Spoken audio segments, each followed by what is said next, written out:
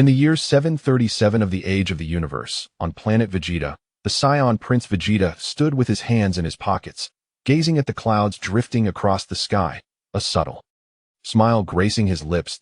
Merely 5 years of age, the brilliance in his eyes belied his youth. Just yesterday, Yi Chun, a devoted fan of Dragon Ball, had traversed into the Dragon Ball universe.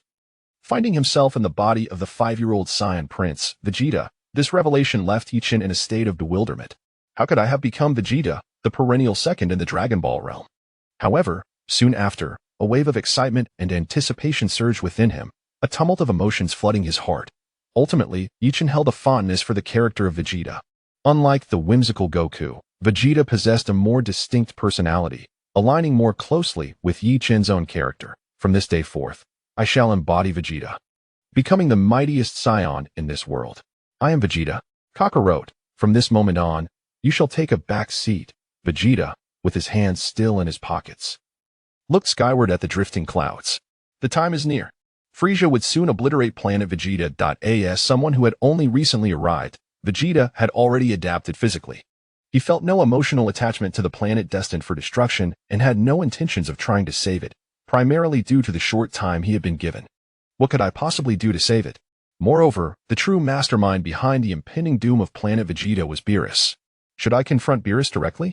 Perhaps it would be wise to leave this planet first. With a swift motion, Vegeta soared into the sky, tracing an arc as he headed towards the spaceship launch base. At the spaceship launch base, several young Saiyans had gathered, including the youthful Nappa and Raditz, alongside 3 other Saiyan boys of similar age. These 5 were discussing plans for battle as a warrior race. Saiyans of a certain strength typically ventured off their home planet to engage in combat, to continuously hone their skills. Nappa, didn't you say you would invite Prince Vegeta to join us? Raditz inquired. Who knows? When I sought an audience with him, he seemed off, Nappa replied, shaking his head. Off? What do you mean? Raditz was taken aback. How shall I put it? It felt as if he had suddenly become a different person. Nappa scratched his bald head. Nappa, you're quite amusing. How could that be? Surely you're joking. Raditz laughed heartily. Perhaps he simply looks down on us. Another young Saiyan suggested. After all, his power level exceeds 10,000. It seems a bit perilous for us to head to that planet, Raditz mused, resting his chin in his hand, his long hair nearly grazing the ground. If Prince Vegeta chooses not to go, perhaps we should select another planet. Just then, Vegeta descended from the sky, hands still in his pockets. Prince Vegeta. The children bowed in unison. Vegeta paid them no mind and continued towards the spaceship. This launch base housed various models of spaceships. After surveying the vessels, he halted at a medium-sized spaceship, capable of accommodating around 20 individuals. Resembling a scaled-down version of Frieza's colossal spacecraft, complete with a spherical mini-spaceship inside, the entrance was located above the center and required elevation to access. Vegeta ascended into the air. Prince Vegeta. Raditz rushed towards him. Is there something you need? Vegeta inquired. Prince Vegeta. Where are you headed? Are you going to battle? Raditz mustered the courage to ask. Indeed, Vegeta replied. May we accompany you? Raditz asked once more. As you wish. Vegeta responded nonchalantly. Very well. We shall accompany you into battle. Raditz exclaimed, gesturing for Nappa and the others to follow. Nappa and the others quickly soared up to Vegeta's side. However, Vegeta showed little interest in them and entered the spaceship directly, with Nappa and Raditz following closely behind. 10 seconds later, a medium-sized spaceship pierced through the planet's atmosphere, instantly appearing amidst the stars, leaving a luminous trail in the dark expanse of space. Vegeta stood by the window, gazing out at the vast cosmos, feeling a mixture of nostalgia and complexity. Look, there's a large spaceship over there. Whose could it be? Raditz exclaimed from another window, pointing to a distant light. It appears to be Frieza's spaceship. Nappa remarked, how peculiar that it would venture near our planet. Is he planning to cause trouble for planet Vegeta again like 5 years ago? What happened 5 years ago? Raditz asked, confused. Humph, you're still young, it's understandable that you wouldn't know, Nappa explained. Frieza's army was originally known as the Cold Force. 5 years ago, King Cold transferred the throne to Frieza, and from that day forth, it was rebranded as Frieza's army. That fiend is even more ruthless than his father. Is that so? Raditz scratched his head, then turned to Vegeta. Prince Vegeta, when will your father pass the throne to you?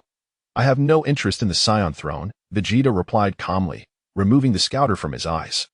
Speaking in a measured tone. Raditz was taken aback. My ambition is to become the greatest warrior in the universe. Vegeta smiled softly, a hint of pride gracing his features. Meanwhile, aboard Frieza's spaceship, Frieza sat within his craft, beaming with delight. Beside him stood a blue-skinned alien female with pink hair, named Deliberations, who served as Frieza's personal caretaker, overseeing his daily needs. Lord Frieza, more and more Saiyans are returning to planet Vegeta, Deliberations reported respectfully. Frieza nodded with a smile, moving to the window of the spaceship to gaze at the distant planet Vegeta. This presents an excellent opportunity to annihilate the Saiyans once and for all, Deliberations remarked with a smile. With a sinister chuckle, Frieza let out a series of eerie laughs, his tail swaying with glee. Chapter 2. First, make a wish on Earth in no more than 4 months. Nearly all Saiyans will return to planet Vegeta. Deliberations expressed some hesitation, however. Lord Frieza, the Saiyans are a warrior race. If we annihilate them all, our Legion's combat power will be significantly affected, won't it? The undeniable truth is that the Saiyans are indeed a warrior race, yet these wild monkeys are never content to serve under my command. One day, they will betray me. Frieza scoffed. Moreover, regarding the Super Saiyan and Super Saiyan God, although they are merely a cliché of heroic legends, I cannot afford even a sliver of unease. Deliberations nodded gently. In any case, in 4 months, it will mark the end of the Saiyans, and this planet will turn to cosmic dust. Frieza laughed maniacally. I, Frieza, eagerly anticipate the arrival of that day. Lord Frieza, we have detected a medium-sized spacecraft departing from planet Vegeta, reported his subordinate, Dodoria. Who is it? Frieza narrowed his eyes, his expression turning cold. Did I not order all Saiyans to refrain from leaving their planet? According to our investigation, it is several children of Saiyans led by Vegeta. They are likely heading to the planet Kotalasoya for combat training, Dodoria replied. Oh, Vegeta? Frieza pondered, stroking his chin. Should we take them down? Dodoria inquired. Not yet. Let us not raise alarms. They are merely children, Frieza smiled slyly. If we eliminate them here, it will only draw more attention from the Saiyans. Those who are far away may not return. You are correct. Dodoria nodded. Should we find a deserted place to dispose of them? Dodoria, you have grown more astute. Frieza remarked, rubbing his nose. I will make the arrangements. Dodoria bowed and prepared to execute the task. Wait a moment. Frieza suddenly seemed to recall something and waved his hand. Dodoria halted immediately. Vegeta 4. The so-called strongest Saiyan prince.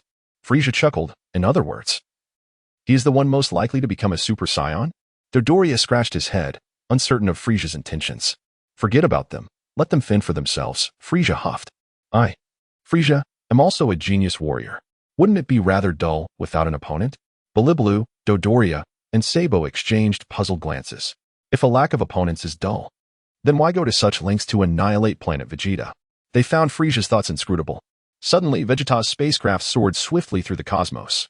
Soon, it departed the starfield of planet Vegeta. There are 5 spherical mini-spaceships over there. Each of you take one and go wherever you wish, Vegeta announced. Nappa and Raditz wore puzzled expressions. What do you mean? The other 3 Saiyan youths were equally bewildered. My prince, what do you mean? Nappa asked. Aren't you coming with us? Raditz inquired. I have other matters to attend to, Vegeta replied. But what could be more important? Wouldn't it be better if we went together? Raditz suggested. Enough chatter. Vegeta's expression turned cold, revealing his impatience. Raditz flinched, trembling slightly. All right, we'll part ways. Raditz laughed nervously. Nappa, terrified, dared not speak further, sensing Vegeta's rising ire. The 5 individuals then boarded their respective spherical mini-spaceships. Just as the spacecraft was about to take off, Vegeta knocked on Nappa's vessel. Creak. The hatch of Nappa's spaceship opened. My prince, have you changed your mind? Nappa asked, expecting Vegeta to invite them along. Indeed. I have changed my mind, but not regarding this matter, Vegeta replied. Nappa was taken aback. There are 5 spherical mini-spaceships in total, Vegeta stated. Leave one for me. And you 4 can take the rest. Nappa was perplexed again. He counted the number of people present. Excluding Vegeta, there were 5 individuals. We have 5 people and 4 spaceships. How do we split that? We are short one. Nappa chuckled ruefully. Are you foolish? Can't 2 of you share a spaceship? Vegeta huffed. Regardless, someone will likely perish on that planet, so there's no need to waste a spaceship. Nappa, that's too much. Hey, did you hear that? You 2, get down and squeeze together. Nappa stepped forward, opened the hatch of that spaceship, and dragged out one of his companions, instructing him. The companion was taken aback. This spaceship is so small. You want us to squeeze together? I feel like I could hit him in the face just by going to the bathroom. With no choice, the companion had to share a spaceship with the weakest member of the group. Raditz felt immensely relieved in the spacecraft. Thank goodness I'm not the weakest. Swish. In the next moment, four spherical mini-spaceships detached from the mothership, soaring into the starry sky, heading swiftly in another direction. Vegeta's spacecraft made a turn midway and set its course towards Earth. First, I'll make a wish on Earth. What should I wish for? Vegeta had already formulated his wish in mind. Desires akin to immortality were utterly futile. Only by becoming stronger does one find true power. If one is weak, even immortality would lead to a fate worse than death. Therefore, I desire a body capable of regeneration and the ability to survive in the vacuum of space. Those two will suffice. Wait, I need to find a way to merge these two wishes into one to avoid complications. Whoosh. Vegeta's spacecraft streaked across the cosmos, leaving behind a trail of white light in its wake. Chapter 3. Another Saiyan heading to Earth? Frieza's spaceship. Report. A subordinate immediately stepped forward to address Frieza. Oh? What is it? Frieza inquired, casting a glance at his subordinate. Lord Frieza, we have just discovered that 4 mini-spaceships have detached from Vegeta's mothership and are heading towards the designated planet. While Vegeta's ship has altered its course, the subordinate reported. Where does this little monkey intend to go? Frieza asked with a smile. Our data monitoring indicates he is searching for a planet called Earth, the subordinate replied. Earth? Frieza raised an eyebrow in surprise. Belibble immediately tapped a few keys on the computer. Bang! A blue planet appeared on the screen. Lord Frieza, this is Earth, Belibble explained. This planet is exceedingly distant from us. It would take approximately 3 months to reach it. Earth is situated in a relatively primitive civilized star domain. And the humans there possess almost no combat power. So, Vegeta is fleeing there for a leisurely escape? Frieza scoffed, clearly disappointed. Should we command him to change his course, Lord Frieza? Belibble queried. Let him be. I wish to see what he intends to do, Frieza replied with a disdainful smirk. That worthless planet, taking 3 months to reach, is hardly worth my effort. Lord Frieza, Chioe has always had a contentious relationship with Vegeta, perhaps. Dodoria suggested with a glint in his eye. Oh, if it's a personal feud, letting Chioe confront Vegeta would be beneficial, preventing Vegeta from descending into irrelevance on such a powerless planet. Then there would be no more fun left, Frieza nodded in agreement. Understood, Lord Frieza. I will contact Chioe immediately, Dodoria bowed respectfully. Chioe's combat power is 13,000, while Vegeta's is only 12,000, Belibble remarked with a smile, noting the disparity. There's a chance Vegeta could be defeated. Shall we instruct Chioe to show some mercy? That is unnecessary. If Vegeta were to perish so easily, he would not deserve to be my adversary, Frieza shook his head. Yes. Belibble and Dodoria replied in unison. Report, Lord Frieza. We have detected another mini-spaceship departing from Vegeta's planet. Another subordinate approached with urgency. Oh? Who is it this time? Frieza narrowed his eyes slightly. Lord Frieza. This time it is a 3-year-old Saiyan child with a power level of only 2. The subordinate struggled to suppress a laugh. Even Frieza widened his eyes in disbelief upon hearing the news. Cough, cough. A power level of only 2? Frieza coughed again. With such a meager power level, even if he grows up, it is unlikely he will become a fighter, Belibble chuckled. Let us disregard him. Allow him to proceed. Frieza waved his hand dismissively. Yes. The subordinate replied. By the way, where is this spaceship headed? Frieza casually asked. To the same destination as Vegeta, Earth, the subordinate responded. Oh? It seems this one aims to destroy Earth, Frieza smiled. This little fellow with a power level of 2 should manage to grow to 100 or so. And with the moon on Earth, transforming into a great ape could yield a power level of 2,000. Eliminating all the inhabitants would be exceedingly simple. However, if Vegeta is present, even transforming into a great ape may not yield any effect. What? Belibble, do you believe Vegeta would coexist amicably with those Earthlings? Frieza chuckled lightly. Logically, that is unlikely, Belibble nodded. Frieza shrugged and glanced at Dodoria, who appeared lost in thought. Dodoria quickly regained his composure and bowed respectfully before departing. On planet Frieza 56. What? Vegeta? He intends to go to a planet called Earth? Chioe felt an unexpected surge of joy. Lord Frieza has tasked me with dealing with him? Killing him is of no concern. This is splendid. Chioe, give it your all. I hope you do not disappoint Lord Frieza, Dodoria smiled. Indeed, it is time to settle the score from a year ago, Chioe chuckled sinisterly. 2 minutes later, a small spaceship departed from planet Frieza 56, racing towards Earth. En route, Chioi attempted to establish contact with Vegeta through his detector. However, Vegeta was not wearing a detector at the moment and remained oblivious to the unfolding events. Chioi called out for an extended period but received no response from Vegeta, which infuriated him. This bastard! He must be doing this on purpose. Chioi gritted his teeth in frustration. On Vegeta's spaceship. Suddenly, Vegeta sensed a flash of light behind his spaceship. He approached the rear, peering through the glass-like window. Indeed, a small spaceship was trailing behind him at a distance. Who could it be? Vegeta pondered, aware that there was a high likelihood Frieza would discover his journey to Earth. But what if he did? Once I reach Earth and fulfill my wishes, I will utilize some Senzu beans to exploit a few glitches. I believe my combat power will experience a rapid enhancement. He thought. Yet, who was the individual pursuing him? Vegeta recognized that his combat power was currently too feeble, only 12,000. If Dodoria or Zarbon were behind him, it would pose a significant challenge. He would likely need to sustain severe injuries twice to eliminate them. Glancing at the detector he had placed on the table, he noticed it was blinking faintly. Someone is calling, he realized. Vegeta approached the detector and pressed the communication button. "Huh, Vegeta, you finally answered," Chioi exclaimed, panting heavily. "You sound out of breath. Are you unwell?" Vegeta teased. "Cut the nonsense, Vegeta. You should take a good look at your combat power." Chioi laughed. "Lord Frieza is well aware of your whereabouts. You wish to go to Earth, do you not? We have pinpointed your destination through your search keywords." "Who are you?" Vegeta inquired. Chioi. Chapter 4. Compa and Vados fool. Don't tell me you don't even recognize my voice. Chioi shouted in exasperation. Are we that familiar?" Vegeta inquired. Chioi clenched his fists tightly, the veins on his forehead bulging with rage. "What do you think? We met in the training camp last year." He retorted angrily. "It's been so long. I hardly remember," Vegeta replied nonchalantly. Chioi was on the verge of tears. "Damn it. It was only a year ago. You dare say it's been so long? Just a year," he exclaimed. "Are you a broken record?" Vegeta said leisurely. Chioi stammered. "You just wait, Vegeta. I will not forgive you." His hatred for Vegeta intensified. "By the way, who on earth are you?"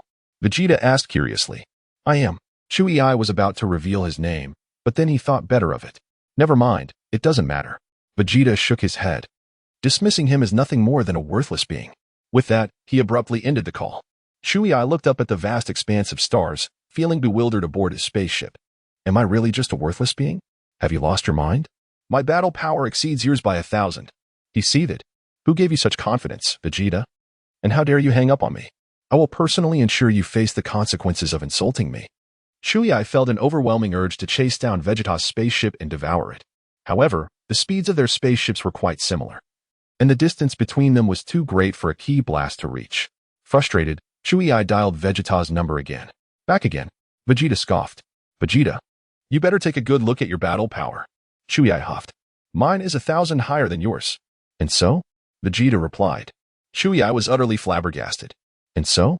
Do you have any idea how significant 1,000 in battle power is? I will pin you to the ground and rub your face in it. Wahahaha. Just wait." "Are you an idiot?" Vegeta chuckled lightly. "Don't you realize we Saiyans are a warrior race?" "Humph. Don't be foolish. You call that little battle power a declaration of being a warrior race?" Chioi huffed. "Dare you suggest we find a place to settle this once and for all? It would take too long to reach Earth, at least 3 months. What could we do in 3 months?" Vegeta pondered carefully. Chiyoi's suggestion seemed to hold some merit. Someone could always be following him, and if his spaceship was faster, it would be troublesome if it were destroyed. It was indeed necessary to eliminate him. After all, he was just a worthless being. "Very well, 3 days from now, we will pass by the planet Vanfudex. Let us settle our fate there," Vegeta proposed. "Vanfudex?" "Absolutely." Chioi, stunned, had not expected Vegeta to agree. He then laughed. "You won't try to escape the moment I land, will you? How childish." With that, Vegeta ended the call. He too was contemplating the significance of 1,000 in battle power. Currently, his battle power stood at 12,000, while the readings indicated Chiyoi's was 13,000. Engaging in a direct confrontation might not guarantee victory. Moreover, he lacked the energy to waste on such trivial matters. It seemed he would need to devise a clever strategy. What technique would be most effective? Vegeta began to experiment with one of his existing techniques. After all, they only had 3 days. With the limited time, rapidly increasing his battle power would be challenging, although a modest increase of a few hundred should not pose much difficulty. 3 days swiftly passed. Vanfudex was a large planet located in the heart of the universe. Its inhabitants were predominantly extraterrestrial visitors, and the original natives had become exceedingly rare. Many of these visitors seized the opportunity to transform the planet into a commercial hub centered around cuisine. Numerous interstellar travelers frequented this planet, eager to savor the flavors of their homelands. Whoosh, whoosh. A brilliant streak of light, akin to a star, streaked across the cosmos. Near this dazzling light, a purplish-red glow flickered. The two beams of light rapidly descended onto the planet, revealing the god of destruction Kappa and the angel Vados from Universe 6. Oh dear. The cuisine on this planet seems quite exquisite. Lord Kappa, let us hurry and indulge. Vados smiled. I feel rather displeased. Especially with that statue. Kappa grunted, glancing at the enormous statue standing at the center of the planet. Isn't that the statue of Beerus? It's quite well crafted, Vados remarked with a smile. What the? Why has no one in our universe gifted me a statue? Kappa grimaced. Well, my lord. Perhaps only those who are absent have their statues erected for commemoration or worship, Vados whispered. Kappa's eyes lit up at this insight, and he promptly gave Vados a thumbs up. You're quite talented, Vados. Subsequently, the two savored the rare delicacies of Universe 6 on this bustling planet. Vados. This planet seems rather prosperous. I can't help but feel the urge to destroy it. Kappa grumbled, munching on a chicken leg, his hands itching to unleash destruction. Are you feeling jealous, my lord? Vados smiled. I am indeed jealous. So what of it? Kappa huffed, casually tossing the chicken leg to the ground. Why must our universe lack such thriving planets? My lord, you don't seem to care about cleanliness, Vados sighed. I am the god of destruction. Why should I be concerned about cleanliness? Kappa retorted, grabbing another piece of chicken to devour. By the way, why hasn't our universe's planet developed? Didn't he, my lord, destroy our universe's planet 1,000 years ago? Vados replied. Chapter 5, Vados, the adorable child. What? Did I break something? Exclaimed Kappa. Yes, indeed.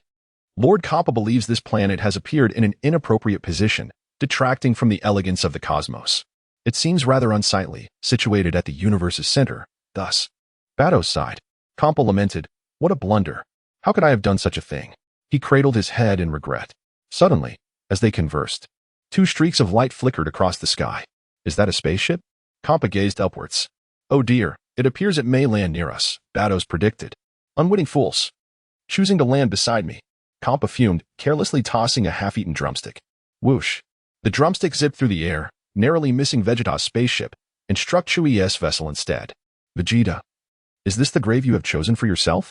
Chui laughed heartily, oblivious to the chaos, believing the planet to be a rather decent one, famous in the central universe. If you perish here, you ought to be grateful to me. Just then, the drumstick penetrated the spaceship, striking Chui squarely in the mouth. Crunch. Chui lost 6 teeth instantly, blood gushing forth. What is this? Chui exclaimed, bewildered, pulling out the object from his mouth.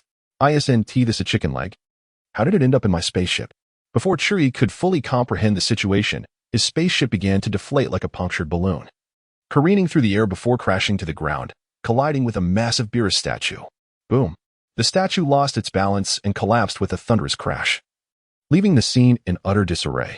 Lord Kappa must have done that on purpose, Vados chuckled. With a swift motion, Vados raised her hand to catch the falling spaceship. I've long found that statue unsightly. Why should it point at me?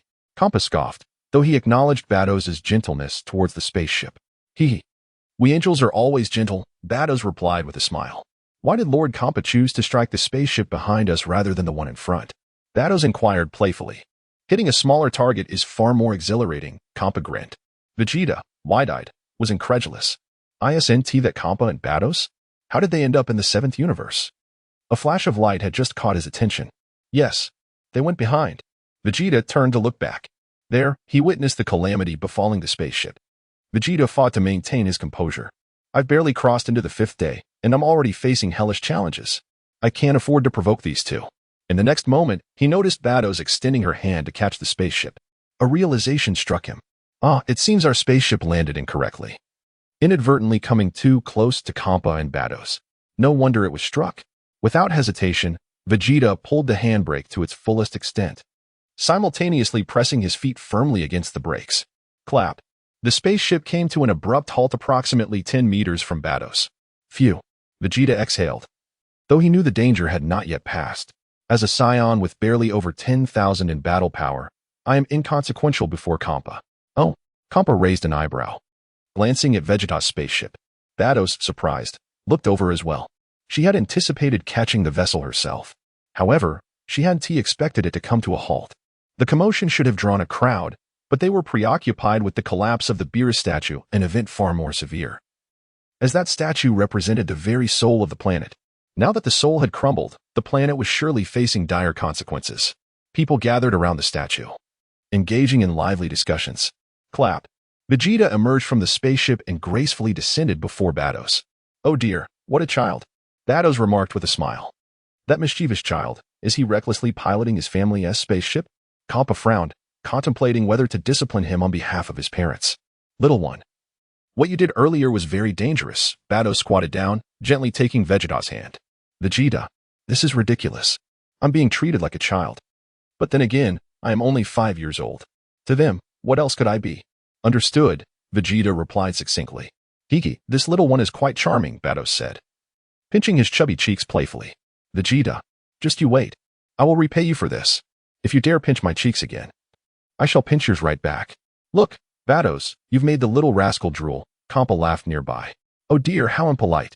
Vados giggled, playfully wiping Vegeta's drool on his clothes. Would you like some candy, little one? Vados raised her hand, revealing a piece of chocolate. Vegeta glanced at the chocolate in her hand and accepted it eagerly, unwrapping it and popping it into his mouth. The taste was delightful, surpassing his expectations. Let us go? Kampa said to Vados. While Beerus is asleep, let us explore our universe. Perhaps we'll make new discoveries. Very well, Vados nodded, patting Vegeta's cheek. Goodbye, little one. Miss, you're so beautiful. When I grow up, may I marry you? Vegeta asked earnestly. Vados halted in her tracks, as did Kampa, turning to gaze at Vegeta in astonishment. Chapter 6, Bardos, when you grow up, come find me, ha ha ha. After realizing the situation, Kampa burst into laughter. So, little one, grow up quickly, and we shall speak again.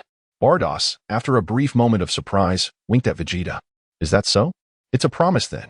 Vegeta extended his pinky finger. Let us seal it with a pinky swear. Very well, it's a promise. Bardos nodded, extending her pinky as well. Their pinkies intertwined. A pinky swear binds us for 100 million years. Whoever breaks it shall have their father eat dung. Vegeta declared with conviction as they sealed the pact. Bardos, that's quite a harsh vow. Kampa once again burst into laughter at the absurdity of it. This child's oath is enough to make the Grand Minister chuckle. Isn't it? You dare jest with the Grand Minister. Well, from this day forth, you shall be my wife, Vegeta stated. Oh dear, but you are only 5 years old, little one. Bardos wiped her brow. I am not a little one. I am Vegeta, he retorted. All right, little Vegeta, Bardos replied dismissively. Come find me when you grow up, and if you manage to find me, I might consider marrying you. He pucked. Saying this, Bardos planted a kiss on Vegeta's cheek. Immediately after, she looked up at Kampa and gave him a gentle nod. Whoosh. In the next moment, Kampa and Bardos swayed and disappeared from the scene. Bardos, you cannot be serious, can you? Kampa eyed Bardos skeptically, unable to resist asking. What? Lord Kampa? Bardos was taken aback. Of course, I mean the matter of marrying that little rascal, Kampa clarified. Oh dear, I was merely teasing the child. Can such things be taken seriously? Bardos smiled. That little one seems quite adorable, and I couldn't help but want to play with him. That's true. When he grows up, he might not even be able to find you. Kampa nodded. You are quite cunning. This man named Vegeta will grow up and search for you, only to find himself unable to locate you throughout the universe. The heart of a man can be so easily shattered. What are you saying, Lord Kampa? Such a small child will have forgotten about me long before he grows up. Bardos chuckled, shaking her head. But what if he truly does find you? Kampa pondered, resting his chin thoughtfully. If he truly finds me, that would mean we are fated. Bardos smiled. You cannot seriously intend to marry him, can you? Kampa questioned. We shall see when the time comes. Bardos chuckled. It's all just fanciful talk. Why discuss it so much? Let us go and sample other delicacies over there, Kampa suggested. Very well, Bardos nodded. Vegeta rubbed his cheek where Bardos had kissed him. He then placed his fingers beneath his nose and inhaled deeply. How fragrant is this, the scent of an angel? You want me to come find you when I grow up? Rest assured, I will certainly find you. However, before that, I must become the strongest in the universe. Let me first test the compatibility of this body. Whoosh. Vegeta soared into the air, swiftly heading towards Chio's location. Chio's spaceship swayed in the air several times before crashing into the city center, destroying the Beerus statue. Chio was left dazed and confused, his head spinning. What puzzled Chio most was the chicken leg in his mouth. Half-eaten chicken leg? Whose chicken leg is this? Why is it in my spaceship? Chio shook his head vigorously, trying to regain his composure. Immediately after, he shot up into the sky, piercing through the spaceship, appearing high above. Damn Vegeta. Chio blamed all of this on Vegeta. His eyes widened with rage, his body trembling as he activated the scanner on his eyes, searching for Vegeta's whereabouts. Oh. I thought it was someone formidable, but it's just a frog. Vegeta flew in from a distance, smiling at Chio. Vegeta recognized Chio at once. Isn't this the insignificant character whom Vegeta effortlessly defeated in the future? However, this fellow's battle power was not to be underestimated, reaching a height of around 18,000, if memory serves. Vegeta, how dare you come here? Chio was both delighted and surprised. Given that Vegeta's current battle power was only 1,000 less than his own, he should have fled immediately or at least attempted a sneak attack. Yet this fellow had the audacity to appear before him openly. Truly, Saiyans are incredibly arrogant. The two hovered in the air, facing each other. Below, a crowd had gathered, gazing up at the confrontation between Vegeta and Chio. Is that not a member of Frieza's army? They seem to be judging by their attire. They are likely from Frieza's forces. Planet Vandu is indeed a property of Frieza. What are those two doing? Are they about to fight here? The audience murmured amongst themselves. In the distance, Kappa and Bardoss also took notice. Bardoss, it's your future husband, Vegeta, Kappa smiled. It seems he is about to battle that individual. Bardoss glanced over, sensing that the frog-like fellow appeared to be stronger than your husband. Kappa chuckled. TSK, you want to be a widow so soon after getting a husband, will you? Bardoss looked at Vegeta, then at Chio. She quickly deduced that Vegeta's strength was indeed somewhat lacking compared to Chio. If a battle were to ensue, this disparity could prove fatal. It appears that this little fellow is in danger. Let us go and observe. I wish to appreciate your future husband's prowess. Kappa grinned broadly, his mouth stretching from ear to ear. Bang! Bardoss swung her staff, striking Kappa on the forehead. A bump instantly appeared on Kappa's head. What was that for? Kappa glared. Oh dear, the staff just acted on its own. Bardoss giggled. Chapter 7. Vegeta's first battle. Ha! You truly are something. Kappa scoffed lightly. Just kidding. Did you actually take that seriously? Hee, haven't I mentioned? A girl's joke shouldn't be taken lightly, Bardoss smiled. Are you even a girl? Kappa rolled his eyes. You've lived for over 1 billion years. What are you saying, Lord Kappa? Bardoss's expression darkened, her eyes narrowing. Never mind. Let us quickly go witness your future husbands. Ahem, Vegeta's battle against that toad. Kappa hurriedly corrected himself. Swish. Swish. The two swiftly repositioned themselves to a more advantageous spot. High above, Vegeta stood face to face with Ka. Vegeta, there is no escape for you today, Ka huffed. His face etched with boundless wrath.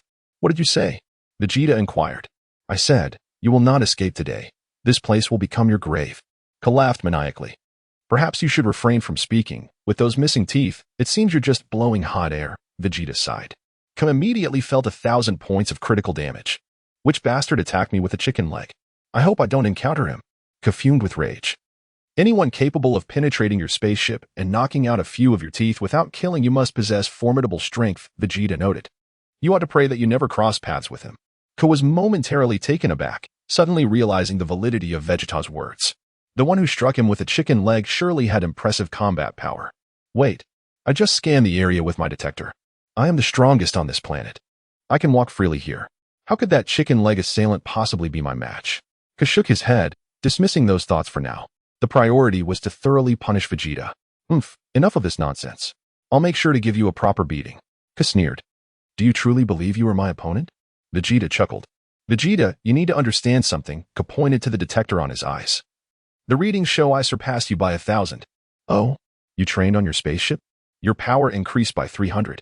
So the gap is merely 700 now. Even with a 700-point difference, you remain no match for me. Is that so? Vegeta's expression turned serious. This was his first battle since his arrival. I'll use you for practice. I intend to settle the score from a year ago. Ka ground his teeth in anger. A year ago? What happened?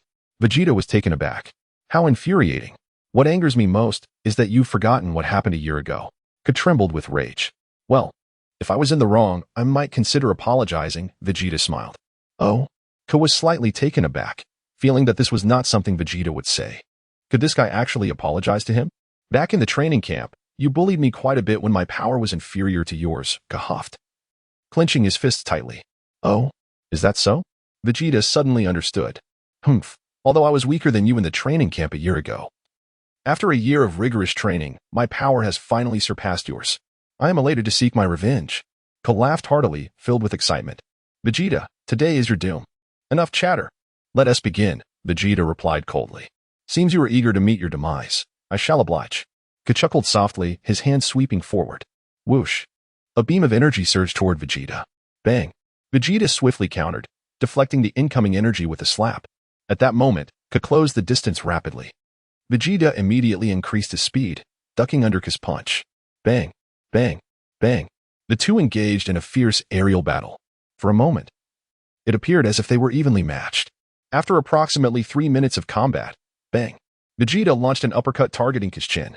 Slap. Ka reacted swiftly, pressing down with his hand. A dull thud echoed as Vegeta's fist connected with Ka's palm.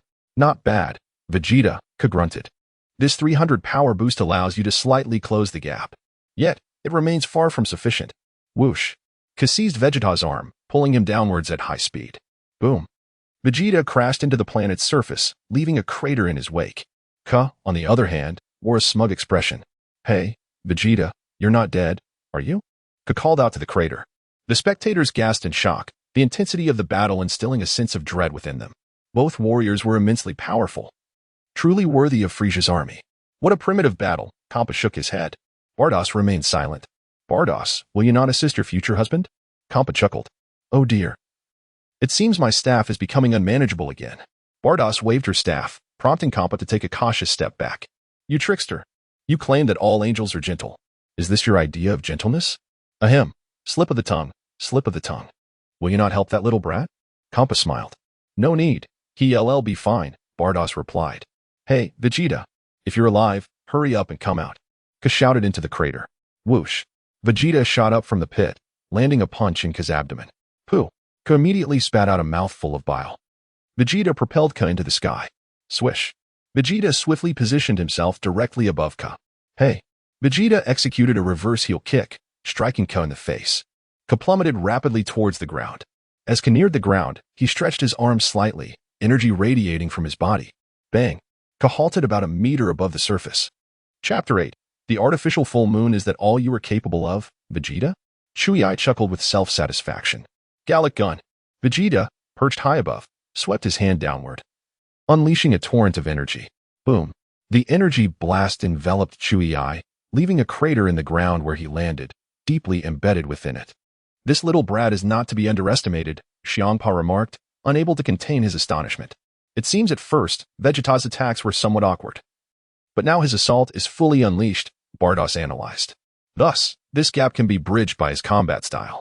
Xiangpa glanced at Bardoss but refrained from responding. However, considering their respective power levels, it would likely take at least 3 hours to determine a victor. 3 hours? Xiangpa lost interest immediately. We are here to gather intelligence for Beerus's universe, not to witness an ant fight. Let us depart and find some food before exploring elsewhere. Very well, Lord Xiangpa. Bardoss nodded. As for the battle between Vegeta and Chuyi, Bardoss had no intention of intervening. She believed that Vegeta might indeed emerge victorious. For his fighting spirit surpassed that of the frog-like Chuyi. It seemed as though he was born for battle. Let us go, Xiangpa beckoned. Just as the two prepared to leave, a tremendous surge of energy erupted from the crater, soaring towards Vegeta's location. Bardoss and Xiangpa paused momentarily, then turned their gazes toward the source. Vegeta, quick to react, deftly evaded the incoming energy assault. Humph, you managed to evade that, Chuyi scoffed, materializing directly in front of Vegeta. Vegeta offered a subtle smile. Vegeta, the game ends here. I shall now get serious, Chuyi declared with a sly grin. Unhurriedly, Vegeta raised his right hand. Snap. Instantly, a golden energy sphere materialized in his palm. What is that? Xiangpa was momentarily taken aback, perceiving it as lacking any offensive power. Perhaps it is a form of auxiliary energy, Bardoss speculated. Strange little brat. After manifesting that orb, his energy has significantly diminished, Xiangpa pondered. Indeed. Perhaps this orb serves a greater purpose for him, Bardoss replied. Chuyi, momentarily stunned, pondered the nature of the sphere. Simultaneously, He noted through his scouter that Vegeta's power level was plummeting rapidly. In the blink of an eye, Vegeta's combat power had decreased to 7,000. Vegeta, are you intending to throw in the towel? Shuyi sneered. Humph, catch this, Vegeta replied with a smile. I'm ready to strike. Huh? Do you really think that thing can hit me? Shuyi laughed derisively. Whoosh. Vegeta forcefully hurled the golden orb into the sky. Shuyi was once again taken aback. He then burst into laughter. Vegeta, have you lost your mind? Are you trying to shoot down an aircraft? Shuyi, put away that disgusting grin. You won't be laughing for long, Vegeta retorted. What? I still don't understand what you're trying to accomplish. Just take a look at your power level. Shuyi chuckled lightly. Your power has dwindled to 7,000, while mine remains at a height of 12,000. We are now separated by 5,000. Oh, is that so? Vegeta's expression remained calm. Hey, Bardos, that little brat seems quite confident. Xiangpa, who was about to leave, suddenly became intrigued upon witnessing Vegeta's energy sphere. He was eager to discover Vegeta's intentions. Xiangpa also noted that after conjuring the energy orb, Vegeta's power had significantly decreased, rendering him no match for Shuyi. Bardos suggested that the energy orb was an auxiliary. What kind of auxiliary could it be? Snap! Once the energy orb ascended into the sky, it rapidly erupted into a divine radiance. What is that? That appears to be a moon, doesn't it? Isn't that the moon? Odd. Today is not the 15th. It is not a full moon. No, that orb was conjured by that long-tailed brat. Seeing this spectacle, the onlookers began to whisper among themselves. What? A full moon? Shuyi's pupils contracted sharply as he suddenly realized something, his expression shifting dramatically. Vegeta looked up at the sky, observing the artificial full moon. He could distinctly feel his heartbeat quickening, the rhythmic thumping resonating in his ears. Thud, thud, thud. It was as if the sound of drums echoed within him. Let us try transforming into a great ape. Although it may be excessive for this opponent. I am curious to see if I will lose my senses upon transformation. If I revert back to the original Vegeta after becoming a great ape, that would be tragic. Thus, Vegeta knew he must attempt this transformation swiftly. It was not merely to deal with such a minor adversary, but a necessary trial he had to undertake sooner or later. In the next moment, Vegeta distinctly felt his body expanding. Every part of him grew larger as the surroundings shrank rapidly. Simultaneously, black fur sprouted across his form. Whoosh! In an instant, Vegeta transformed into a massive black great ape. Shuyi stood frozen in terror.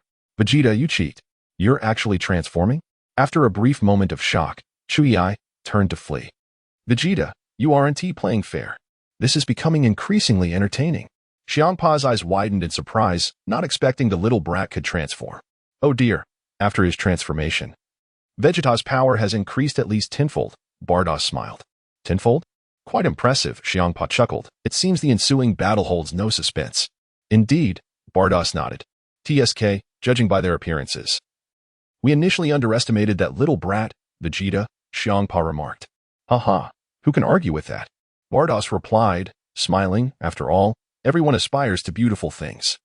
Being somewhat charming certainly grants one an advantage. Chapter 9. Should we take him back for training? Upon transforming into a great ape, Vegeta immediately instilled panic among the onlookers. The spectators, confronted with such a colossal being, trembled in fear.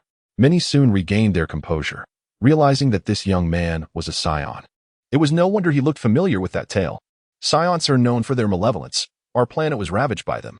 I heard he is called Vegeta. Isn't he the prince of the Saiyans? The murmurs of the crowd quickly reached the ears of Kampa and Beerus. Beerus, your future little husband belongs to a rather notorious race, Kampa remarked with a chuckle. Indeed, Beerus nodded, not elaborating further. After transforming into the great ape, Vegeta assessed his body, feeling a tenfold increase in strength. He sensed an explosive power within himself. I feel as though a single punch could shatter this planet to pieces. What reassured Vegeta was that his consciousness remained intact despite the transformation. I'm still myself. In the next moment, Vegeta's gaze fell upon the fleeing Shuyi. With a swift motion, he transformed into a shadow and pursued him. In an instant, Vegeta caught up to Shuyi, appearing directly in front of him. An immovable mountain blocking his path. Shuyi's face drained of color, trembling with fear. Shuyi, do you not know that our power increases tenfold when we Saiyans transform into great apes? Vegeta grinned. Impossible. You managed to create an artificial full moon. Shuyi stammered. Shaking. Before coming to this planet, I specifically checked the dates for the full moon. There are still 6 days left. It is not uncommon for a select few Saiyans to create artificial full moons. You are not very familiar with our kind, are you? Vegeta smiled, observing Chiyu-E, who now seemed diminutive in comparison. Now, Chiyu-E, why not use your scouter to measure my power level? Vegeta inquired with amusement. You. Chiyu-E, paralyzed by fear, instinctively pressed the button on his scouter. The readings began to skyrocket. Power level 8,000. 9,000. 10,000. 20,000. Chiyu-E trembled as he spoke. Bang. Before Chiyu-E could finish, the scouter exploded, unable to contain the overwhelming value of 20,000. Vegeta's power had reached a staggering 70,000. Chiyu-E was now in complete panic, beads of sweat forming on his brow. Vegeta. I was just joking before. I hope you don't mind, Chiyu-E said, forcing a smile, attempting to appease him. I mind greatly, Vegeta replied coldly. Chiyu-E was at a loss. Ahem, well, we are the best of friends, aren't we? He said, tears welling in his eyes. What about what happened during training camp? Vegeta grinned, revealing his sharp fangs. Haha, I enjoy being bullied by you. Chiyu-E exclaimed hastily. Is that so? Then I shall bully you to the point of demise. Vegeta replied with interest. Lord Frieza? Chiyu-E suddenly had an idea and pointed behind Vegeta, shouting loudly. Unmoved. Vegeta retorted, Frieza? It would be a surprise if he were here. Besides, even if Frieza did arrive, what could he do? I still have a tiger skin left unused. Kappa and Beerus were still enjoying the spectacle. If Frieza were to truly arrive, I would not mind kneeling before Beerus. Go die, Vegeta said without mercy, slapping downwards. Bang. Like swatting a fly, Vegeta sent Chiyu-E crashing down from the sky. Boom. Chiyu-E landed heavily on the ground, creating a massive crater. Bang. Vegeta descended, standing at the edge of the crater, causing the earth to tremble violently. Whoosh. Vegeta forced Chiyu-E from the depths of the ground, sending him soaring into the air. He playfully kicked Chiyu-E's body with his foot. Bang. Then, with a powerful kick, he sent Chiyu-E flying into the sky. Roar.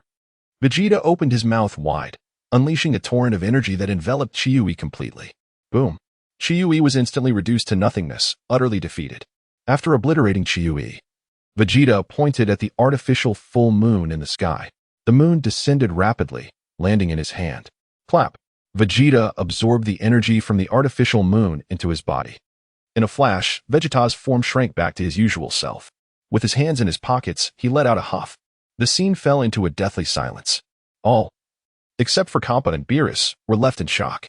Kappa and Beerus soon regained their senses. This little brat. He is so frugal that he cannot bear to waste even a morsel of energy, opting to reclaim it instead, Kappa mused. Indeed.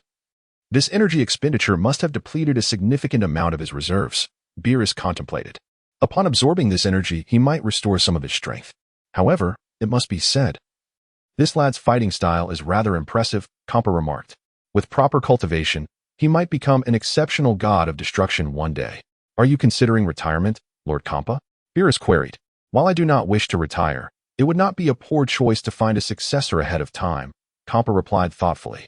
Lord Kappa is truly preparing for the future, Beerus chuckled. Nevertheless, he is ultimately from the 7th universe. It would be inappropriate to take him back, Kappa concluded. Recalling Vegeta's identity. No, Lord Kappa, you must not think this way, Beerus giggled, covering her mouth. Lord Kappa should consider sneaking him back while Lord Beerus is sleeping, training him into a formidable figure. Wouldn't it be amusing when Lord Beerus regains consciousness? Kappa blinked, staring intently at Beerus. You speak so wisely. Why did I not think of this earlier?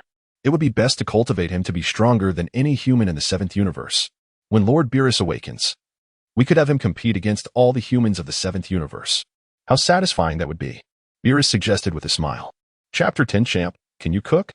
I see, Vados, you really have taken a liking to him, Kappa sighed. What are you saying, Lord Kappa? Vados rolled her eyes. If you truly wish to take him back, I have no objections, Kappa shook his head, but there is one condition, he must be skilled in the culinary arts. And his dishes must be delectable, otherwise, it's a no-go. I'm merely jesting, Lord Kappa. If you don't wish to take him back, consider my words unspoken, Vados replied. Very well, I shall give him a chance and see if he appreciates it. Kappa contemplated carefully and made his decision. He would bring this lad back for Vados to train, then together they would conquer everyone in the 7th universe. The expression on Beerus's face upon discovering his true identity would surely be delightful. I find myself increasingly eager to witness Beerus's reaction. Let us first observe this boy's attitude. Hey, kid, Compa waved at Vegeta.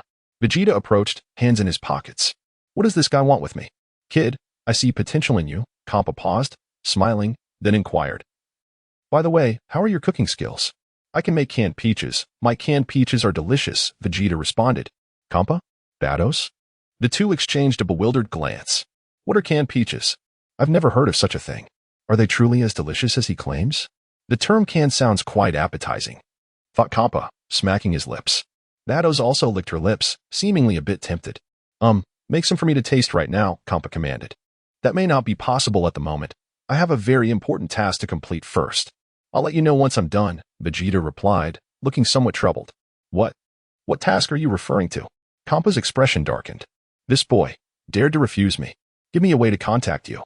When I'm finished with my current task, come pick me up, and I'll prepare the canned peaches for you, Vegeta suggested.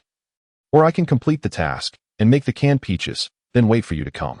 Bados, give it to him, Compa ordered. Yes, Lord Compa. Bados nodded and flew forward to hand Vegeta a communicator. Vegeta accepted the device and tucked it into his collar. Pretty lady, I'll miss you, he remarked. Such sweet words. Bados chuckled, pinching Vegeta's cheek playfully. Hey, you're pinching my face again. Just you wait. If you pinch my face, I'll pinch yours. Well then. We really must be off now, Bados smiled. Goodbye, sister, Vegeta nodded. Kid, may I ask, what is your ambition? Compa inquired. I aspire to become the strongest warrior in the universe. Vegeta clenched his fists, his expression serious. Oh, how ambitious, Compa laughed heartily, patting Vegeta's shoulder. It seems fortuitous for you to encounter us. I hope your canned peaches are indeed delicious. Whoosh, whoosh. In the next moment, Compa and Bados vanished in a flash, reappearing on the opposite side of the planet, continuing their indulgent revelry. Vegeta, disinterested in whether they had truly left the planet, wasted no time and promptly boarded his spaceship. Whoosh. The spacecraft soared into the sky, swiftly heading towards the star system where Earth resides. Frieza's spaceship. Lord Frieza, Kaiatsu, is dead, Dodoria reported solemnly. Oh? Frieza narrowed his eyes slightly, his tail flicking back and forth behind him. I just received word from planet Namek. That shameless Vegeta, seeing he was no match for Kaiatsu, transformed into a great ape. Dodoria scoffed. What? Did they happen to fight on planet Namek during a full moon? Not quite. Vegeta has the ability to create an artificial full moon, Dodoria explained. That only indicates Kaiatsu was exceedingly foolish. Why grant him the opportunity to transform? Frieza chuckled lightly. When he was creating the artificial full moon, why not simply eliminate him? The problem is, Vegeta merely released a very ordinary energy blast, and Kaiatsu was unaware it was an artificial full moon, Dodoria replied. By the time Kaiatsu realized, it was already too late. Frieza fell silent, contemplating how to deal with the boy named Vegeta. Lord Frieza, should we continue to send people to track him? Balibla asked. Forget it. Let him be. Frieza shook his head. If he truly can transform into a Super Saiyan, then he is worthy of my attention. By the way, Lord Frieza, it has come to my attention that someone spotted a chubby version of Lord Beerus on planet Namek. Balibla suddenly recalled. Oh, a chubby version of Lord Beerus? Frieza raised an eyebrow, intrigued. Is there video footage? There was previously, but for some reason, the data suddenly corrupted. The only video footage has also vanished. Balibla shook his head. It is worth mentioning that Kaiatsu's spaceship knocked over Lord Beerus's statue. Dodoria wiped his brow. What? What did you say? Lord Beerus's statue fell? Is it damaged? Frieza's expression changed. It has been broken. The arm is shattered. A piece of the head has fallen off. And the tail is similarly damaged, Dodoria quickly responded. The craftsmen are working overnight to repair it. Fool. Why bother repairing it? Just make a new one. Frieza shouted in anger. This time, ensure it is made from superior materials, so it doesn't break so easily. If not, use the materials from our spaceship. Lord Frieza, the materials from our spaceship are very expensive, Dodoria chuckled wryly. Dodoria, are you an idiot? Frieza fumed, smoke billowing from his nostrils. No matter the cost. We must ensure Lord Beerus's statue is flawless. Yes, I shall arrange it immediately, Lord Frieza. Dodoria bowed deeply. 3 months swiftly passed. Vegeta aboard the spaceship could now see the familiar planet appearing in the distance. Earth, I'm coming. And my future bride, I am coming for you. Having traversed into Vegeta's form, Bulma is undoubtedly mine. Moreover, I must ensure to keep a close eye on Bulma from a young age. Otherwise, I may become the unfortunate Green Vegeta. Who could possibly betray me? One is the young Kakarot, and another is the old pervert Roshi. Not to mention, there's Yamcha. And let's not forget Oolong. Kakarot is simply naive. He just needs proper guidance. The other three, however, warrant a thorough lesson.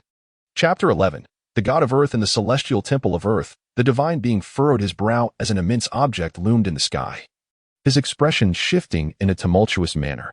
It soon became evident to him that it was a spacecraft, and within it resided a figure exuding an air of profound mystery. Who could this person be? What brings them to Earth? The esteemed deity, along with Mr. Popo, felt a palpable tension, clenching their fists tightly. An extraterrestrial visitor. The divine being intoned gravely, pondering the unforeseen arrival of this alien. What could their purpose be? Mr. Popo remained silent. Is it fortune or misfortune? If it is misfortune, there is no escaping it, the deity mused, gripping his staff tightly. With a creaking sound, the spacecraft's hatch swung open. He was about to emerge. The god's demeanor grew serious, while Mr. Popo began to perspire profusely. In a flash, Vegeta descended from the spacecraft, hovering above the deity and Mr. Popo, surveying them from his elevated position. Both the god and Mr. Popo were momentarily taken aback by the sight of Vegeta. Is he a child? Mr. Popo inquired. A child with a tail, the god remarked, furrowing his brow. His concern stemmed from the overwhelming energy emanating from this young visitor, instilling a sense of irresistible dread. Extraterrestrial guest, state your purpose, the deity urged, striving to maintain his composure as he gazed upwards at Vegeta. I have come to seek the Dragon Balls. That is my objective, Vegeta declared, descending to confront the god and Mr. Popo with his hands in his pockets. How do you know about the Dragon Balls? The deity's expression shifted dramatically. That is of no concern to you, Vegeta replied with a smile. Now, reveal to me the location of the Dragon Balls. Regrettably, although I created the Dragon Balls, they disperse across the globe the moment they are formed. Awaiting those fated to discover them, the deity explained. Thus, even I do not know their precise locations. Spare me your lengthy explanations. As the god of this planet, I assume you know their whereabouts better than I do, Vegeta retorted with a huff. The deity fell silent. Do you refuse to speak? Vegeta pressed. Then let me see your battle power. With that, Vegeta produced a scouter, affixing it to his ear and pressing a button. Impressive. Your battle power is 220. And the one behind you is 180. Vegeta said with a grin, before removing the scouter. It is best not to wear such devices if you can avoid it. For Frieza may be listening in, he added. Having him learn of the Dragon Balls would only complicate matters. What? Battle power? The god exclaimed, taken aback. To put it simply, battle power refers to your combat abilities. You may understand it as the energy value within you, Vegeta explained with a smile. You possess a power level of 220, while your companion there is at 180. Mr. Popo interjected, a black egg? Who are you referring to? Is that polite? Now, allow me to disclose my battle power, Vegeta said, extending a finger. What? 1,000? The god's expression shifted once more, the disparity seeming insurmountable. If what Vegeta claimed was true, no matter how hard he tried, he would likely be no match for this child. Even employing Master Matato's sealing technique would probably prove futile and only serve to provoke him further. Better to observe his intentions first. No, it is 10,000. Vegeta corrected. What did you say? The god's eyes widened in horror. 10,000? Mr. Popo echoed, equally stunned. If that were the case, they stood no chance whatsoever. You need not worry. I am not here to invade Earth, I assure you, Vegeta stated. The deity gazed deeply at Vegeta. Indeed, this child appeared rather sinister. Yet his inner world seemed tranquil, devoid of any malevolent intent. What wish do you intend to fulfill? The god inquired. You shall know in due time. Vegeta replied with a smile. Very well, I shall reveal the location of the Dragon Balls, but you must promise not to engage in any actions that would endanger Earth. The god asserted. If you break this promise, though I am not your equal in strength, there will come a day when someone will exact retribution upon you. Enough with the chatter, Vegeta responded, his patience waning. The first Dragon Ball is located in that direction, where a pirate base lies deep in the ocean. The deity gestured towards a location below, indicating that the Dragon Ball resided within the pirate's treasure vault. Understood, Vegeta nodded. He recognized that this Dragon Ball likely resided among the pirate's hoard. I shall retrieve it now. You continue to contemplate the location of the second Dragon Ball. With that, Vegeta soared into the sky, his speed reaching its zenith, vanishing from sight in an instant. The swiftness of his departure left both the deity and Mr. Popo in awe. Such incredible speed. Even I, as a god, could not keep up. The deity remarked, hastening to the edge of the temple, with Mr. Popo trailing behind. Both gazed downward, witnessing Vegeta plunge into the depths of the ocean. Has it only been a short while? The god pondered, while Mr. Popo discreetly wiped the sweat from his brow. This little fellow is truly terrifying. Approximately 10 minutes later, Vegeta returned to the temple. Clutching the first Dragon Ball in a treasure chest, he tossed both onto the ground, causing the deity to blink in surprise. This extraterrestrial even pilfers treasure chests? What use could those jewels be to you? The location of the second Dragon Ball, Vegeta stated. It lies on that isolated island over there. The deity pointed towards the location of the second Dragon Ball. Vegeta swiftly set off towards the island, and before long, he beheld its familiar shape. Is that not Master Roshi's island? With a resounding thud, Vegeta landed atop the island, hands in pockets. You are. The sea turtle basking on the beach exclaimed, his expression shifting as he recognized Vegeta's presence. This fellow has flown here. Be silent. I have no desire to converse with a turtle, Vegeta declared. I am a sea turtle, not a turtle. The creature corrected. Spare me, Vegeta said, delivering a light kick that sent the sea turtle flying. Chapter 12. Even if I get married today, I still have to attend kindergarten. Vegeta strode directly towards the Kame house. As he approached the entrance, he was greeted by the cheerful sounds of dance music emanating from within. Peering inside, he found Master Roshi, the lecherous old man, glued to the television screen, seemingly unable to tear his eyes away. On the screen, several lovely young ladies danced gracefully in their bikinis, captivating in their beauty. Drool pooled at Master Roshi's feet. Vegeta shook his head and began to search the room for the Dragon Balls. Fortunately, the Dragon Ball he sought was not difficult to find. It rested on the table. He picked it up and departed, all while Master Roshi remained blissfully unaware of his presence. Thus, the second Dragon Ball was acquired. Following the guidance of the Supreme Kai, Vegeta successfully located 6 more Dragon Balls. The final Dragon Ball was located at the headquarters of the Capsule Corporation, specifically within Dr. Brief's warehouse. Nodding in acknowledgement of the Supreme Kai's instructions, Vegeta picked up a pirate's treasure chest and quickly flew towards the Capsule Corporation headquarters. The Supreme Kai was left momentarily bewildered. What was this fellow planning to do with the treasure chest? With a swift descent, Vegeta landed in the courtyard of Bulma's home, hands tucked into his pockets. Upon landing, he spotted Bulma nearby, and they exchanged glances. At only 4 years of age, Bulma still appeared quite adorable. Hey, did you come flying here? Are you an alien? Bulma rubbed her eyes, gazing at Vegeta with curiosity. Yes, Vegeta nodded. Here, I have a gift for you. He placed the treasure chest on the ground. Intrigued, Bulma approached. Vegeta kicked open the chest's lid, revealing a trove of various jewels. Bulma was left in awe. Are these for me? She asked, surprised by the sudden bounty. Indeed. If you like them, feel free to take them, Vegeta confirmed with a nod. I'm rich, Bulma exclaimed, diving into the pile of jewels.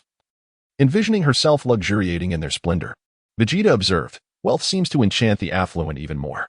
Your family is already the wealthiest in the world. Is this mere number still so enticing to you? What would this be worth if converted to cash? Bulma pondered, sifting through the jewels, marveling. Surely it's worth trillions. You are a good person. Bulma's eyes brimmed with tears of gratitude. Well, I'm glad you know, Vegeta replied, nodding. You brought all this money to marry me. Didn't you? Bulma asked, excitement evident in her voice. All right, I agree to marry you, Vegeta responded. Bulma was serious. Vegeta could only remain speechless. Bulma, Bulma.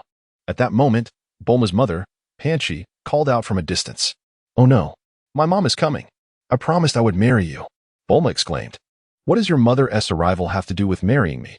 Vegeta asked, momentarily taken aback. Just then, Panchi approached, questioning. Bulma, are you skipping kindergarten again? Mom. Look, my husband has come to marry me. I'm getting married today, so I'm not going to kindergarten. Bulma hurriedly explained, pointing to the treasure chest and Vegeta. Bulma, even if you're getting married today, you still need to go to kindergarten. Panchi insisted. I won't go. I simply refuse. Bulma shook her head vigorously. Oh dear, are you playing treasure chest games? Panchi noticed the treasure chest and approached it, picking up a jewel. Initially, she thought it was a child's plaything, but upon weighing the jewel, she realized it was genuine. These are all real? Panchi gasped, calling for Bulma's father. Dr. Brief arrived on his bicycle, astonished. What? A treasure chest full of jewels? He examined the contents with a magnifying glass, confirming their authenticity, albeit somewhat outdated in style. I found this at a pirate's hideout and brought it as a gift for you, Vegeta said with a smile. Is this a gift from you, young man? Dr. Brief asked, surprised as he looked at Vegeta. Yes, consider it a greeting gift, Vegeta nodded. Young man, you wish to leave the jewels here for safekeeping, right? Dr. Brief quickly deduced, thinking the boy feared his parents would hide them if taken home. No, I specifically brought them for you, Vegeta chuckled. You needn't be shy. He is here to marry me. This is his dowry, Bulma interjected eagerly. Bulma, you don't have to go to kindergarten today, Panchi sighed, addressing her daughter. Really? That's wonderful. Bulma sighed in relief, reflecting on her predicament of devising excuses to skip kindergarten. What excuse should I concoct tomorrow? No. I'll have this boy take me on a honeymoon. Isn't that customary after marriage? That is a splendid idea. Young man, what is your name? Where do you live? Dr. Brief felt the jewels were too precious not to contact the boy's family. We are already the wealthiest in the world. Why would we need these jewels? My name is Vegeta, and my home is on the distant planet Vegeta, he pointed to the sky. But I fear our planet may soon explode. Dr. Brief? Panchi? The couple exchanged bewildered glances. Chapter 13, The Immortal Being. Mom and Dad, you may not know, but Vegeta is an alien. Bulma hurriedly explained. An alien? Is that true? Dr. Brief adjusted his glasses. Oh dear, little one. Are you truly an alien? Bikini curiously scrutinized Vegeta, unable to discern any extraterrestrial traits. Indeed, I hail from the planet Vegeta, where I am the prince. My name is derived from the name of my planet, Vegeta replied candidly. Your tail? Vegeta, is that tail of yours genuine? Bulma inquired, wrapping her arms around Vegeta's tail. Are you even listening to me? How rude of you to touch my tail. Vegeta exclaimed. Do you recall a luminous golden sphere in your storage? It contains several stars within. Do you remember? Vegeta questioned. Ah, you're referring to that item. I remember it clearly, Dr. Brief nodded. I found it during a recent outing. Are you looking for that? Please give it to me, Vegeta requested. Certainly, Dr. Brief readily agreed. You've already gifted us a treasure trove of jewels. A mere sphere is hardly a significant matter. Robot, retrieve that sphere, Dr. Brief commanded a nearby robot. Yes, Doctor. The robot saluted and proceeded. Suddenly, the robot collapsed onto the ground. Well, this walking mechanism still requires improvement, Dr. Brief lamented. In the heavenly temple, the god and Mr. Popo observed Vegeta's every move with trepidation, fearing he might cause chaos on Earth. If he stirs trouble here, we want to be able to contain him, the god remarked. Indeed, sir, Mr. Popo replied. The god was astonished that Vegeta was so amicably interacting with Bulma's family.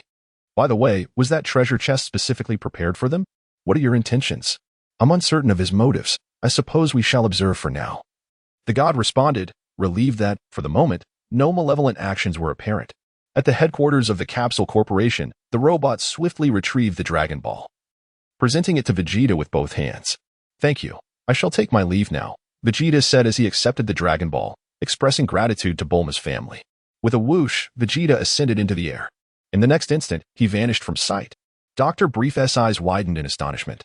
Oh my, can aliens really fly? Bikini was flabbergasted. He truly is an alien. Dr. Brief adjusted his glasses again. I told you he was an alien, yet you both refused to believe me. Bulma said with a hint of pride. Vegeta swiftly returned to the temple, where the 7 Dragon Balls lay gathered upon the ground. Come forth, eternal dragon, and grant my wish, Vegeta proclaimed loudly. The god thought, this boy even knows the incantation to summon the dragon. With a crackle, a golden light emanated from the 7 Dragon Balls. In an instant, a golden bolt of lightning shot skyward, causing the heavens to darken. Moments later, the golden beam transformed into a massive azure dragon, coiling in the night sky, gazing down upon Vegeta and the god. Those who have gathered the Dragon Balls. State your wish, and I shall strive to fulfill it, the dragon's voice resonated. God, sir. The god remained silent. Immortal dragon, grant me immortality, Vegeta requested earnestly. After contemplation, Vegeta settled on the wish for immortality, though he was aware that the Dragon of Earth might not be capable of fulfilling such a desire. Although it may not be achievable, perhaps a compromise could be reached. The dragon replied, immortality implies an endless lifespan, with your body never perishing, even in destruction. It shall restore immediately. Precisely, that is my intention, Vegeta affirmed. Regrettably, my powers are limited. I cannot grant you that wish, the dragon stated, shaking its head. I anticipated as much, Vegeta smiled. Nevertheless, whatever extent you can manage will suffice. I can extend your lifespan by 1,000 years, and regarding your body, I can grant you the ability to regenerate limbs. Regeneration of limbs? Vegeta pondered. In simple terms, as long as your head remains intact. You can restore your body through regeneration, the dragon explained. Then, upon recovery, will my strength also be restored?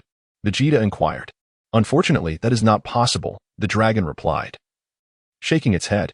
Also, after this wish is granted, will I be able to survive in the vacuum of space? Vegeta asked. Yes, the dragon nodded. Very well. Proceed to grant me this wish, Vegeta commanded.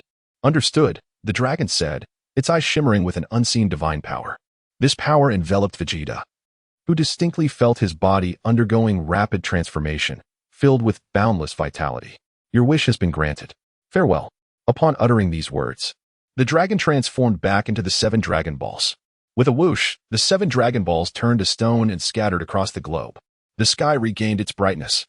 Vegeta moved his arms, then gritted his teeth, forcefully tearing off his own arm. Both the god and Mr. Popo gasped in shock. Hey! Vegeta utilized his regeneration ability. In an instant, his severed arm grew back.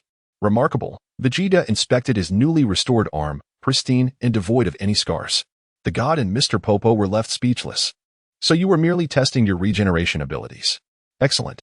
You needn't bother with bathing anymore. Just sever your head and regenerate the rest. Vegeta smiled. The god wiped his brow, while Mr. Popo was left in a state of bemusement. Is your regeneration ability merely to avoid bathing? Chapter 14. Drinking ultra-divine water as wine. Thank you, deity of earth. Vegeta expressed his gratitude. You're welcome, as long as you refrain from causing chaos on earth. All is well, the Supreme Kai smiled. Then, farewell, Vegeta waved his hand and leaped off the temple, watching Vegeta's departing figure. The Supreme Kai let out a slight sigh of relief. Hopefully, he would not cause any disturbances. With a swift motion, Vegeta descended from the sky, soon appearing above the Korin Tower. With his hands in his pockets, he strode directly into the tower. Korin, the wise cat, observed Vegeta with a wary expression. Uncertain of his intentions, he was aware that Vegeta had just summoned the Eternal Dragon. Korin, right? Vegeta inquired, fixing his gaze on the wise cat. Why, yes. I'm Korin. How may I assist you? Korin stammered. I've heard that you possess ultra-divine water, capable of unlocking one's latent potential. I would like to have it. Vegeta stated his purpose straightforwardly. Are you certain? Korin asked, taken aback. Absolutely, Vegeta replied with a smile. You wish to unlock your latent potential? You are already powerful enough to claim a combat strength exceeding 10,000. The strongest deity on this planet barely surpasses 200. How much stronger do you desire to become? Korin questioned. Indeed, I wish to unleash my latent potential. Vegeta nodded affirmatively. Very well, I can provide you with the ultra-divine water, Korin said, stepping forward to retrieve the water with his staff while adding, however, this substance is highly toxic. Consuming it carries unpredictable consequences. Many have perished after drinking it. Rest assured, for I have recently wished for immortality through the Eternal Dragon. Such trivial ailments cannot harm me, Vegeta reassured with a smile. Korin wiped the sweat from his brow. Realizing the implications of the old deity's wish for this young warrior, he promptly poured a cup of ultra-divine water for Vegeta, gathering his courage. Vegeta raised the cup and drank it in one gulp. I am essentially immortal now. It would be absurd for ultra-divine water to kill me. As for the notion that Goku contracted a viral heart disease from drinking ultra-divine water in certain fan interpretations, Vegeta dismissed it entirely. I am immortal. Would I have to fear from heart disease? Should I truly develop one, I could simply sever my body below the neck and regenerate without issue. Would a regenerated body still suffer from heart disease? Even if it did, isn't there Bados? Angels can accomplish anything. Having Bados cure me of a viral heart disease would be a trivial matter for her. Thus, Vegeta felt no concern. After consuming the ultra-divine water, he distinctly sensed a multitude of blades swirling in his throat. As these blades cut through, they traveled down into his body, wreaking havoc within. The sensation was intoxicatingly excruciating. Vegeta bore the immense pain silently, refusing to voice his suffering. Is it painful? Korin asked with genuine concern. Not at all, Vegeta replied, beads of sweat forming on his forehead. Is that what you call not painful? You appear to be in agony, Korin exclaimed. In a bold move, Vegeta unleashed all of his energy, using it to counteract the pain. He discovered that this method indeed alleviated the discomfort considerably. An hour later, the pain had completely dissipated. Taking a deep breath, Vegeta silently acknowledged the transformations within his body. My energy. I can feel it surging rapidly. What is my current combat strength? He promptly retrieved his scouter, affixing it to his ear and pressing the button. Combat strength, 32,000. Indeed, Vegeta's combat strength had reached the remarkable height of 32,000, far surpassing the Vegeta of 20 years later in the original tale. It is worth noting that in the original narrative, Vegeta's combat strength upon arriving on Earth 2 decades later was merely 18,000. After a single sip of Ultra Divine Water, his power had doubled to 32,000. One wondered, if he were to drink more, would his strength continue to rise? Remarkable, young warrior. Korin marveled. You are the first to consume Ultra Divine Water and survive. I can distinctly sense your energy escalating wildly. Another cup, please. That last one left me wanting more. Vegeta requested eagerly. Korin hesitated. Consuming more might not yield significant results. It could just be self-inflicted suffering. Enough chatter, hurry. Vegeta urged. Very well. If you insist. Korin sighed, pouring another cup of Ultra Divine Water. As Vegeta prepared to drink, he asked, shall I drink it straight? Korin, bewildered, replied, what? Fetch me a plate of peanuts. I wish to enjoy it alongside the drink, Vegeta commanded. Korin wiped his brow. Do you treat Ultra Divine Water as if it were wine? What are you waiting for? Go. Korin quickly prepared a platter of fried peanuts.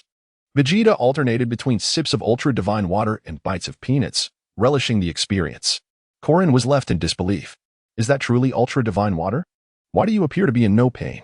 Is it enjoyable? He asked, leaning in with curiosity. Why not join me for a cup? Perhaps not. I dare not risk it. A single sip could spell my doom. Korin fervently shook his head. In no time, Vegeta drained the cup of Ultra Divine Water. Enjoyed with peanuts, it is rather pleasant, though it leaves a slight burn in the stomach. Taking a deep breath, Vegeta swiftly assessed his combat strength once more. Goodness, I truly have improved. Vegeta's combat strength had now soared to an impressive 39,000. Without any training, simply by consuming Ultra Divine Water, his power had ascended. Ecstatic, he poured himself yet another cup of Ultra Divine Water. You intend to drink more? Korin exclaimed, exasperated. Do you truly treat Ultra Divine Water as if it were wine?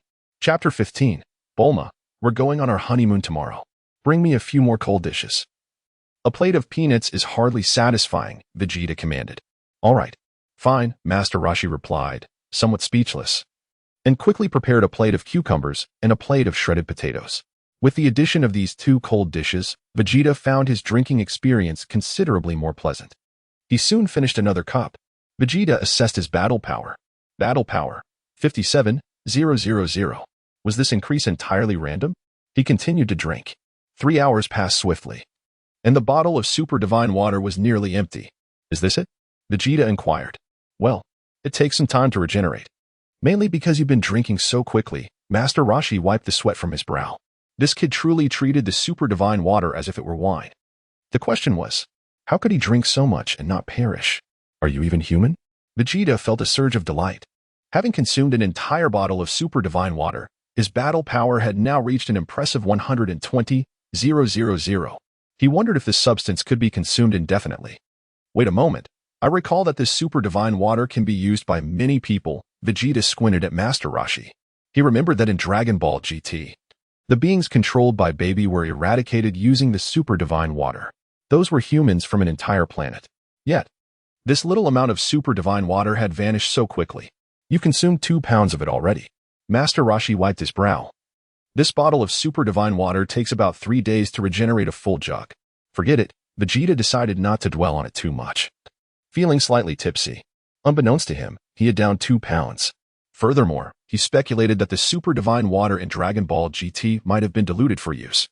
Or perhaps, by that time, Master Roshi had upgraded the regeneration capabilities of this Super Divine Water, allowing for a quicker production rate. Let us stop here for today. Vegeta nodded in satisfaction, rising to pat Master Roshi on the shoulder. Master Roshi was left speechless. Do you mind if I take this bottle of Super Divine Water? Vegeta asked. Well, if I say I mind, would it change your decision? Master Roshi queried. Not at all, Vegeta replied. Master Roshi had nothing more to say. Was there any need for further inquiry? Just take it. Vegeta packed the bottle of Super Divine Water. He was eager to discover just how much he could consume before his battle power ceased to escalate. As he prepared to leave, Vegeta turned back for a final glance at Master Roshi. Is there something else? Master Roshi asked. Oh, I just remembered. Could you spare me some of those senzu beans? Vegeta called out. You even know about senzu beans? Master Roshi sighed, revealing there was nothing left to hide. He went downstairs and returned with a jar of senzu beans, saying, take as many as you like. All right, I won't hold back. Vegeta had no intention of being modest. Promptly taking the jar and flying away from the Korin Tower, Master Roshi felt a mix of exasperation and despair. I said take as many as you want. But I didn't mean for you to empty it. At least leave me a couple. Vegeta soared away in a daze. A minute later, he returned to Bulma's home with the jar of senzu beans. Darling, you're back. Bulma rushed over. Wonderful. You finally returned. If you weren't here, whom would I go on my honeymoon with tomorrow? I was pondering how to skip class, and then you just flew off. Bulma excitedly grasped Vegeta's hand. Yes, I'm back. Vegeta nodded, rubbing his temples. He felt slightly dizzy. Was this super divine water truly that intoxicating? What's wrong? Bulma asked. Nothing. Just drank a bit too much of this stuff, 2 pounds, to be precise, Vegeta admitted. What? What is that? Bulma paused. Super divine water, Vegeta replied candidly. Is it some sort of delightful beverage? Bulma blinked, observing how unsteady Vegeta appeared. Yes, indeed, I may have overindulged, Vegeta confessed. Honestly, I don't appreciate having a husband who only knows how to drink all day. Bulma pouted, clearly displeased. By the way, what's that you're holding? Bulma inquired again. Senzu beans, eat one, and you'll be full for 10 days, Vegeta explained. What? They just look like ordinary beans, Bulma remarked. Inspecting a handful of senzu beans, finding them unappetizing, and promptly discarding them.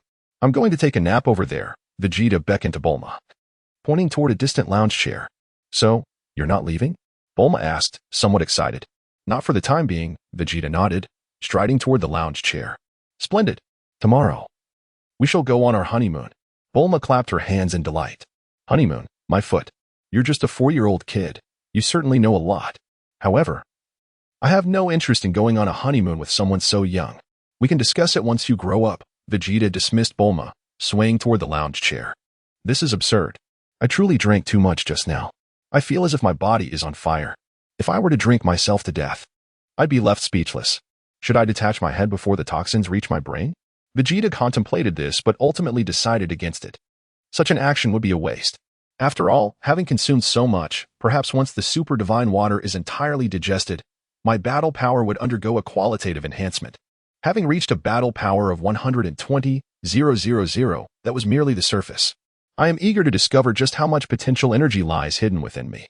I intend to channel all of this body's latent energy. I wonder if it could produce similar effects to what the old Kaioshin achieved. There might be a possibility. After all, I have consumed 2 pounds of super divine water. The reason I haven't perished, Vegeta knew, was largely due to his immortal constitution. Without the blessing of immortality, he believed he would have succumbed to the poison long ago. Even now, the toxicity of the super divine water was wreaking havoc on his body. Yet, Vegeta's regenerative abilities were continuously at work, repairing his form. With each restoration, his strength would incrementally grow. Vegeta reclined on the lounge chair, allowing his body to regenerate and heal. Soon after, his head tilted, and he fell into a deep slumber. Chapter 16. Kampa. The days of Beerus's slumber. The scene featuring Vegeta gradually diminishes, ultimately condensing into a crystal orb. Surrounding this orb is a pair of bright, cunning, beautiful eyes belonging to Vados. Vados, wielding her staff, observes Vegeta, while Kampa watches from the side. What are you looking at, Lord Kampa? Vados inquires playfully. As if Kampa could actually see. Kampa feels a pang in his heart at her words. Ahem. What is that little brat up to? Kampa asks. Oh dear. He was just drinking a kind of poison, Vados replies, wiping her brow. Poison? Kampa pauses, momentarily taken aback. It is a poison that enhances human latent energy. He has already consumed 2 pounds of it, Vados explains, caught between laughter and exasperation. This kid has gone mad. Kampa shakes his head. His actions are indeed quite reckless, Vados agrees, but as a result, his strength has increased tenfold. Tenfold, you say? Still too weak, Kampa huffs. Does he not realize that training with us would yield far greater results? Vados suggests. Perhaps when he awakens, the poison will fully take effect, and his energy will multiply even further, she speculates. Even if it were to increase 100-fold, it would still be no match for a mere finger of mine. Kampa scoffs. Lord Kampa, Such comparisons are hardly fair, Vados smiles. After all, you are the most powerful god of destruction in our universe. Oh, I do adore hearing such words, Kampa exclaims, striking a proud pose. Lord Kampa, shall we remain in Universe 7? Vados inquires. It is time to return. We have been out for 3 months, Kampa replies. It is truly delightful that Beerus is asleep. I can indulge myself in his universe. Indeed, who could argue with that? Vados chuckles. Suddenly, Kampa seems to ponder something. Wait a moment, have we overlooked an important matter? He questions. What matter, Lord Kampa? Vados asks. Did we not say that if that little brat Vegeta finds you, you would agree to marry him? Kampa suggests. Once we bring him over, he will know our whereabouts. Will you truly marry him? That was merely a jest, Lord Kampa. Surely you do not take it seriously? Vados rolls her eyes. It is not I who takes it seriously, but rather that little brat Vegeta, Kampa laughs. We shall see. He has many years to grow yet, Vados smiles, adding, besides, did he not find true love on Earth? True love? On Earth? Kampa is momentarily lost in thought. Yes, indeed. He encountered a girl his age who affectionately calls him her husband, Vados smiles. Pfft. Kampa bursts into laughter. Vados shoots him a sidelong glance. What are you laughing at? She asks. Vados, I did not expect you to be so easily betrayed. Kampa dances with glee. However, let us not forget Vegeta's solemn oath. Kampa chuckles. Vados is left speechless. 100 million years of no change. Whoever breaks it shall be the other's father and eat excrement. At that time, do you truly intend to have the Grand Minister go? What was it? Kampa inquires. Go where? Vados feigns ignorance. Eat excrement, Kampa responds. Oh dear, I have recorded this. I shall pass it on to the Grand Minister, Vados smiles. Kampa is left feeling deflated. Vados, you lack integrity. On Earth, at the headquarters of Capsule Corporation. Bulma, is that not Vegeta? Has he returned? Bikini asks curiously. Yes, Mom. He has returned and said he won't be leaving for a while. Bulma excitedly responds. So, I have decided that tomorrow, I shall go on a honeymoon with Vegeta. You're just a 4-year-old child. What honeymoon could you possibly have? Bikini remarks. Honestly, I suggest you take Vegeta to kindergarten for your honeymoon, she proposes. Mom, no way. I want him to take me flying in the sky. Bulma huffs in annoyance. Suit yourself. Bikini sighs. It's just kindergarten. Why are you so resistant? At that moment, a bottle containing super divine water slips from Vegeta's embrace due to his poor sleeping posture. Is this a wine bottle? Bikini asks as she picks it up. Learning bad habits at such a young age. Drinking alcohol at this age. Those aliens have no sense of propriety, Bulma pouts. Feeling discontented. If he continues to drink like this when he grows up, I shall divorce him. You sound just like a little adult, Bikini comments, shaking the bottle. There is still quite a bit of alcohol left. It should be quite tasty. Let us add it to your father's dinner, she says. Humming a tune as she leaves with the bottle. Mom, that belongs to someone else. Please don't touch it. Bulma protests. What are you saying, Bulma? Isn't Vegeta our son-in-law? Bikini laughs. Just a little drink one tea hurt him. Bulma is left speechless. Later that evening, an ambulance rushes in with its sirens blaring, bringing Bulma's parents to the hospital due to super divine water poisoning. Bulma, frantic and in tears, cannot awaken Vegeta and is forced to call her sister. Following the ambulance to the hospital, Tai swiftly visits the hospital, only to find that a critical condition notice has already been issued. She stands in stunned silence. Subsequently, Tai takes Bulma home, leaving the robots to wait at the hospital, with their parents in intensive care. The doctors say they may need to remain unconscious for at least 3 days before waking. It is of little use to stay now. Let us settle Bulma in first. Is it easy being an older sister? I'm just a 4-year-old child, busy running about. Bulma sighs. Bulma, you've worked hard, Tai says. On the verge of tears, Bulma glances at her sister, then at a peculiar-looking individual accompanying her sister. Chapter 17. Galactic Patrolman Gak. Bulma gazed intently at the peculiar individual before her, lost in thought for quite some time. By the way, sister, I was just about to ask, who is this guy? Bulma inquired with curiosity. Tais, please make a proper introduction, Gak said, patting his chest. Tais replied. This is Galactic Patrolman Gak. Never heard of him. Bulma shook her head, showing no interest in the oddly shaped figure. Heh, little one. I am an elite warrior of the Galactic Patrol. This planet is under my jurisdiction, Gak announced, stepping forward to pat Bulma on the head. Don't touch my head. I detest it when others do that. Bulma rolled her eyes. Gak quickly withdrew his hand. And I'm not a little kid. I am already married, Bulma added emphatically. Married? Tais was momentarily taken aback, unsure of how to respond to Bulma. What kind of 4-year-old gets married? Bulma, are you playing house again? Tais chuckled. I really am married. My husband is over there sleeping. Bulma pointed to Vegeta, who was dozing on a distant lounge chair. Tais glanced in the direction Bulma indicated. Looks like playing house to me, just another little kid. However, she shifted the topic back. But Bulma, how did your parents get poisoned? The doctor said it was food poisoning. What did they eat that they shouldn't have? Tais asked urgently. I'm puzzled too. Bulma shook her head. I ate the same things as my parents, and I seem fine. That is indeed strange, Tais admitted, baffled. How could they have gotten poisoned out of the blue? I know. You must have tried to poison your parents to inherit their fortune. Gak interjected. Bulma. Tais. What are you saying? Bulma glared at Gak, her eyes filled with indignation. Gak, you need to tone it down, Tais said with exasperation. Your imagination as a galactic patrolman is quite vivid.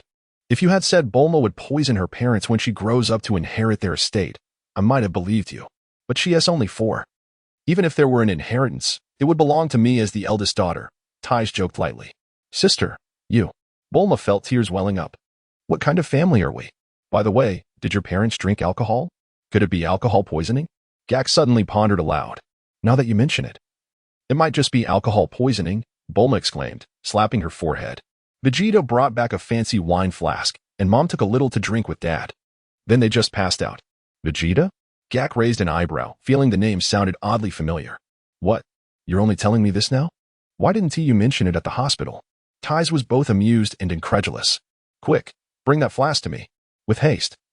Bulma dashed to the dining room to retrieve the exquisite bottle.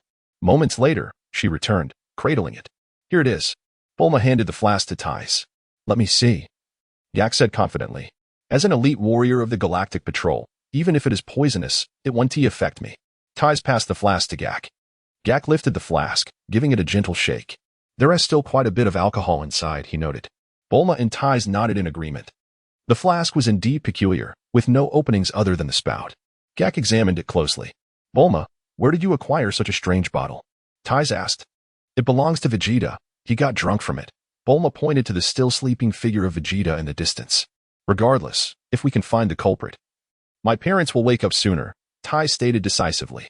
I'll test what kind of poison it is, Gak declared, preparing to take a sip from the flask spout. Be careful, Gak. Tais warned, concern evident in her voice. Don't worry. I already told you. I am an elite warrior of the Galactic Patrol. Poison won't affect me. Gak disregarded her caution and poured a mouthful into his mouth. As the substance entered his mouth, Gak was immediately engulfed in excruciating pain. Puffed. He spat out the contents, collapsing to the ground in a faint. Bulma. Tais. The sisters were left stunned. Tais rushed to Gak, gently slapping his face and calling his name loudly. But Gak remained unresponsive. Bulma nearly burst into laughter. Bulma, don't laugh. His condition is serious. Quickly call an ambulance, Tais said, on the verge of tears. Bulma wiped the sweat from her brow. Before long, an ambulance arrived, sirens blaring. What? Another poisoning incident? The doctor chuckled, bemused. Are the wealthy so bored that they enjoy experimenting with poison? He said he wanted to try it. Bulma responded. What could possibly taste so good? The doctor asked, intrigued. It's this. At least we've found the culprit this time. Tais handed the flask of divine water to the doctor. Is it good? The doctor asked, bemused. Well, we'll take this back to the hospital for testing. All right. I appreciate your help, Tais nodded. By the way, this fellow is an alien. I wonder if our methods will work on him? Bulma addressed the doctor. What? An alien? The doctor looked at Gak, his expression one of shock, as he hurriedly examined Gak's face and body. Gak was roused from his stupor. What are you doing to me? I am an elite warrior of the Galactic Patrol, he exclaimed, pointing at the doctor. Is he awake? The doctor was taken aback. Gak, are you all right? Tais asked with concern. Pfft, elite warrior of the Galactic Patrol? You fainted from just a little alcohol. Bulma rolled her eyes. What do you know, little girl? Gak scoffed. I didn't faint. I was analyzing the toxins through a state of sleep. So what is the verdict? Bulma inquired. It's an extremely potent toxin, composed of molecular structures I have never encountered. Gak shook his head. Is there an antidote? Tais asked. No antidote. Gak shook his head. The only option is to endure it through one's immune system. Chapter 18, Mutation. Combat Power 3 million. What? Tais was at a loss for words. Tears brimming in her eyes. Tais, brace yourself. Whether your parents can endure this will depend on the next 3 days, Gak sighed. What does that even mean? Bulma shook her head, suddenly grasping the deeper implication of Gak's words. Tears welled in her eyes as she murmured, "What did you just say? My mom and dad." "Indeed, my friend speaks wisely. You must prepare yourselves mentally," the doctor sighed helplessly. "If we cannot find an antidote for this poison, it seems we will have to rely on the immune system to endure. Their survival hinges on these next 3 days." "But why is Vegeta unharmed?" Bulma inquired, puzzled. "What? That child drank some too?" The doctor exclaimed in disbelief. The Capsule Corporation family had truly tested their luck. "Are you playing with poison? Hurry. Get them to the hospital," the doctor urged. "How much did that child drink?" Taisi asked. "He claimed he consumed 2 pounds. Look at him. He's as drunk as a skunk." Bulma replied. "Perhaps he is not merely inebriated. Perhaps he has already succumbed," Gak lamented. "Wah." Bulma burst into tears. "Wah. I don't want to be a widow." Bulma wept heartbrokenly. Taisi added, "I don't want to lose my parents either." Bulma quickly wiped her tears and rushed to Vegeta's side, checking for his breath. "Hey. It seems your sister is even more distraught about the widow's situation," Gak whispered. "Silence. Aren't you an elite galactic patrol warrior? Think of something," Taisi scolded.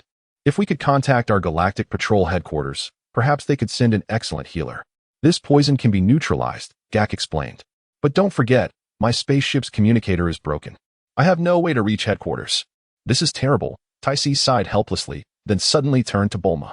"Bulma, can you fix the communicator?" "What are you joking about? She is just a 4-year-old child." Gak shook his head. "Don't underestimate my sister's age. She is a genius," Taisi retorted. Calling out to Bulma, "Bulma, Gak's communicator is broken. If you can help him repair it, perhaps the Galactic Patrol can save Mom and Dad." "I can't. I haven't learned yet, but I can try." Bulma lifted her head and replied to Taisi. "Enough already. This family would have fallen apart without me. Asking me to fix a communicator at just 4 years old." Taisi chose silence. She had claimed to be married earlier, yet now lamented her youth. "There isn't a single sane person in our family." Taisi shook her head. "By the way, Vegeta is still alive. He is still breathing," Bulma added. The doctor stood stunned, quickly approaching Vegeta to examine him. Indeed, he was still alive. "Did he really drink 2 pounds?" the doctor asked. "He said so." "I don't know how much he actually consumed," Bulma replied, shaking her head. "Your parents nearly succumbed after just a sip," the doctor sighed. "I can assure you I can contact headquarters to save your parents, but if your friend truly drank 2 pounds, I cannot guarantee his survival. You drank 2 pounds of poison. Even the best healer from the Galactic Patrol might not be able to save you," Gak added. "I feel as though I have heard this boy's name somewhere before. Where could it be? Am I going to be a widow?" Bulma began to tear up again. Boom. At that moment, a loud noise emanated from Vegeta. Looking back, Bulma saw Vegeta's entire body radiating with a blinding white light, resembling the brilliance of a burning sun. "What is happening?" Bulma gasped, hastily retreating while keeping her gaze fixed on Vegeta. "Is he going to explode from drinking too much poison?" Gak was equally astonished. Taisi quickly hid behind Gak. The doctor stood by, dumbfounded. "Can one explode from excessive poison? Am I dreaming?" Bang. Vegeta slowly floated into the air, opening his eyes. Boom. Immediately, an even more potent energy and dazzling light erupted from Vegeta. Boundless energy spread outwards from him. Bang. Vegeta released the energy, taking a deep breath as he gently descended. Phew. Vegeta exhaled the air he had inhaled, feeling invigorated, as if his body had undergone a qualitative transformation. Vegeta swiftly assessed the intensity of energy within him. At this point, his combat power was beyond the reach of any detector, as the highest value it could measure was a little over 50,000. This device was more advanced than the one used by Choi. Vegeta could only ascertain his combat power through the intensity of the energy he felt within. This time, Vegeta sensed that his combat power had likely reached the astounding height of 3 million. 3 million. Incredible! I drank 2 pounds of super divine water. It forcibly elevated my combat power from 12,000 to 3 million. If I could transform into a Super Saiyan with such combat power, wouldn't I easily defeat Frieza? The effects of the super divine water are truly remarkable. I must continue consuming it. Perhaps I can boost my base combat power to over 10 million. Vegeta had been asleep for over 8 hours. During this time, he had fully digested the super divine water, and the decayed areas caused by it had been restored through his regenerative abilities. The near-death experience combined with the potential enhancement from the super divine water allowed Vegeta's combat power to double repeatedly in a short span. This was the reason for his remarkable surge to 3 million. Vegeta was ecstatic. It seems my wish to the dragon was indeed the right choice. Though this immortality is not entirely complete, it matters not. In the future, I will have the opportunity to upgrade the Namekian dragon. Or perhaps upon encountering the dragon of the gods, I can request a true immortality. For now, the most pressing matter is to continue enhancing my combat power. Chapter 19. The rescue of Bulma's parents. Vegeta patted his chest. Where is the super divine water? He quickly glanced at Bulma, Tais, and the peculiar figure of Gak. Wasn't that the galactic patrolman, Gak? What was he doing here? Vegeta soon noticed the doctor nearby, who was still holding a bottle of the super divine water. With a swift motion, Vegeta extended his hand, exerting an invisible force that swiftly acted upon the doctor's grasp. With a snap, the bottle of super divine water uncontrollably slipped from the doctor's hand and soared towards Vegeta. He caught the bottle, shaking it to observe the contents. A satisfied smile gracing his face. It seemed that during his slumber, the super divine water had significantly increased in quantity. Should he consume it now, or wait until it was fully replenished in 3 days? Perhaps it would be better to wait. Drinking 2 pounds at once might yield more potent effects. Vegeta carefully stored the bottle and strode towards Bulma and Tais. Bulma and Tais stood there, utterly dumbfounded. While Gak was completely frozen in place, he suddenly realized the child behind him had a tail. Was this not a Saiyan? This boy was named Vegeta? Was he not the Prince of Saiyans? No wonder his name sounded familiar. What was a Saiyan prince doing on Earth? This was dire. Earth was beyond salvation now. I should make a hasty retreat. My stomach hurts. I need to use the restroom. Gak stammered before turning to flee. I won't be caught with a monster. Stop, Vegeta commanded. Gak's mental state nearly shattered. Did he expect him to simply stand still? No way. Gak ran even faster. Do you think your speed surpasses that of my energy blast? Vegeta's voice echoed from afar. Gak halted abruptly, coming to a screeching stop. Ahem. Gak sheepishly returned. Why were you running? Did you recognize me? Vegeta squinted at Gak. Your identity? Who are you? I don't know you. Gak vigorously shook his head. Bulma. What is happening? Why is this doctor here? Vegeta ignored Gak and turned to Bulma. Vegeta, I'm so relieved you're okay. I thought you had perished. Bulma sighed in relief. I certainly don't want to be a widow. What kind of logic is that? Vegeta replied, exasperated. My parents consumed the liquid in that bottle and were taken away by an ambulance. The hospital has issued a critical condition notice. Bulma wept to Vegeta. What did you say? Vegeta was taken aback. Bulma's parents drank the super divine water? Your parents are remarkably talented. No wonder the hospital issued a critical condition notice. Many robust individuals have succumbed after consuming this substance. Your parents are merely ordinary people. This situation has escalated. Do not panic. I will find someone to inquire if they can save them. Vegeta pondered aloud. Really? You have a solution? Bulma was taken aback. It remains uncertain. Please wait for me. I shall return shortly. With that, Vegeta shot into the sky like a cannonball, leaving behind a trail of sonic booms. Soon, he appeared atop Korin Tower. Korin, we meet again, Vegeta addressed the sage. Korin stared at Vegeta in disbelief. You consumed 2 pounds of super divine water and are unscathed. Moreover, I can distinctly sense the energy within you is on the verge of explosion. I am aware of Bulma's parents' predicament. I regret to inform you that even I cannot neutralize the poison of the super divine water. Korin shook his head. If it were possible, those who perished after consuming it would not have died. Is there truly no other way? Vegeta pressed. Consult the Supreme Kai. If he cannot assist, then Bulma's parents may be beyond saving. Korin spoke solemnly. With a whoosh, Vegeta swiftly arrived at the Supreme Kai's palace. The Supreme Kai was equally astonished at the sight of Vegeta. In the span of a few hours, this boy's energy had reached unprecedented levels. If his energy was previously over 10,000, now it seemed to have increased by at least 300 times. The Supreme Kai was genuinely terrified. Could this level of power obliterate others with a mere whim? I understand. I can neutralize the toxins within them. Let us go now, the Supreme Kai sighed resignedly. I have never encountered such a peculiar individual before, consuming super divine water as if it were wine. No? You are quite decisive, Vegeta smiled slightly. In the next moment, Vegeta and the Supreme Kai appeared in the hospital where Bulma's parents were located. The Supreme Kai personally undertook the detoxification process, employing a unique healing method from Namek that Vegeta did not possess. Within less than a minute, the poison from the super divine water was entirely neutralized. All done. Once they awaken, they can return home, the Supreme Kai announced. Excellent, Vegeta nodded in satisfaction, patting the Supreme Kai on the shoulder. Consider it a favor owed. Not at all. As the god of Earth, I do not wish to witness the planet's greatest scientist perish from poisoning by the super divine water, the Supreme Kai smiled. Very well, I shall take my leave. As Vegeta spoke, he transformed into a streak of light and vanished. The Supreme Kai was left bewildered. Did you just say farewell? And then fly towards the direction of the palace? Not long after, the Supreme Kai observed Vegeta piloting the spaceship stationed at the palace as it descended towards West City. Soon, the massive spacecraft landed at the headquarters of the Capsule Corporation. Startling Bulma and Tais, Gak trembled in fear, realizing the truth. This was indeed a Saiyan. Wasn't this the spaceship of Frieza and his ilk? With a thud, the hatch of the spaceship opened, and Vegeta emerged. He stood before Bulma. It's you. Is that your spaceship? Bulma exhaled in relief. Chapter 20. The preparation of canned peaches indeed. Vegeta nodded, having arranged for the poison within your parents to be neutralized. They shall awaken shortly, rest assured. All will be well. Huh? Bulma was taken aback.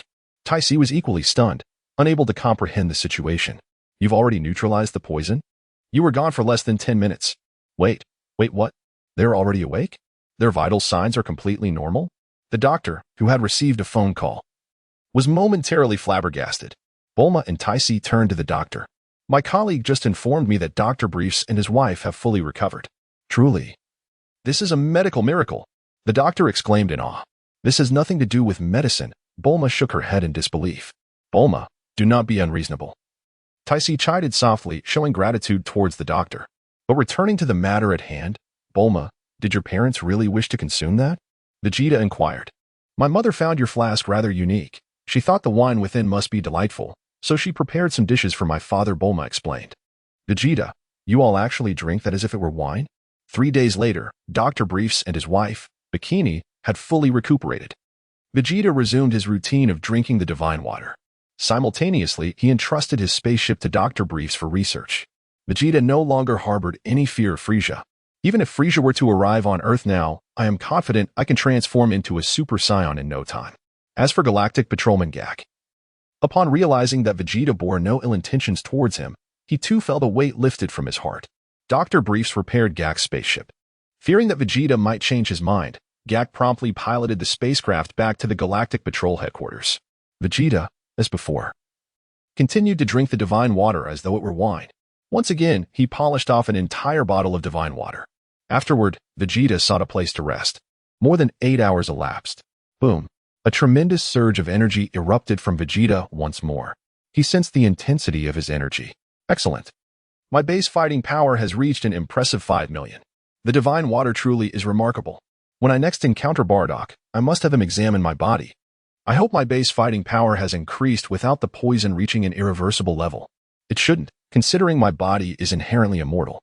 While it may not yet be the epitome of immortality, it certainly possesses the potential. Vegeta shook the bottle of divine water. 3 more days to wait. No. I cannot afford to be idle during these 3 days. I must devise a way to control my fighting power. Such immense strength, when exhibited without concealment, results in an alarming rate of energy consumption.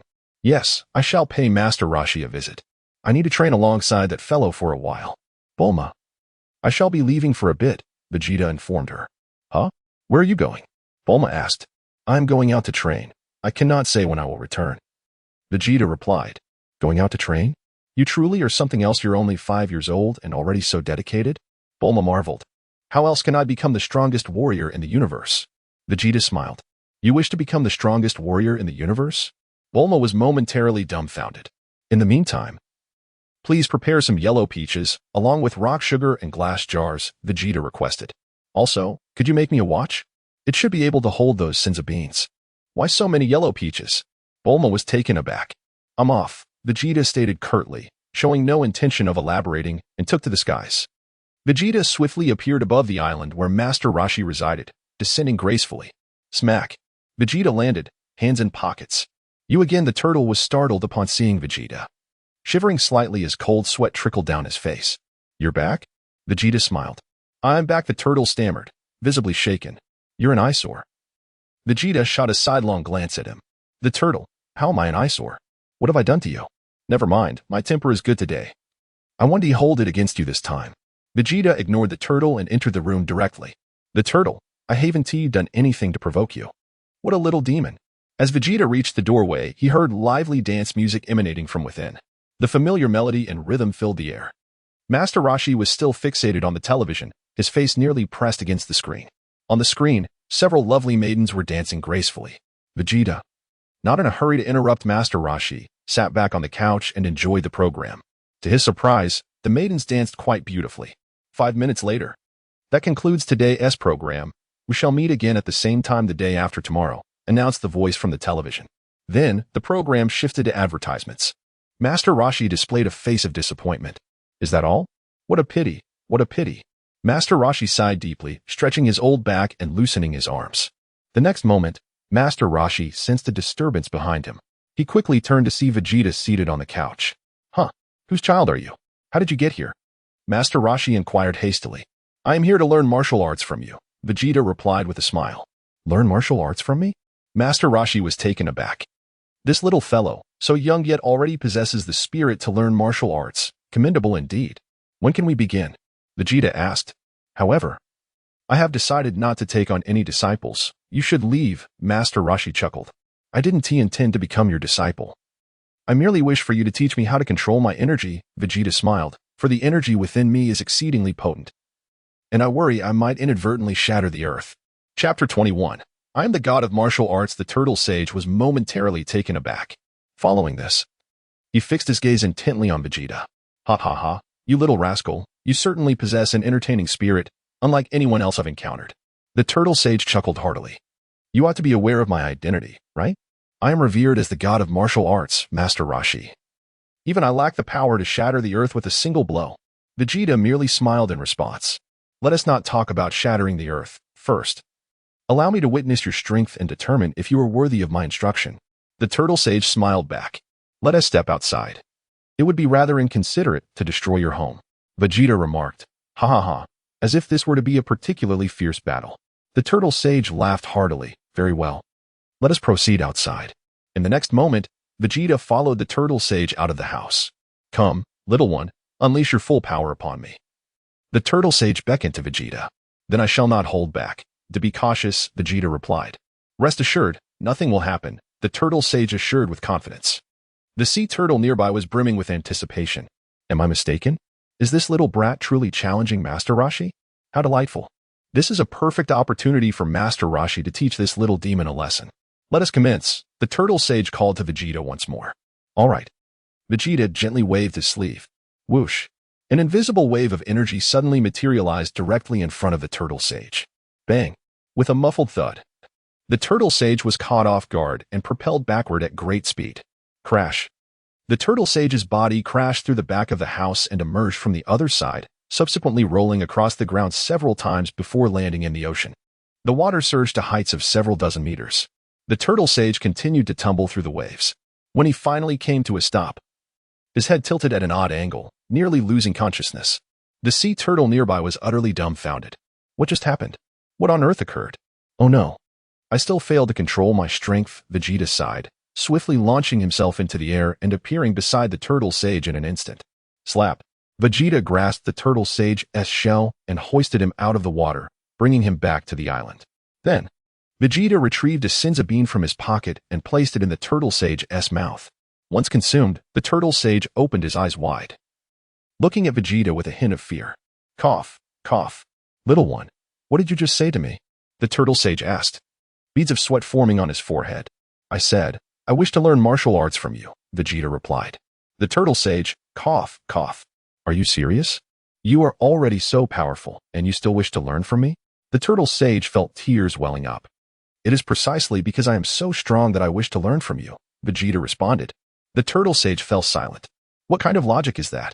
I scarcely know how to respond to you. In simple terms, I accidentally became too strong. My power has increased by 500 times over the past 5 to 6 days. I am still struggling to control this strength. Vegeta stated, thus, I wish to learn from you how to manage my own power. The turtle sage. The turtle sage was utterly stunned. You. How much did you say you increased? He asked. 500 times, Vegeta replied. The turtle sage fell silent once more. 500 times. Are you even human? The sea turtle rolled its eyes, nearly fainting. Cough, cough. How did you achieve this? The turtle sage asked with a wry smile. Quite simply. I consumed the ultra-divine water as if it were wine, Vegeta explained, producing a bottle of the ultra-divine water from his robe. Ultra-divine water? I feel as though I've heard of this somewhere before. The turtle sage paused, suddenly realizing, Is this from Karen? Indeed, Vegeta nodded. That rascal Karen, he gifted you such a precious divine water? The turtle sage was at a loss for words. That wretched old cat. When I asked him for the ultra-divine water, he refused to give it to me. Instead, he offered me plain water, claiming it was the ultra-holy water. The shameless old cat. If you wish to drink it, once you teach me to control my ki, I can let you have as much as you want, Vegeta offered. Really? Splendid. Then it's a promise. The turtle sage nodded eagerly. This boy consumed the ultra-divine water and became 500 times stronger. If I were to drink it, perhaps I could regain my youth. How much stronger might I become? Perhaps I could be 1,000 times stronger. The turtle sage's face was filled with boundless anticipation. By the way, what is your name? The turtle sage inquired. Vegeta, he replied. Your tail is rather unique. Is it real? The turtle sage had long noticed Vegeta's tail. It is indeed real. But that is not the main point. Hurry and teach me, Vegeta insisted. You wish to control your ki? That is, the energy within your body, correct? The turtle sage pondered. Actually, this is not particularly difficult. The key is to maintain a calm mind. You will gradually begin to sense the ki within your body. And then you can. As he spoke, the turtle sage shared his insights and experiences regarding ki. Vegeta listened patiently. 3 minutes later, the turtle sage was still elaborating. Understood, Vegeta suddenly interjected. The turtle sage? The turtle sage looked utterly perplexed. I haven't finished yet. How can you understand so quickly? Please allow me to finish, he urged. Be silent. Let me experiment on my own, Vegeta replied. The turtle sage. This little brat is rather unlikable. Very well. If you wish to research on your own, go ahead. Just don't come back to ask me again. Wait, my house. This boy said he wanted to come out and fight. And yet he ended up making 2 holes in my house. Vegeta ignored the turtle sage and quietly stepped aside, silently digesting the wisdom the turtle sage had just imparted. Taking a deep breath, Vegeta swiftly integrated his immense energy within himself. Exhale. Vegeta released a surge of energy. In the next moment, he began to sense the intensity of the energy radiating from him. Not bad. I have concealed about 50 to 60% of it. Once more. About 10 minutes later, Vegeta had successfully contained all his ki. He finally mastered the art of freely controlling his ki and energy. The turtle sage, observing from the side, was wide-eyed in astonishment. This boy comprehended it so swiftly? He truly is a prodigy in martial arts. Chapter 22. Calling Bardos all right. Thank you for your guidance. Vegeta nodded with satisfaction. Haha. Indeed, your ability to comprehend is truly remarkable. If you continue to train diligently in the future, you will undoubtedly become an exceptional martial artist. Master Roshi exclaimed with admiration. I have no interest in becoming just any martial artist. My goal is to be the strongest warrior in the entire universe. Vegeta replied with a smile. The strongest in the universe. Master Roshi wiped his brow, coughing slightly. That is quite an ambitious goal.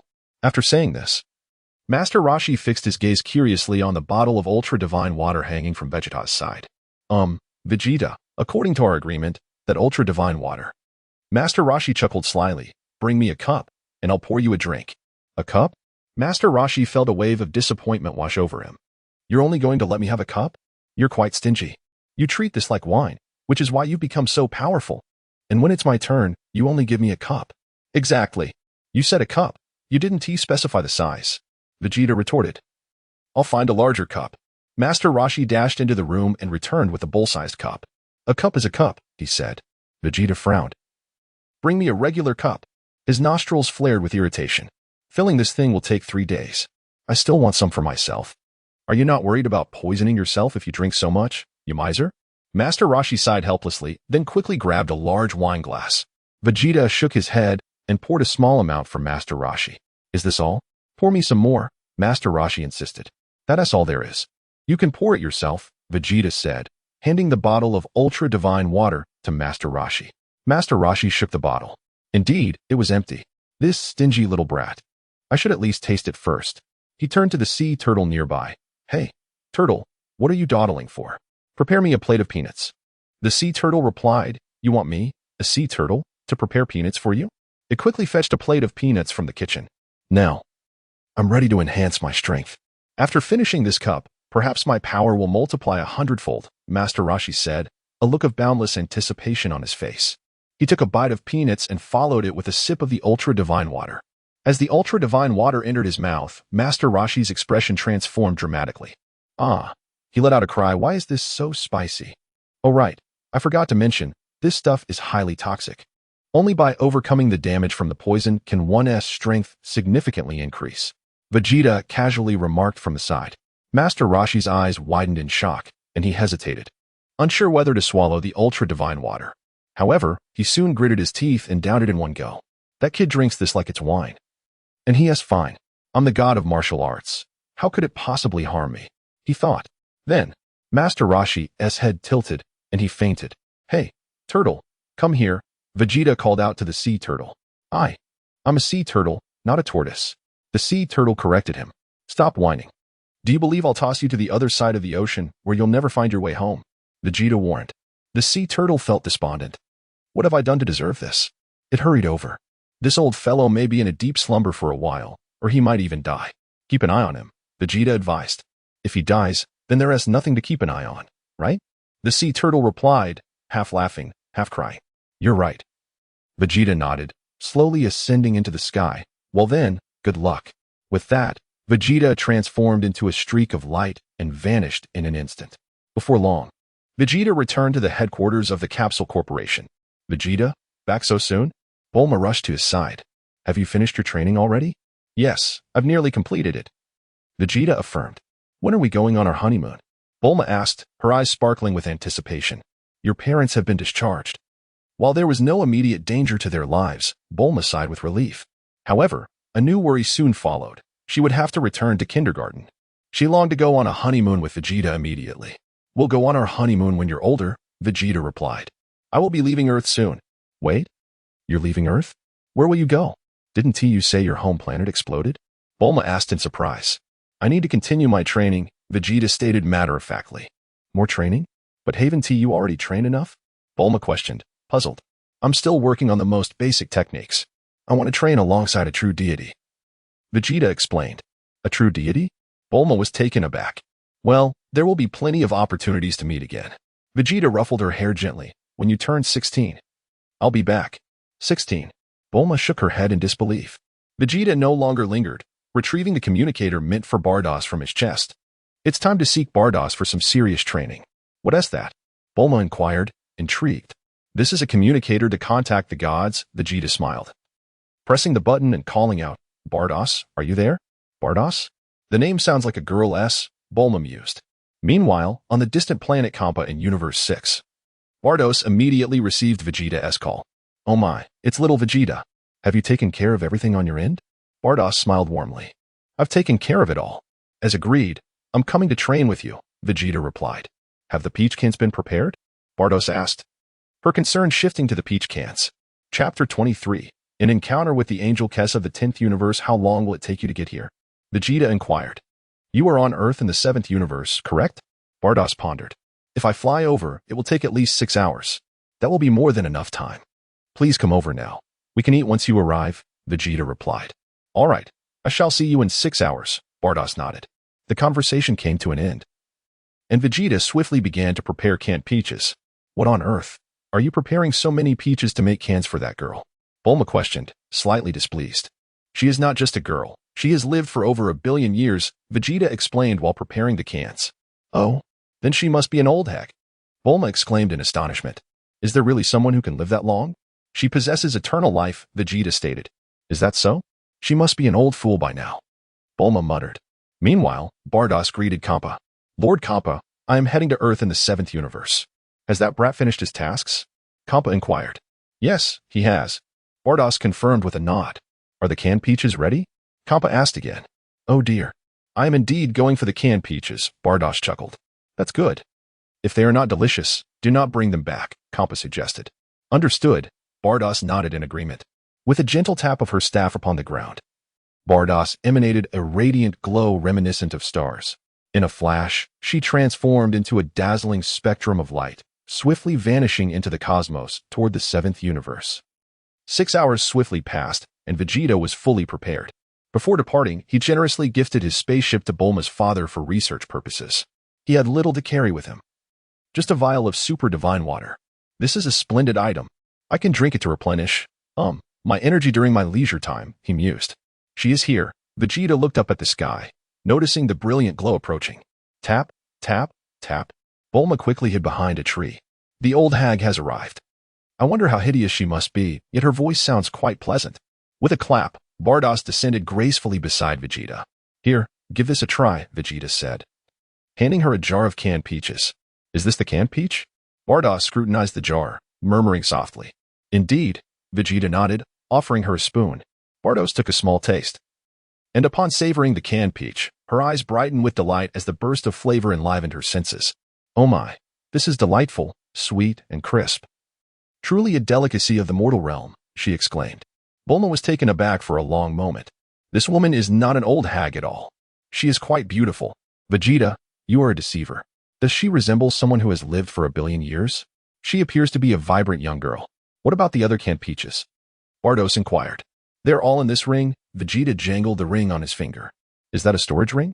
Bardoss was surprised, not expecting such technology to exist on this planet. Indeed, Vegeta affirmed. This ring was crafted by Bulma's father. It contains a cubic meter of storage space. Currently, my senza beans and canned peaches are stored within. Well then, shall we proceed? Bardoss beckoned. Vegeta stepped forward and embraced Bardoss. With a flourish, Bardoss radiated a stellar brilliance, and in an instant, she and Vegeta soared into the heavens, vanishing into the starry expanse. Hey, Vegeta, when will you return? Bulma called out to the sky, but Vegeta could no longer hear her. As she watched his disappearing figure, a sense of loss washed over her, akin to a cherished toy being snatched away. That blue-skinned woman was utterly outrageous. In the vastness of space, Bardoss and Vegeta sped along. After approximately 2 hours, Vegeta focused his gaze and realized they had reached the edge of the universe. Is this truly the edge of the universe? Vegeta asked. Yes. Beyond this lies the void, an undeveloped realm. Bardoss smiled and explained. We need to traverse the void for over an hour to enter the 6th universe.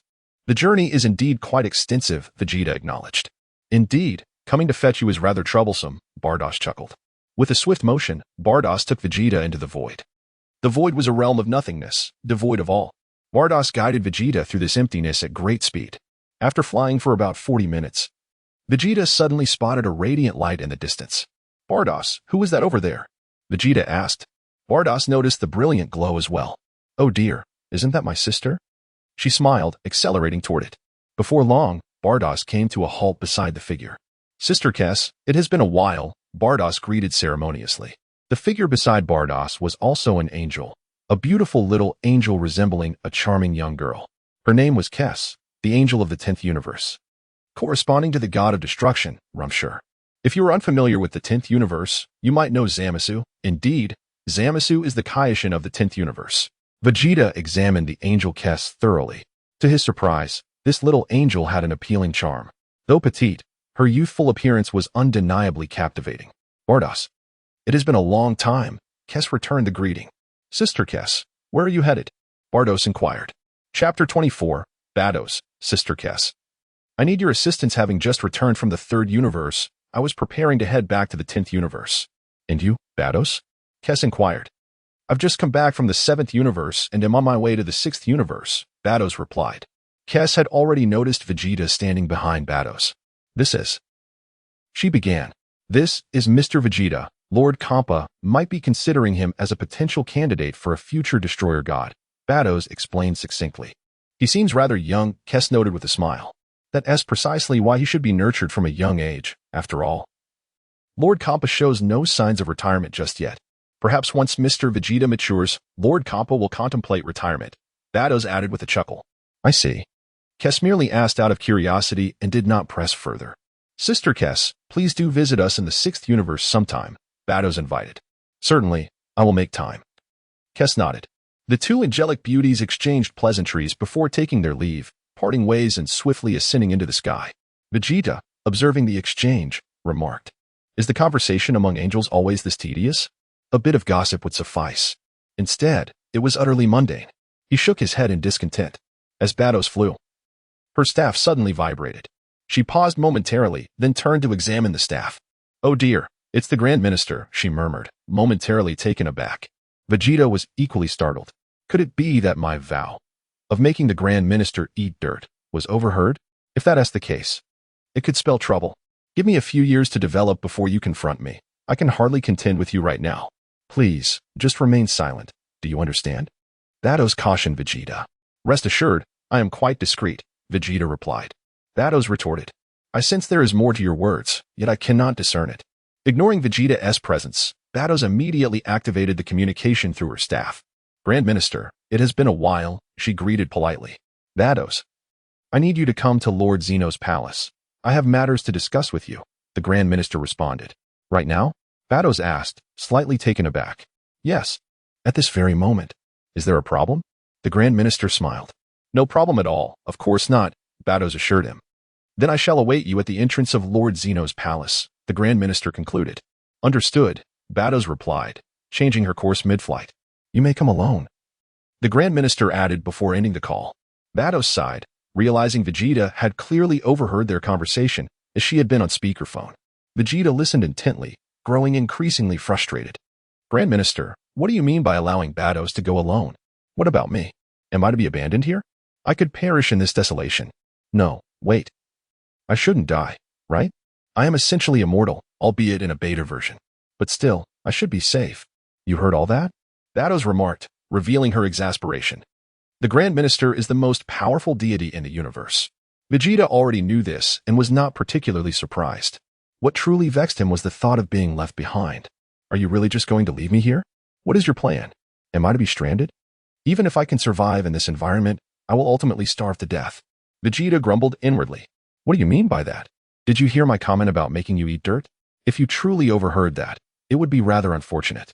I do not wish to become a tragic figure. Vegeta's thoughts spiraled as he pondered the complexity of the situation. Vados sighed. Perhaps you could find a suitable planet to drop me off and on your way to see the Grand Minister. Well, from here to Lord Zeno's palace. We simply need to ascend, Vados replied. Thus, there are no suitable planets nearby. Could you not wait here while I meet with the Grand Minister? I shall return promptly. Vados suggested. Don't be ridiculous, Vegeta scoffed. Who knows how long the Grand Minister will take with you? What if you end up in a distant place for an extended period? Am I to wait here indefinitely? This indeed posed a dilemma. Vados nodded gently, conceding that Vegeta had a valid point.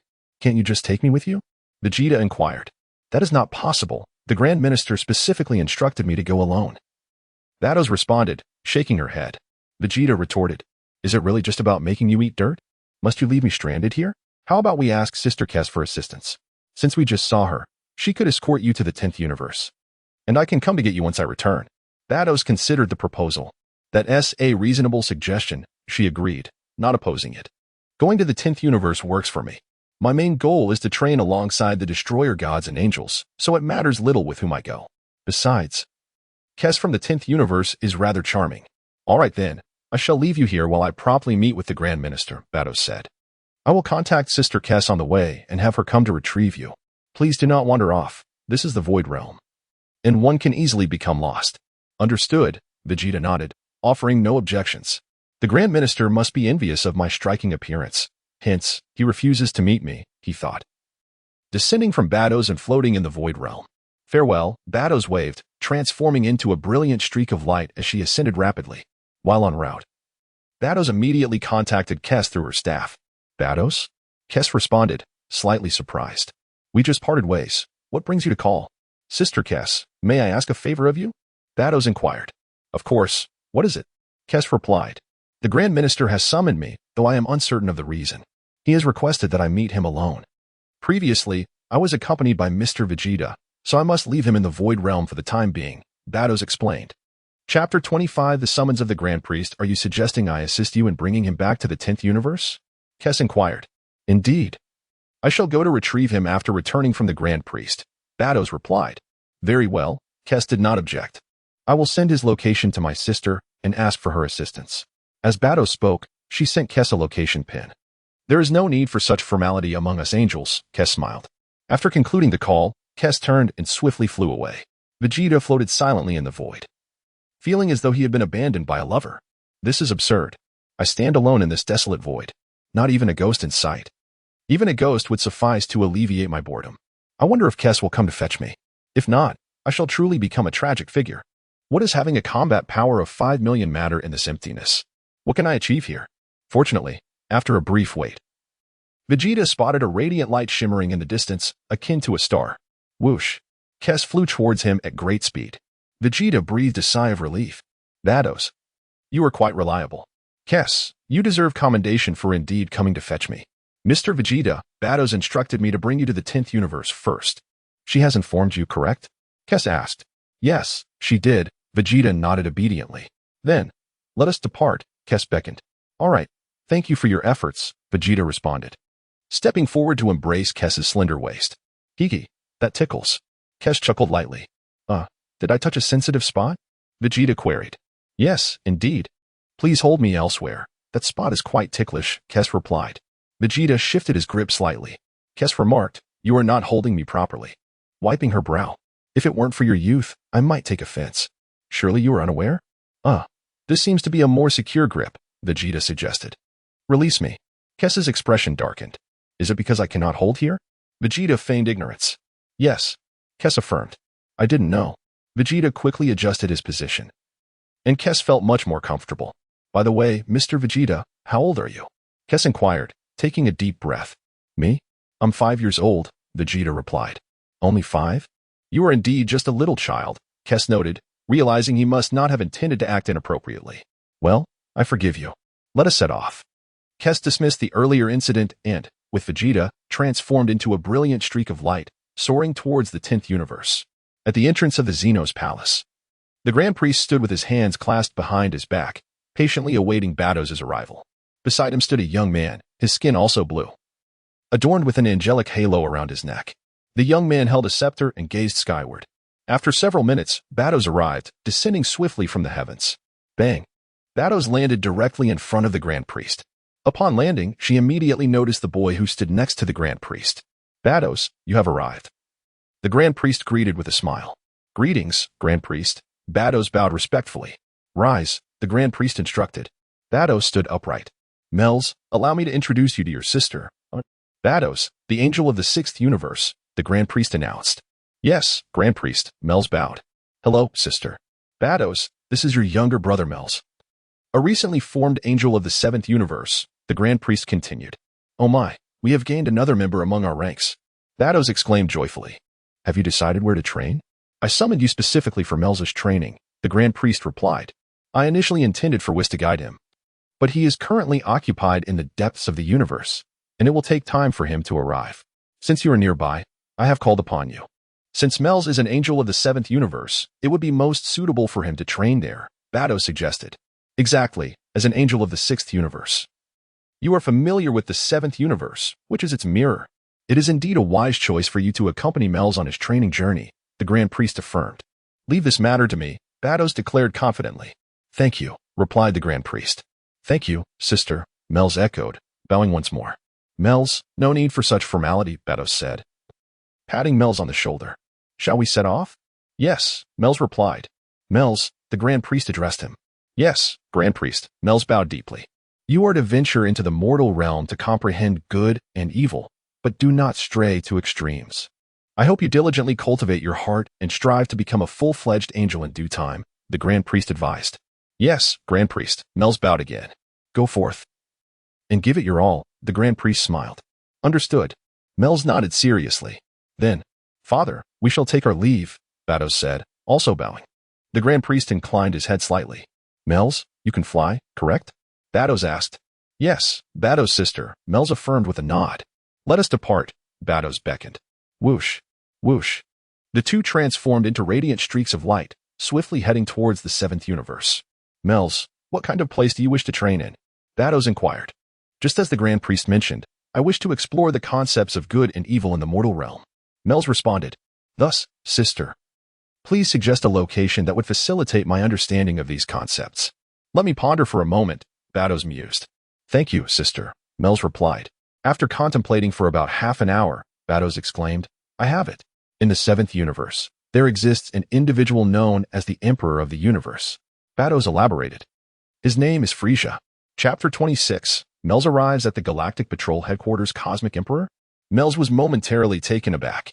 Frieza had established the Frieza Force, reigning tyrannically across the universe. If you could join this organization, it might greatly aid your understanding of humanity's virtues and vices, Bardoss remarked with a smile. Are you suggesting that I join them to become a villain? Mel's wiped the sweat from his brow.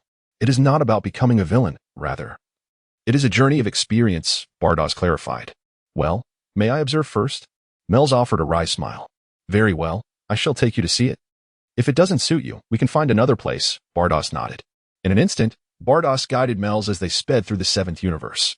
After more than 3 hours of flight, they arrived near Frieza's spaceship, in the vicinity of planet Vegeta. Ah. Frieza emerged from the spacecraft. Raising his right hand high, he let out a series of sinister laughs, conjuring a brown energy sphere that crackled with lightning, brimming with immense power. Frieza. Bardock charged from planet Vegeta, launching a flurry of punches and kicks at Frieza's minions. Frieza smirked disdainfully, pressing his hand downwards. Whoosh. The planet-destroying energy sphere shot towards planet Vegeta. Boom. Bardock was struck directly by the energy blast, his body disintegrating into mere fragments. Mel's. Unable to bear the sight any longer, Mel's even contemplated using his staff to save Bardock. Bardoss restrained Mel's staff. Mel's, what are you doing? Bardoss inquired. Nothing. Mel's quickly replied. You aren't thinking of saving him, are you? Bardoss sighed. Mel's, you must understand that we angels are meant to maintain neutrality. Aside from guiding humanity in martial arts, we cannot engage in battles or interfere in conflicts. If we do so, we risk our very existence. This is no jest. I understand, sister. Mel's lowered his head. Moreover, this planet's destruction was decreed by Lord Beerus. There is nothing we can save, Bardoss added. Understood. Mel's responded. Boom. In the next moment, planet Vegeta erupted in a tremendous explosion, the entire planet bursting forth with brilliant colors, obliterating into cosmic dust. Soon, all Saiyans on the planet met their demise. Mel shut his eyes, unable to witness the devastation. Mel's, when I was born, I too could not bear to see the destruction of planets and the extinction of humanity. Bardoss offered a comforting word.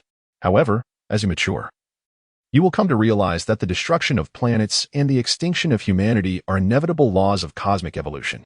I hope you will not dwell on these matters. I understand, sister. Mel's lifted his head, gently nodding in response.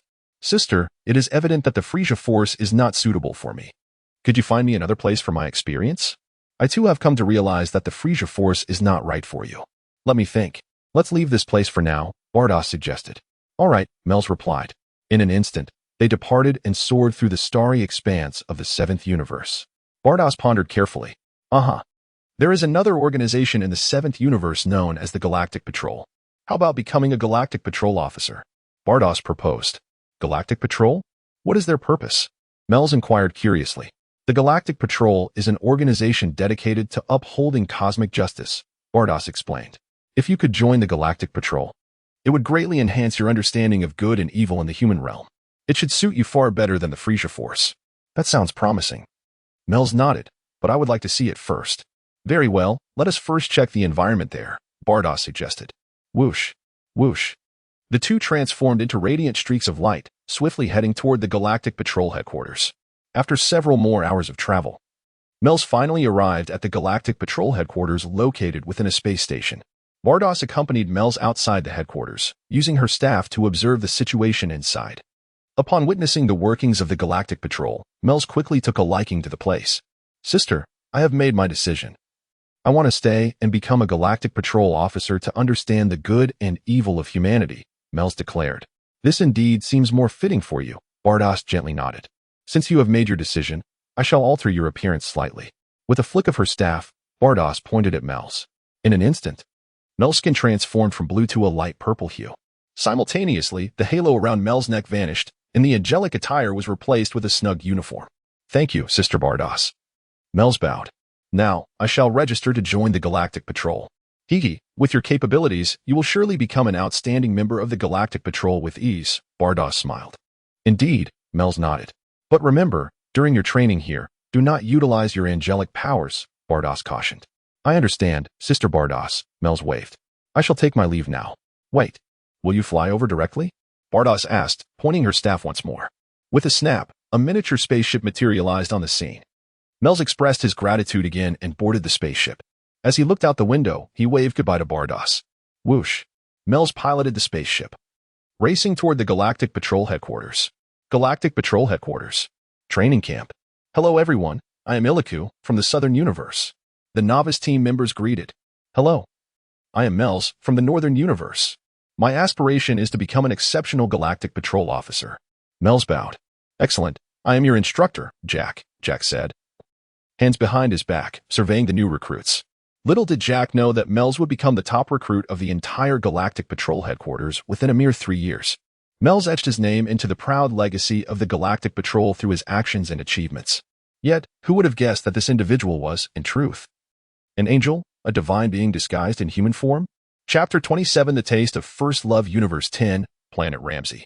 Just as Melz had recently become a Galactic Patrolman, Vegeta accompanied Kess back to the realm of the God of Destruction in Universe 10. Upon their return, the God of Destruction, Lam-Z, gazed at Vegeta with wide eyes. Taken aback. Kess, who is this young man?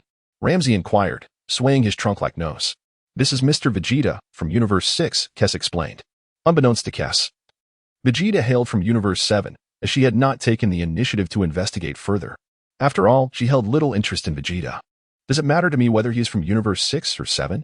Lam-Z asked, perplexed. I ran into Bardoss on the way. She went to see the Grand Minister. Kess replied. What does Bardoss visiting the Grand Minister have to do with you bringing someone from Universe 6 here? Lam-Z pondered. The Grand Minister requested Bardoss to meet him alone, so she entrusted me with Mr. Vegeta until she finishes her tasks and returns, Kess sighed, noting Lam-Z's multitude of questions. Well, since I have nothing better to do, Lam-Z chuckled, eyeing Vegeta with keen interest and beckoning him closer. Come here, young man. Vegeta stepped forward. Tell me, what does Bardoss intend to do with you? Is she grooming you to become the next God of Destruction? Lam-Z queried. God of Destruction? What is that? Vegeta feigned ignorance. You don't even know what a God of Destruction is? You can't possibly not know Bardoss' identity. Lam-Z exclaimed, astonished. I don't know. I'm not one for gossip, Vegeta replied. Humph, let me enlighten you. A God of Destruction is the greatest deity in this universe, Lam-Z declared with a huff. I am Lam-Z, the God of Destruction of Universe 10. The hefty cat you saw with Bardoss is Kampa, the God of Destruction of Universe 6. Understood, Vegeta nodded. Understood? Is that all? Lam-Z's expression darkened. What else do you expect? Vegeta replied, hands in pockets. When you meet a God of Destruction, you must kneel and pay your respects, addressing them as Lord God of Destruction or Lord Lam-Z. Lam-Z admonished Vegeta curtly. But I'm not from Universe 10. Do I still need to pay my respects to you? Vegeta questioned. Lam-Z, you truly are unlikable. If you were from Universe 10, I would have dealt with you already. Lam-Z bared his teeth. By the way, Kess, do you like canned peaches? Ignoring Lam-Z, Vegeta pulled a can from his storage ring. What? Kess had never heard of canned peaches. This, Vegeta said, handing the can to Kess. Hey, are you even listening to me? Lam-Z growled. Kess inspected the can closely, finding nothing particularly special about it. Give it a try, Vegeta encouraged with a smile. To be honest, Bardoss decided to take me to her training grounds because of my canned peaches. Really? Then I must taste it thoroughly, Kess said, twisting off the lid. Vegeta produced a spoon and offered it to Kess. She took a bite of the canned peaches. Sweet and tangy, doesn't it evoke a feeling of first love? Vegeta smiled. Kess, you call this a feeling of first love? I'm utterly baffled. I've never been in love. So I truly don't know what first love feels like, Kess smiled. Now you do. First love feels like canned peaches, Vegeta grinned. Kess, you make a compelling point. I'm at a loss for words. But I must admit, it's quite delicious, sweet and sour, truly a delicacy. No wonder Bardoss, the foodie, agreed to take you to the God of Destruction's realm in Universe 6, Kess realized. If you like it, eat more, Vegeta suggested. Certainly, Kess nodded, savoring the canned peaches. Lam-Z watched, nearly drooling. Hey, young man, what about mine? Lam-Z asked darkly. This guy is truly inconsiderate. Can he see there are two of us? You can't just bring one can. Who will share it? I'd like to try it too. Oh. I thought you didn't like these kinds of things, Vegeta chuckled, generously pulling out another can of peaches and tossing it to Lam-Z. Lam-Z twisted open the lid and, forgoing the spoon, tilted the can straight to his mouth. Crunch in no time, Lam-Z devoured the entire can of peaches. Not bad, Lam-Z praised. You've got skills, kid. Did you make this? Yes, it's decent, right? Vegeta nodded. Can you make other delicacies? Lam-Z inquired. I can make plenty, Vegeta smiled. Prepare something for me to taste. If it's good, I'll teach you a few tricks that will benefit you immensely, Lam-Z offered with a grin. Let me let you in on a secret, Mr. Vegeta, Kes said with a smile. Lord Ram-Z's power surpasses that of Lord Kampa. If Ram-Z teaches you, your progress will likely outpace what Kampa could offer. Very well, I shall demonstrate my culinary skills, Vegeta declared, retrieving a potato and an air fryer from his storage ring. He tossed the potato into the air. With a swift gesture, he removed the skin. Next, he waved his hands, slicing the potato into long strips. Vegeta opened the air fryer drawer, and the potato strips fell evenly inside. He sprinkled salt over them, added a bit of oil, and mixed it all together. With a decisive push, he slid the drawer back in, activating the function for frying French fries. Approximately 15 minutes later, a batch of golden fries emerged. Vegeta paired them with ketchup. It's ready to eat. Vegeta took a fry and tasted it. Not bad. Chapter 28. Vegeta interrupted by Ram-Z and Kes. Is it really that simple? Ram-Z paused, stepping forward to take a fry, dipping it in a bit of ketchup before tasting it. Kes also approached to sample it. After savoring the delectable fries, both were overcome with joy, dancing in delight. In no time, the plate of fries was devoured completely by Kes and Ram-Z. Even after finishing, they still craved more. It was astonishing how something as simple as a potato could be transformed into such a delicious treat. Is there anything else you can make? Ram-Z inquired further. I can also concoct a milk tea using Hextech technology, Vegeta pondered. Hextech technology? What is that? Ram-Z asked, bewildered. Don't worry about the details. I'll prepare a cup for you right now, Vegeta replied, retrieving various ingredients from his storage ring. Ram-Z could not comprehend what these ingredients were. 1 scoop of 3-flour egg milk. Vegeta began mixing the milk tea. Soon, he had crafted the beverage. It's ready. Give it a try, he said, serving a cup to both Kes and Ram-Z. These two were truly divine beings. Such Hextech concoctions would have no adverse effects on them. In fact, even Vegeta himself would be unfazed. After all, he treated divine water as mere wine. This black technology was merely an exploration of flavor. Naturally, Vegeta wouldn't let Bulma partake. She was merely immortal, and too much could lead to dire consequences. After sipping the milk tea, Kes and Ram-Z were once again enveloped in a gust of pleasure on their taste buds. This drink is simply exquisite. This fellow is a true talent, Kes. Ram-Z winked at Kes. She nodded gently, leading him to a spot further from Vegeta.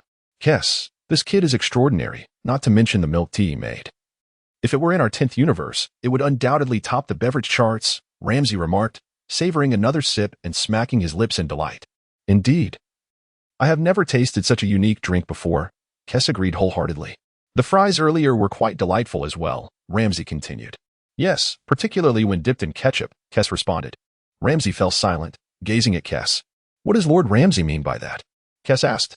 I suddenly don't wish to return this kid to the 6th universe, Ram-Z chuckled. That seems rather inappropriate, Kes replied with a smile.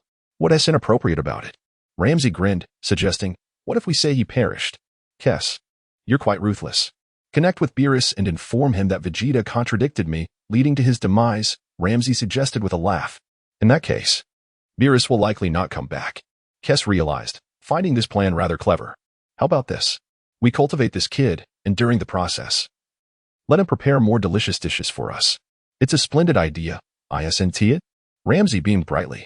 Kes contemplated quietly, weighing the feasibility of the plan. What are you hesitating for? Ram-Z asked, feeling that sending this kid to Kampa would be a waste. Are you planning to train Mr. Vegeta to be a destroyer? Kes inquired. If he possesses talent, it would not be unwise to groom him as my successor, Ram-Z replied. Very well, I will contact Beerus to gauge her thoughts. Kes mused.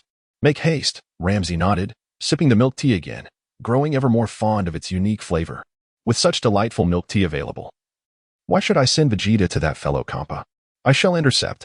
I wonder what Kampa's expression will be once he learns of this. I can only imagine it will be quite entertaining. Ram-Z, filled with excitement, swayed his elephantine trunk back and forth. Kes took a deep breath, quietly using her staff to channel angelic energy towards Vegeta, cloaking his aura so that Beerus would be unable to detect his presence. Subsequently, Kes established a connection with Beerus through her staff. In the 7th universe, at the Galactic Patrol headquarters, outside, Beerus had not yet departed. Watching from a distance as Meruz joined the Galactic Patrol, she observed that Meruz was progressing smoothly and had successfully become a Galactic Patrol officer. A smile of satisfaction graced Beerus's face. Now that Meruz's affairs were resolved, I shall promptly retrieve Vegeta. Whoosh! Beerus transformed into a brilliant streak of light, soaring into the cosmos. As she flew, The staff in her hand trembled suddenly. Beerus paused, realizing it was a call from Kess. She promptly answered the video call. "Sister Kess," Beerus greeted. "Beerus, there's troubling news." "I am truly sorry," Kess expressed with a guilty look. "What happened, Sister Kess?" Beerus inquired. "You instructed me to bring Mr. Vegeta back," Kess sighed, covering her forehead. Yes, what's wrong? He hasn't gotten lost on the way, has he?" Beerus questioned. "He hasn't lost his way. It's just that after Mr. Vegeta arrived in the realm of destroyers, he contradicted Lord Lam-Z." Kess spoke solemnly. "Contradicted? That is indeed his style. He is a prince of a certain planet and its future king. Although his home planet has been destroyed, Mr. Vegeta has always had a penchant for defiance," Beerus acknowledged with a nod. "Lord Lam-Z must be furious." "Furious is an understatement." "In a fit of rage." "Lord Lam-Z has destroyed him," Kess lamented. Beerus. Her eyes widened in disbelief, displaying a look of helplessness. A silence stretched for 6 seconds. "Destroyed?" Beerus was at a loss for words. "How rude." Kess sighed. "At that moment, I happened to be away. By the time I returned, it would be too late to reverse time.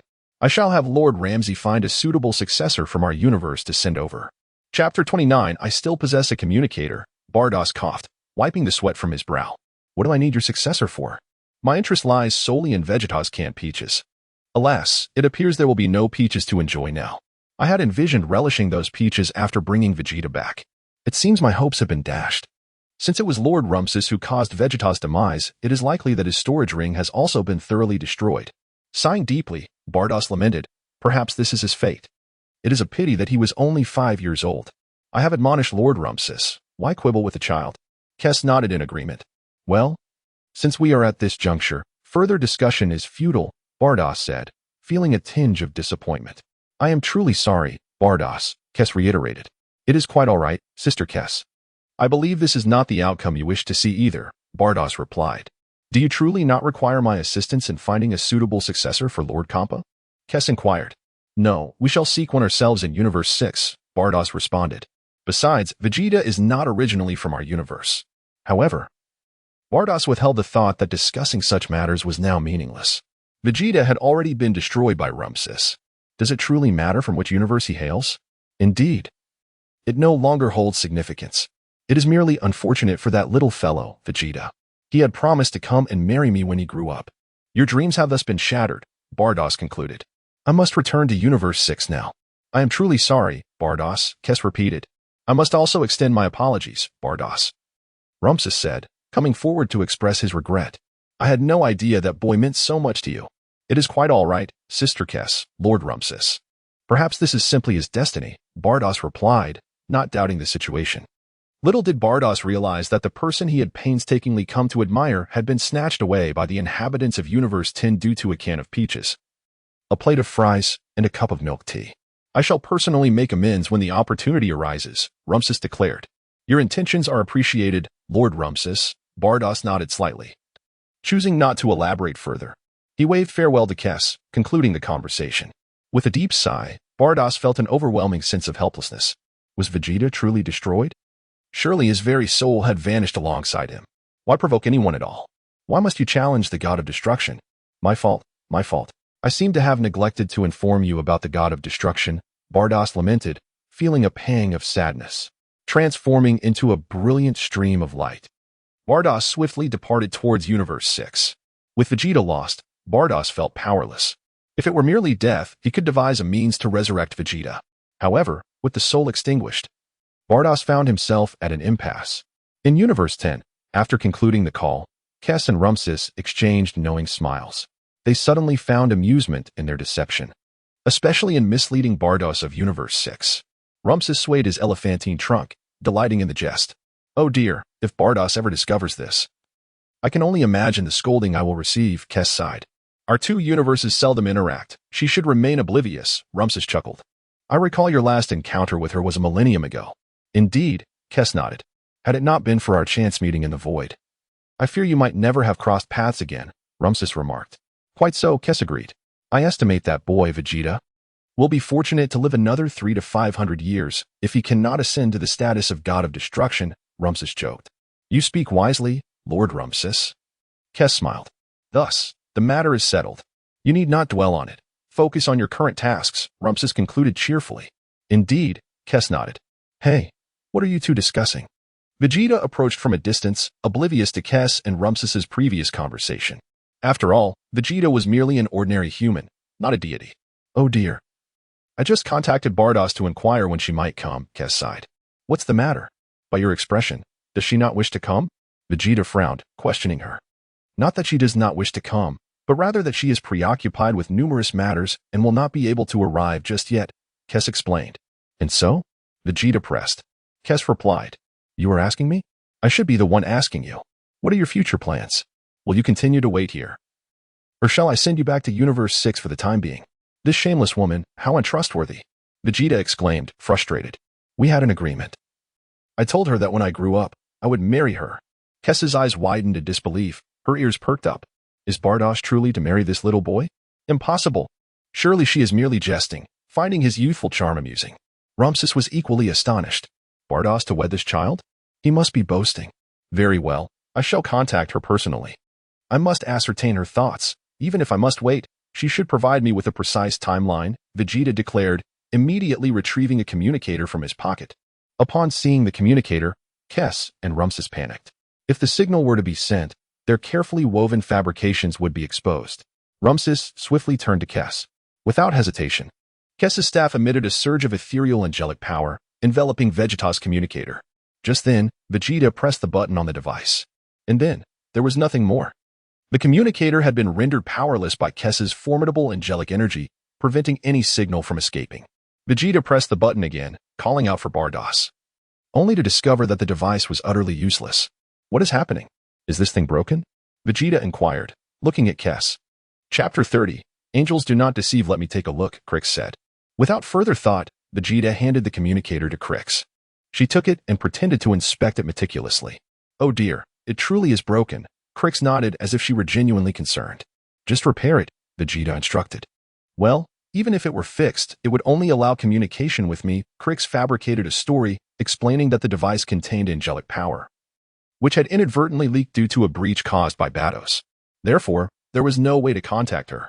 If I repair it, I will have to infuse it with my angelic energy, meaning you will only be able to reach me from now on. Vegeta's expression was one of skepticism. Do you take me for a fool? Angelic energy can leak? Is it so easy to escape?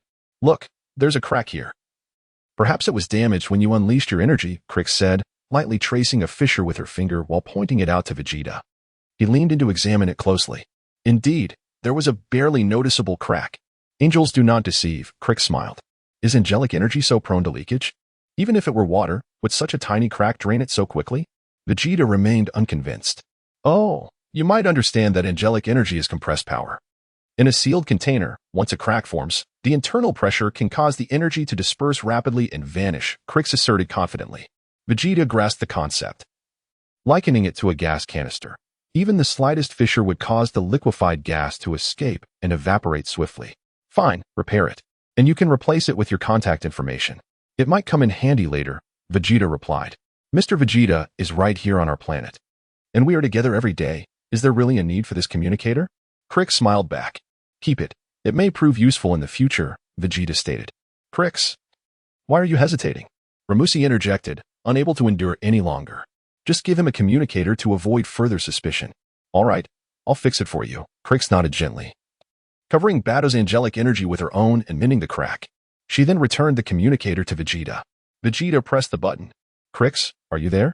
Krix's staff flickered in response. I'm right beside you. Do you really need to ask? Krix replied. Krix, say something, Vegeta urged. Krix wiped her brow silently.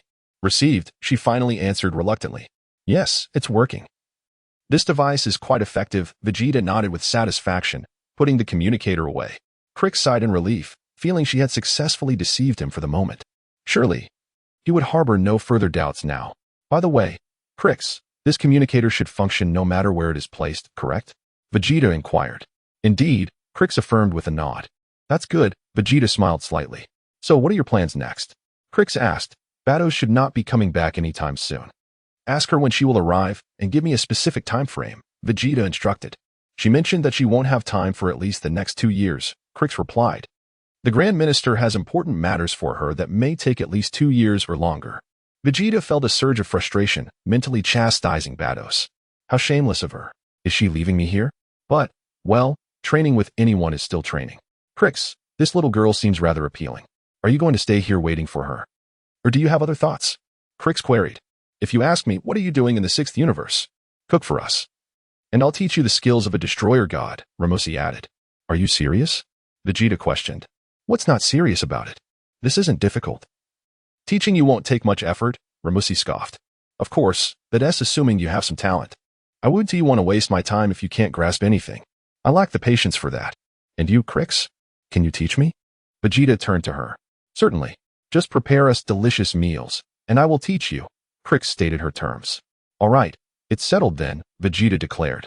So, every Monday, Wednesday, and Friday, I will train with Ramosi, and every Tuesday, Thursday, and Saturday, I will train with you, Crix. Is that acceptable? Crix and Ramosi exchanged glances, both surprised. Kid, you might not have grasped the situation correctly, Ramosi retorted. Crix and I have different training methods. Crix is an angel, honing her mastery of Ultra Instinct, which she naturally possesses. Ultra Instinct is a unique skill for self-preservation. I, on the other hand, am a destroyer god, focusing on destructive techniques, which revolve around annihilation. Does that matter? Vegeta asked nonchalantly. Of course it matters. You must have a focus, Ramosi replied. If you try to learn both, you will end up failing at both. Fine, I'll follow your lead for now. I want to see which path suits me best, Vegeta mused. Kid, are you even listening to me? Ramosi's expression darkened. This kid has some determination, but having a strong opinion is one thing. What is your plan? Training in destructive techniques on Monday, Wednesday, and Friday, while mastering Ultra Instinct on Tuesday, Thursday, and Saturday. Well, I suppose we can try it. Crix exchanged a knowing glance with Ramosi. Ramosi remained silent, as their motivation was food. If you want to try, then try. It might be better this way. Teaching you once every other day is certainly more manageable than daily. What about Sunday? Crix asked with a smile. I'll be resting on Sunday, Vegeta replied. One must learn to balance work and rest. Training without respite only burdens the body. When do you plan to start? Crix queried. What day is it tomorrow? Vegeta asked. Chapter 31. Learning the Art of Freedom from Kes tomorrow is Tuesday, Kes replied. According to the rules, it is my turn to teach you the Art of Freedom. Very well, let us commence tomorrow. For today, I shall practice in my own way, Vegeta declared, immediately retrieving a bottle of divine water from his storage ring. He then produced a plate of peanuts and a plate of cold shredded potatoes, which he had prepared earlier. In this storage space, conditions were akin to a vacuum, ensuring that these dishes remained fresh. Vegeta began to indulge in the peanuts and potatoes. What are you drinking? Lam-Z inquired. Oh, it's nothing of great consequence. Just a miraculous potion known as divine water. Once I eliminate the toxins within my body, my strength will significantly increase, Vegeta responded. So, this is how you enhance your energy? Lam-Z remarked, sniffing at Vegeta's glass. With a nose as long as yours, can your brain accurately process the scent? Vegeta questioned. Lam-Z shot a sharp glare at him. What kind of language is that? This potion is indeed quite unique, Lam-Z acknowledged with a nod. Kes approached to inspect as well. Oh my, this potion is extraordinary, especially the bottle, which connects to a different dimension. In that space, this marvelous liquid flows and fills the container, Kes explained. By the way, Kes, I have a question, Vegeta interjected, disinterested in the origin of the divine water. Go ahead, Kes encouraged. Can you examine my body for any hidden ailments, perhaps something like viral heart disease? Vegeta asked. You can detect such things, right? Certainly, Kes nodded. Let me take a look. With her staff, she scanned Vegeta's body thoroughly. As far as I can tell, aside from the poisoning, there are no other issues, Kes confirmed. That's good to hear, Vegeta sighed in relief. However, your body is quite remarkable, possessing a strong regenerative ability, Kes noted with admiration. Nothing to be concerned about, Vegeta replied, opting not to elaborate. Soon, he drained the entire bottle of divine water and found a spot to fall into a deep slumber. This fellow's method of training. Lam-Z shook his head. Is he really trying to take shortcuts? Although this approach may be considered a shortcut, it comes at a heavy toll for his body, Kes pondered. The price he pays with his mortal form is undoubtedly excruciating. Does he not feel pain? Lam-Z queried. It must be quite painful. Did you not see the sweat pouring from him while he drank? Kes chuckled. He's certainly an odd one, Lam-Z laughed. After approximately 6 hours had passed, a tremendous surge of energy erupted from Vegeta. A vast aura emanated from him, flooding the surroundings. My, what overwhelming energy! Kes exclaimed. His energy intensity has at least doubled. Pathetically weak, Lam-Z scoffed. Yet, it seems this little one possesses some potential. Indeed, Kess agreed, nodding. Vegeta quickly assessed his energy intensity. By this measure, I feel my battle power has reached 10 million. At last, my strength has surged from 5 million to 10 million. I believe I can consume more divine water or perhaps wait for a while before doing so. For now, I shall learn the art of freedom from Kess. Is it already Tuesday? Vegeta asked. 3 more hours until Tuesday, Kess replied. Let us begin now. The sooner we start, the sooner we finish, Vegeta insisted. Very well. Kess conceded. Allow me to briefly explain the art of freedom. Unlike previous combat styles that rely on sensing energy, this technique depends on the body's reflexive movements, requiring no conscious thought from the mind, thereby maximizing speed and reaction time. Is that rather perplexing? Kess added. You will gradually understand. I already comprehend, Vegeta asserted. Kess was momentarily taken aback. In simpler terms, it involves the separation of body and consciousness, allowing each part to instinctively perceive surrounding dangers without the need for prior thought. Correct? Vegeta articulated. Kess was astonished. How did he grasp the concept of the art of freedom so quickly? Lam-Z was equally surprised. I must admit, his comprehension skills are quite impressive. Has Bados ever mentioned anything about the art of freedom to you? Kess queried. I do not even know who Bados is. This is my first encounter with the art of freedom, Vegeta replied. Well, your understanding is remarkable, which saves us much trouble, Kess remarked, pleased. Now, unleash your full power against me and observe my movements. From my technique, you will gain insight into the art of freedom. Understood, Vegeta nodded, his aura flaring to life. Come forth, Kess beckoned. With a swift motion, Vegeta lunged at Kess, launching a fierce assault. Kess effortlessly dodged all of Vegeta's strikes. After approximately 5 minutes of combat, Kess raised a hand and caught Vegeta's incoming fist. Let us pause for now, Kess smiled. Vegeta nodded. Is that sufficient? Go prepare something to eat, Vegeta. Lam-Z is awaiting a delicious meal. A cup of milk tea would suffice as well, Lam-Z chimed in. Are you joking? We have only been training for 5 minutes. Vegeta rolled his eyes, irked. You are quite audacious. I am the god of destruction. Do you know what attitude you should have? Lam-Z's expression darkened. Keep quiet if you wish for something tasty. Otherwise, even if you destroy me, I shall not oblige, Vegeta huffed. Very well, you win this round, Lam-Z grumbled. Just wait until tomorrow when I instruct you. You'll see how I deal with you. Again, Vegeta declared to Kess. Chapter 32. Allow me to demonstrate the art of destruction very well. Kess nodded and inquired. Are you truly certain we need not take a break? No need, Vegeta replied. Charging towards Kess once more, amplifying his energy to its zenith, unleashing a flurry of punches and kicks. Approximately 10 minutes passed. Vegeta hadn't even grazed Kess's attire. Huff. Huff. During this span, Vegeta had nearly depleted all his energy, panting heavily. Shall we take a moment to rest? Kess smiled. Indeed, Vegeta nodded. How dreadfully tedious. You both carry on. I shall take a nap. Lam-Z glanced at the ongoing duel, finding it utterly monotonous.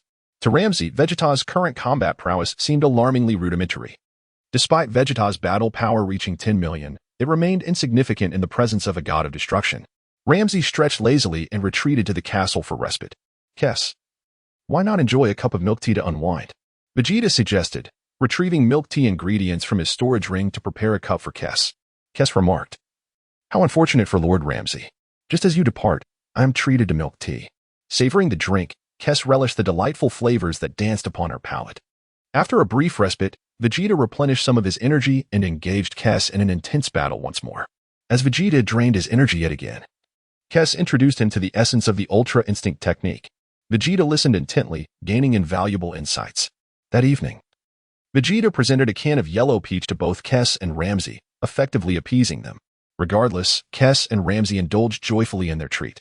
In the 6th universe, within the realm of the gods of destruction, Beerus inquired, Bardos, where is everyone? Did you not bring back that little brat Vegeta? Is the yellow peach not to your liking? Kampa asked, perplexed. It's a long story, Bardos sighed. Let me briefly explain it to you, Lord Kampa. Long story? And you say you'll keep it brief? Kampa retorted. Bardos recounted the events surrounding Vegeta to Kampa, including the incident involving Mirus. What? That scoundrel Lam-Z has obliterated Vegeta. Kampa fumed, his teeth grinding in anger. That shameless wretch. Alas, it was unavoidable. It is said that Mr. Vegeta instigated him first, Bardos lamented. Curse it. My yellow peach can. Kampa clenched his fists, then posed a question. But tell me, Bardos, was that yellow peach truly delicious? Indeed, it was quite delectable. Yet now it is lost to us forever. Bardoss shook her head. That scoundrel Lam-Z. I shall settle the score with him. Kampa vowed through gritted teeth.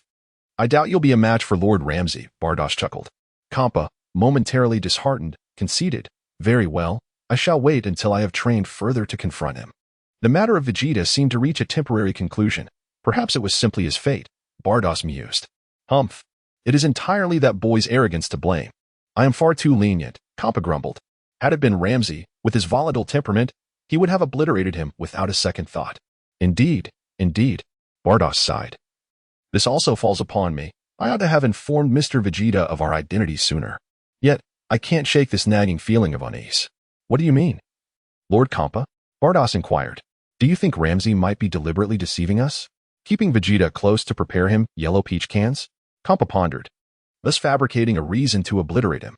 Surely not, Bardoss shook her head. Even if Lord Lam-Z were to deceive us, Sister Kess would never mislead me. Quickly. Use your staff to check if that little brat Vegeta is still alive. Kampa urged. Very well, I trust Sister Kess, Bardoss responded.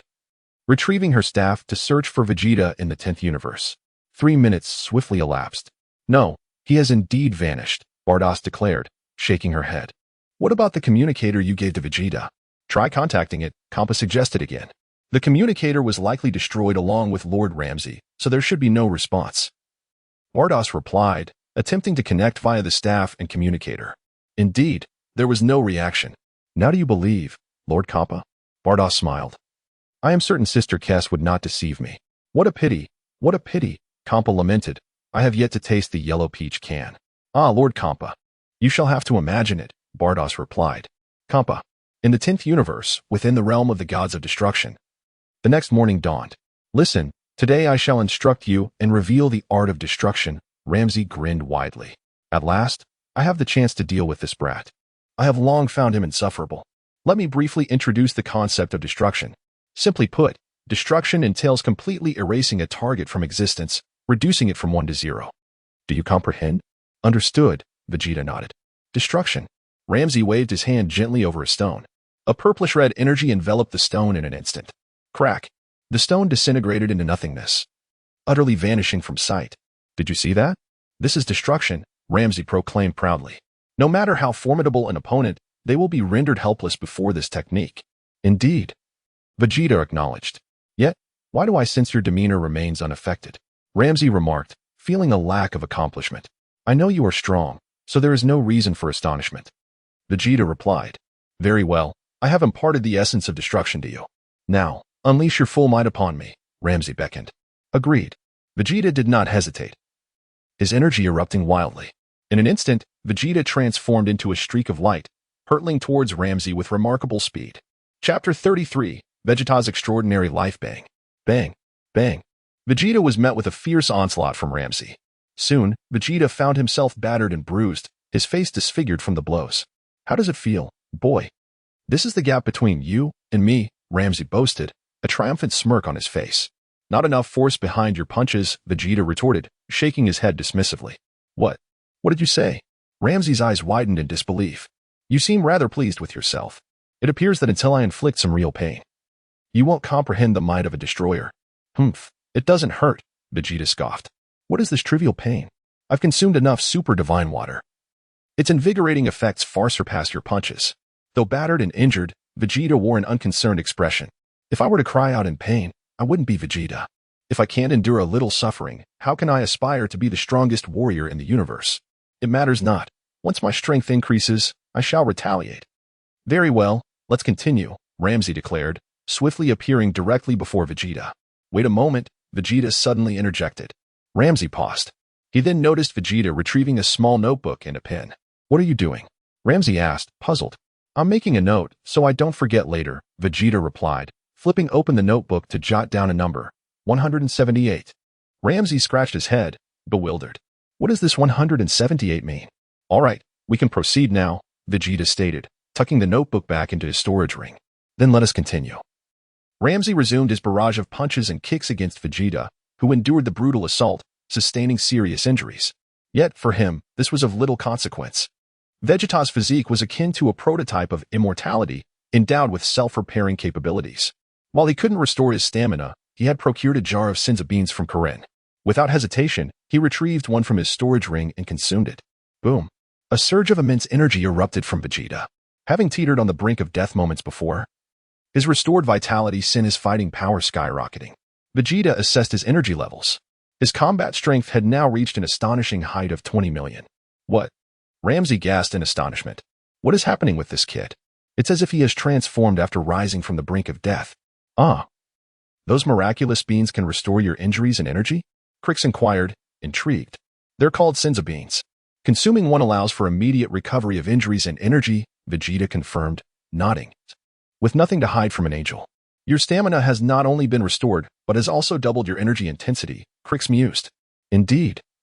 My unique constitution allows my combat strength to double each time I rise from near death, Vegeta smiled. Is that so? Your constitution is indeed peculiar. But surely there must be a limit, Lam-Z interjected with a scoff. Yes, I aim to push my near-death recovery to its limits today, Vegeta affirmed, nodding resolutely.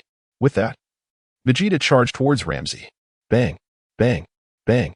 Vegeta accelerated his attacks, unleashing a flurry of punches and kicks. Yet, he was acutely aware of the disparity between their strengths. Even with a combat power of 20 million, he was no match for Lam-Z, regardless of whether it reached 200 billion. Vegeta craved the experience of being gravely injured, teetering on the edge of death, only to recover through the Sinza bean and witness his combat power multiply. He was eager to determine just how many times he could amplify his strength. He understood that this near-death power amplification had its limits. Today, he would test those boundaries. 3 minutes later, Lam-Z had once again knocked Vegeta to the ground, inflicting severe injuries. Vegeta had grown accustomed to such wounds. Though he appeared battered, the effects of the super divine water rendered them inconsequential. Unperturbed, Vegeta retrieved another Sinza bean and devoured it. Instantly, he felt the weariness dissipate from his body. He then assessed his energy levels, 40 million. Perfect, he thought, pleased with his newfound strength. He noted down the number 386 in his notebook, revitalized, and charged at Lam-Z once more. Lam-Z felt his composure fraying. I've pummeled this kid for so long, and he even let out a whimper. The more I hit him, the more invigorated he seems. His strength has quadrupled today. I'll see just how much more you can grow. I doubt there is no limit. Since you seek punishment, I shall oblige, Lam-Z declared, unleashing another series of punishing blows upon Vegeta. Vegeta grunted but once again retrieved another Sinza bean, restoring his vitality. His combat power surged again, this time reaching an impressive 100 million. Taking a deep breath, Vegeta proclaimed, let us go again. What? This kid has more than doubled his power. Lam-Z's eyes widened in disbelief. Whoosh. Vegeta charged with renewed vigor. Lam-Z, unfazed, prepared to retaliate, delivering yet another brutal assault. Vegeta fell again, consuming yet another Sinza bean. Quickly, he checked his combat power once more, 200 million. Vegeta reveled in his progress. I refuse to believe you can continue to grow, Lam-Z declared, genuinely incredulous. Your energy has increased tenfold. Can you still rise? In a flash, Lam-Z moved swiftly, appearing behind Vegeta once more. Chapter 34, Lam-Z, my combat power will terrify you. Bang. Lam-Z delivered a powerful slap directly to Vegeta's back. Blood gushed from Vegeta's mouth as he collapsed to the ground, gravely injured. However, he quickly retrieved a Sinza bean from his storage ring and consumed it. In an instant, Vegeta's vitality was restored. Hey, Vegeta's energy surged explosively. Can it continue to grow? Lam-Z immediately sensed Vegeta's energy intensity. With this perception, Lam-Z let out a slight sigh of relief. Finally, it had ceased to increase. This must be its limit. Lam-Z smiled gently. Vegeta quietly assessed his own energy. Indeed.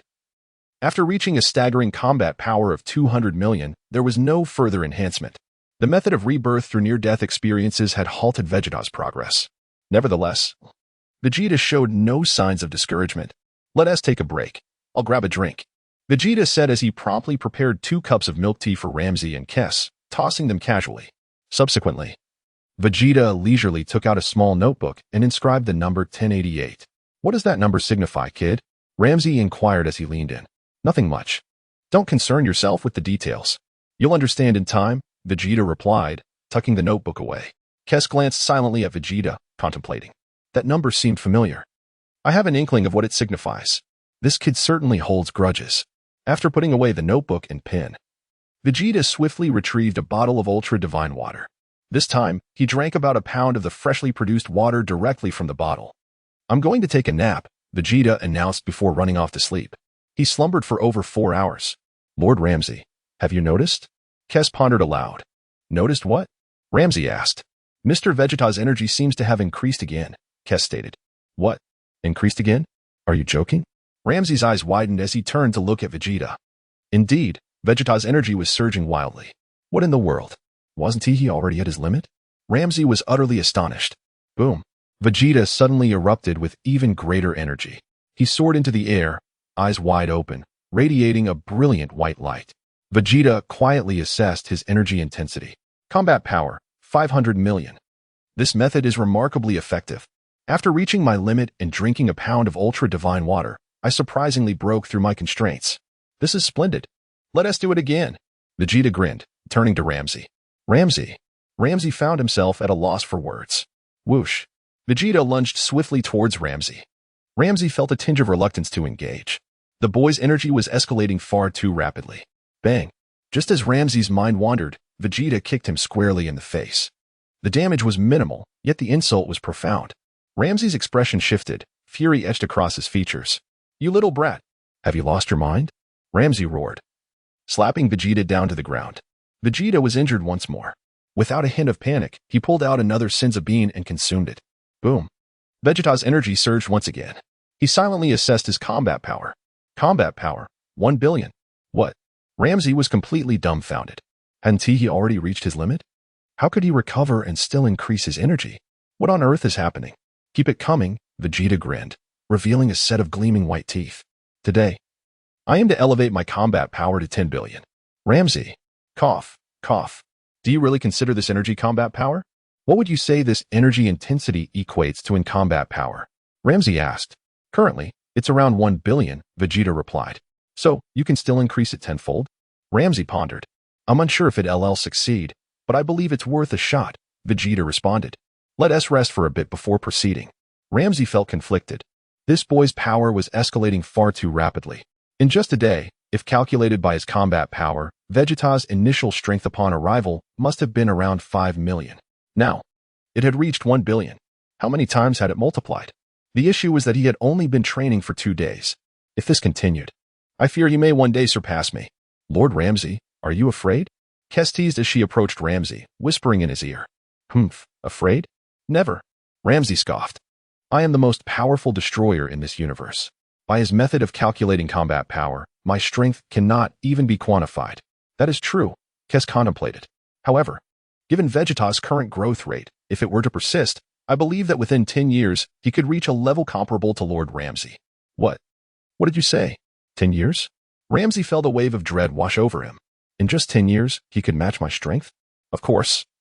This is merely my estimation, contingent upon Vegeta's ability to continue doubling his energy, Kes stated. Do you think he can still double it? Lam-Z asked, a hint of concern in his voice. If he can reach parity with me in 10 years, I will absolutely cease to train him. This is dreadful. I am cultivating a formidable adversary. I estimate his maximum combat power could reach 100 billion, which would be nearly his limit, Kes analyzed. 100 billion. That is still manageable, Lam-Z exhaled in relief. What are you two discussing? Vegeta inquired with a smile. Are you astonished by the rapid pace of my growth in combat power? Surpassing your expectations? Spare me your boasting. Lam-Z retorted. Even if your combat power reaches 100 billion, what of it? 100 billion? Vegeta mused. Indeed, that is still far from sufficient. Good that you realize that, Lam-Z said, a smug expression on his face. My combat power, if revealed, would surely terrify you. Chapter 35. A combat power of 8 billion. How much? Vegeta inquired with keen interest. The power of a god of destruction is simply beyond numerical calculation. However, if one were to attempt a calculation, Lam-Z paused, turning to Krix. Krix, could you compute the conversion of my strength into his combat power? Oh dear, this is quite the undertaking, Krix replied with a smile. Let me see. Krix silently began to calculate. A minute later, she concluded, if one were to convert Lord Lam-Z's strength into combat power, it would be approximately 10 to the 47th power. Krix pondered, that is an extraordinarily daunting astronomical figure.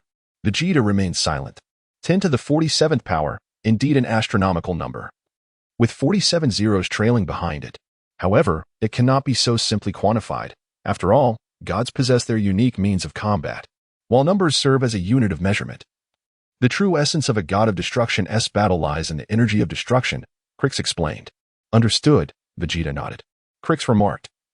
How is it that you grasp it so quickly? So, it means that the greater the accumulation of destruction, the stronger one becomes, correct? Vegeta queried. Young man, did you truly comprehend that? Lam-Z interjected sternly. What do you mean by the greater the accumulation of destruction, the stronger one becomes? The magnitude of destruction is not directly correlated with a god of destruction's strength. For instance, if our destructive energy intensity is the same, does that not imply that greater accumulation equates to greater power? Vegeta retorted confidently. Indeed, Mr. Vegeta has a point, Krix conceded. When the intensity of destructive energy is equal, greater accumulation does indeed yield more power. Krix, you must not indulge this young man. His reasoning is flawed, Lam-Z huffed. Whether it is flawed is of little consequence. Vegeta chuckled. Let us proceed. I aim to enhance my combat power further today, striving to reach 1 billion. Lam-Z sighed, exasperated. Why do I feel that spending time training with you is so exhausting? I clearly inflicted considerable pain upon you, yet you remain utterly unfazed, which leaves me devoid of any sense of accomplishment. For Lam-Z, the act of sparring had once brought him joy, yet as his punches and kicks landed on Vegeta, the latter seemed unaffected, even going so far as to rip off his own arm and wield it as a weapon. Upon witnessing such a peculiar fighting style, Lam-Z felt on the brink of despair. Is this truly how one fights? Soon, a day elapsed. Vegeta assessed his energy levels. The results were quite fruitful. Though he had not reached the lofty height of 1 billion, he had nonetheless elevated his base combat power to 8 billion.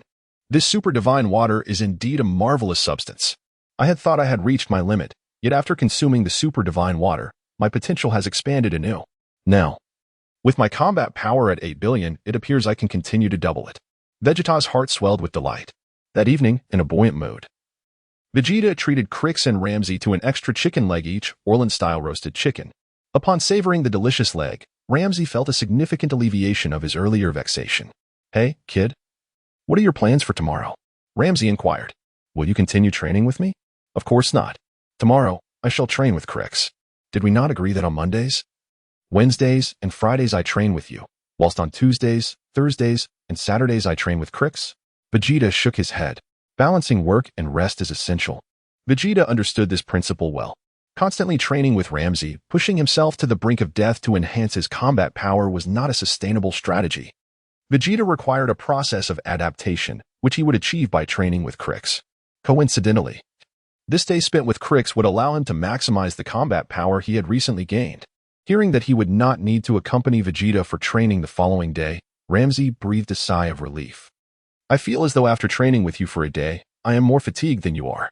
The next day, Vegeta and Krix prepared for battle. Whoosh, whoosh, whoosh. Vegeta summoned all his energy and launched a fierce assault against Krix. Yet still, he failed to touch her garments. Vegeta pondered. What would my current combat power equate to in Krix's calculation? It seems I have yet to reach 10 to the 10th power. 10 to the 10th power is 100 billion, yet my combat power stands at only 8 billion. The road ahead is long, and I shall endeavor to reach Krix. To make contact with Krix. All right, I admit I strayed from the point. Mr.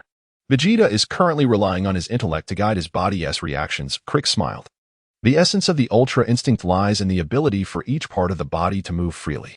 Each part of the body can move freely? Vegeta's thoughts took a more improper turn. Hey, what expression is that?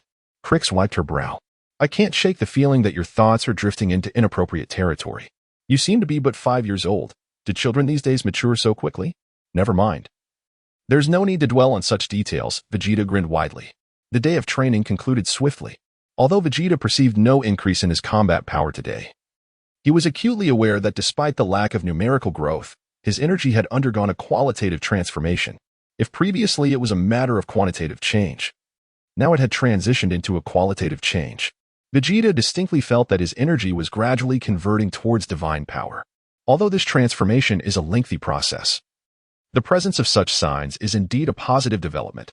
Krix gazed at Vegeta, her expression one of astonishment, as she felt increasingly unable to decipher him. This young man's talent is truly remarkable. Time flowed like water, and years slipped by unnoticed. Unbeknownst to all, 9 years had passed.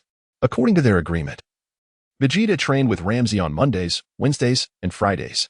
During these sessions, Vegeta's primary focus was to learn to endure punishment and grow through it.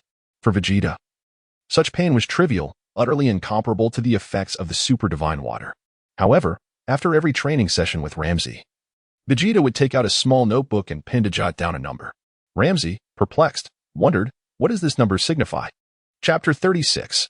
Combat power of 10 to the 40th power every Tuesday, Thursday, and Saturday. Vegeta trains alongside Chris. During these sessions, he gradually transforms and applies the energy acquired from his training with Lam-Z, allowing it to integrate seamlessly with his own body. In this manner, Vegeta's strength continuously grows. Unbeknownst to him, his foundational combat power has reached an astounding 10 to the 40th power, a figure of immense magnitude. Vegeta realizes that after experiencing a near-death rebirth, he has reached his limit. With just an additional 2 pounds of super divine water, that limit will be shattered, enabling him to further amplify his combat power. Thus, through this method, Vegeta attains a combat power of 10 to the 40th power, while Lam-Z possesses a combat power of 10 to the 47th power. At this point, Lam-Z finds himself increasingly challenged in managing the situation, requiring careful attention to avoid missteps. Reflecting on the past 9 years, Lam-Z feels overwhelmed. This young warrior's strength has skyrocketed as if propelled by a rocket. If this trend continues, it is inevitable that one day he will surpass me. Well, I have nothing more to teach you. Everything you needed to learn over these years has been imparted. The remaining time will be yours to explore at your own pace. Lam-Z sighs in resignation. Regardless, I must express my gratitude for your guidance, Master, Vegeta replies with a smile.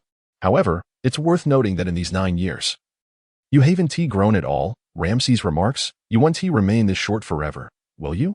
That S of little consequence, Vegeta responds with a slight smile.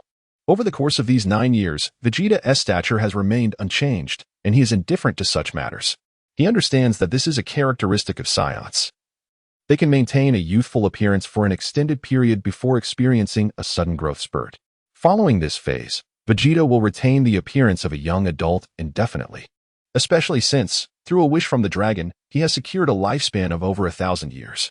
Lam-Z is left speechless. Are you truly unconcerned about your height? You're rather easygoing, he chuckles, placing a hand on Vegeta's shoulder. Unperturbed, Vegeta pulls out a notepad and pen, jotting down a number, 80060. What does this number signify?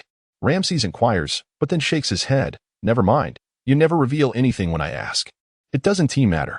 Once again, I appreciate your teachings over these 9 years.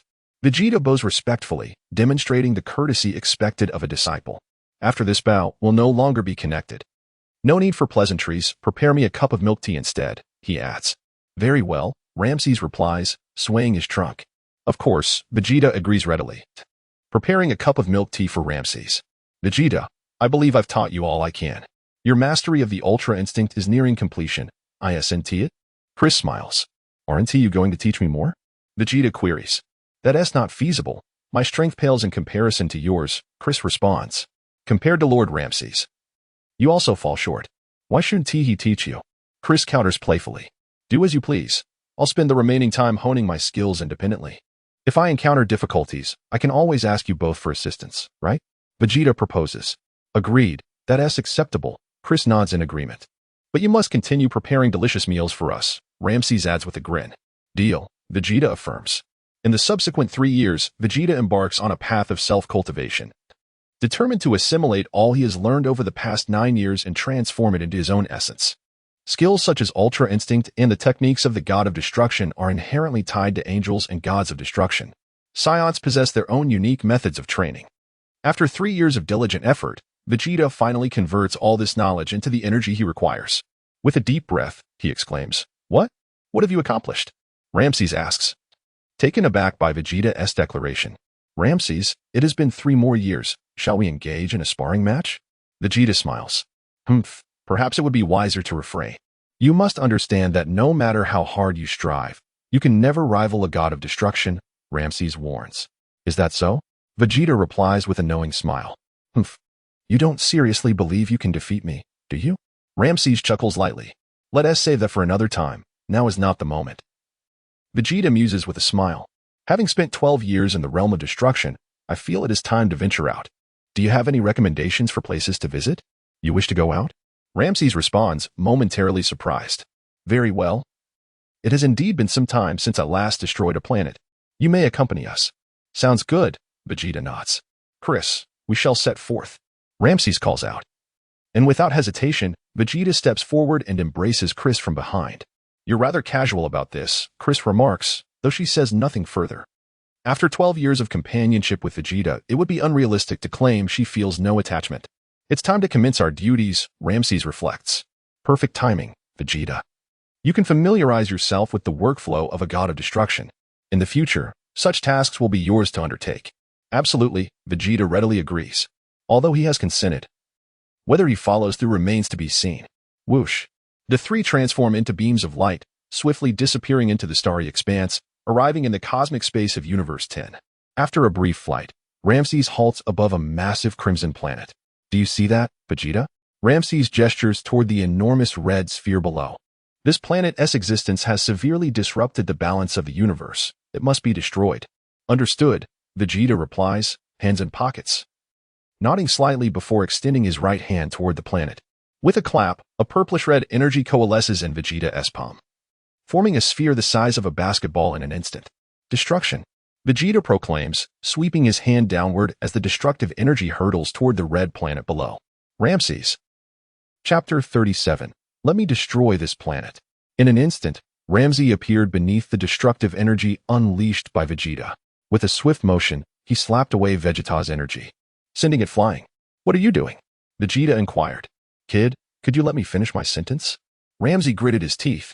Go ahead, Vegeta replied. This planet disrupts the balance of the universe, Ramses asserted. So I intend to destroy it, Vegeta countered. Is that not reasonable? What I mean is, this planet can still be salvaged. We only need to destroy half of it, Ramses said darkly. Can't you wait for me to finish before you unleash your destructive energy? I'm already aiming to destroy half of it. The intensity of my energy just now was indeed meant to obliterate half the planet. But you stopped me, Vegeta chuckled. What?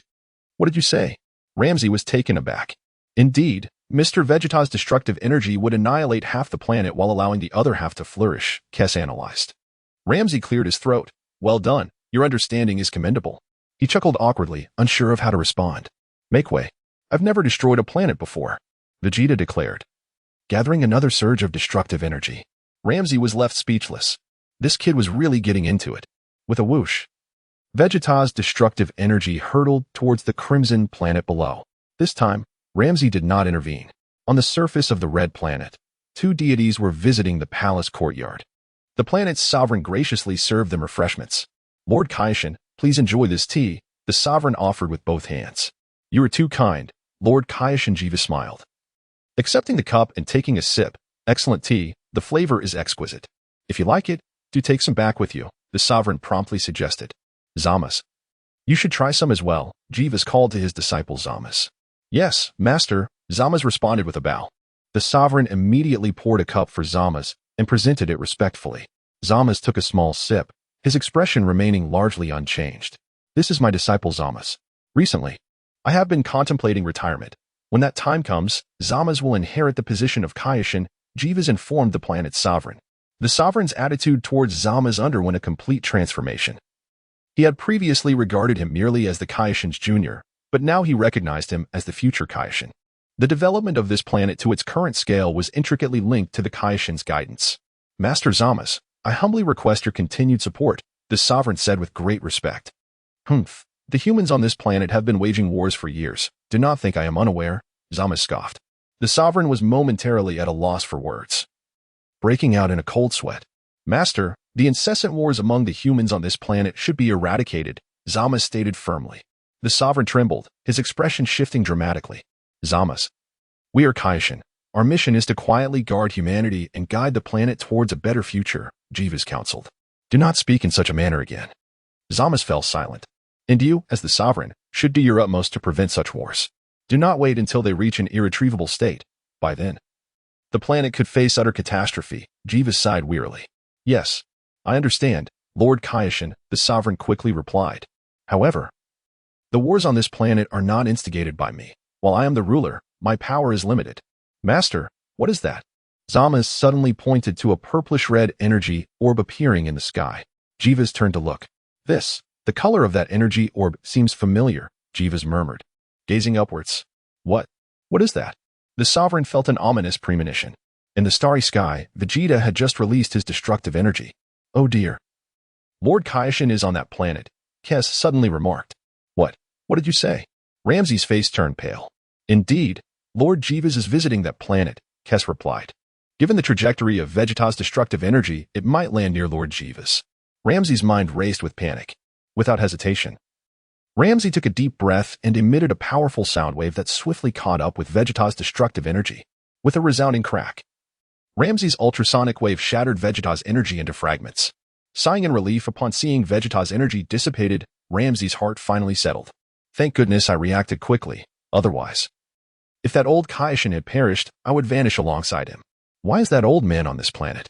Back in the courtyard of the planet's palace, the sovereign was stunned. It vanished? He murmured. What just happened? Zama's was equally perplexed. That energy orb looked strikingly familiar. As if I've seen it somewhere before, Jeevas pondered. Why did it disappear without a trace? Zama's frowned. It seems like it encountered another powerful energy that obliterated it. Jeevas analyzed. Is someone up there? Zama's inquired. Perhaps, Jeevas nodded. Foolish humans, engaging in battle above the gods. Zama's expression grew increasingly grim. In the starry sky, Vegeta had unleashed two energy orbs, both thwarted by Lam-Z's intervention. His mood soured. Damn it. Are you still not done? Vegeta scoffed, withdrawing his hands from his pockets and raising them defiantly. Chapter 38. The destruction infused with angelic power. With a sudden crack, a larger sphere of destructive energy coalesced in Vegeta's hands. What? What are you doing? Ramusi was taken aback. Enough with the chatter. Step aside immediately. I have resolved to obliterate this planet, Vegeta declared with a huff. Ramusi's expression darkened. What did you say? You've made a decision? I am not yet retired. How can you decide to destroy this planet? It sounds rather peculiar, as if you have already become a god of destruction. Today, no one shall stop me, Vegeta proclaimed, the purple-red energy in his grasp swelling larger. In an instant, the destructive energy grew to approximately 10 meters in diameter. Destruction. Vegeta pressed his hands downwards. Whoosh. The destructive energy surged down towards the crimson planet below. Listen, you need to understand the situation. Whether this planet is destroyed is for me to decide. Ramusi's expression turned grim as he waved his hand downward. Whoosh. A beam of destructive energy shot forth from Ramusi's hand, striking Vegeta's purple-red energy sphere. And then, there was nothing. Ramusi stood in stunned silence.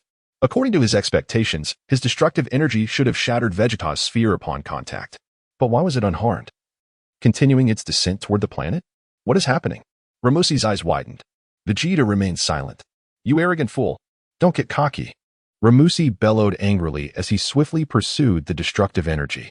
In an instant, he positioned himself directly beneath it. Then, with a powerful kick, he aimed to send Vegeta's destructive energy flying. However, the moment Ramusi's foot made contact with the energy, he was suddenly enveloped by a terrifying aura of death. Yet, amid this fearsome energy, there was an oddly radiant quality. It felt as if the destructive energy were speaking to him, conveying a message: hasten your demise, and you shall enjoy a better existence. Ramusi shook his head vigorously. What kind of nonsense is this? What on earth is going on? He broke into a cold sweat and quickly distanced himself from the sphere, reappearing on the other side. Turning to gaze back at the energy, he scrutinized it closely. What? Angelic power? Ramusi was momentarily stunned again, realizing that within the destructive energy, there was indeed a hint of angelic essence. What could this mean? Yet, he had no time to ponder further. Hey, Gawasu, you fool. Why are you still dawdling down there? Hurry up, Ramusi shouted toward the ground, realizing the planet was on the brink of annihilation. After calling out, Ramusi's expression grew increasingly complex. Is this really what I, a god of destruction, am saying? I cannot even prevent my disciple from destroying this planet? A sense of defeat washed over him. Below, in the courtyard of the planetary sovereign's palace, Ramusi's voice echoed down. Gawasu also spotted the massive destructive energy. After a brief moment of shock, he quickly regained his composure. It's Lord Ramusi. I thought that thing looked a bit familiar. Gawasu wiped his brow. Ramusi? Who is that? Zama's inquired. The god of destruction, Gawasu replied. A god of destruction? I've never heard of such a being, Zama's responded, bewildered. Oh no, that thing is about to fall. Zama's exclaimed in alarm. Run, Gawasu urged, murmuring an incantation. Kai Kai. Whoosh. A radiant light enveloped Gawasu, and he instantly vanished from sight. Zama's, wait for me, he thought, as 1,000 frustrations coursed through him. In a flash, Zama's took to the skies. What about me? The planetary sovereign panicked. Zama smirked disdainfully. What about you? You should figure that out for yourself. I fear you may not escape death. With a crack, the destructive energy unleashed by Vegeta struck the surface of the planet. At that moment, time seemed to freeze. Then, like a soap bubble, the entire planet shattered in an instant, dissolving into nothingness, completely vanishing from the cosmos. Excellent, excellent. Now this feels fulfilling, Vegeta grinned, revealing his pristine white teeth. You must be joking. Do you have any idea what you've done? Ramosi's face turned ashen. I've destroyed the planet. What else could I do? Vegeta replied with a smile. Weren't we supposed to destroy only half of it? Ramosi retorted angrily. I intended to destroy half. But you interfered, didn't you? Vegeta countered. Ramosi was at a loss for words. I intervened because the Kaishin is down there, he exclaimed. His presence is his concern. Why must you impede me? Just tell him to step aside, Vegeta confidently replied. You insolent brat. Ramosi was momentarily speechless, preparing to unleash his wrath upon Vegeta. Oh dear, Mr. Vegeta seems unaware that the lives of the Kaishin and the God of Destruction are intertwined, Kusu interjected diplomatically. Oh, is that so? Vegeta feigned surprise. All right. My mistake, my mistake. I had no idea. You should have told me sooner. Ramusi trembled with rage. This insolent youth had increasingly shown him less respect. Clearly, he needed to teach him a lesson about who the true God of Destruction was. Whoosh. At that moment, Gawasu appeared nearby, having utilized instant transmission. Indeed. It is Lord Ramusi. Gawasu immediately bowed and then turned to Kusu, offering his respects. Greetings, Lady Kusu. It's been a while, Gawasu. Kusu smiled in greeting. Humph, Gawasu. What brings you here? Ramusi asked irritably. This planet. Has it truly been destroyed by Lord Ramusi? Gawasu gazed at the spot where the planet had vanished, lamenting. I had hoped to see this planet continue to thrive. There was no need for its destruction. Chapter 39. Zamasu. Are you an apprentice destroyer? Humph. Does a destroyer need a reason to annihilate a planet? Ramsey scoffed. Of course. Ramsey would not disclose to Guavas that he was not the one responsible for the destruction of this planet. It was that little brat Vegeta who had done it. Such a revelation would be too humiliating. If I cannot even manage my own disciple, how would I face other destroyers? That would be utterly disgraceful. Well, it is rather unfortunate, Guavas sighed. Just then, Zamasu flew up from below. He was drenched in cold sweat, nearly terrified out of his wits. What terrifying energy is this? In an instant, the entire planet was reduced to nothingness. It is horrifying, truly horrifying. Who could have done this? As Zamasu ascended, he glanced into the distance. He soon spotted Vegeta, Ramsey, and Kes floating above. 3 unfamiliar faces. Guavas was standing with them, and judging by his expression, he seemed to know them. Moreover, Guavas. You were rather unkind. Knowing the planet was on the brink of destruction, you instantly vanished through instant transmission, leaving me here. I am utterly bewildered. Zamasu shook his head and quickly flew upward. Master, who are these 3? Zamasu inquired. Zamasu, it is wonderful to see you unharmed. Guavas breathed a sigh of relief, knowing your skills are formidable, and you should be able to evade the destructive energy. Zamasu, but what if I cannot evade it? Come, let me introduce you. This is Lord Ramsey, the Destroyer, and this is Lord Kes, the Angel. Guavas introduced Zamasu. When it came to Vegeta, Guavas hesitated, completely unacquainted. He is my disciple, Vegeta, Ramsey stated simply. Ah, so he is the apprentice destroyer. Guavas laughed heartily, pointing at Zamasu. This is my disciple Zamasu, and apprentice Kaioshin. You two must cooperate well in the future. Destroyer? Zamasu was taken aback. Prior to this, he had never heard of a destroyer. Simply put, where there is creation, there must also be destruction. Creation and destruction are both indispensable, Kes explained, primarily intending to elucidate this to Vegeta. The Kaioshin is responsible for creation, while the destroyer is responsible for destruction. Only when creation and destruction reach a state of balance can the universe develop in a favorable direction. Understood, Vegeta nodded. Zamasu, you need not understand. I have yet to comprehend. How can one achieve balance? Could you elaborate further? Additionally, the lives of the destroyer and the Kaioshin are intertwined. If one perishes, the other will follow suit, Kes elaborated to Vegeta. Vegeta was already aware of this, thus he was not particularly surprised. What? Life intertwined? Zamasu was astonished. Indeed. Guavas nodded with a smile. For instance, if I were to commit suicide now, Lord Ramsey would immediately vanish alongside me. Ramsey's face darkened. You bastard. Are you planning to commit suicide for no reason? Are you merely trying to make me disappear? Ha ha ha. Just a joke, just a joke, Guavas chuckled. In the future, could you refrain from making such pointless jokes? Lam-Z retorted angrily. So, what if one simply passes away? Would the other also disappear? Zamasu felt a wave of unease wash over him. If that were the case, wouldn't it be better for me to remain as the North Kaishin? Why should I bind my life to that of a destroyer? No, the life-sharing mentioned here refers to the current destroyer and Kaishin. For instance, if I retire and pass the Kaishin position to you, then you would be bound to Lord Lam-Z's life, until your own life reaches its conclusion. Awaiting the emergence of the next Kaishin, Guavas clarified. Then, how long is the lifespan of a destroyer? Zamasu inquired. A destroyer's lifespan is infinite, Lam-Z scoffed. What? Infinite? Zamasu's eyes widened. Guavas, I never expected you to take on a disciple so soon. When do you plan to retire? Lam-Z inquired curiously. In about 50 or 60 years, once Zamasu has matured, I shall retire, Guavas replied with a slight smile, then countered, by the way. Does Lord Lam-Z plan to retire as well? I merely took on a disciple to pass the time. Lam-Z huffed.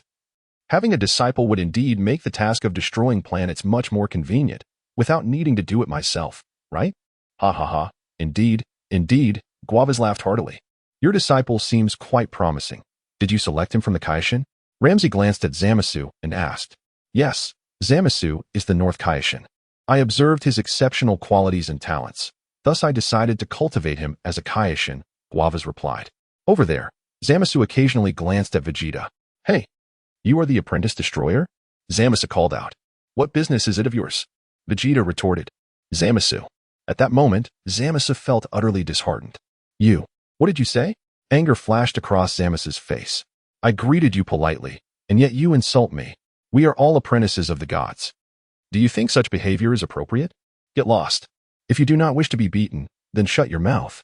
Vegeta replied, hands in pockets, with a cold snort. Beaten? This friend appears quite young yet speaks rather arrogantly. Zamasu smiled slightly. Do you believe you are my match? Vegeta rolled his eyes. How about we have a spar? Zamasu suggested, since we are both apprentices of the gods, let us see who is stronger. You might not want to seek humiliation. Vegeta shook his head. Ha. You little brat are quite amusing. Do you even know what you are saying? Zamasu laughed heartily, an overwhelming fighting spirit igniting within him. Come on. Let me see what grounds you, this apprentice destroyer. Have for your bravado. Vegeta didn't even bother to make a move, still keeping his hands in his pockets. Then, Vegeta's tail, coiled around his waist, flicked lightly. With a casual flick, an invisible energy struck Zamasu directly.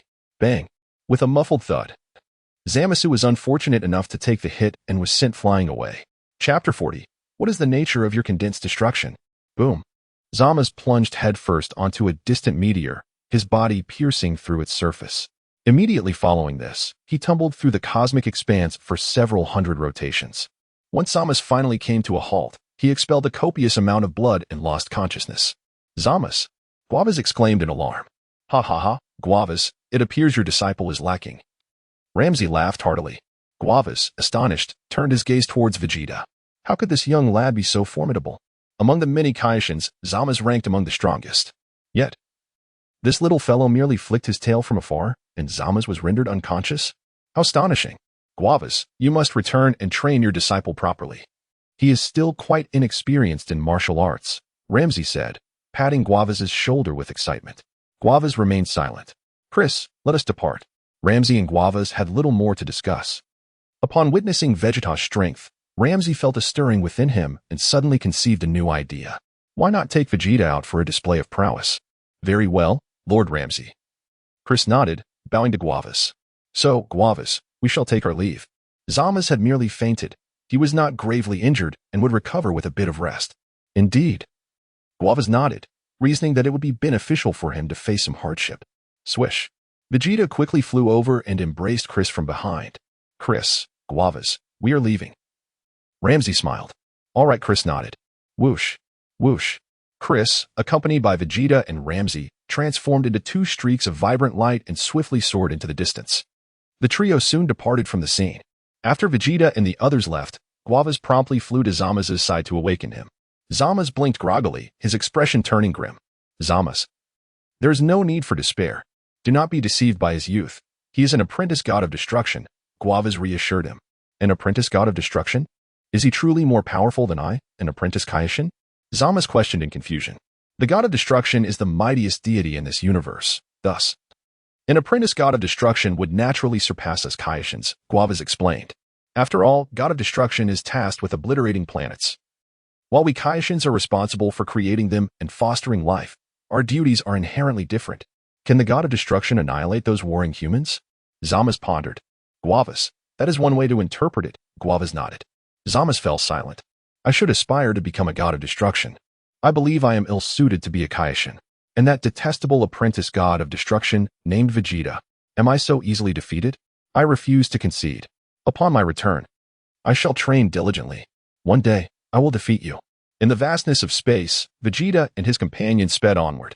Boy, what was that unique destructive energy you just condensed? Lam-Z inquired curiously. What do you mean? Vegeta feigned ignorance. Why do I sense that the energy contained within was quite exceptional? Lam-Z furrowed his brow. Chris, you explain it to him. Vegeta directed towards Chris. Chris, you could have said it yourself, yet you leave it to me. Clearing her throat, she continued. Mr. Vegeta condensed angelic power within that destructive energy. What did you just say? Lam-Z exclaimed in surprise. Angelic power? Are you jesting? I am not joking. It is indeed true, Chris replied. Is it your angelic power? Chris? Lam-Z asked. No, it is Mr. Vegeta's angelic power, Chris clarified. What? How is that possible? Has this boy truly managed to condense angelic power? Lam-Z stammered. Indeed. Indeed, I too am quite astonished. Chris nodded gently. Lam-Z, this does not seem right. Lam-Z shook his head. How could angelic power possibly intertwine with destructive energy? It has merged so seamlessly. Isn't it remarkable? Surprising? Vegeta grinned. Lam-Z fell silent, his trunk swaying back and forth. Lam-Z, stop waving that trunk of yours. It's making me dizzy, Vegeta remarked. Lam-Z shot Vegeta a fierce glare. Why should my trunk concern you? I believe it is far more amusing to pinch your own nose, Vegeta grinned. Boy, what nonsense are you spouting? Lam-Z retorted angrily. Enough of this. Where do we intend to go next? Vegeta inquired. Chris, I heard that the fellow named Wei Mei also took on an apprentice god of destruction a few years back. Correct? Lam-Z turned to Chris. Yes, I believe it was around 100 years ago, Chris responded. What do you say, Vegeta? Do you have the confidence to challenge a god of destruction from another universe? Lam-Z asked with a grin. What benefits would come from defeating him? Vegeta countered. Humph. You are quite insatiable. You are already an apprentice god of destruction. What more could you desire? Lam-Z scoffed. I am assisting you in displaying your might. And you cannot even grant me a small favor? Vegeta chuckled. Lam-Z, how can this kid comprehend everything? What is it that you desire? Lam-Z pondered. If it is within my means, I shall fulfill your request. I have heard of a wondrous artifact known as the Super Dragon Balls, which exist in the cosmic realms of the 6th and 7th universes. There are 7 in total, and collecting them all grants one the ability to realize any wish. Vegeta explained. How about you help me gather the Super Dragon Balls? Super Dragon Balls? Lam-Z paused in surprise, then turned to Chris, pondering. I believe I have heard someone mention the Super Dragon Balls before. They can indeed grant any wish. Indeed, that is correct, Chris nodded. What wish do you wish to fulfill? Lam-Z inquired with curiosity. Nothing particularly grand. I merely desire immortality, Vegeta replied. Lam-Z, is that not a rather significant wish? Lam-Z expressed exasperation. Before arriving in the 10th universe, I had already wished for a test version of immortality, Vegeta stated, which is why my body can rapidly self-repair after sustaining injuries. Chapter 41. Lam-Z, let's go show off. Vegeta had nothing to hide about his immortality. The angel was omniscient. Kes should have known long ago about my secret of being immortal. Indeed, after uttering this statement, Vegeta noticed that Kes, whom he held in his arms, remained utterly still. It seemed Kes had been aware of it all along. So, that is your immortality, huh? Lam-Z scoffed, not particularly surprised. In truth, for a god of destruction, immortality was rather superfluous. You are now considered an apprentice god of destruction, and you should clearly understand that gods of destruction possess eternal life. Once you become a god of destruction, your existence will transcend time. Yes, I understand, Vegeta nodded. As for the notion of immortality, it is entirely unnecessary. Lam-Z replied. As long as your power is sufficiently formidable, your body will never cease to exist. What you must hone is your soul. You are well aware that battles between gods of destruction shake the very essence of your soul. If your soul is annihilated, even if you are deemed immortal, you will vanish in an instant. I understand the reasoning. I merely desire immortality, Vegeta responded. Lam-Z, how obstinate is this fellow? Lam-Z's expression darkened. Just say whether you agree or not. Vegeta laughed. If you agree, I will accompany you to another universe to show off, and I will certainly make your reputation flourish. Lam-Z suddenly found Vegeta's words rather peculiar. What does it mean to make my reputation flourish? Ahem. Which universe did you say the Super Dragon Balls are located in? Lam-Z inquired. I heard they are scattered throughout the 6th and 7th universes, Vegeta replied. The 6th and 7th universes. Lam-Z gritted his teeth, feeling somewhat disgruntled. This is not easy to locate. You are heading to Kappa and Beerus's universe to find the Dragon Balls. As long as you remain undetected, all is well. If they discover you, it could become quite troublesome. Kess, what do you think? Lam-Z asked Kess. Yuan Fong, what are your thoughts? Vegeta inquired from behind Kess. Kess? Who is Yuan Fong? Lam-Z was taken aback. It doesn't matter, Vegeta replied. Lam-Z, currently, Lord Beerus, the god of destruction of the 7th universe, is asleep. So the Super Dragon Balls in the 7th universe should be relatively easy to find. Kess remarked. Oh, that fellow Beerus is still asleep? Has T been sleeping for over a decade? Lam-Z paused slightly. Yes, Kess nodded. I believe it is feasible. Dealing with Kappa will be much easier. Lam-Z pondered. So, do you agree? Vegeta's smile radiated brilliantly. Very well, if you allow me to indulge in this display, I shall assist you in your quest for the Super Dragon Balls. Lam-Z nodded. It's a deal, Vegeta declared. Then, Kess, we shall now venture to the 11th universe. Lam-Z chuckled, turning to Vegeta. But do you have confidence in defeating the apprentice god of destruction of the 11th universe? Humph, you will find out once we arrive, Vegeta responded with indifference. It's merely the apprentice god of destruction, Topo.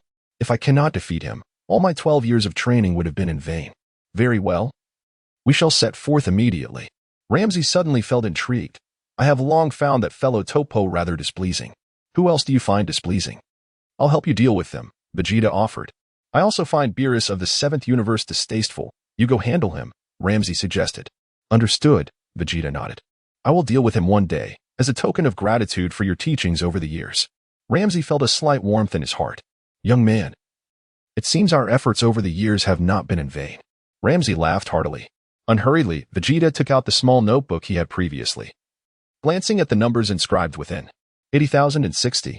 Indeed, my efforts have not been in vain, Vegeta affirmed. Why have you taken that small notebook out again? Lam-Z was puzzled. By the way, the numbers on it haven't changed in ages. It's not important, Vegeta replied, placing the notebook back into his storage ring. Kess sighed softly beside them. Lord Lam-Z, do you still not comprehend the meaning behind those numbers? Vegeta is clearly struggling. One day you will find yourself in tears. Never mind. This is a matter between gods of destruction. It has nothing to do with me as an angel.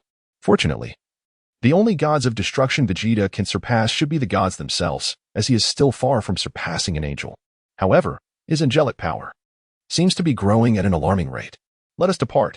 Lam-Z called, leading the way towards the 11th universe while humming a tune. Kess followed behind with Vegeta. Along the way, Lam-Z guided Vegeta in the destruction of several planets. These were tasks that could be accomplished effortlessly, merely part of the job. Lam-Z noticed Vegeta's enthusiasm for planetary destruction was quite high. He suddenly felt that having such an apprentice was indeed beneficial. At least I do not have to personally partake in the work. These planets I am too lazy to destroy. Having an apprentice to assist in planetary destruction truly saves a great deal of trouble. Approximately 4 hours later, the trio had reached the edge of the 10th universe. Further ahead lay the void of the null realm. Whoosh! The three transformed into two streaks of distinct colors, instantly entering the null realm. After flying for about 3 hours within the null realm, bang! The trio exited the null realm, entering the domain of the 11th universe. After another 2 hours had passed, Vegeta could see the inverted triangular realm of the god of destruction in the distance. We are almost there, Lam-Z grinned. Vegeta, I hope you do not embarrass me. Humph, if you find me embarrassing, you can take my place, Vegeta retorted. Lam-Z felt speechless, wishing to swat Vegeta away with a single slap. This fellow is increasingly disregarding my authority. In the 11th universe, within the realm of the god of destruction, the god of destruction, Vermaud, was gazing up at the sky while lost in thought. The angel, Margarita, stood silently beside him. Lord Vermaud, have you truly decided to retreat for a while? Margarita inquired. Indeed, I have had enough of being a god of destruction, Vermaud sighed. After being a god of destruction for millions of years, it has become rather dull. My sole task is to go out and destroy planets. Chapter 42. entering the 11th universe. Indeed, the monotony of work can be quite tedious, remarked Makalita with a smile. Repeating the same tasks year after year brings about a sense of boredom. I could go out and destroy a planet, wearily sighed Waymay. Though it may only take a moment, or perhaps just a flick of my finger, I truly cannot muster the motivation for such endeavors. So, how much longer does Lord Waymay intend to remain in retirement? Inquired Makalita. Perhaps a few decades, Waymay pondered. Torpo has nearly matured. Although Mr. Torpo possesses considerable strength within our universe, if we consider the entirety of the cosmos, should he become a god of destruction, he would likely rank among the weakest of them all. Without experiencing storms, how can one witness a rainbow? Waymay chuckled, believing that the other gods of destruction would give him a good thrashing, and he would grow rapidly as a result. You are correct, Lord Waymay, Makalita nodded in agreement, recognizing the validity of his words. Just as Makalita finished speaking, she suddenly sensed something and looked up at the sky. Oh dear, we have guests, she announced with a smile. Is it Mr. Torpo? Waymay asked, momentarily taken aback. No, it is a god of destruction from another universe, Makalita replied. A god of destruction from another universe? What business do they have in our realm? Waymay murmured. It is Lord Lam-Z and Sister Cass. Makalita discerned their identities. Lam-Z? What is that rascal doing here? I have no rapport with him.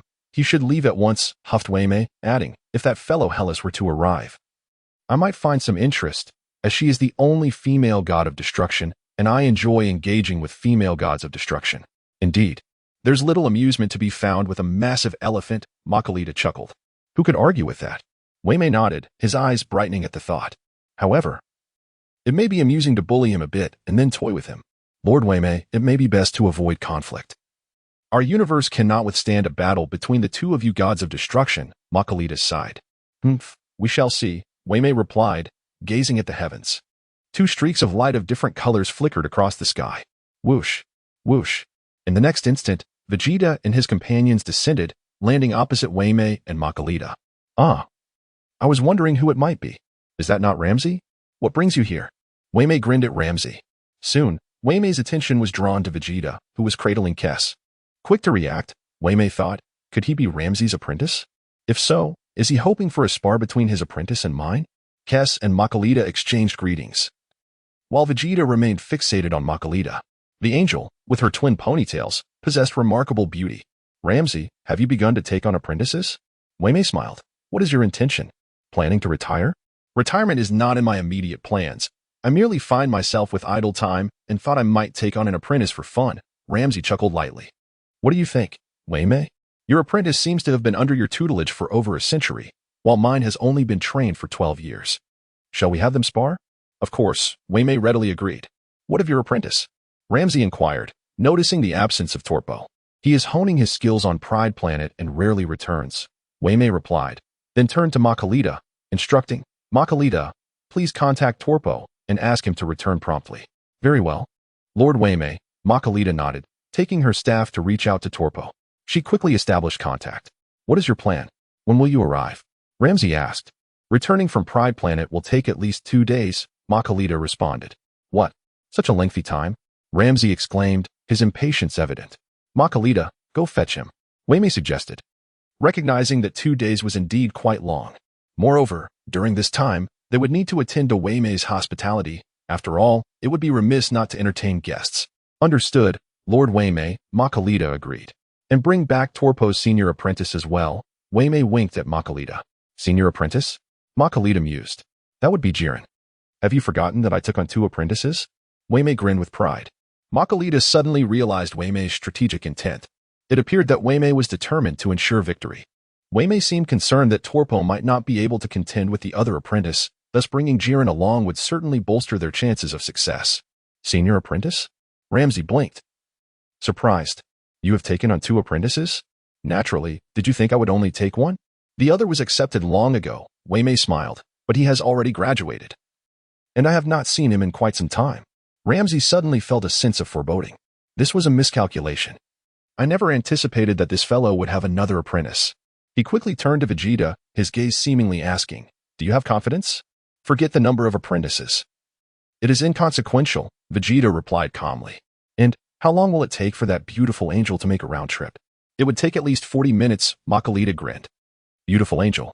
I quite like that title, she said playfully. There is no need for such formality. Simply take me there. And we can battle directly on their planet, Vegeta replied. What do you think, Wei-Mei? Lam-Z asked, feeling somewhat relieved at Vegeta's confidence. Absolutely no problem, Wei-Mei nodded. Although the little fellow appears youthful, his fighting spirit is undeniably high. Chapter 43, A Kick to the Headquarters of the Pride Team. Well then, let us depart. Lam-Z urged with impatience. With a swift motion, Vegeta leaped into the air, directly landing upon Kessa's back and embracing her from behind. Kess had grown accustomed to such antics and refrained from commenting. However, Mercurita covered her forehead, displaying a hint of exasperation. Your technique is quite proficient. It seems you have embraced Sister Kess rather frequently. Let us go, Lam-Z called out. Whoosh. The five of them soared into the sky, racing towards the direction of Pride Planet. After approximately 20 minutes of flight, Vegeta could discern the distant outline of Pride Planet. This celestial body was roughly 10 times larger than Earth, brimming with advanced technology. All right, you all can remain here to observe. I shall proceed to annihilate the entirety of Pride Planet, Vegeta declared as he released Kess from his grasp. Such bravado. Trappa scoffed. Without a moment's hesitation, Vegeta dove from the sky. He sensed a formidable energy emanating from the planet, most likely belonging to Trappa. First, I shall deliver him a sound thrashing, he mused, plunging downward with his hands tucked in his pockets. At the headquarters of the Pride Team, a meeting was in session. The primary objective was to intensify efforts to eliminate the forces of the Evil Legion without allowing them to run rampant. We must locate their lair and eradicate them all, Trappa instructed. Understood, Captain. The team members echoed in unison. However, Captain, their hideout is elusive. We have been unable to pinpoint it for years, Kakarot lamented. We must employ every means necessary to uncover their whereabouts. Otherwise, they will continue to sprout like endless weeds, Trappa warned grimly. Endless weeds? Is that what you mean? Tispa muttered from the side. Trappa shot him a disapproving glance. Enough of your chatter. This meeting is adjourned.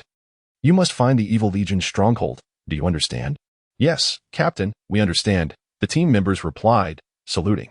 At that moment, Castrol seemed to sense something amiss, glancing up at the sky. However, there was nothing visible, as they were confined within a closed room, merely gazing at the ceiling. Castrol, what troubles you? Tispa inquired. I feel as if something is about to fall, Castrol whispered. What is it? Tispa asked, perplexed. I sense danger approaching, Castrol contemplated. Just then, Vegeta's voice echoed through the air. What? What is it? Is it the Evil Legion? How audacious! Trappa exclaimed, launching himself skyward, breaking through the roof and descending into the open air. Upon emerging into the sky, Trappa beheld a child descending from above, hands tucked into pockets, his head ablaze from atmospheric friction. Are you one of the Evil Legion? Trappa shouted. No, Vegeta grinned, swiftly altering his form midair before landing on his feet. Bang! In the next moment, Vegeta kicked towards Trappa. Reacting quickly, Trappa crossed his arms defensively across his chest. The impact resonated with a muffled thud as Vegeta's kick struck Trappa's arms, an overwhelming force rapidly spreading through him. Trappa's complexion shifted as he felt an immense pressure enveloping him.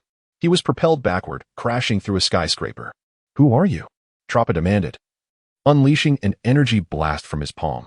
Vegeta remained unfazed, his hands still in his pockets, effortlessly sidestepping the incoming energy blast. What? He evaded it. Trappa exclaimed, astonished. Vegeta, unhurried to retaliate, regarded the previous strike as merely a greeting. Suddenly, Tispa, Kakarot, Quincy, and Casserole of the Pride Team surged upward, encircling Vegeta. With his hands still in his pockets, Vegeta maintained an air of calmness, seemingly unperturbed. Whose child is this? How dare you run rampant in the headquarters of the Pride Team? Have your parents not taught you any manners? Quincy barked. In response, Vegeta flicked his tail through the air, the compression of the atmosphere causing it to strike Quincy's chest. Unfortunate Quincy was sent tumbling backward, blood spewing from his mouth as he fell to the ground, creating a large crater. Quincy! Casserole gasped in horror, rushing down to assist. Kakarot, go tend to Quincy, Trappa commanded. Trappa recognized that this child was no ordinary opponent, and the other team members might not stand a chance against him. Understood, Captain, Kakarot replied, swiftly descending to aid Quincy. Only Trappa and Tispa remained. Reveal your origins, Trappa demanded, coldly scrutinizing Vegeta. I am the trainee destroyer of Universe 10, here to challenge you. Vegeta replied with a smile. What? A trainee destroyer? Trappa stammered in disbelief. The destroyer of Universe 11, Vermeed, is observing from above. If you doubt my words, feel free to inquire, Vegeta said with a slight grin. Vermeed has arrived? Troppa wasted no time, soaring into the sky. Now, only Vegeta and Tispa were left. Tispa scrutinized Vegeta intently. Is this child truly a trainee destroyer? He does not appear remarkable. What are you staring at? Vegeta retorted. Humph. Nowadays, even the most common creature can become a trainee destroyer. Tispa laughed heartily. Enough. You, a mere rabbit, dare to mock others? Vegeta scoffed. What? What did you say? Tispa bristled with anger. Chapter 44. Delicious. Your apprentice is lacking. Bang. Vegeta, disinterested in continuing the conversation with Tispa, soared upward and delivered a swift kick to Tispa's face. Unfortunately for Tispa, he bore the mark of a shoe print on his visage. Whoosh. In an instant, Vegeta appeared directly above Tispa. Bang. With a graceful maneuver, Vegeta executed a downward kick to Tispa's shoulder. A cry of agony escaped Tispa as he plummeted from the sky. Boom. Tispa crashed into the headquarters of the Proud Warriors below, leaving a massive crater in the ground. The conference room of the Proud Warriors' headquarters was utterly obliterated. Spitting disdainfully, Vegeta kept his hands tucked in his pockets. In the heights above, Torpa swiftly arrived beside Delicious. Taken aback, Torpa realized it was indeed the esteemed Delicious. Moreover, the elephant-like god of destruction, was that the god of destruction from Universe 10? Bowing respectfully, Torpa addressed Delicious and Makalita. Just as Torpa was about to complete his bow, Vegeta delivered a kick that sent Tispa spiraling downward, his cries echoing from below. That scoundrel! Torpa clenched his fists in frustration. No need for formalities, Delicious remarked darkly. As that little brat mentioned, you are the apprentice god of destruction from Universe 10. Deal with him accordingly. I understand what to do, Lord Delicious, Torpa replied, bowing again. Whoosh.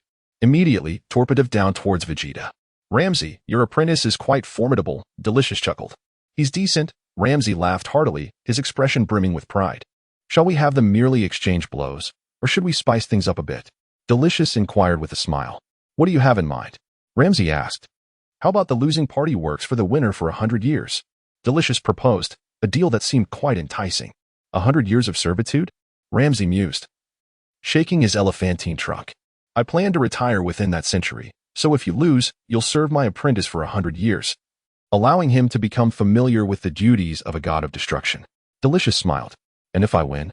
If you win, I retire. I'd be quite idle, so I could come to your universe to assist in destroying planets. It could be rather amusing, Delicious stated confidently. Your reasoning is quite compelling. I accept this arrangement, Lam-Z agreed readily. If Vegeta loses, I shall work for you for 100 years. Very well, if Torpa loses to Vegeta, I will work for you for 100 years. Delicious affirmed, nodding. Kes and Makalita remained silent. Such wagers were not uncommon among gods of destruction. Below, Torpa swooped down, positioning himself directly opposite Vegeta. I am the apprentice god of destruction from Universe 10, he declared with an air of superiority. I am Vegeta. Feel free to address me by name, Vegeta replied, hands still in his pockets, a smile gracing his lips. I am Torpa, he introduced himself. There is no need to announce your name. You're merely an insignificant pawn, Vegeta retorted with a slight grin. You'll soon discover whether I am insignificant, Torpa coldly proclaimed. Preparing for battle. This is a matter of honor between gods of destruction. Come at me, Vegeta taunted, briefly lifting a foot in challenge while maintaining his relaxed stance with hands tucked away. Torpa, this is utterly insulting. Take your hands out. Torpa's expression darkened. Why bother using my hands against a weakling like you? Vegeta replied with a smile. Torpa's forehead bulged with veins as anger etched his face. Kid, I hope you won't regret this. With a disdainful snort, he charged at Vegeta. Bang. Torpa unleashed a powerful punch aimed at Vegeta. Yet, Vegeta remained unfazed, simply lifting his knee to deflect Torpa's fist. Bang. Vegeta followed up with a swift kick to Torpa's chest. Caught off guard, Torpa staggered backward. However, he quickly extended his arms, channeling his formidable energy to halt his fall midair. You insufferable brat. Torpa gritted his teeth. This kid is far stronger than I anticipated. Torpa focused intently on Vegeta, only to realize, to his shock, that Vegeta had vanished from sight. What? Where did he go? Torpa's expression shifted to one of grave concern. Receive my kick. Vegeta's voice echoed from directly above. Whoosh. A leg descended rapidly from the sky. Torpa? He stood frozen for 3 seconds, bewildered. What does this mean?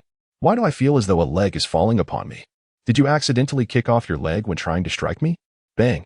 With a cold grunt, Torpa swatted away the descending leg.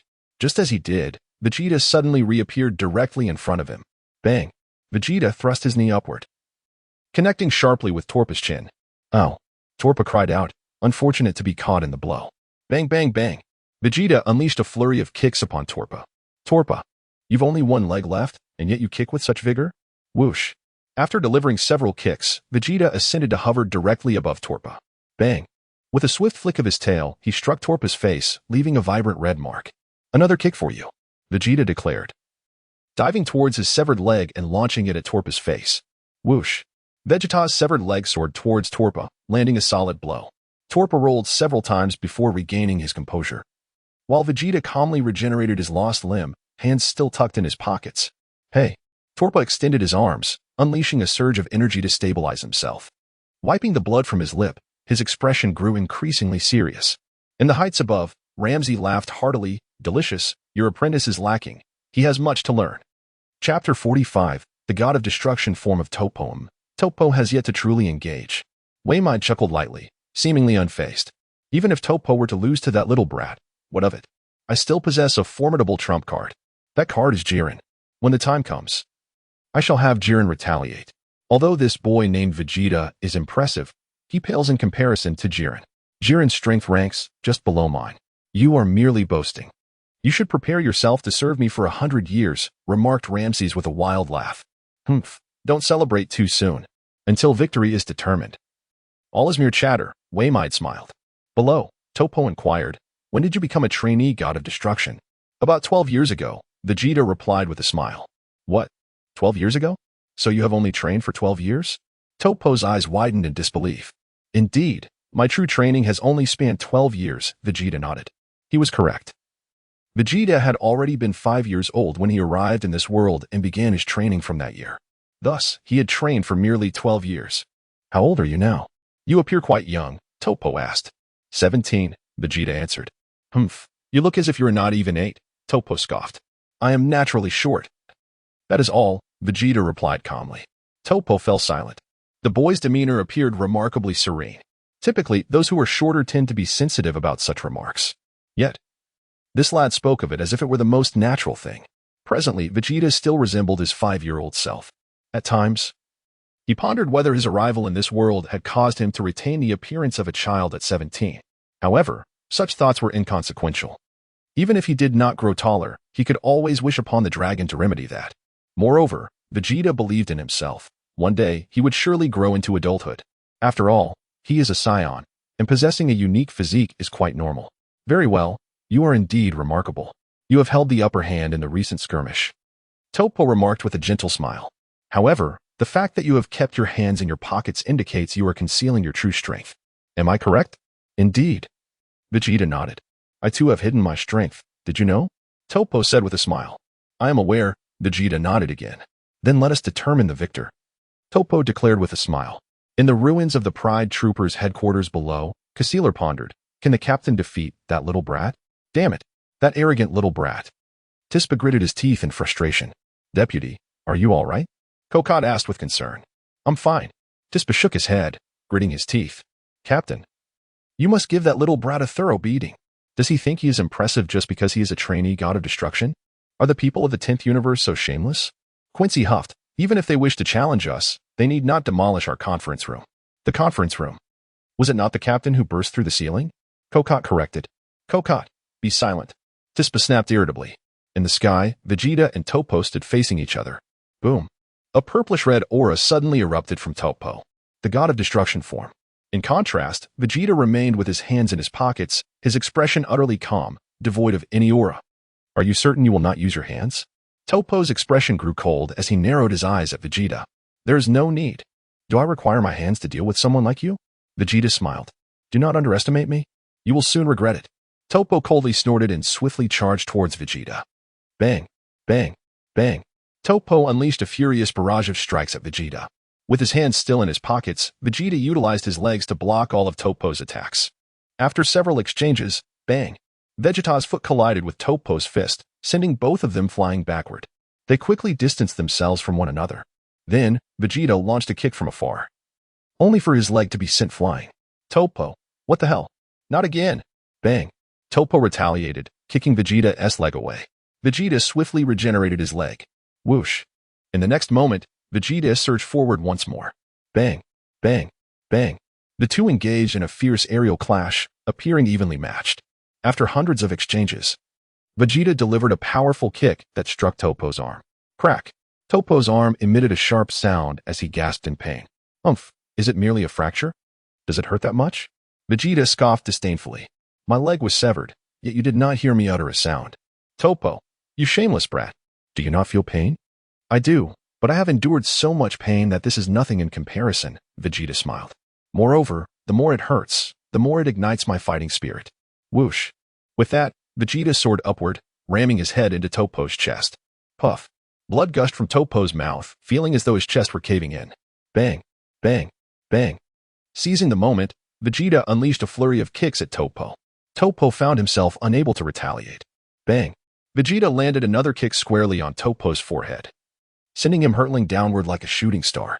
However, just as Toppo was nearing the ground, a surge of purplish-red energy enveloped him, halting his descent mid-air. Taking a deep breath, Toppo's expression twisted into one of fury. He felt a rising frustration after such a prolonged battle. This boy had kept his hands in his pockets the entire time. I have unleashed my true power, yet he remains with significant reserves. Destruction. Toppo gritted his teeth, unleashing a sphere of destructive energy that hurtled towards Vegeta. The purplish-red energy transformed into a streak of light, racing towards Vegeta at astonishing speed. Observing the rapidly approaching energy, Vegeta remained unperturbed and struck out with a kick. Whoosh. The destructive energy veered off course mid-air, hurtling towards the Pride Troopers' headquarters instead. Chapter 46. A taste too good. You cannot afford to play. The expression on Toppo's face shifted rapidly. If this thing were to fall into the hands of the Pride team's headquarters, it would instantly be reduced to nothingness. This was no trivial matter. Was this boy doing it on purpose? Without a moment's hesitation, Toppo swiftly positioned himself directly beneath the destructive energy. With a resounding clap, he raised both hands and caught the falling energy. Phew. Toppo sighed in relief and quickly hurled the destructive energy far away. It traced an arc through the air, soared into the starry sky, and soon vanished without a trace. I'm done. Fighting you is utterly uninteresting. Bring out your master brother. Vegeta said with a slight smile. Master brother? Who is that? Toppo was taken aback. When did I get a master brother? Above in the sky. Witnessing how effortlessly Vegeta had Toppo in a spin, Waymaida's expression also altered repeatedly. How could this insufferable brat be so powerful? It seemed the only option was to summon Jiren. Waymaida glanced at Margarita, signaling her to quickly contact Jiren. Only Jiren could defeat this boy. Haha. What do you say, Waymaida? Is your disciple not up to the task? Lam-Z laughed heartily, his voice brimming with arrogance as he patted Waymaida on the shoulder. Stop being so smug. Waymaida snarled. How about working for me for 100 years? Lam-Z suggested with a grin. Humph. Waymaida scoffed. Shall we continue the fight? Lam-Z asked with a cheerful demeanor. Fine. I recognize that your disciple is quite formidable, so I will agree to work for you for 100 years. Waymaida replied readily. Lam-Z was momentarily taken aback. Did this fellow agree so quickly? This was not his style. However, I did mention that I have more than one disciple. Toppo has a master brother too, Waymaida added with a smile. Humph. Let that guy's master brother come out then. Lam-Z responded nonchalantly. Did you not see Vegeta managing quite well? After all this time, that boy has had his hands in his pockets. Even if he has a master brother, what difference does it make? How strong can his master brother possibly be? Lam-Z had no cause for concern. Then, since I have another disciple, let's continue to gamble. How about a wager of 1,000 years? Waymaida proposed. Lam-Z fell silent. Vegeta seemed quite confident about defeating his master brother. To continue the wager? That was 1,000 years at stake. If I truly win, I could lounge for the next millennium. Just thinking about it made Lam-Z feel exhilarated. At that moment, the voices of Vegeta and Toppo resonated from below. Let your master brother come out, Vegeta declared. You are no match for me. What master brother? What are you talking about? Toppo was somewhat bewildered.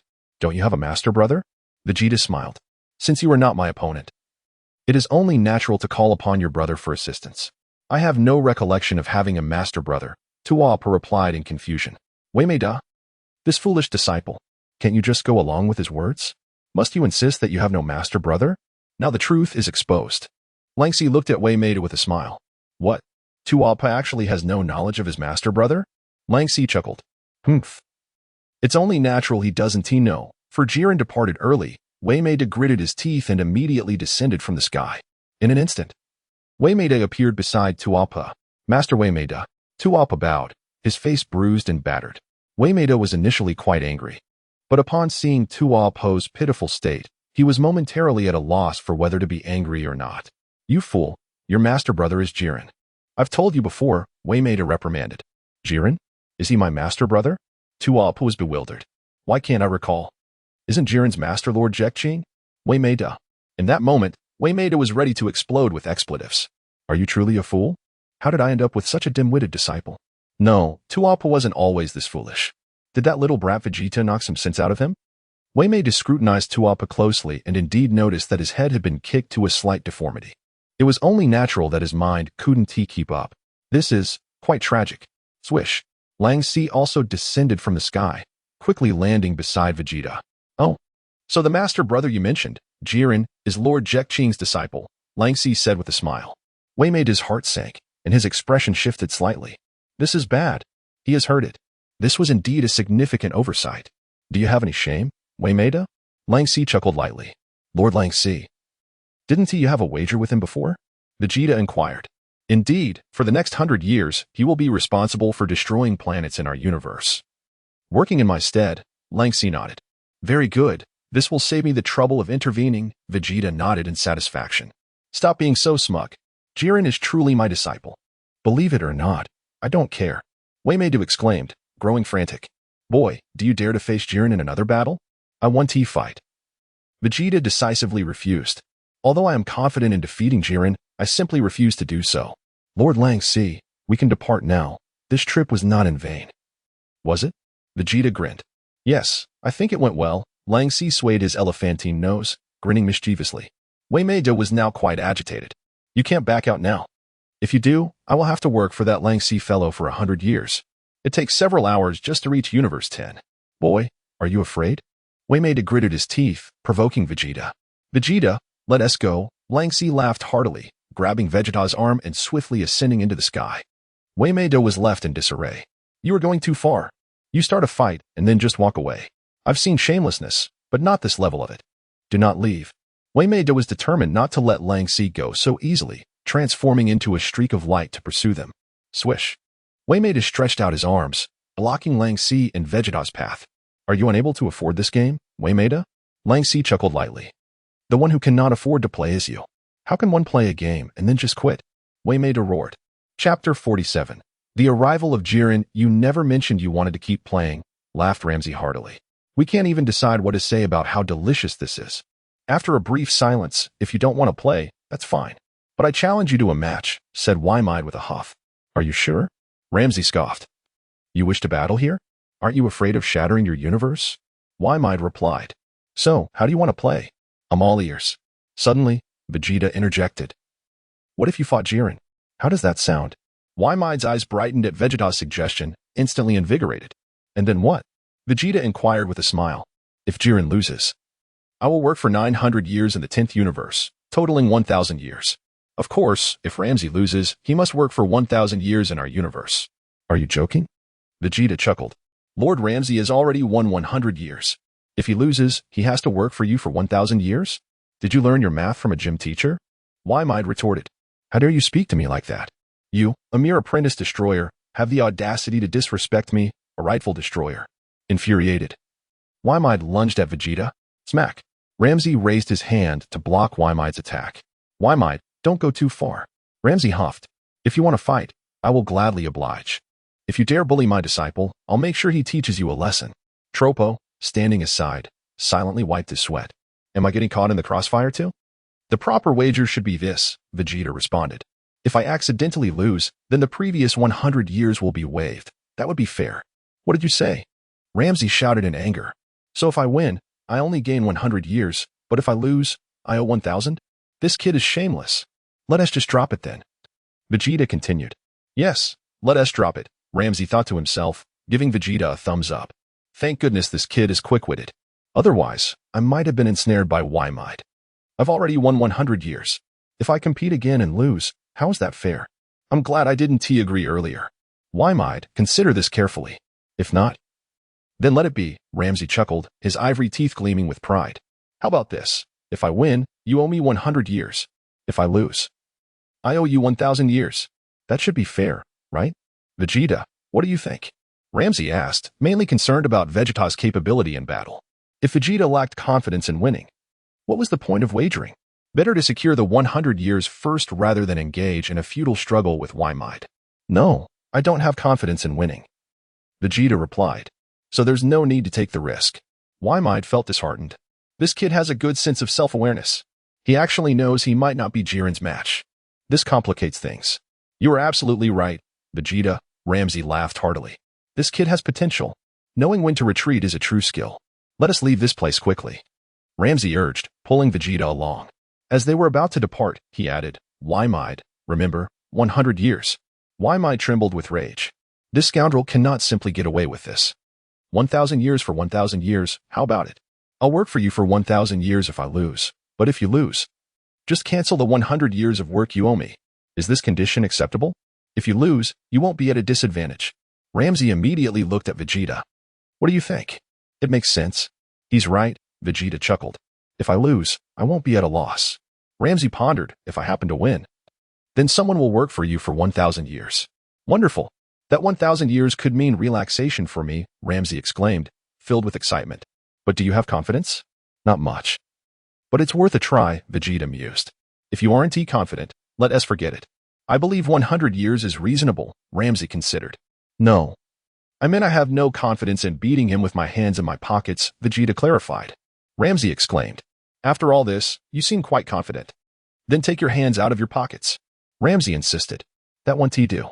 If I'm going to show off, I must do it grandly, Vegeta argued passionately. Lam-Z shook his head. Your words are good, but they sound rather odd. Go for it. If you lose, it's fine. You can forfeit that 100 years. Lam-Z patted Vegeta on the shoulder. With your assurance, I will engage with him properly, Vegeta said with a smile. What is the plan, Lam-Z? Y-Might noticed the two whispering, fearing Lam-Z might escape. If you run off, I'll have to work for you for 100 years. You better agree quickly. This deal is quite favorable for you. Don't let this opportunity slip by. Fine, since you insist on competing, I'll play along, Lam-Z grinned, nodding lightly. So you agree then? Y-Might huffed, feeling slightly relieved. I agree. Let that guy's master show up, Lam-Z smiled, though he was not truly a master. I'm not lying to you. Y-Might insisted, his lips twitching. Enough. Whether he is a master or not is irrelevant, Lam-Z replied nonchalantly. He is here, Vegeta whispered to Lam-Z. Whoosh. Just as the words fell, Jiren swiftly approached from afar, appearing beside Y-Might in an instant.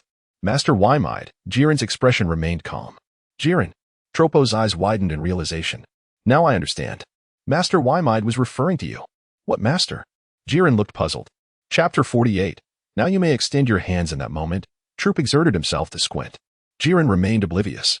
The reason I summoned you, Jiren, is to hope that you engage in a friendly spar with the 10th Universe's apprentice destroyer, Vegeta, said Whis, gesturing towards Vegeta. Jiren immediately turned his calm gaze towards Vegeta. A brief silence ensued. Not interested, Jiren shook his head decisively in rejection. Whis felt a sense of despair at that moment. Does Jiren not regard me at all? Defeat him, and the terms are yours to dictate, Whis whispered. You know my greatest wish is to resurrect my master, Jakeen, Jiren stated. Very well.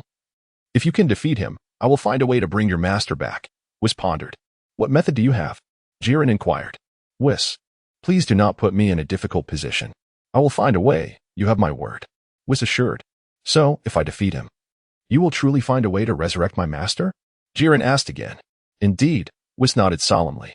All right, I believe you. Jiren took a deep breath and acquiesced. Since Lord Whis is willing to assist in reviving my master, I believe the chances have increased. I shall partake in this battle.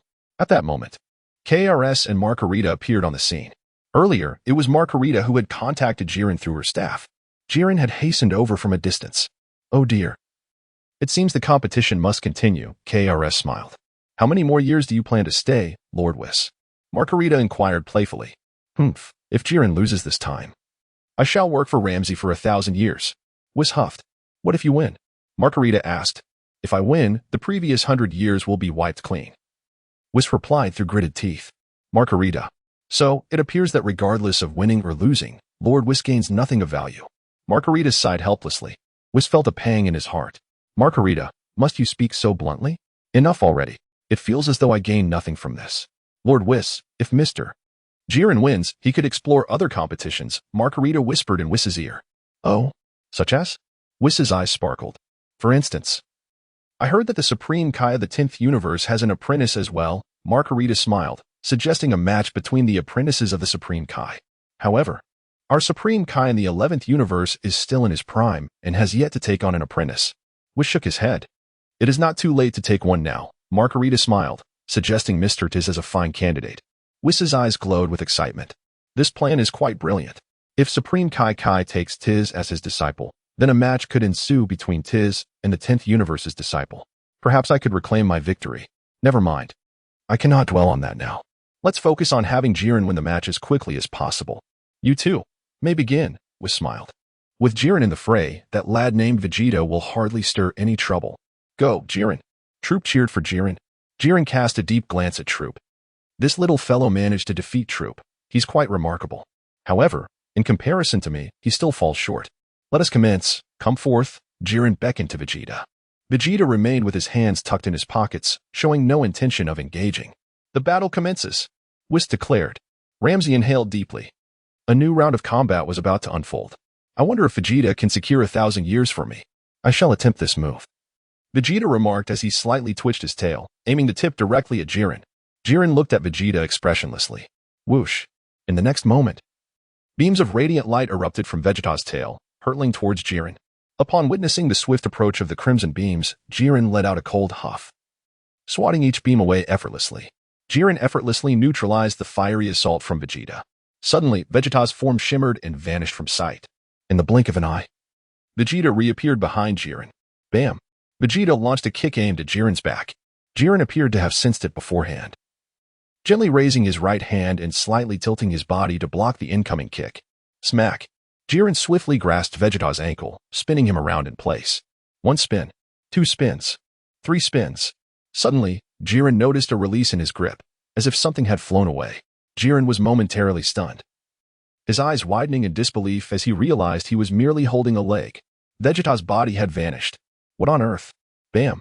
Vegeta descended rapidly from the sky, delivering a kick aimed at Jiren's crown. Jiren reacted swiftly, raising his arm to block Vegeta's assault. Bang! Jiren then countered with a swift slap, sending Vegeta flying backward. Smack!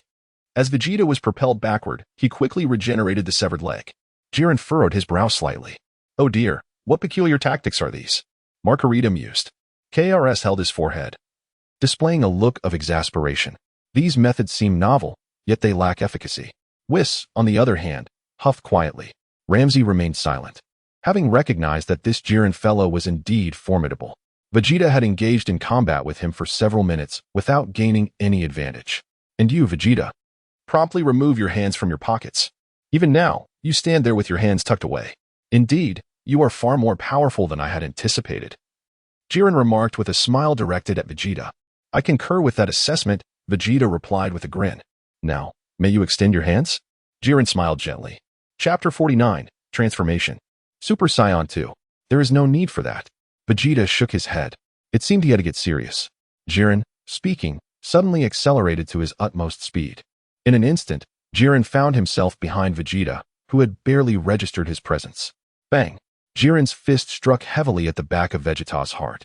A dull thud echoed as Vegeta was caught off guard. Blood spewed from his mouth as his body lurched forward. However, Vegeta reacted swiftly, executing a graceful turn while propelling himself forward. Whoosh! Energy erupted from Vegeta's feet, surging towards Jiren. Bang! Jiren scoffed coldly, swatting away the energy with a casual flick of his hand. In the next moment, Jiren vanished and reappeared directly above Vegeta. Boom! With a powerful sweep of his hand, a tremendous force enveloped Vegeta. Unfortunately, Vegeta was struck again, plummeting toward the ground. Just as he was about to crash, he summoned energy in his feet to stabilize himself. Whoosh! Vegeta soared upwards, rapidly positioning himself directly opposite Jiren. So, you are Jiren, right? Vegeta smiled. Indeed, Jiren nodded. You are the first human who has compelled me to be serious. A smile graced Vegeta's face. So, you intend to use your hands now? Jiren chuckled. In the distance. That fool has had his hands in his pockets all this time. Does he truly believe he can defeat Jiren by merely relinquishing his hands? How naive. Whis scoffed. Lam-Z remained silent, now recognizing that this Jiren was no ordinary adversary. The energy he unleashed in an instant surpassed even that of the gods of destruction. Whis lamented. This is quite unfair, allowing such a formidable opponent to battle Vegeta. It seems the next millennium is doomed. Even if Vegeta were to use his hands, he might still struggle against Jiren. Sister Kess, it appears Mr. Jiren from our universe is destined to win, Margarita smiled. Not necessarily, Kess replied with a grin. Margarita cast a deep glance at Kess. Why are you so confident? This little fellow named Vegeta is indeed powerful. However, I sense a significant gap between him and Jiren. Despite the fact that he has yet to unleash his full potential, yet, Jiren also hasn't truly exerted himself. Below, at the headquarters of the Pride Troopers, Tispa and the others gazed at the sky, watching the clash between Vegeta and Jiren. How's it going? Vice Captain, Jiren should be able to defeat him, right? Kakarot inquired. Jiren will undoubtedly defeat him. After all, he is Jiren. Tispa replied with a smile. Jiren will surely win, Quincy added. Indeed, Jiren is an undefeated legend. Kazaril echoed. The faces of the Pride Troopers were filled with determination and pride. Jiren will certainly triumph. In the high skies, Vegeta and Jiren faced each other. You are indeed a worthy opponent, Vegeta smiled. Jiren remained silent. Well then, let me show you my true strength. I hope you won't be frightened, Vegeta said. Taking a deep breath. Boom. In the next moment, an astonishing energy erupted from Vegeta. A golden flame swiftly enveloped him. As one looked again, Vegeta shimmered with golden light. His hair transformed into a brilliant golden hue. Crackling. Lightning danced around Vegeta. Super Saiyan transformation. Vegeta ascended to Super Saiyan 2, his energy multiplying 100-fold. What? What is this transformation? Jiren's expression shifted dramatically. There's nothing to be astonished about. It's merely a simple transformation, Vegeta smiled. Upon witnessing Vegeta's transformation, Lam-Z's eyes widened in disbelief. This, he stammered. Kess maintained a relatively calm demeanor, though tinged with confusion and a hint of surprise. Previously, while Lam-Z was resting, Vegeta had transformed into a Super Saiyan in Kess's presence, but it was only the standard Super Saiyan form. Vegeta had not transformed into Super Saiyan 2 then, which was why Kess felt puzzled and astonished. Why does your transformation seem different from what I observed before? Although the appearance is similar, I can distinctly sense that your energy intensity has increased at least 100-fold. Previously, it was only 50-fold. What is going on? You can upgrade your transformation as well? What? Transformation? This fellow can transform? Whis' eyes widened, glancing over at Lam-Z. To his surprise, Lam-Z appeared equally astonished. You, Lam-Z, you didn't know he could transform, did you? Whis asked. Lam-Z, cough. How could that be? Of course, I knew he could transform. He refused to admit his ignorance, feeling embarrassed. I clearly saw you were surprised. Whis retorted. I was feigning surprise for your sake, Lam-Z insisted. Whis chose to ignore Lam-Z. Who were you trying to fool? Meanwhile, Jiren's expression grew increasingly serious. What kind of joke is this? This kid's transformation has increased his power at least 100-fold. This is no ordinary display of golden light. At that moment, Vegeta radiated golden light, coloring the sky around him. Indeed, Vegeta had transformed into Super Saiyan 2. Following Lam-Z and Kess's completion of their training, during these 3 years, aside from merging the techniques of the gods of destruction and mastering Ultra Instinct, Vegeta dedicated his remaining time to studying transformations. Vegeta's research focused on discovering what kind of transformation would allow him to unleash the greatest amounts of energy. At this stage, transformation was merely an auxiliary means for him. Vegeta had effortlessly mastered it. The transformations of Super Saiyan and Super Saiyan 2 were exceedingly simple for him. As long as he maintained a tranquil mindset, accompanied by intense emotional fluctuations, he could easily tap into his power. Vegeta's emotional turmoil was easily accessible, namely the anger of being unable to reach Kess. Not being able to reach her. For a moment, he digressed. Chapter 50. Wait a moment. Let me transform. Vegeta attained the status of Super Saiyan through this very method, subsequently evolving into Super Saiyan 2. Presently, his base battle power has soared to 10 raised to the 41st power, a 10-fold increase from 3 years prior. Although this may seem like a modest enhancement, Vegeta's true prowess cannot merely be quantified by his battle power. It is akin to Jiren, whose energy intensity surpasses that of the god of destruction, Beerus. Yet, should Jiren and Beerus engage in earnest combat, Jiren would inevitably find himself at a disadvantage, for gods possess their own unique fighting styles, particularly that of a god of destruction.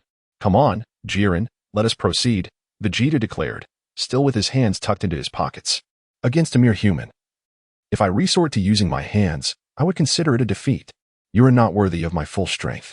Despite your claims of being the most formidable human in this universe, Jiren's expression grew increasingly grave, his demeanor shifting as he recognized the gravity of the situation. Suddenly, a tremendous energy erupted from Jiren, a fiery red aura enveloping him. He could no longer afford to conceal his power, revealing his full strength. It appears your energy has also significantly increased, Vegeta remarked with a slight smile. I shall not be defeated by you, Jiren replied, his face stern. In an instant, Jiren transformed into a streak of red light, hurtling toward Vegeta's position. Wait, Vegeta interjected abruptly. Jiren halted, surprised, and looked back at him.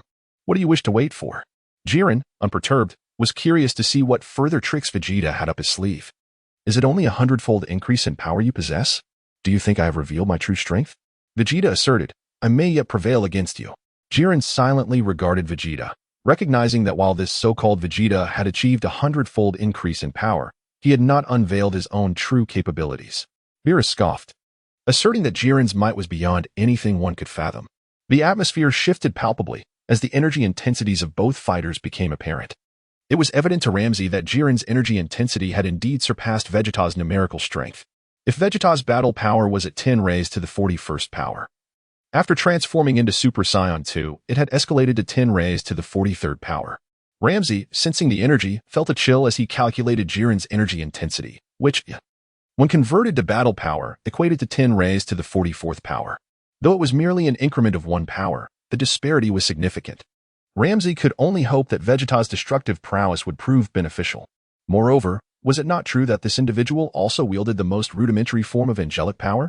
With these 2 layers of strength combined, he believed that the difference of a single power should not pose insurmountable odds. Tenfold. Surely he can defeat him, right? Lam-Z mused. Beerus interjected, noting that based on their energy intensities, Jiren's was 10 times that of Vegeta. Humph. Merely comparing energy holds no real significance, Lam-Z retorted, shaking his head dismissively. Is that so? You may reconsider your stance shortly, Beerus chuckled. Oh dear, it seems our universe's Jiren is poised for victory, with a tenfold disparity. Margarita remarked with a smile, suggesting that perhaps a difference of 1 power could be compensated for through combat skill and divine prowess. Crest stood in silence, astonished by Jiren's formidable strength, yet perplexed by Vegeta's insistence on halting Jiren. Was Vegeta truly prepared to engage in combat with both hands? Even if Vegeta were to utilize his hands, it would only marginally amplify his power, which would still render it exceedingly challenging to secure victory against such an overwhelming energy disparity. It is still not too late for you to concede and avoid a beating, Jiren remarked coolly, a smirk gracing his lips. Is this truly your full strength? Vegeta inquired, his tone contemplative. Indeed, Jiren affirmed. Are you certain? Vegeta pressed further. Indeed. What are you getting at? Jiren frowned, urging Vegeta to surrender. What I wish to convey is, I have yet another transformation to reveal, Vegeta grinned, displaying a radiant smile that revealed his gleaming white teeth. What did you just say? Jiren's expression shifted dramatically. What? Beerus gasped, eyes widening in disbelief. Did I hear correctly? This fellow has another transformation? Lam-Z was momentarily rendered speechless. Boom. A more intense golden light erupted from Vegeta, arcs of electricity crackling around him, doubling the density of the lightning. Simultaneously, Vegeta's hair extended dramatically, cascading down past his knees. Owing to Vegeta's shorter stature, the lengthening of his hair was more pronounced. As one gazed upon him, Vegeta's brows sunk deeper into his sockets, his expression now more ferocious than ever. Super Saiyan 3. This is the pinnacle of my transformations thus far. As for Super Saiyan 4 or Super Saiyan God, Vegeta had yet to explore those possibilities. He believed that the various forms of Super Saiyan were merely preliminary stages, while Super Saiyan 4 and Super Saiyan God were mere embellishments. I shall devise a transformation uniquely my own. Of course, prior to that, adopting the guise of Super Saiyan 3 to showcase his prowess was entirely feasible. This is my ultimate transformation, Super Saiyan 3, Vegeta proclaimed with a smile. Jiren's pupils dilated, his expression shifting rapidly. What? This fellow has transformed into this form. Beerus's lips twitched, his expression darkening. Lam-Z found himself at a loss for words. This individual truly has concealed his capabilities. Even I was unaware of this transformation. But wait, what had Vegeta just stated? Super Saiyan 3? How did he leap directly to that form? Shouldn't it have been Super Saiyan 2? Chapter 51. Jiren admits defeat. Your mathematics must have been taught by a physical education teacher. Why-Mind laughed heartily, masking her inner trepidation. Vegeta glanced at her. No need to look at me. You claim your transformation is Super Saiyan 3? Was the transformation just now Super Saiyan 2? Why-Mind inquired with a smile. Indeed, Vegeta nodded. And what about Super Saiyan 1? Did you leap directly to 2? Why-Mind chuckled lightly. The power increase of 1 is too minimal, only 50 times, so I couldn't be bothered to transform, Vegeta replied, shaking his head. Why-Mind, it seems your mathematics was indeed taught by a physical education teacher. Notably, my Super Saiyan 3 transformation enhances my base power by 400 times. Vegeta declared with a grin.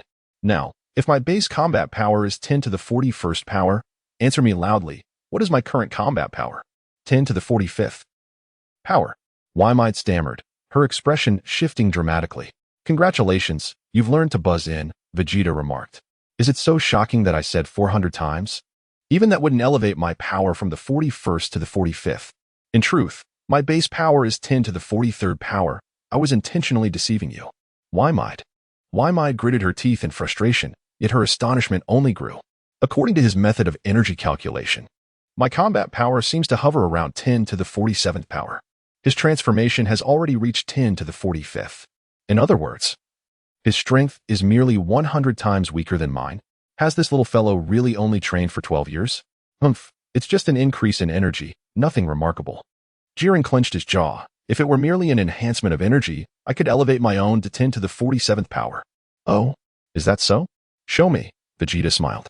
There's no necessity. Such an increase in energy would adversely affect my speed. Jiren retorted. Are you referring to transformations like this? Vegeta said, unleashing energy once more. Boom. Vegeta's muscles suddenly bulged. In the next moment, he maximized his energy. In the state of Super Saiyan 3, Vegeta transformed into a muscular figure, increasing his energy intensity by another 100 times. His energy value had now reached 10 to the 47th power. You. Jiren's complexion shifted repeatedly. You can perform such a transformation too?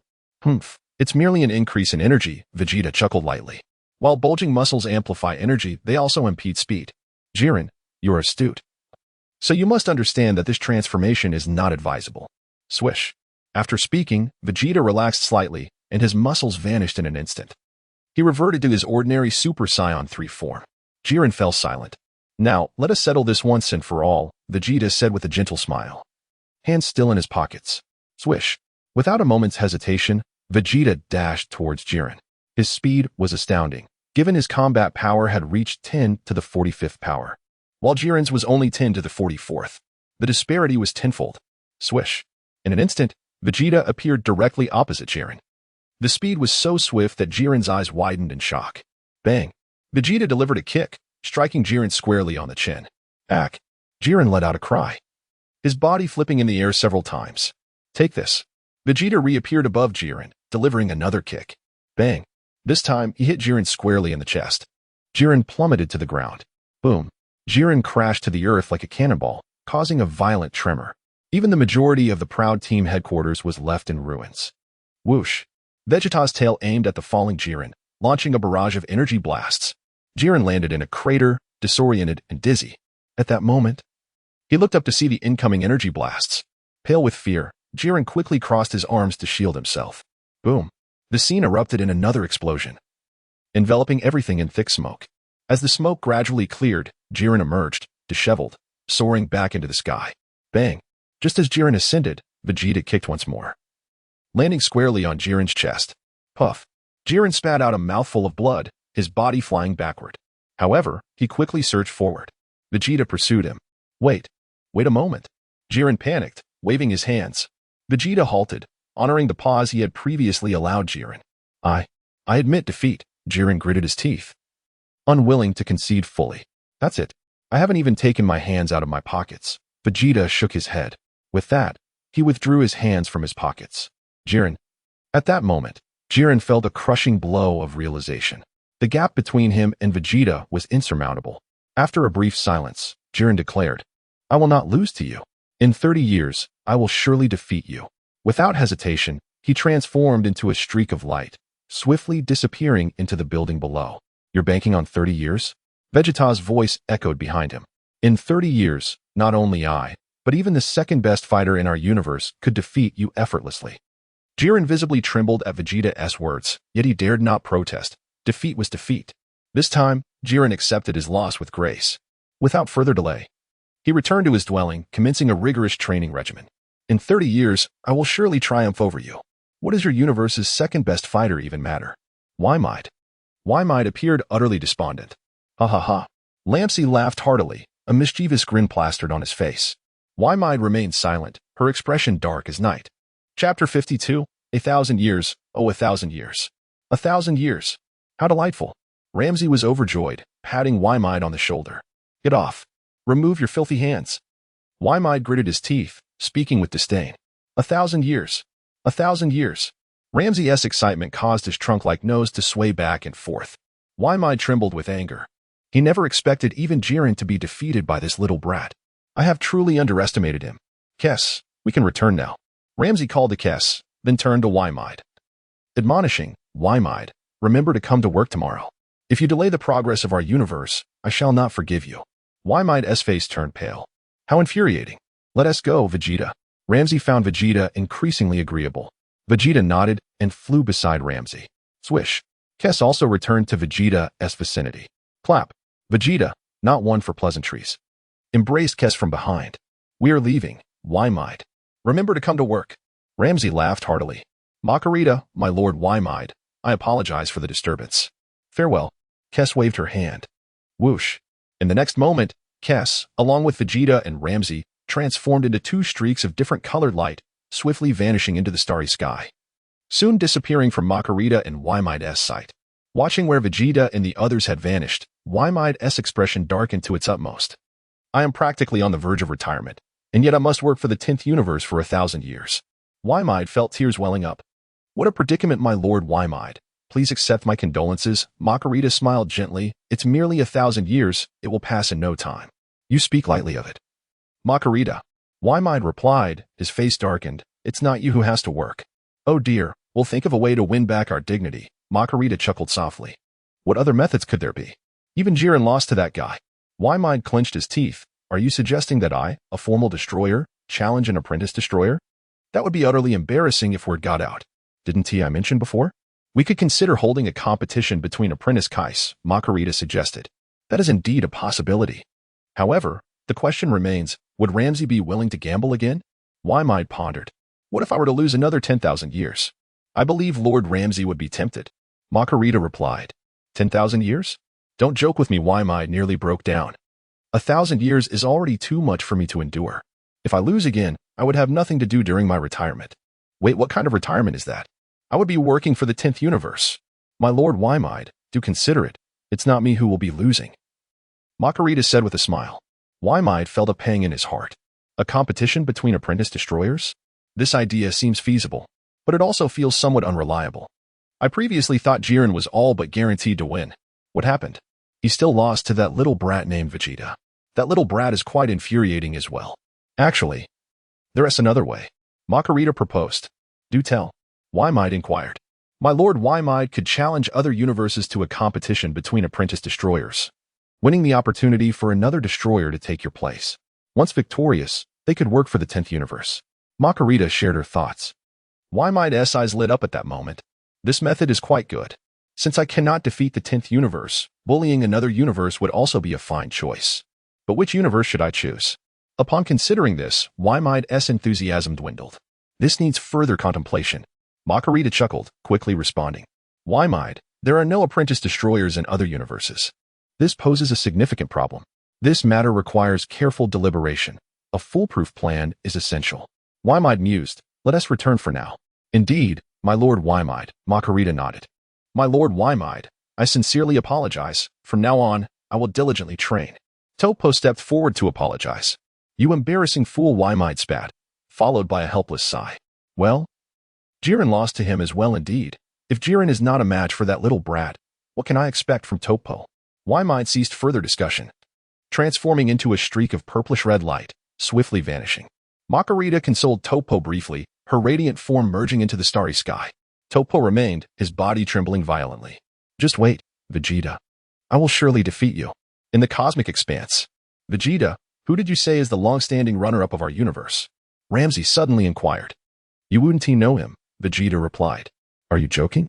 Is there anyone I don't know? Lam-Z huffed. It's no longer important, Vegeta stated. Why isn't it important? Lam-Z pressed. According to our agreement, you must assist me in seeking the Super Dragon Balls to realize my wish for immortality, Vegeta proposed. Fine. I'm in a good mood today. I shall grant your wish. Lam-Z laughed heartily, readily agreeing. Lord Lam-Z, should we visit the 6th universe or the 7th universe first? Kess inquired.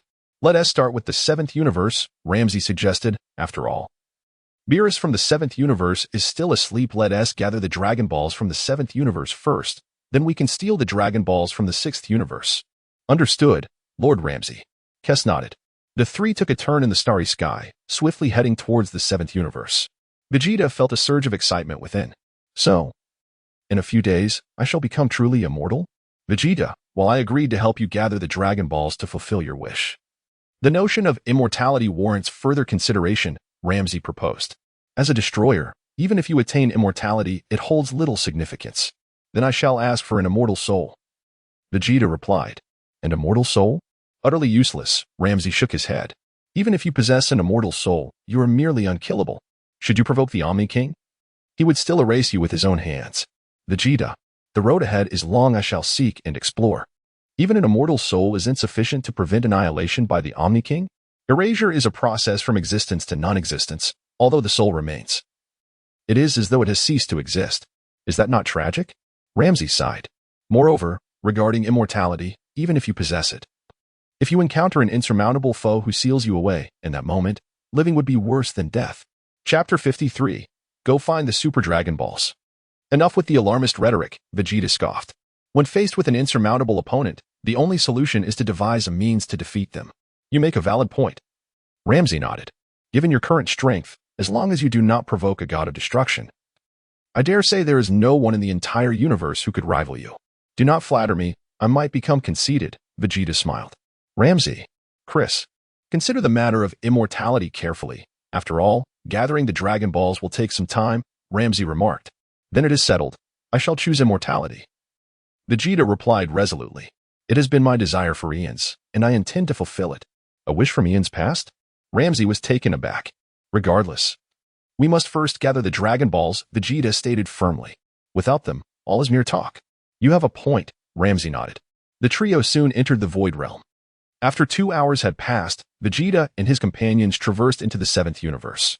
This is the 7th universe, Vegeta, Lam-Z smiled. Do you think I could possibly be unfamiliar with our universe? Vegeta inquired. How long do you estimate it will take to find the Dragon Balls? Lam-Z immediately turned to Chris. Based on my calculations, it should take roughly 7 days to gather all the Dragon Balls, Chris pondered. Acknowledging the time-consuming nature of locating a single Dragon Ball within a universe. In that case, I shall seek out a planet and await your arrival. Preparing some culinary delights for you, Vegeta proposed. Once you have assembled the Dragon Balls, simply contact me. Or you may have the Eternal Dragon grant my wish for immortality directly. Chris. Lam-Z. Chris and Lam-Z exchanged glances, their faces darkening as they turned their gazes back to Vegeta. So, you expect us to do all the work for you? Are you going to do nothing at all? I am not entirely idle. I shall be preparing a feast for you, Vegeta retorted. That may be true, but it still leaves a sour taste in my mouth. Lam-Z grumbled.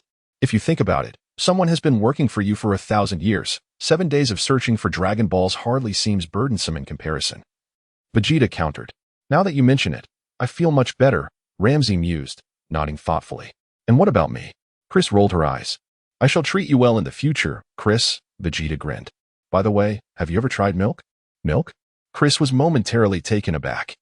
She had indeed never tasted milk, as dietary customs varied vastly across universes. Instead, her kind consumed milk from other creatures, distinctly different from cow's milk. Never had it. Have you? Vegeta chuckled. Indeed, I have not, Chris nodded. My milk is exceptionally delicious, Vegeta declared. Is that so? I shall have to sample it, Chris contemplated.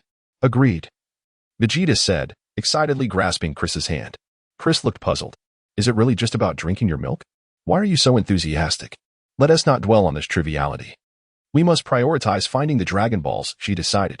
Let me check the communicator. I don't want to be unreachable when you find the Dragon Balls, Vegeta said. Retrieving the communicator Chris had given him. Rest assured, it is quite durable. It will not break easily, Chris assured him, not bothering to check it. Then why did the communicator Bardos gave me break? Vegeta questioned. That, I cannot say for certain, Chris replied, a hint of guilt in her voice. I was the one who broke that communicator. I just want to tell you how, Chris admitted. Can you hear me, Chris? Vegeta pressed the button on the device. Beep. Then, Vegeta observed as Chris's staff flickered and vibrated slightly, causing her to tremble a bit. The spectacle was somewhat impressive. Vegeta gazed at Chris without blinking. Surprisingly intriguing, he remarked. See? It works, Chris smiled, showing him her staff. Is it true that when I press this button, your staff vibrates? Vegeta inquired. Chris, what's that supposed to mean? I understand your intent, yet it feels as if there is an underlying implication.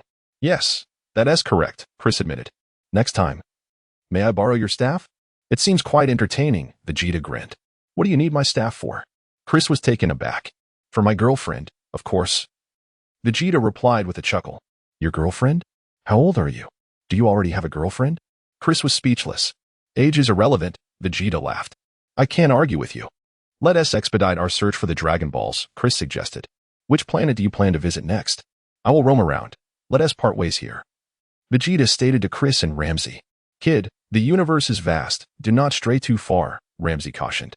And be wary not to wander onto Beerus's planet. That fellow has quite the temper and could obliterate you. I understand, Vegeta nodded. I am not foolish enough to venture to Beerus's realm.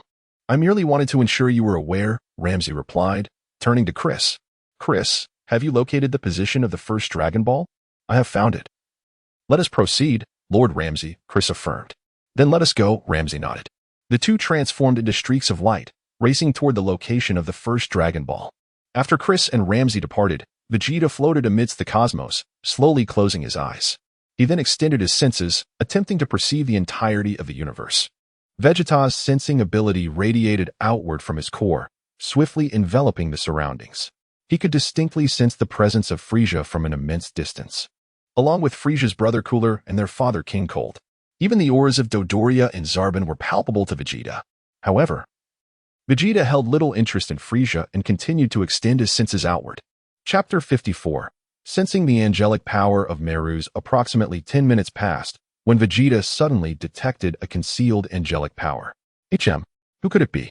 Shortly thereafter, he sensed another familiar presence near this hidden angelic force. Could it be that scoundrel, Galactic Patrolman Jocko? Then this concealed angelic power must belong to Meru's. No wonder I sensed it. As a trainee angel, it is only natural to perceive his power. Vegeta refrained from probing further and instead extended his own senses outward. Soon, he detected a very familiar aura. It was Bulma. At last, I have found you, Bulma, Vegeta murmured, a slight smile gracing his lips. You must have matured by now, right? Surely, you can bear fruits now? Excellent. I shall make a trip to Earth, first to eliminate those lecherous beings surrounding Bulma. With a resplendent brilliance akin to the stars, Vegeta's form radiated light. Overlaying this brilliance was a layer of crimson flame. He had not unleashed this power during his battle with Jiren, as it was unnecessary. Simply transforming into Super Saiyan 3 was sufficient to defeat Jiren. In a flash, Vegeta became a streak of luminous energy, hurtling towards Earth. Had Rumture been present, he would undoubtedly have been astonished by Vegeta's speed, which had now surpassed even his own. Galactic Patrol Headquarters. Meru suddenly froze for a moment. He swiftly approached the window, gazing out at the stars. Furrowing his brow, he pondered, what just happened? For a fleeting instant, it felt as though someone was sensing me. This individual also possesses angelic power. What could this mean? Is it possible that a new angel has emerged in this universe? That shouldn't be the case. Angels are the essence of this universe, condensed over time. Only one can emerge at a time. Since I have become the angel of this universe, no new angels should manifest in the near future. Could it be that he hails from another universe? Initially, Meru's intended to release his angelic power and delve deeper into this sensation. However, upon reflection, he decided to refrain from meddling. I shall focus on my training here. Ignoring Vegeta's affairs, Meru's returned to his work. In the expanse of space, a colossal spaceship orbited. Frieza sat within, comfortably ensconced in his flying apparatus. His tail swaying back and forth, a sinister smile upon his lips. It has been quite some time. I wonder how those Saiyans are faring? Frieza suddenly inquired. My lord Frieza, only Raditz and Nappa remain. The others have perished, Dodoria reported with a bow. Oh, how unfortunate, Frieza replied with a grin. By the way, what of Vegeta? Any news on that little monkey? My lord, after Vegeta departed from planet Fandor, he headed straight for Earth. Since then, We have lost contact. Perhaps he has damaged the ship's communication devices, Dodoria speculated. I imagine he has been living on Earth all these years. Is he planning to marry and have children on Earth? Frieza chuckled. Indeed, my lord, Belial replied. According to our investigations, Saiyans and Earthlings can interbreed, meaning they can produce offspring together. Let us not concern ourselves with him. Perhaps Vegeta has already become irrelevant. Frieza scoffed, seemingly unconcerned. As they spoke, Vegeta, a dazzling streak of intertwined colors and crimson light, flashed past the front of Frieza's spaceship. The speed was so great that it appeared as a mere blur to Frieza. What was that? Dodoria exclaimed, having also caught sight of the extraordinary streak. It felt as though someone was flying. Belial, with sharper eyes, muttered. Could it be someone flying? What? Someone is flying. Frieza turned, raising an eyebrow at Belial. Could you discern who it was? I cannot see clearly, my lord, Belial replied, rubbing his eyes. The coloration of that light suggests it could belong to Lord Beerus or his attendant. Frieza mused, can the surveillance capture his image? Belial promptly adjusted the monitoring equipment. However, the speed was too swift for the cameras to record, as Vegeta had already zipped past. Has Lord Beerus awakened? Frieza contemplated. How curious. If Lord Beerus had indeed woken, he would surely greet me as he passed by my spaceship. I believe I have served him well, having destroyed numerous planets over the years. Moreover, I constructed a culinary planet for him, complete with a statue of Lord Beerus, crafted from materials 100 times superior to the last. This statue is far less prone to breakage. So, why does Lord Beerus not acknowledge me? It seems unlikely to be him. Could it be that portly version of Lord Beerus? I heard reports from Planet Fandur about an encounter with a plumper Beerus. Very well. I shall inquire once Lord Beerus awakens. I have a feeling he is still in slumber. Frieza could never have imagined that the figure who had just zoomed past him was none other than Vegeta. Vegeta had no desire to confront Frieza. Having recently battled Jiren, he regarded Frieza as a trivial concern. With the fusion of angelic and destructive power, Vegeta accelerated to his utmost, racing towards Earth. Meanwhile, Krillin and Rumshur were also searching for the first Dragon Ball in Universe 7. Earth, near Mount Payas. A small green car wound its way along a mountain road. Creak. The vehicle came to a gentle stop, and Bulma stepped out, clutching a Dragon Ball radar. It should be around here somewhere, she murmured to herself, just a bit further west. It must be nearby. Chapter 55. Bulma begins her search for the Dragon Balls. Bulma inhaled deeply in the forest before re-entering her vehicle and driving uphill. Vegeta, you deceiver. You promised to return when I turned 16. She huffed, feeling a twinge of annoyance. In her foul mood, Bulma pressed the accelerator, increasing her speed. Suddenly, she spotted a large fish in the middle of the road, momentarily taken aback. How could a fish be here? Startled, she slammed on the brakes, skidding dangerously close to the creature. Meanwhile, a flustered Goku, carrying the fish home, was drenched in cold sweat, his hair standing on end. You scared me. How can you walk on the road with a fish? Bulma shouted as she rolled down her window.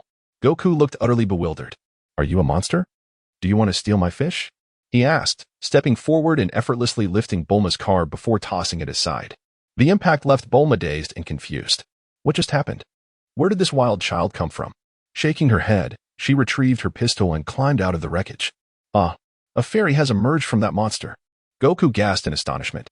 Without hesitation, Bulma fired a shot, the bullet striking Goku squarely on the forehead. Ouch. That hurts, he cried, clutching his head. What kind of joke is this? Why isn't he dead? Bulma was shocked. Fool. How could that little thing harm me?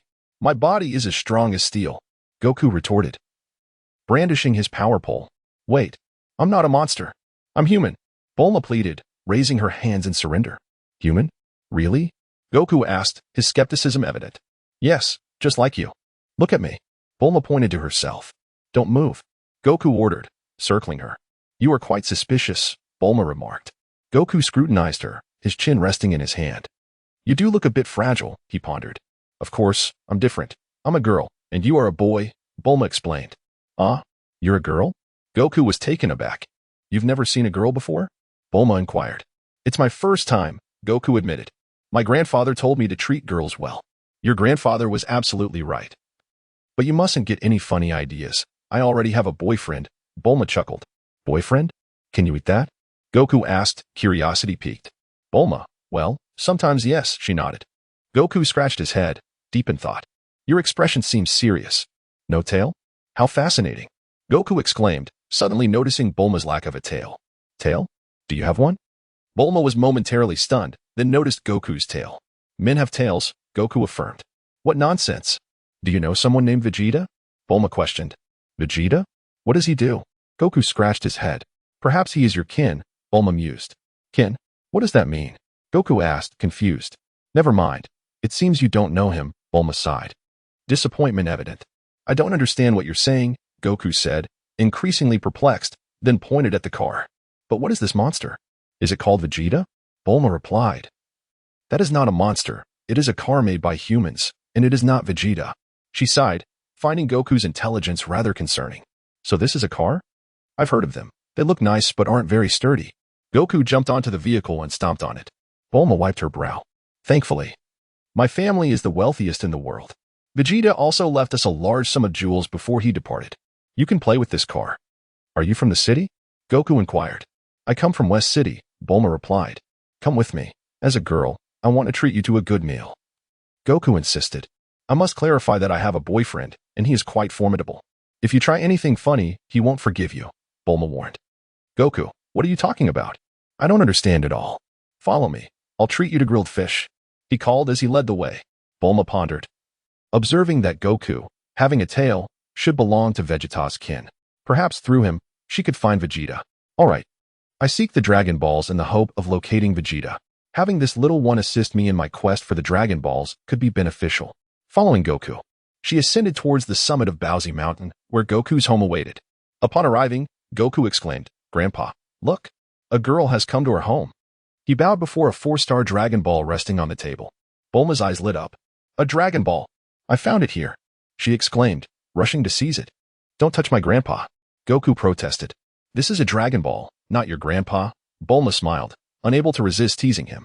Let me show you this, she said, pulling 2 Dragon Balls from her pocket.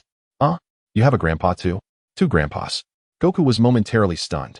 This is called a Dragon Ball, Bulma explained with a smile. At first, I didn't know what it was. After Vegeta came to our home, he told me about the Dragon Balls. There are 7 in total. And I found these 2 just a few days ago.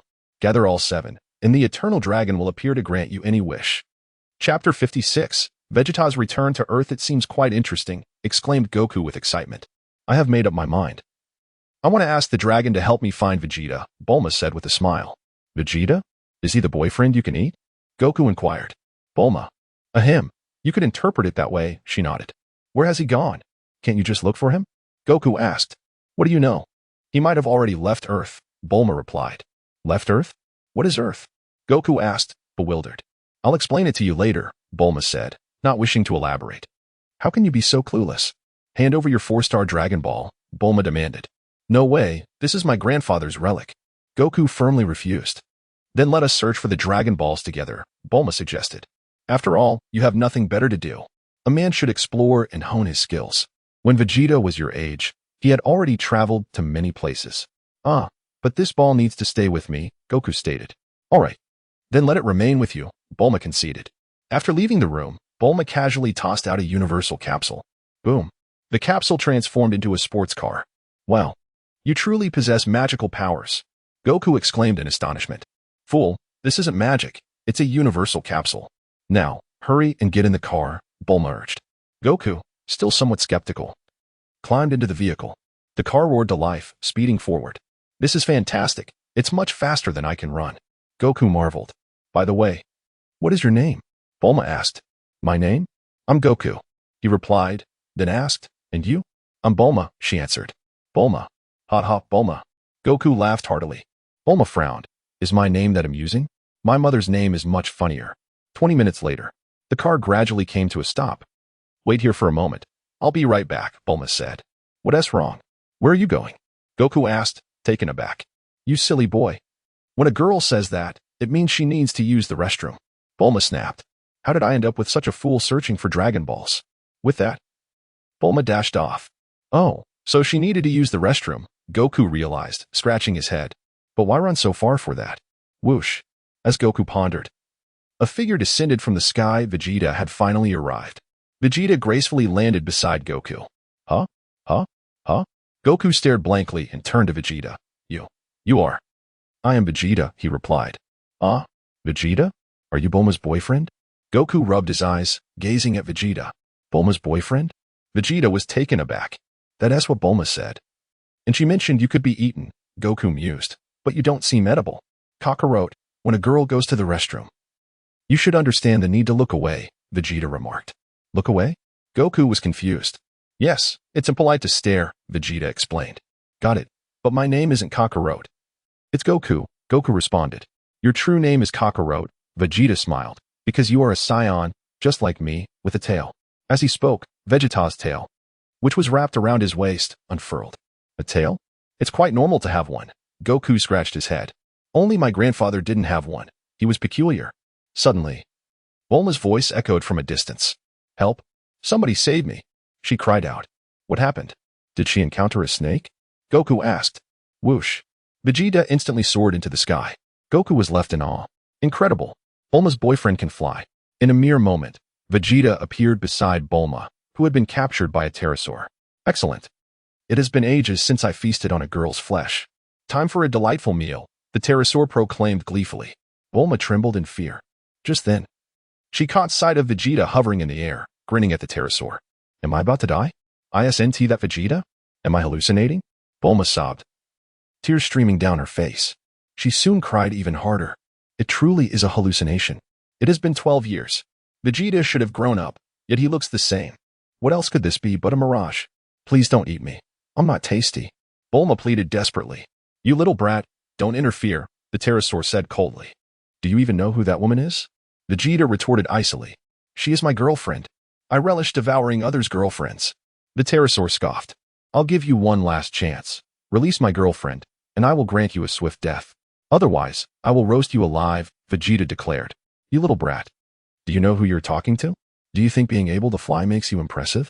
The pterosaur laughed maniacally, swiping a claw at Vegeta. The pterosaur was confident that this strike would bring Vegeta crashing down. Smack! Vegeta released a minuscule amount of his energy. Then, the pterosaur's claw halted midair, as if an invisible barrier had formed around Vegeta, blocking the attack. Smack! In an instant, Vegeta appeared beside Bulma, swiftly disarming the pterosaur by removing one of its legs. Ah! The pterosaur shrieked in agony. Vegeta then embraced Bulma and casually waved his hand, severing one of the pterosaur's wings. The pterosaur plummeted to the ground, writhing in pain. In the next moment, Vegeta gently descended to the earth, still holding Bulma. Bulma was left speechless, struggling to comprehend what had just transpired. She rubbed her eyes, staring at Vegeta, feeling as if she were in a dream. Did I not see that incorrectly? Bulma asked. Chapter 57, Bulma. I have returned. Goku, are you hungry? Vegeta inquired, casting a glance at the young Saiyan. Goku nodded vigorously. How did you know I was hungry? Eat this. Vegeta beckoned to him. I've tasted it before. It seemed quite delicious. Goku smacked his lips, surveying the surroundings. I'll gather some firewood. I want to roast it, he declared, darting off. Go ahead, Vegeta smiled faintly, watching Goku's swift departure. The pterodactyl expressed an air of despair, but Vegeta dismissed it. I offered you a chance earlier, yet you squandered it. I shan't grant you a swift demise for daring to consume my girlfriend. Are you all right, Bulma? Vegeta asked gently, scrutinizing her from head to toe. The once little girl had blossomed into a young woman. Indeed, the 16-year-old Bulma was more enchanting than ever, exuding a distinctive fragrance that stirred Vegeta's emotions. Why, you really are Vegeta? I can't be mistaken, Bulma gasped, rubbing her eyes as if caught in a dream. Please, spare me, the pterodactyl whimpered. It is I have returned, Bulma, Vegeta affirmed, nodding as a beam of light flickered from his hand. With a swift motion, the light pierced the pterodactyl's mouth, rendering it mute. Much quieter now, Vegeta chuckled. Wait, Vegeta, how can it be you? 12 years have passed, and you haven't grown at all, Bulma exclaimed, astonished. Our Saiyan physiology is rather unique. We maintain a youthful appearance for an extended period. When we finally mature, it occurs instantaneously, Vegeta explained. Is that so? Bulma regarded him skeptically. Will you truly grow in an instant? Certain things do grow in an instant, Vegeta added cryptically. What could that possibly be? Bulma inquired, puzzled. I'll show you later, he replied with a smile. By the way, is that little Goku one of your kind? I heard you call him Kakarot. Yes, he is my kin. His true name is Kakarot, Vegeta confirmed. As they conversed, Goku returned, arms laden with firewood. Roast dragon! Roast dragon! Goku exclaimed, expertly stacking the wood. The pterodactyl's eyes were filled with hopelessness. Did you bring fire, Bulma? Goku asked. Yes. Bulma nodded, reaching for her lighter. No need for that, Vegeta said, waving his hand lightly. A flame erupted, igniting the firewood instantly. Wow, Vegeta, is that magic? Can you teach me? Goku's eyes widened with excitement. I'll teach you in due time. It's not difficult, Vegeta replied with a grin. Also, teach me that skill you have of flying. Goku added eagerly. Agreed. But first, let us have our meal. Vegeta gestured towards the pterodactyl. Yay, dragon meat. Goku cheered, nodding enthusiastically. He then produced a long stick and thrust it into the pterodactyl's rear, eliciting a pained cry. Sorry, just bear with it, Goku chuckled. At that moment, Goku was not particularly kind-hearted. He simply lacked guidance. At this stage, Goku was primarily focused on eating, having lived on the Bun Mountain. He had consumed numerous delicacies, even some talking creatures. Later, after training with Master Roshi, he gradually learned the value of life. Thus, currently, Goku was just a foodie, a pure, unadulterated glutton. With a squelch, the stick emerged from the pterodactyl's mouth, and Goku propped it over the flames, initiating the roasting process. Soon, the tantalizing aroma of roasted meat wafted through the air. The pterodactyl was cooked alive, and Vegeta and Goku savored the feast, while Bulma hesitated to partake. As dusk descended, Goku suggested, let us camp out tonight. I concur, Vegeta nodded. What are you two joking about? I'm far too frail to sleep outdoors. Bulma huffed, producing a capsule from her bag. I meant for Goku to sleep outside.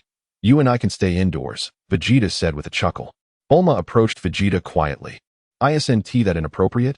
People might think we're bullying a child. He is not a child anymore. He is 12 this year, Vegeta asserted. 12? Bulma turned to Goku in surprise.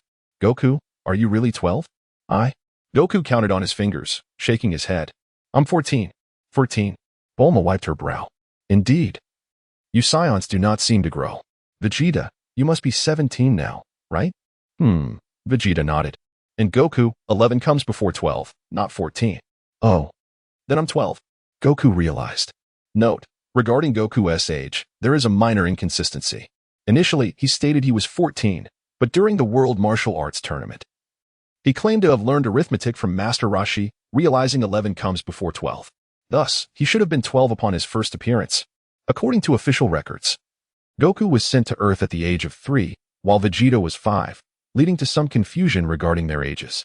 Hence, the age is deemed inconsequential. Let us consider him 14. It's not important. Vegeta shook his head, patting Goku on the shoulder.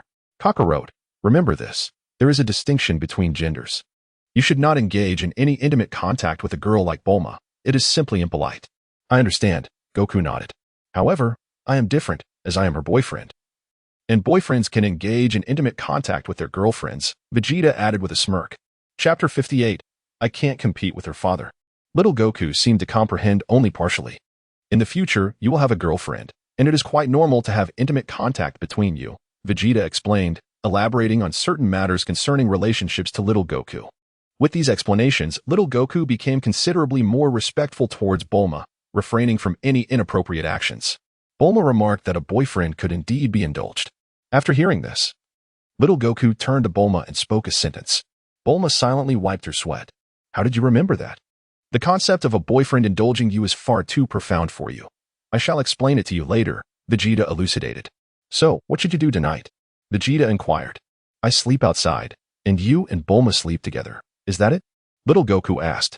Yes, what a good boy, Vegeta nodded approvingly. All right, I understand what to do. Little Goku cheerfully stated as he found a patch of grass to lie down. Meanwhile, Bulma tossed a capsule away, conjuring a house. Vegeta nonchalantly entered the house. Bulma hastened to catch up, feeling her heart race. Could it be that tonight I am to engage in something with Vegeta? Vegeta. Is it appropriate for us to leave little Goku outside?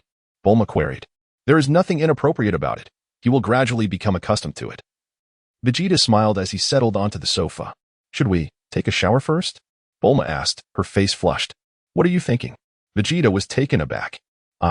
Nothing at all. Bulma vigorously shook her head. How terrible. How could I be so forward? Shouldn't such matters be more initiated by the boy? Not tonight. Perhaps we can sleep together another time.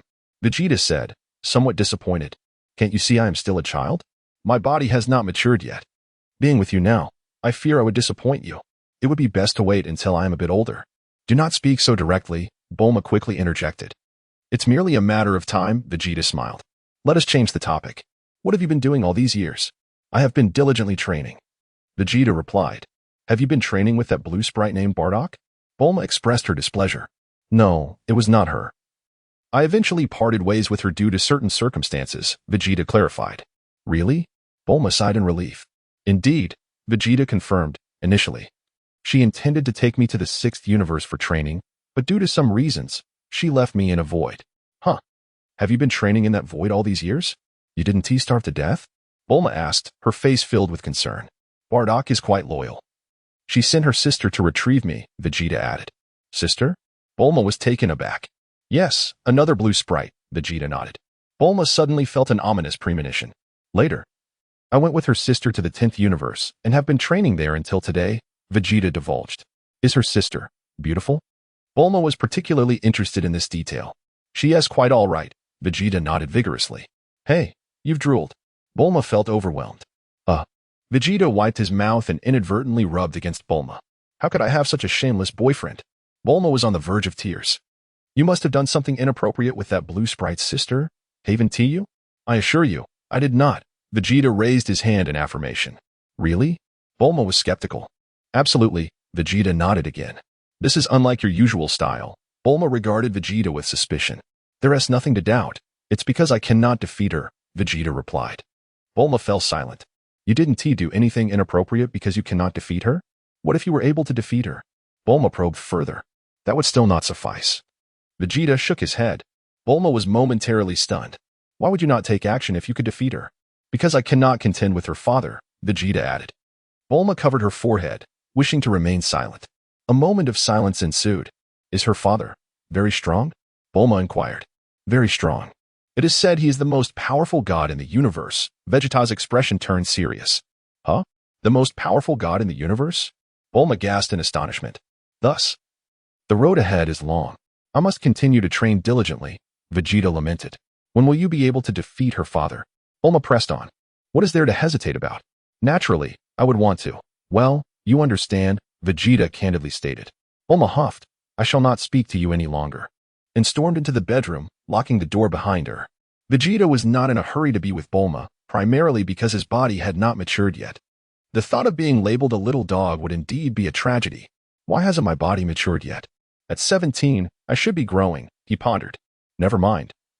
There will always be time in the future. If I do not grow soon, I could ask the dragon to expedite my maturation. After all, aren't we collecting Dragon Balls here? Once gathered, I could wish for an adult body. A night passed without incident. The next morning, little Goku rose early and knocked on the door. Vegeta opened it. Good morning. Little Goku beamed. Kakarot, did you sleep well last night? Vegeta inquired with a smile. Quite well. Sleeping outdoors is rather comfortable, little Goku nodded. What about Bulma? When shall we go search for the Dragon Balls? Bulma just woke up. Let us wait a moment, Vegeta replied. All right, I shall go exercise, little Goku said, and before leaving, asked, Vegeta, do you want to train together? No. That kind of training does not suit me, Vegeta chuckled. Very well, I shall train alone, little Goku scampered off. With a thud, little Goku lifted a large stone, embracing it with all his might. Chapter 59. Is Master Roshi still alive? With a resounding crash, the stone shattered into fragments. Shortly thereafter, little Goku approached another rock, preparing to exert his strength, when a large sea turtle unexpectedly rose to its feet. Goku was startled, and so was the turtle. You nearly gave me a heart attack, the turtle exclaimed, wiping the sweat from its brow. Greetings, great turtle, Goku waved cheerfully. The turtle replied, Ahem, young one, I am a sea turtle, not a tortoise. After uttering this, the turtle noticed the tail behind Goku and felt a sense of foreboding. Why does this little fellow have a tail? Just like that chap named Vegeta from back in the day. Is it fashionable for children not to have tails? As the turtle pondered this, it suddenly recognized a familiar figure. Rubbing its eyes, it gasped, Isn't that Vegeta? Can it truly be him? It shouldn't be possible. It has been 12 years. Has he not grown at all? Old turtle, we meet again. Vegeta greeted with a grin. The turtle trembled. I can't believe it's really you, Vegeta. By the way, is Master Roshi still alive? Vegeta inquired with a smile. Fortunately, he drank the super divine water and survived against the odds. The turtle replied, wiping more sweat from its brow. His life is quite resilient, Vegeta nodded. The turtle fell silent, realizing that Vegeta had foolishly given Master Roshi such a toxic substance. As a result, Master Roshi had slept for 7 days and nights before finally waking. Thankfully, he had survived. Otherwise, he might have truly succumbed to the poison. What brings you to this place? Vegeta asked the turtle again. I left my companions in search of a sea mushroom, lost my way, and have been looking for the ocean for a year, the turtle said, tears falling. Oh. Goku nodded sympathetically. You've gone the wrong way. The ocean is that way. Allow me to send you back, Vegeta suggested. Please, can I walk by myself? The turtle replied, a hint of fear in its voice. That kick you gave me still haunts me. Are you really going to toss me again? How shameless. It should be about 130 kilometers south to return to the ocean, Vegeta said, flying into the sky to look south before landing again. What? 130 kilometers? The turtle exclaimed. How long will it take me to crawl back to the sea? Then shall I toss you back? Vegeta chuckled. It would be quite convenient. No. I'll crawl by myself. The turtle quickly turned and scurried away at an impressive speed. Kakarot, who said turtles are slow. Vegeta laughed, turning to Goku. It wasn't me, Goku replied. At that moment, Bulma emerged, having finished her tasks and neatly dressed. What just happened? I heard you talking to someone, she asked. Nothing much. Just a turtle, Goku answered. A turtle? Are animals becoming sentient now? Even turtles can speak? Bulma marveled. Forget that. Let us go search for the Dragon Balls. Let us head that way. She pointed towards the south. The turtle just crawled in that direction, Goku noted. Bulma did not respond. By the way, Bulma, weren't you wishing to find Vegeta? Goku curiously asked. Isn't he back now? What else do you wish for? I want an endless supply of strawberries.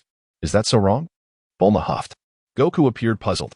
Hey, Vegeta, Bulma seems rather upset today, he whispered to Vegeta. Girls have those days. Just be cautious and don't provoke her. Vegeta advised quietly. Why do they always have those days? Goku asked, confused.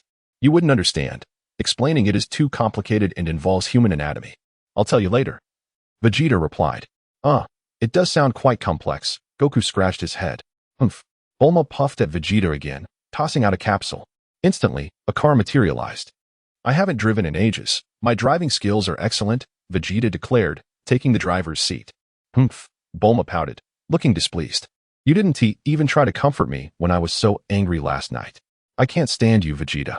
Everyone buckle up. I'm driving now, Vegeta declared, pressing the gas pedal. Take it easy. My father modified this car. It's quite fast, Bulma cautioned. Bulma, I love driving, especially all kinds of vehicles. Vegeta grinned. Oof, spare me. Bulma retorted. I'm starting it. Vegeta slammed the pedal to the floor. Boom. The engine exploded, and smoke billowed from the car. Bulma. Goku. Vegeta. Ahem. This car isn't very sturdy, is it? Vegeta remarked, speechless. Vegeta, I despise you. Bulma shouted angrily. Kakarot, now you understand why girls can be so easily angered, right? Vegeta turned to Goku. Goku coughed repeatedly from the smoke.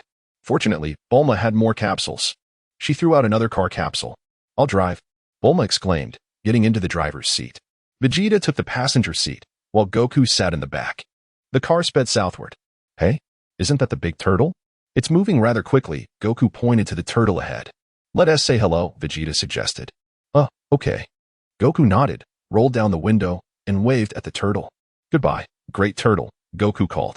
The turtle felt a torrent of frustration. Could you at least give me a ride? This is perfectly on your way. Before long, the car reached the seaside. According to the radar, the Dragon Balls seemed to be deep in the ocean. Bulma examined the Dragon Ball radar closely, enlarging the map. Oh, there's a small island. Got it. I'll go retrieve the Dragon Balls, Vegeta said, and immediately took to the skies. Chapter 60, I do not wish to take disciples with a swift motion. Vegeta transformed into a gleaming streak of light, landing upon the small island of Master Roshi in an instant. The old master was basking in the sun, his expression one of utter disillusionment. Upon witnessing Vegeta's descent, Master Roshi adjusted his sunglasses in astonishment. Is that Vegeta? He stammered. Old man, you're still alive? Vegeta greeted him. Master Roshi replied, Are you still drinking the ultra-divine water? I've amassed a bottle of it. Vegeta, with a smirk, produced the bottle of ultra-divine water and waved it before Master Roshi's eyes. Startled, the old master hastily shook his head. By the way, what day is it today? Why aren't you watching television inside? Isn't there any interesting program on today? Vegeta inquired, curious. How dare you even ask? Master Roshi huffed, his beard bristling. Ever since I drank your ultra-divine water, I felt quite lacking. I haven't had any peculiar thoughts for quite some time now. Are you saying you're feeling weak? Vegeta chuckled. You little brat, this is on purpose, isn't it? Master Roshi retorted, annoyed. I've consumed so much ultra-divine water without issue, yet you feel weak? You really must have a poor constitution, Vegeta observed, shaking his head. Master Roshi fell silent, feeling an endless pang of heartache. Moreover, regarding your weakness, you should consult Karen. After all, the ultra-divine water is his creation, Vegeta smiled. Knowing well that Master Roshi would not dare blame Karen. Am I supposed to confront Karen? I could never defeat that cat, Master Roshi murmured. Enough of this chatter. I'm in search of the Dragon Balls. Yes, the very one hanging around your neck. Vegeta pointed at the Dragon Ball adorning Master Roshi's neck. What is this? Master Roshi blinked in confusion. That is the Dragon Ball, Vegeta replied. I lost it a few years back, but I found it again while playing at the beach. What do you want it for? Master Roshi huffed. Of course, it is of great use. Hand it over, Vegeta commanded, not bothering to be polite, and gestured towards the Dragon Ball around Master Roshi's neck. With a swift motion, the Dragon Ball detached from Master Roshi's neck and flew directly into Vegeta's hand. Ah, splendid, Vegeta nodded in satisfaction. Master Roshi exclaimed, Did I ever agree to give it to you? That was outright theft. By the way, I found a disciple for you. Once I finish collecting the Dragon Balls, you should train him, Vegeta suddenly recalled, turning to Master Roshi. I don't want to take on a disciple. Master Roshi vehemently shook his head. Don't say that.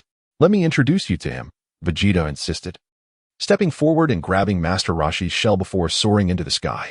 Master Roshi protested, You fool. I do not wish to take on a disciple. Ever since I drank the ultra-divine water, I've suffered its after-effects. I find myself disinterested in women. You expect me to take on a disciple? That was the only joy in my life. With a swift motion, Vegeta brought them to the side of Goku and Bulma. Here comes a peculiar old man, Bulma remarked, slightly taken aback. Hi there. Goku waved at Master Roshi cheerfully. Master Roshi's eyes widened in surprise as he looked at Goku. This kid has a tail as well. Is Vegeta suggesting that I take him as a disciple? With a thud, Vegeta landed with Master Roshi. I believe you've already seen him. And you can guess that this is the disciple you are to take on, Vegeta proclaimed, gesturing toward Goku.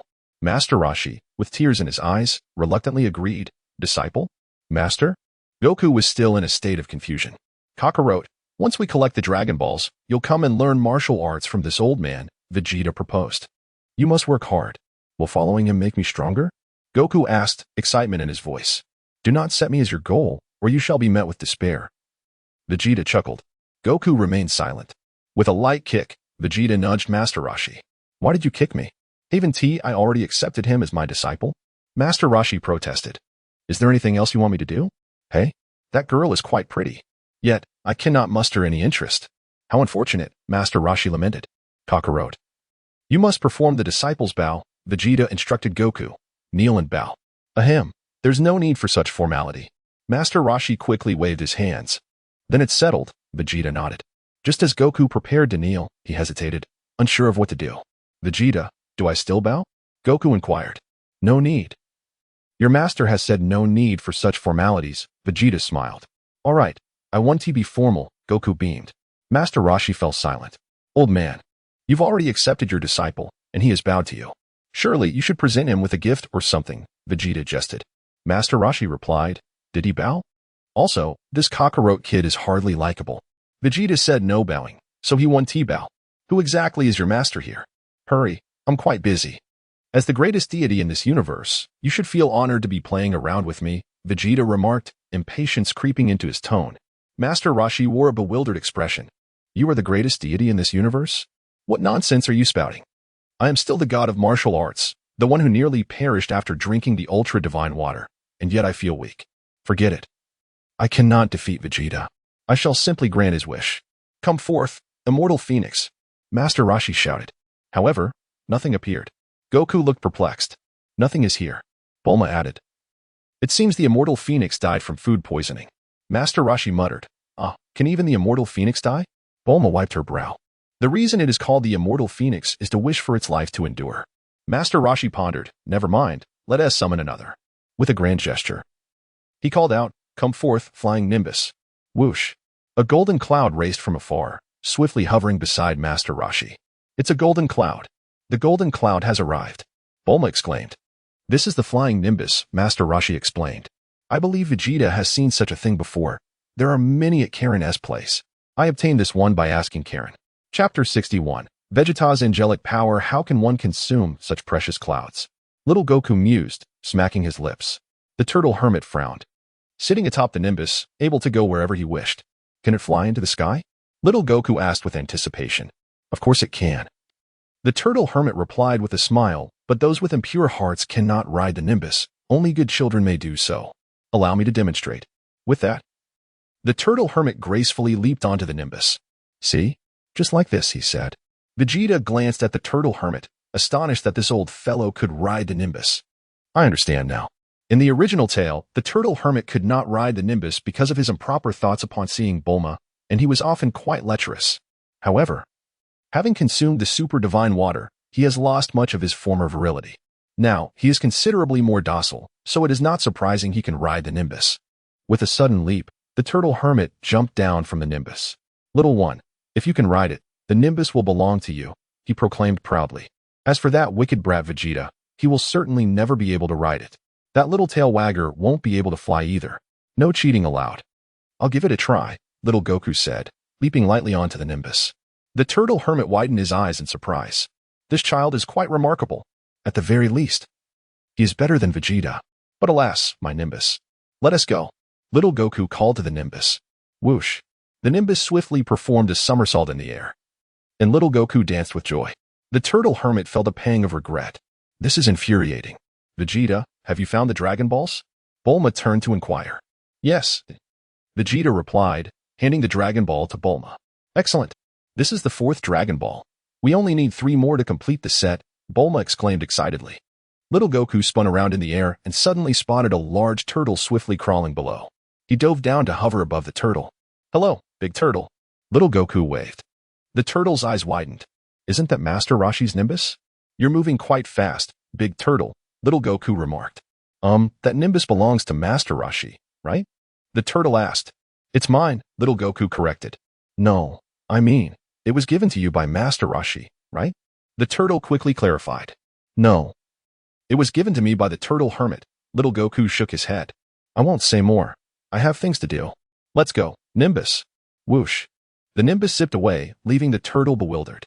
Don't you know that the turtle hermit is Master Roshi? This little brat is truly annoying, just like Vegeta. Little Goku swiftly returned. May I leave now? The turtle hermit asked Vegeta. Yes, Vegeta nodded. The turtle hermit turned, wearing a look of utter boredom. Life is tragically mundane. Perhaps I should send you back, Vegeta pondered. Very well. The turtle hermit gazed out at the endless sea and nodded gently. If no one were to send me, I would have to swim back myself.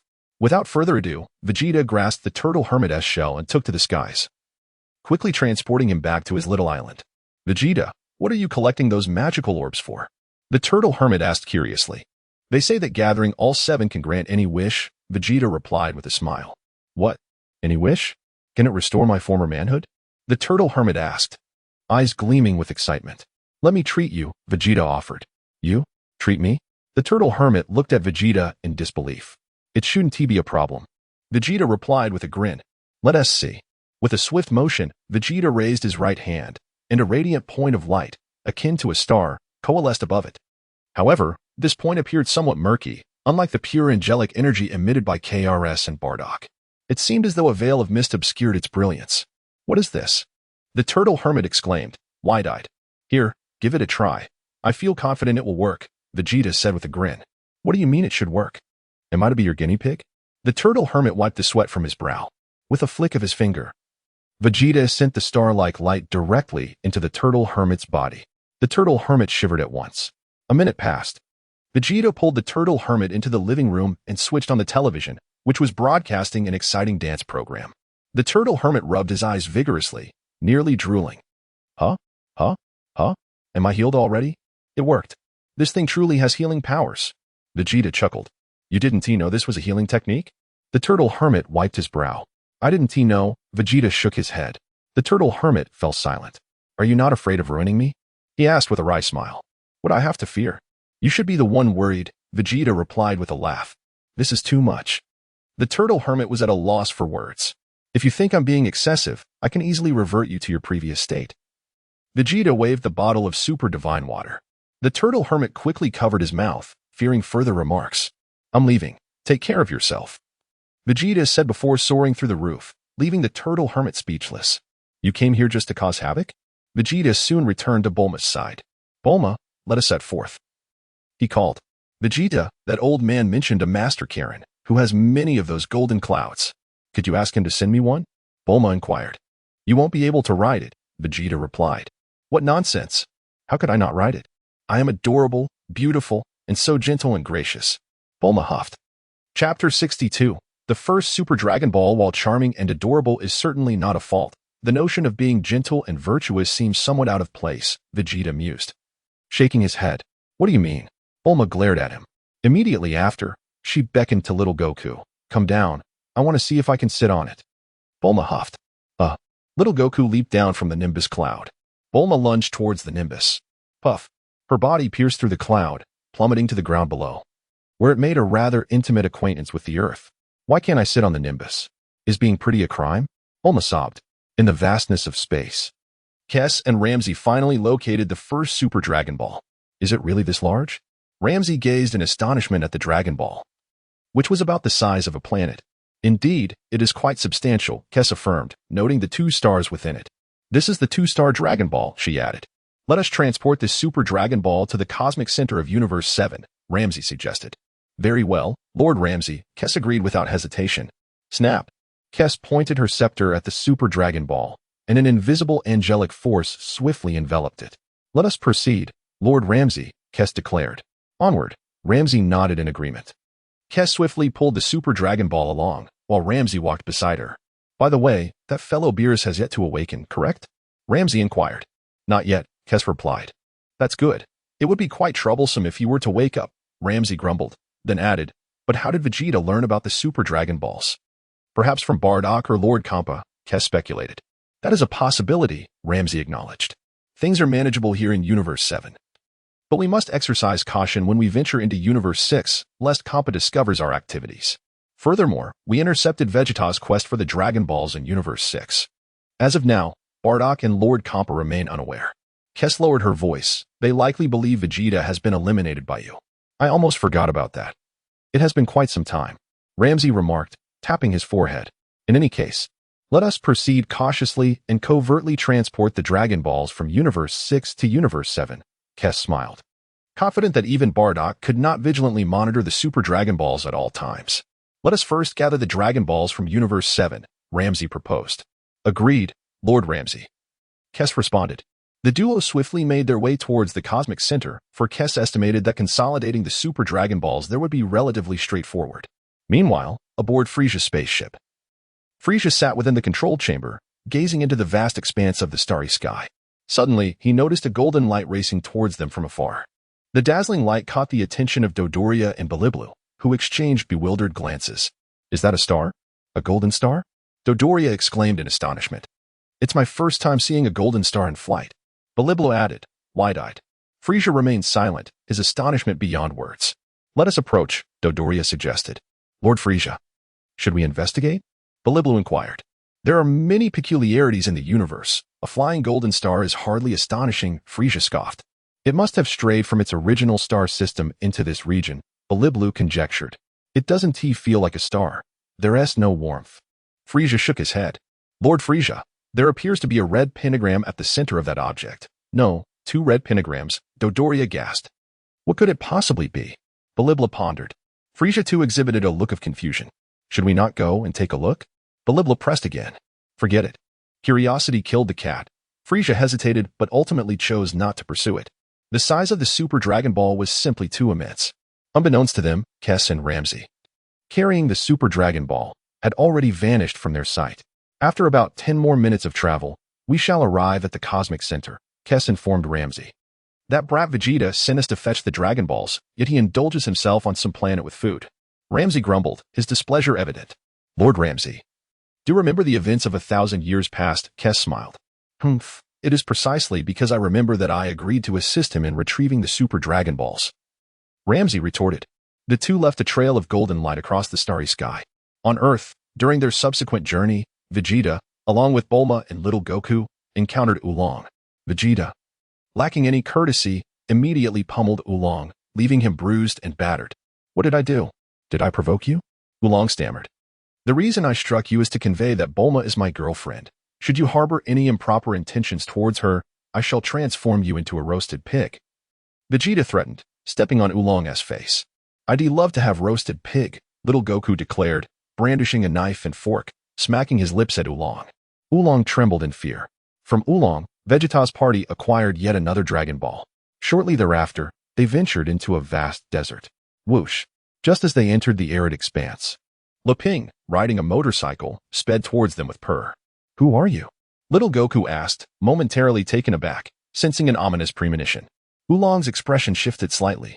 Vegeta, hands in pockets, glanced at Leping, while Bulma, feeling frightened, hid behind Vegeta. This bandit appeared rather intimidating. Chapter 63, Standard Relaxation. I am a hyena, a creature of the wilderness, and my name is Lepin. Lepin introduced himself. "I am Pure." Pure smirked proudly beside Lepin. "You little brats are no match for me. If you wish to escape this desolate land alive, hand over your money and capsules." Lepin scoffed, grinning at Vegeta and the others. "Pure, are you that whiny little Pure?" Oolong recognized him. "You Oolong? You are Oolong?" Pure's face slightly paled. "Do you know that pig?" Lepin turned his head to ask. "Yes. He used to bully me at the kindergarten in the southern region." Pure nodded, recalling that he was expelled for stealing the teacher's underwear. "Oolong, you are so annoying. You only know how to expose others' weaknesses," Oolong shouted angrily. "Enough of that. Hand over your money and capsules now," Lepin huffed. "Hey, Vegeta, aren't you supposed to be strong? Hurry up and deal with him," Oolong urged Vegeta. "Shall I take care of it?" little Goku suggested. "Why bother?" Vegeta said, waving his tail in the air. Instantly, an invisible energy enveloped Lepin. "Ah!" Lepin screamed in agony, flying backward. Upon landing, his head tilted, and he fainted. After losing consciousness, Lepin assumed the standard relaxation position. "Lepin!" Pure exclaimed, stunned, and quickly rushed forward. "Let me give you some super divine water." Vegeta dripped a drop of super divine water onto his hand and gently pointed it at Lepin. With a splash, the water surged into Lepin's body. Immediately, Lepin's entire body turned purple, deeply poisoned. Whether he would survive depended on his luck. Vegeta smiled broadly, having finally dealt with all those who coveted Bulma. Now, he could relax for a while. Oolong was left dumbfounded. "This guy named Vegeta is truly formidable. I never expected even Lepin couldn't stand against him." Pure, in tears, transformed into a blanket to carry Lepin back for recovery. As for Lepin's survival, it was no longer Vegeta's concern. If he lived, it would be a stroke of luck. Even if he survived, he might end up like Master Roshi, becoming a shadow of his former self. That would certainly simplify matters. Subsequently, Vegeta and his companions continued their journey in search of the next Dragon Ball. Along the way, they traversed locations such as Flame Mountain. Notably, the flames of Flame Mountain posed no challenge for Vegeta. He leapt directly into the fire to retrieve the Dragon Ball. Naturally, little Goku also had his first encounter with Chi-Chi. 6 days passed effortlessly as Vegeta and his group easily defeated the Pilaf trio, ultimately locating the final Dragon Ball. The 7 Dragon Balls were finally gathered. "We did it," Bulma exclaimed with immense excitement. Vegeta remarked, "Make a wish to enlarge your body?" "No. Let us consult the Eternal Dragon first." In the cosmic expanse, within the central region of Universe 7, after a week of searching, Cruz and Lam-Z had also assembled the Super Dragon Balls. Now, all 7 Super Dragon Balls congregated at the universe's center, radiating a golden light that bathed the cosmos in a golden hue. "We finally gathered them. Thankfully that idiot Zampa did not discover it," Lam-Z sighed in relief. Just days earlier, Cruz and Lam-Z had stealthily retrieved 3 Super Dragon Balls from Universe 6, completely unnoticed by Zampa. This made Lam-Z feel quite accomplished. "That fool Zampa. I have pilfered the Super Dragon Balls from your universe, and you remain oblivious," he mused. "Indeed," Cruz nodded. "Has Beerus awakened yet?" Lam-Z chuckled. "No, he is still asleep." Cruz replied. "Wonderful, our fortune remains intact." Lam-Z laughed heartily. "Yes," Cruz smiled. "Hurry and call Vegeta," Lam-Z urged Cruz, eager to fulfill his wish and return to Universe 10. "All right," Cruz nodded, promptly summoning Vegeta with her staff. On Earth, the 7 Dragon Balls lay upon the ground. "Eternal Dragon, appear and grant our wish." Vegeta shouted at the Dragon Balls. With a crack, the 7 Dragon Balls burst forth with golden light. The golden beams intertwined, forming a dazzling pillar of light that shot skyward, especially striking against the night backdrop. Bolts of golden lightning descended from the heavens, encircling the radiant pillar. Witnessing such a spectacular scene, little Goku, Bulma, and Oolong were left awestruck. In the next moment, the golden pillar transformed into a magnificent azure dragon, coiling gracefully in the night sky, emitting a resounding roar. Little Goku and Bulma were rendered speechless. This is the eternal dragon. The dragoness voice resonated. State your wishes, and I shall do my utmost to fulfill them. Yet, upon uttering these words, the dragon's gaze fell upon Vegeta below. Is it you? The dragon's expression shifted slightly. Why is it this brat again? Didn't I grant you an immortal wish before? We meet again. Vegeta smiled faintly. Cough, cough. Are you here to upgrade your previous wish? The dragon inquired. Can you even upgrade? You speak as if you're capable of such, Vegeta retorted. The dragon felt a pang of defeat. State your wish, the dragon urged. Dragon, I wish for an endless supply of... Bulma began to say. However, before she could finish, Vegeta swiftly stepped forward, embracing Bulma from behind and covering her mouth with his hand. Vegeta, what are you doing? Bulma protested. Hold on. I have a question for the dragon, Vegeta stated. Ask away, the dragon replied. Dragon, I wish to inquire about my... Vegeta began. Yet, before he could complete his thought, he suddenly felt something vibrating on his person. Wait a moment, Vegeta said to the dragon. The dragon, taken aback, replied. You can ask your question, but how dare you make me wait? Is this your sense of propriety? Vegeta produced the communicator Cruz had given him and pressed its button. Mr. Vegeta, the Super Dragon Balls have been assembled. Would you like to come over, or shall we make the wish directly? Cruz inquired. Chapter 64. The gathering of the Super Dragon Balls, how swiftly they have been assembled. This is truly wonderful. Vegeta felt an overwhelming surge of happiness. So he decided to make his wish without delay, as it would take considerable time for him to travel. Is it the wish we discussed earlier? Kes inquired once more. Yes, Vegeta affirmed.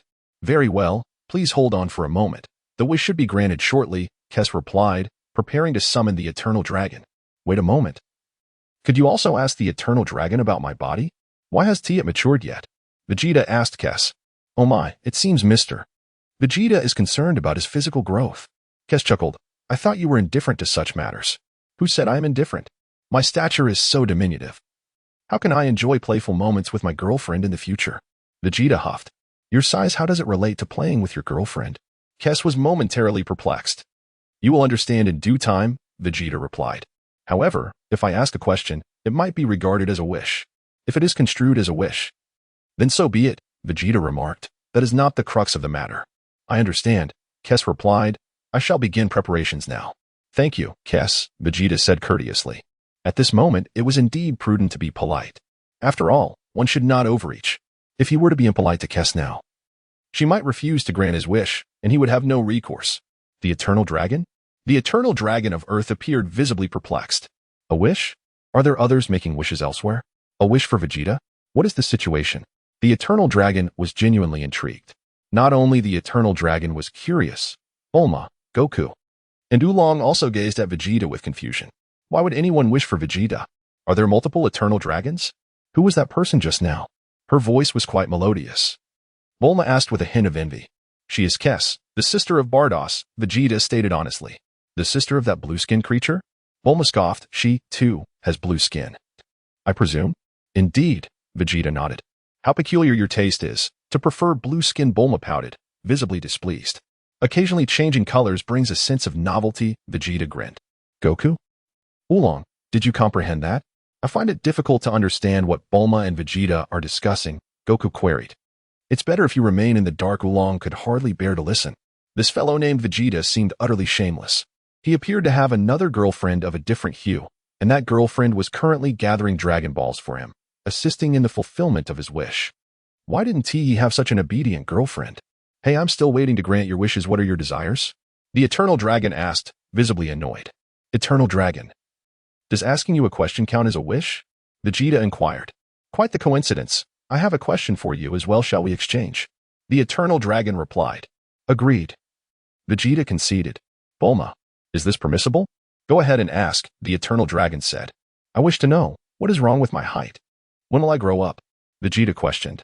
The structure of a Saiyan's body is quite unique, They maintain a prolonged childhood, particularly among the royal lineage, which allows for better camouflage, the eternal dragon elucidated. There is no need for such detailed explanations. I comprehend what you were saying. Please get to the point, Vegeta urged. The eternal dragon. You will transition into adulthood between the ages of 18 and 20, the eternal dragon replied. What? No specific time frame? Vegeta huffed. I regret to inform you, as everyone's physique differs, it is challenging to predict an exact timeline, the eternal dragon explained. This also relates to your own growth. Once your cells reach a certain threshold, you will immediately enter adulthood. Forget it. It's no longer important. Vegeta shook his head. The eternal dragon. Not important? Yet you inquired so thoroughly. You should seize the opportunity during your childhood to engage in meaningful endeavors, Vegeta pondered. He mused. What if on the day I enter adulthood I am with Bulma or Kess or Bardoss and suddenly, my body expands? That could be quite amusing. Childhood? Bulma blinked, momentarily taken aback. This is a characteristic of Saiyans. I have mentioned this to you before, Vegeta explained. We sustain a lengthy childhood phase, as we are a warrior race, allowing us to better disguise ourselves. Upon reaching a certain age, we undergo a rapid growth spurt into adulthood. From that point onward, we remain in adulthood for an extended period, possibly without aging. How unfair. Bulma shook her head. So when I grow old, you'll still be a youthful lad? Vegeta. A youthful lad? Who are you referring to? Your youth is far more pronounced. Now that I've answered your question, may I pose mine? The eternal dragon asked. Go ahead, Vegeta nodded. Is your friend on Namek? Is she assisting you in the search for the Dragon Balls? The eternal dragon inquired. My friend is not on Namek. Vegeta shook his head. To my knowledge, Dragon Balls also exist on Cyril. Is your friend there aiding you in your quest? The eternal dragon further questioned. Not that either. Vegeta shook his head once more. The eternal dragon. Are your inquiries concluded? Vegeta responded. The eternal dragon seemed reluctant to engage in further conversation. I have finished my questions, but did you answer me? Is this how you conduct yourself?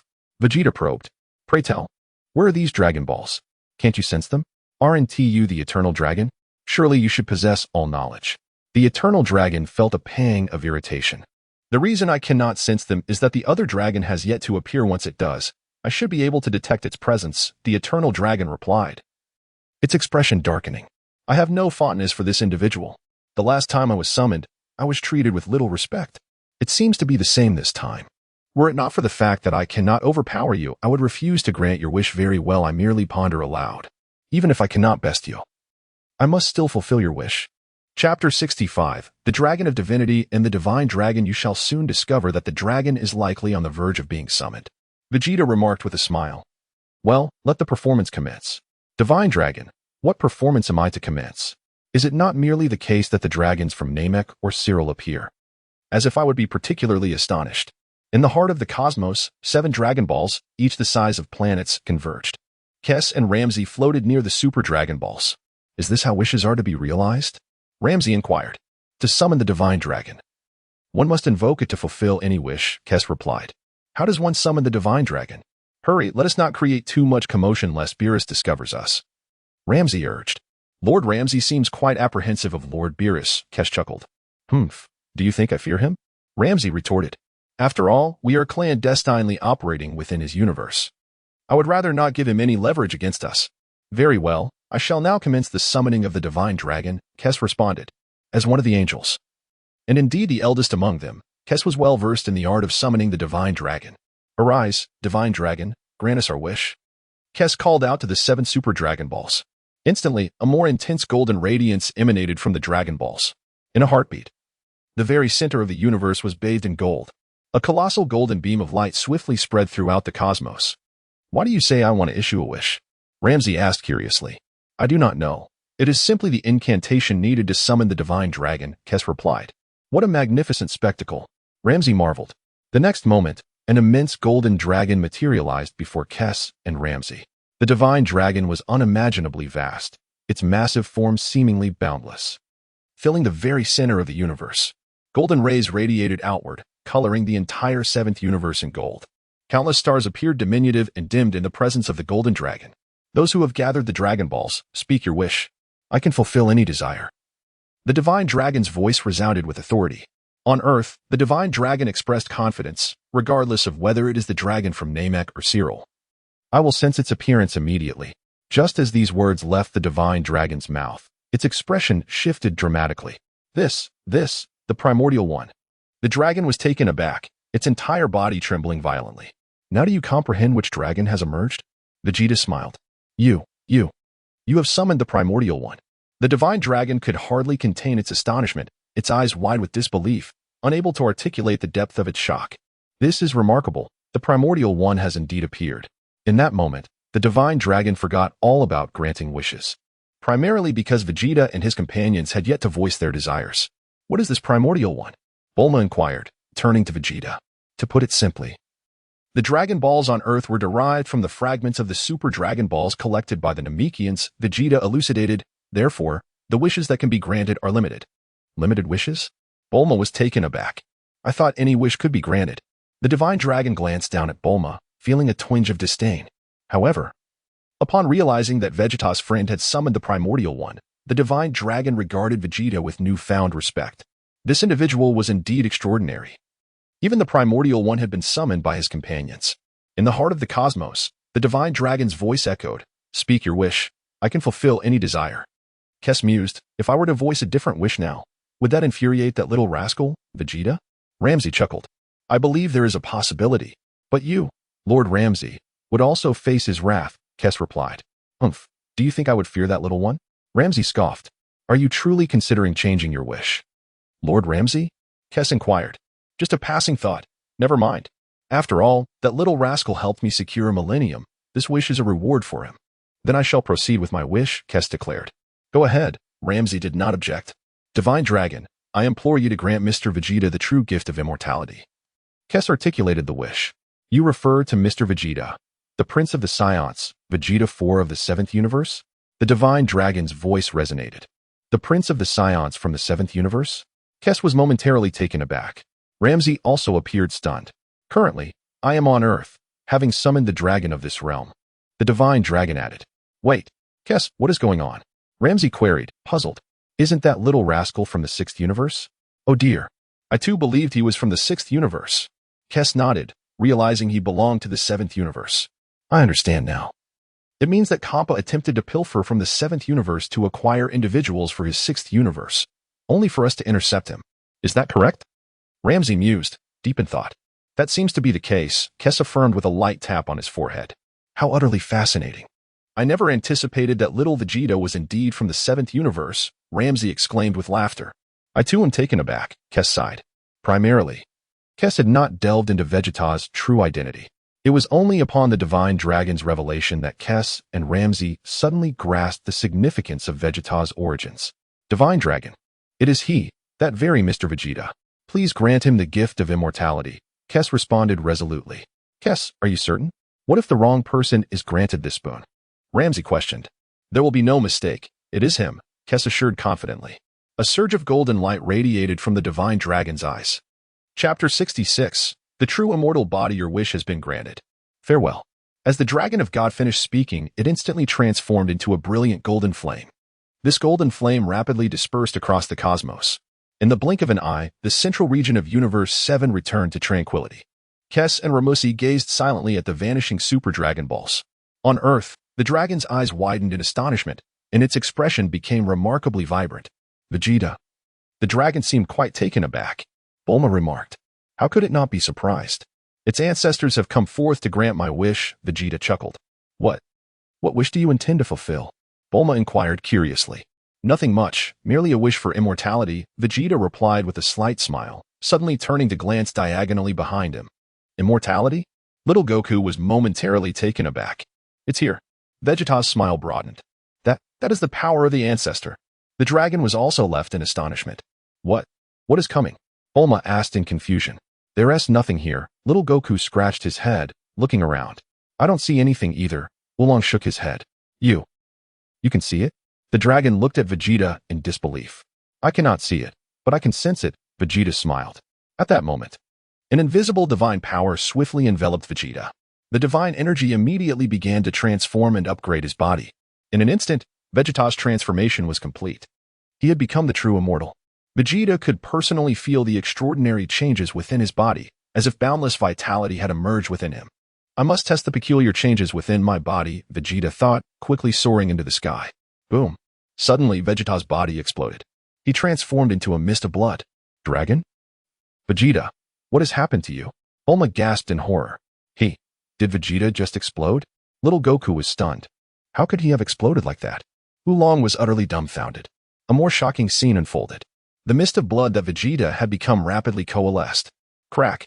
In the next moment, Vegeta's body reverted to its original form. Is this the true immortal body? Vegeta smiled broadly, quite satisfied. Dragon, are you testing your immortality? This kid is quite something, attempting self-detonation. Aren't you afraid of pain? Crack. Vegeta descended from the sky, landing beside Bulma. His heart filled with joy. I have finally become the true immortal. Moments ago, I turned into a mist of blood, yet I can still recover. It is simply exhilarating. The wish I sought before my journey has finally been realized. Bulma, didn't you wish for an everlasting strawberry? Vegeta asked. Bulma was still in a daze. I clearly saw you explode just now. And yet, you are unscathed. Bulma? Wake up. Vegeta gently tapped Bulma's arm. She immediately came to her senses and looked at Vegeta, asking, What? Hurry and make your wish. The dragon has waited long enough. Vegeta urged. Dragon? Indeed. I have waited for quite some time, primarily because my ancestor appeared, which caught me off guard. Can I wish for a strawberry that never ends? Bulma hurriedly asked. Certainly, no problem. The dragon nodded, explaining that it merely required the strawberry to possess regenerative abilities. Buzz. As he spoke, the dragon's eyes glimmered with a red light. Crack. A delicately boxed strawberry descended from the heavens. Vegeta beckoned, and the strawberry box floated into his hands. Your wish has been granted. Farewell. The dragon declared before transforming into 7 streams of light, swiftly dispersing across the world. Peace returned once more. Vegeta opened the box and took a bite of the strawberry. Crack. Then, miraculously, the consumed strawberry grew back. How marvelous. Vegeta nodded in satisfaction, offering the strawberry to Bulma. Bulma, what is this? You should let your girlfriend have the first taste. Bulma pouted. I was merely sampling it to see if it was delicious. Vegeta corrected her. Bulma, undeterred by Vegeta's saliva, took a bite of the strawberry. Let me have a taste. I want to try it too. Oolong shouted from the side. Bang.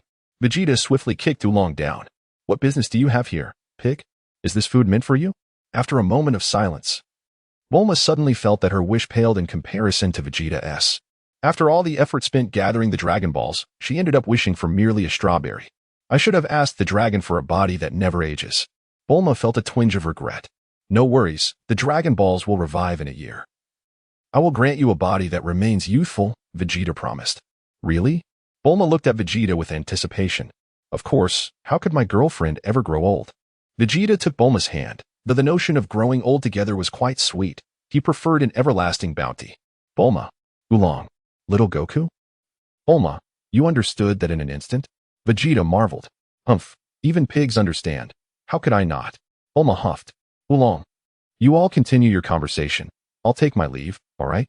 That evening, when the dragon was summoned, it was indeed night time. Now it was time to rest. In the wilderness, Oolong was in tears. Why? Why do those two get to stay in a house while we sleep outside? Oolong gritted his teeth. Vegeta declared that Bulma is his girlfriend, and no other man can be too close to her. Little Goku, however, seemed indifferent and earnestly asked Oolong, Are you a pig? Oolong rolled his eyes in annoyance. I am not a pig. You are. Little Goku retorted. Oolong was too weary to engage with Little Goku. Encountering such a pig teammate was utterly exasperating. I might as well gaze at the moon. The moon is so round tonight. It has been ages since I've enjoyed such a splendid view. If only a girl were here to accompany me. Alas, the only company I have is Little Goku. This pig teammate.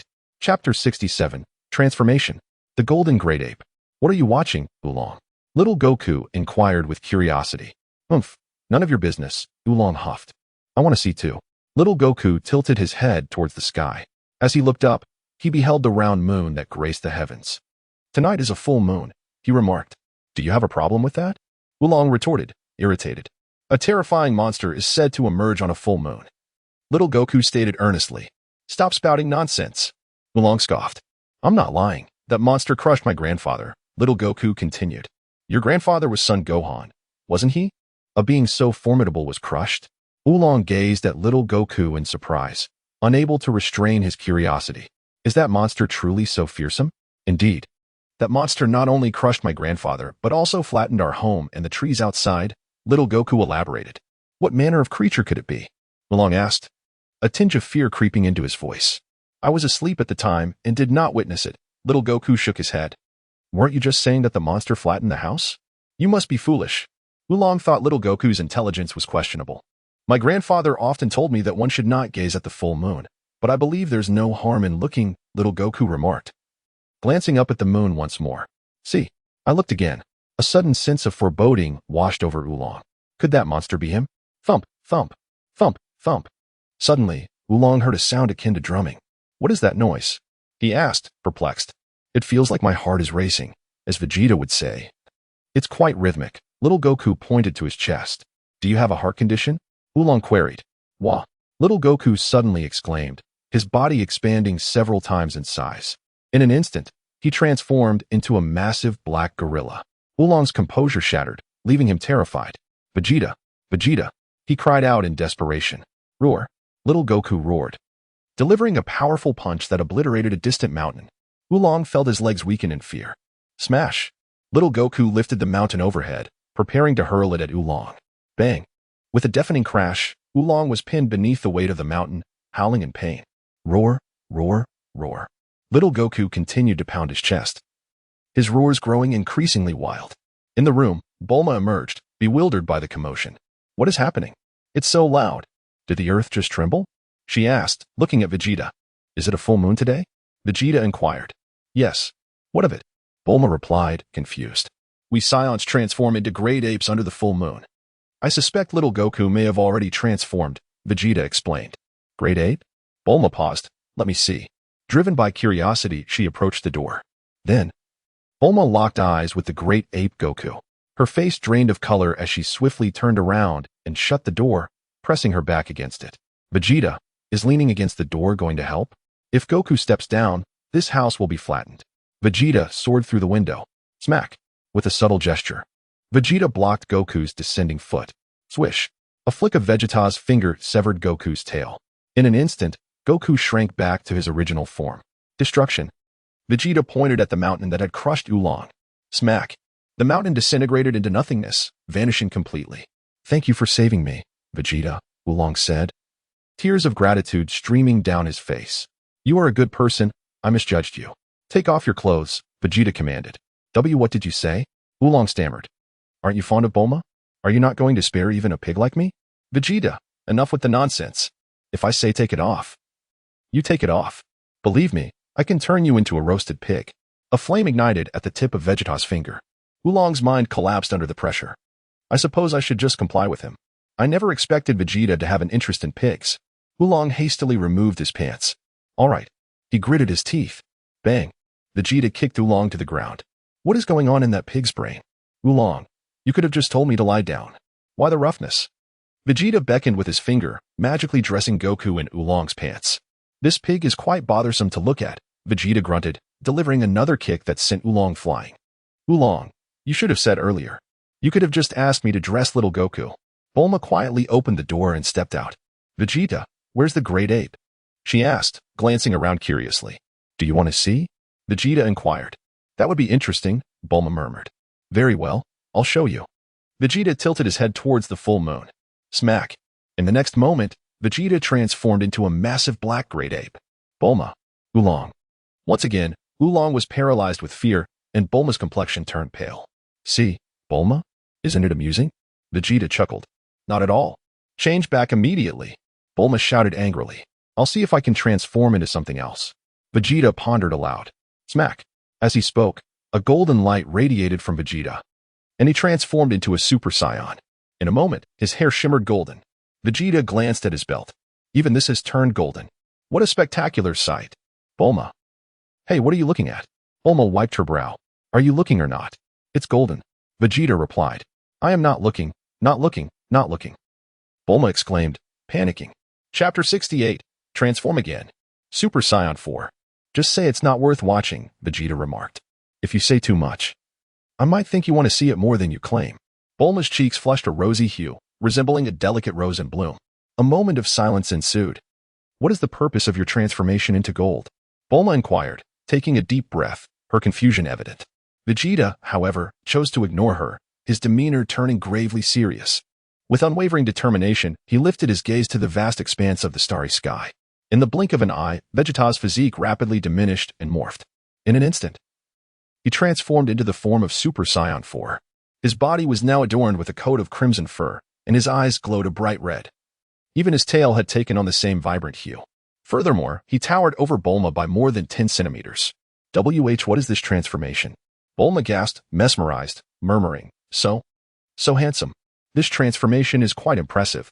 I suddenly feel like you've shrunk. Vegeta smiled. It's you who has grown taller, Bulma huffed. Is that so? Vegeta nodded. Your voice has matured, Bulma noted. Let me check if I've matured here, Vegeta said, playfully tugging at his pants and glancing down. What color is it? Oolong inquired curiously as he approached. With a swift kick, Vegeta sent Oolong sprawling to the ground. What business do you have here, you pig? Vegeta snapped. You're quite fortunate, pig. I've kicked you several times and you still stand. Congratulations on reaching the pinnacle of pighood, Vegeta chuckled. That's too cruel. Always picking on pigs. Oolong lamented. Bulma, come here. I'll tell you a secret, Vegeta said. What is it? Bulma paused, then obediently stepped closer. Red. Vegeta whispered in her ear. Why didn't he ask about the color? Bulma retorted, her face flushed. Am I still presentable in this form? Vegeta smiled. Humph. I don't feel like talking anymore, Bulma pouted. From now on, if it doesn't work out, try to maintain this form, Vegeta chuckled. As he sensed his own energy strength, Vegeta realized Super Saiyan 4.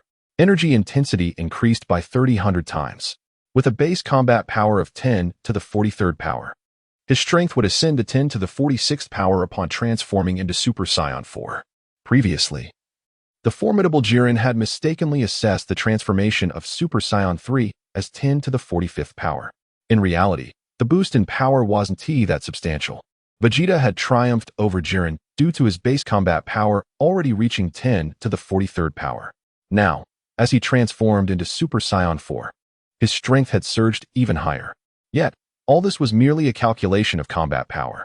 Would reaching 10 to the 47th or 48th power be sufficient to defeat the God of Destruction?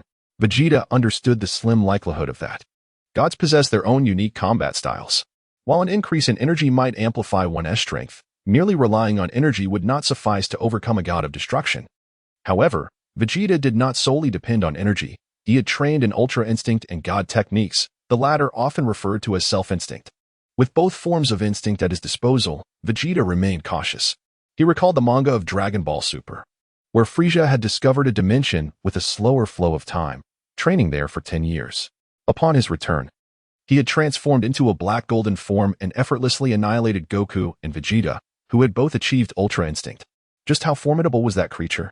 Yet, despite Frieza's strength, he still fell short of matching Beerus. This illustrated the exceptional prowess of the gods of destruction.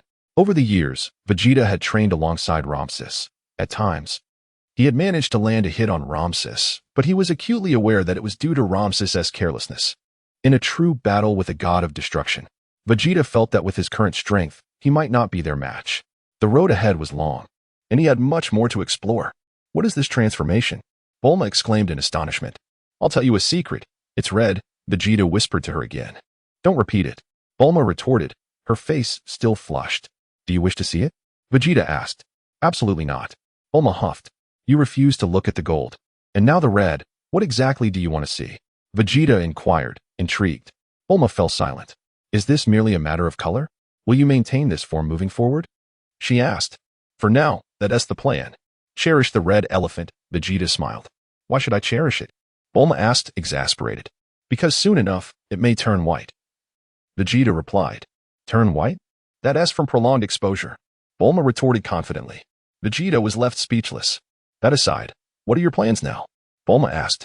Next, I'll handle a few matters at hand, then return to be with you, to grow alongside you, and play basketball. I do love dunking, Vegeta said earnestly. Basketball?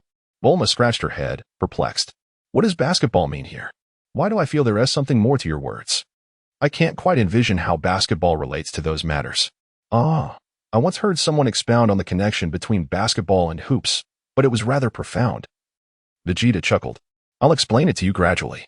Balls and hoops? I still don't comprehend, Bulma admitted. You will in time, Vegeta smiled. Never mind. Let us rest for now. Bulma yawned. After a long night, it's time for sleep. I want to be sleeping with you tonight. I'm just transformed. And I might not control my strength well. I wouldn't want to accidentally hurt you. Ugh, how annoying. Bulma exclaimed, her face darkening. It's as if you're implying we slept together before. Chapter 69. Kess and Lam-Z descend upon Earth. We found ourselves sharing a room. Does that not constitute having slept together? Vegeta remarked. That does not count. It does not count. Bulma retorted loudly. Oolong approached from a distance, feeling rather despondent.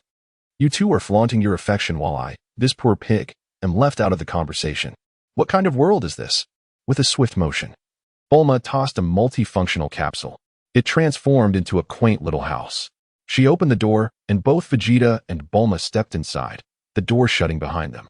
Oolong, with tears streaming down his face, lamented, "This is too much. Once again, I'm left outside with Goku while you two retire to your cozy abode. In the vastness of space, come on, Kess, let us seek out Vegeta," Lam-Z called out. "Hopefully, that lad has prepared a feast for us." Indeed, Kess nodded eagerly, her lips smacking in anticipation. How long will it take to reach the planet where Vegeta resides? Lam-Z inquired. It's a bit of a distance. Roughly an hour or so, Kess assessed. Considering we have gathered the Super Dragon Balls, is an hour truly a concern? Lam-Z replied, by the way, let us contact Vegeta and instruct him to prepare a meal for us upon our arrival in an hour. Understood, my lord Lam-Z, Kess nodded gently, immediately using the staff in her hand to reach out to Vegeta. Vegeta quickly established a connection with Kess. Kess, what is it? Vegeta asked. Oh dear, Mr. Vegeta. My lord Lam-Z and I will arrive on Earth in an hour, and he requests that you prepare a feast for our arrival, Kess conveyed. Arriving so soon? I wonder you have time for anything, Vegeta replied, a hint of frustration in his voice. I had intended to practice controlling my power and enjoy a nice game of basketball with Bulma. How can you arrive in just an hour and expect me to prepare a feast? I can provide you with milk. Will you drink it? Just milk. And it's for you alone, Vegeta stated. Hiki. My lord Lam-Z heard that, and he turned a shade of green.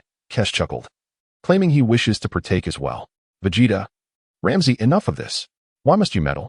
I understand. Let us leave it at this for now. We'll discuss the milk later, until we meet in an hour. With that, Vegeta promptly ended the call. After concluding the conversation, Vegeta transformed into his Super Saiyan 4 form. Bulma, why do you revert to your original appearance when speaking to the Blue Fairy S-Sister? Bulma questioned. The Blue Fairy S-Sister will be visiting me shortly. Please refrain from speaking out of turn. I want to see if I can deceive them with my Super Saiyan 4 appearance, Vegeta pondered. What do you intend to deceive them for? Bulma asked curiously. They wish for me to become a deity in their universe, but I have no intention of going. They insist, yet my resolve remains firm. Vegeta admitted, well, to be honest, I'm merely toying with them. Bulma silently wiped the sweat from her brow. It seems you speak as if the universe would cease to turn without you. Little Goku has yet to see me in this form. Vegeta mused, however. That pig has seen it, and I must transport it elsewhere. Suit yourself. I shall comply, Bulma huffed. Then please assist me in preparing some delicacies. Is there anything delectable in this house? Vegeta inquired. It appears we only have instant noodles left, Bulma replied. Instant noodles will suffice. What more could one desire? Vegeta nodded in satisfaction. Bulma? What more could one desire? With a smile, Vegeta contemplated that these instant noodles would surely astonish Lam-Z and Kess. And they are also remarkably easy to prepare. Now, I must transport that pig away. If it spills any secrets, it would certainly ruin the fun. Vegeta opened the door and stepped outside. The pig was sound asleep next to Goku. Hey, you pig, you should spend some time with Master Roshi, Vegeta said, waving his hand towards Oolong. Boom. A powerful energy surged forth, lifting Oolong uncontrollably into the air. What are you doing, Vegeta? Oolong exclaimed. I haven't provoked you. I was merely sleeping here. Yet, Oolong soon vanished from sight, initially frightened but gradually calming down after 10 seconds. Why should I be afraid? I can transform into a bird or bat and soar through the skies. After dispatching Oolong, Vegeta remained behind, quietly awaiting the arrival of Kess and Lam-Z. An hour swiftly passed. Whoosh, whoosh. Vegeta observed two distinct beams of light illuminating the night sky, heralding the rapid approach of Kess and Lam-Z. Kess had already pinpointed their location through her communicator, making it effortless to find the spot.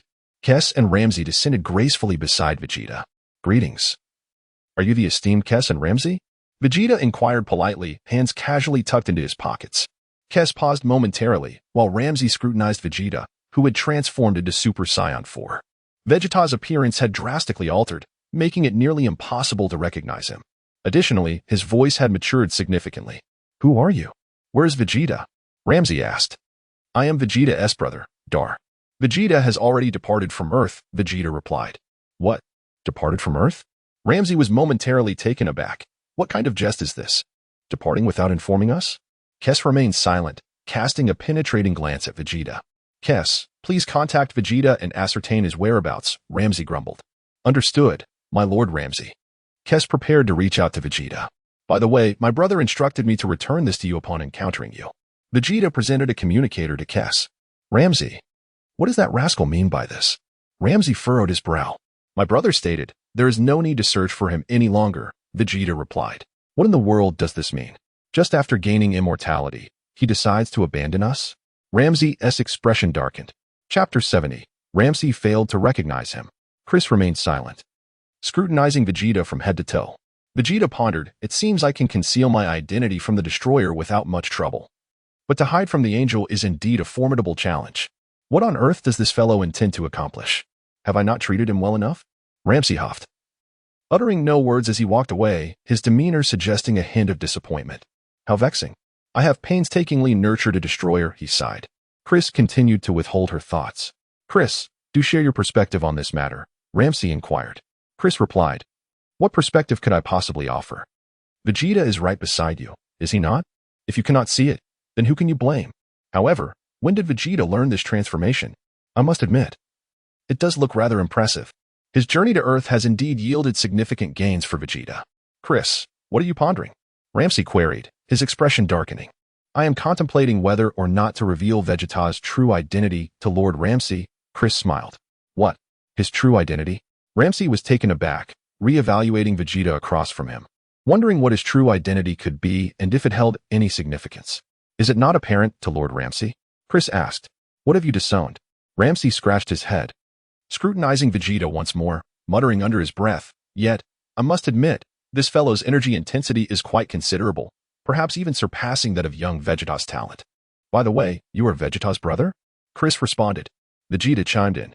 At this point, he has yet to grasp the situation. "No, I am not Vegeta's brother. I am your second uncle." Vegeta chuckled. What did you say? Do you understand the consequences of being disrespectful to a destroyer?" Lam-Z roared in fury. "Now even the most insignificant beings dare to provoke me? You think just because you claim to be Vegeta's brother, I would refrain from dealing with you?" Lam-Z lunged forward in an attempt to grasp Vegeta. With a slight sidestep, Vegeta effortlessly evaded Lam-Z's attack. "Oh, you dodged? Quite nimble, aren't you?" Lam-Z grunted, pursuing him once more. With rapid punches, Lam-Z struck at Vegeta, who simply raised his hand to catch every blow. Lam-Z was left astonished. This brother of Vegeta's is even stronger than I anticipated. Let's see more. Lam-Z's interest peaked. He prepared to unleash more of his destroyer power to engage Vegeta's brother in a proper bout. "Enough. This ends here," Vegeta declared, transforming back to his normal state. Lam-Z's eyes widened in disbelief. "What? Vegeta? You are Vegeta?" Lam-Z was flabbergasted. Vegeta smiled gently. "What a jest. How did you revert to that earlier form?" "I could hardly recognize you," Lam-Z exclaimed, bewildered. "Well, was it entertaining?" Vegeta inquired with a grin. "What is entertaining about this? Do you find it amusing?" Lam-Z's expression darkened. "Are you jesting with me?" Unfortunately for Lam-Z, Chris had recognized Vegeta. "I had thought you would not see through it," Vegeta sighed. "Oh dear. The reason I recognized you was not due to probing your physique," Chris replied. "I identified you from the subtle nuances in your movements." "Subtle nuances?" Vegeta was taken aback. "For instance, your hands were in your pockets," Chris noted, "and although you transformed, your clothing remained unchanged." "Ah, a miscalculation," Vegeta conceded. "What on earth are you up to, Vegeta? Is it your intention to make me unable to recognize you?" Lam-Z's expression darkened. "Let us discuss this inside. I have prepared a sumptuous feast for you," Vegeta smiled. "Now that sounds more agreeable." Lam-Z's mood lifted at the mention of a lavish meal. "I came here solely for the food. I care not for your identity." Vegeta invited Chris and Lam-Z into the room. With a sudden flourish, Vegeta transformed into his Super Saiyan 4 form. "Why have you reverted to this form again?" Lam-Z was taken aback. "The previous form was too diminutive, and I found it quite displeasing to look up at you," Vegeta responded. Suit yourself, Lam-Z huffed, but do prepare the food promptly. I have prepared a myriad of delectable dishes, Vegeta proclaimed. What sort of dishes? Chris inquired eagerly. Braised beef, slow-cooked pork bones, sauerkraut beef, mushroom chicken stew. Golden broth with fatty beef, scrambled eggs with tomatoes, spicy chicken, and more, Vegeta listed. That sounds delightful. Chris, what do you think? Lam-Z's anticipation grew. Indeed. The names are quite appealing, Chris nodded. Bulma observed. Are these two really so easily deceived? Isn't everything Vegeta mentioned merely instant noodles? Furthermore, that blue-skinned lady does appear quite beautiful. What is the nature of her relationship with Vegeta? Bulma, has the water boiled? Vegeta inquired. Yes, it has, Bulma nodded. Prepare to serve, Vegeta gestured grandly, and an array of instant noodles was laid out on the table. Lam-Z was momentarily stunned. Chris, too, paused in surprise. Is this what you call a meal? What are all these packets? Lam-Z picked one up, examining it closely. This packet is called braised beef-flavored instant noodles, Vegeta explained. Tearing it open and pouring the contents into a bowl, along with the seasoning packet. Vegeta, do we not have bucket-sized instant noodles? There is no need to transfer them to a bowl, Bulma whispered. Bucket-sized noodles are far too expensive. One must learn to be frugal, Vegeta replied. Bulma retorted. You brought back treasures worth hundreds of billions. Are you really pinching pennies here? Well, since they are your friends. You may host them as you please, Bulma conceded. Vegeta poured boiling water into the bowl. Bulma, did you bring the tablet? Vegeta asked. The tablet? What do you need it for? Bulma hesitated, but eventually retrieved the tablet and handed it to Vegeta. Vegeta placed the tablet atop the bowl. Bulma, the tablet is quite expensive. It might get damaged. Bulma exclaimed, exasperated. Chapter 71. Who to deceive? Your family is the richest in the world. Do you really need to worry about the cost of a tablet? Vegeta argued confidently. You could easily switch to instant noodles in bulk. Bulma was at a loss for words. Switching to bulk noodles would certainly be much cheaper than a tablet. What do you know? Instant noodles prepared with a tablet have a richer flavor, Vegeta retorted. Bulma chose silence, thinking, if you want to fuss, then go ahead. He prepared another tablet of noodles for Cress. That's all we have. Bulma huffed. Do you want the monitor? Then I'll take the monitor, Vegeta said. Moving the monitor from Bulma's bedroom and placing it atop Cress's bowl of noodles. Bulma. Cress and Lam-Z stared in astonishment. All right, it's ready to eat. Vegeta announced 3 minutes later. I'll give it a try, Lam-Z said, taking a bite of the noodles and immediately experiencing a delightful sensation on his palate. Cress also sampled a small mouthful. Wow, I never expected something so delicious. Today has truly broadened my horizons, Cress exclaimed with deep appreciation. Bulma, are they truly divine beings? Have they never tasted instant noodles before to find this so delightful? The two quickly devoured the 2 packs of noodles, even slurping up the broth. Delicious, Vegeta. I had no idea your noodles could taste this good, Lam-Z said, smacking his lips, still wanting more. Could I have another pack? Cress asked. 1 pack is just enough. It lingers in the memory, Vegeta pondered. If you eat too much, the initial flavor fades. Stop trying to fool me. Lam-Z scoffed. You can take some home to savor at your leisure. I'm not competing with you, Vegeta smiled. Can I take it all? I want to take everything, Lam-Z declared. Sure. Take it all. It's all yours, Vegeta readily agreed. Now that's more like it, Lam-Z exclaimed joyfully. Without hesitation, he quickly packed up the remaining dozen packs of noodles. Bulma handed Lam-Z a universal capsule, amazed that such a peculiar invention existed in the 7th universe. Lam-Z gazed at the capsule in his hand, slightly bemused. Before packing all the noodles inside, Vegeta secretly reveled in the situation. Pleased that 2 packs of noodles had satisfied Cress and Lam-Z while also aiding him in becoming truly immortal. Regardless, I sincerely thank you for your assistance over these past 7 days, Vegeta expressed earnestly. No need for such formality, it was but a small effort. Lam-Z waved off with a hearty gesture. Now, we can go deceive someone, Vegeta grinned, suggesting they find a god of destruction to trick and devise a way to win another 1,000 years. Trick a god of destruction? Lam-Z blinked, momentarily taken aback. Mr. Vegeta means that given his current appearance, it would be difficult for those who have seen him to recognize him, Cress smiled. Did not Lord Lam-Z fail to recognize him as well? Lam-Z's eyes lit up. Indeed, even I didn't recognize him. After 12 years of being by his side, I couldn't tell who he was. Who else could recognize him? Who shall we deceive? Should we continue with that delectable fellow? Lam-Z asked with rising excitement. Vegeta, you still have that sheep to fleece. Cress. Covering her face, Cress was at a loss for words. The issue is, only that delectable fellow has an in-turn god of destruction. Lord Ramsey's words seem quite reasonable. Crest nodded in agreement. Indeed, other gods of destruction do not have an in-turn. It won't do to continue focusing on the in-turn god of destruction. Perhaps we should consider an in-turn Supreme Kai, Vegeta proposed. An in-turn Supreme Kai? How do we go about that? Ramsey inquired. You just need to do this, then like so, and then like this, and this. Vegeta instructed. Do you understand? Ramsey shook his head in confusion. How can you still not understand? Vegeta sighed. You do this, then that, then this. Do you comprehend now?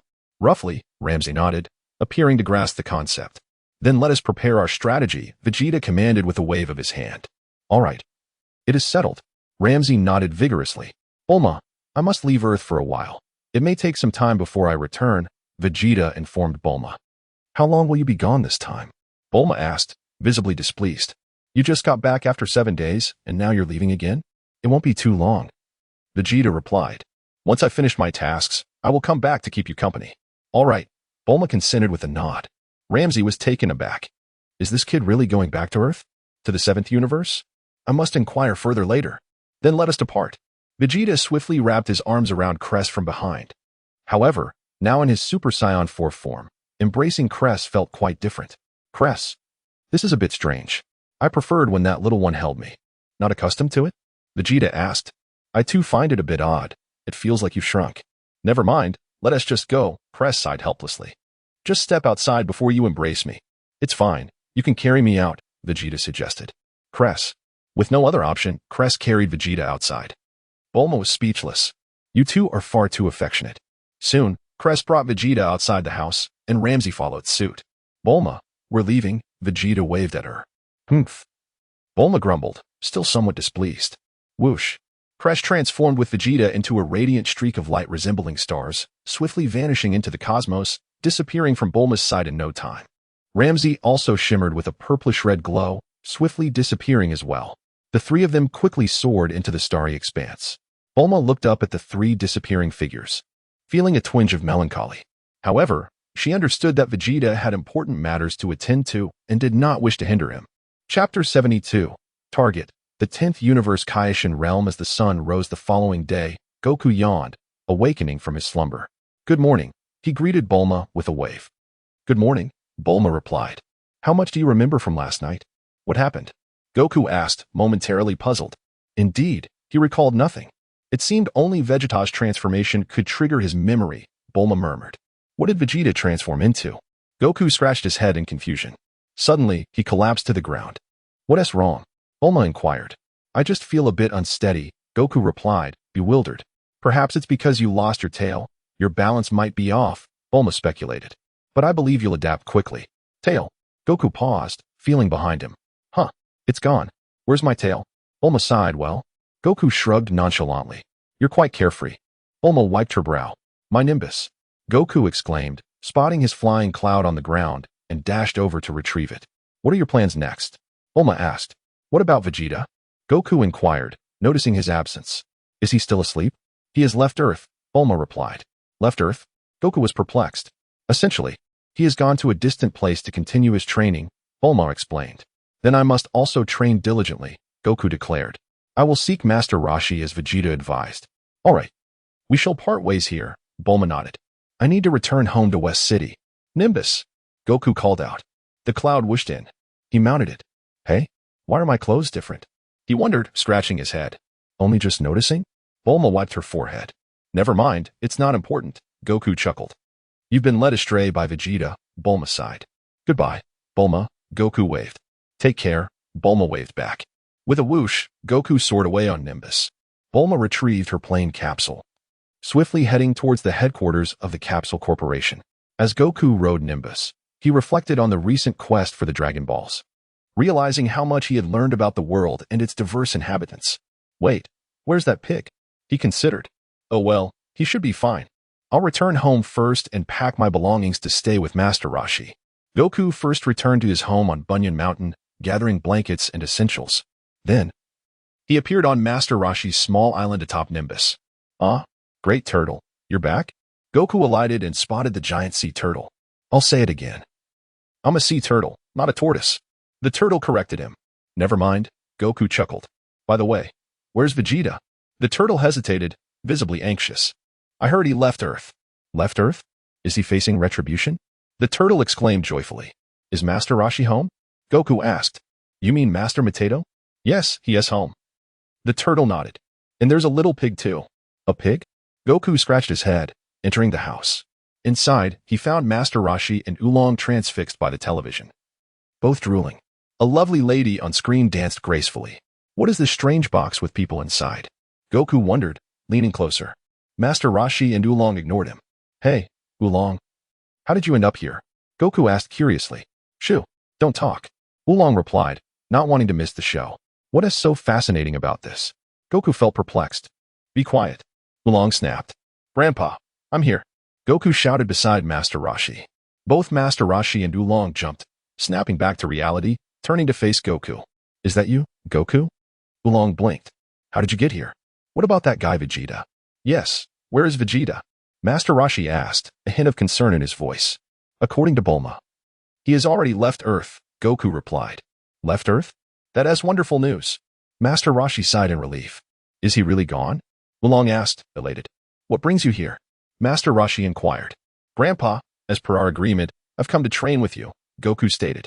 Wait a moment. Master Roshi waved his hand. I haven't finished watching my program. Yes, the program isn't over yet, Oolong confirmed. Grandpa, I'm hungry, Goku said. There's a refrigerator over there. Help yourself. Master Roshi gestured towards it. Goku approached the fridge, bemused. Why is food stored in this strange box?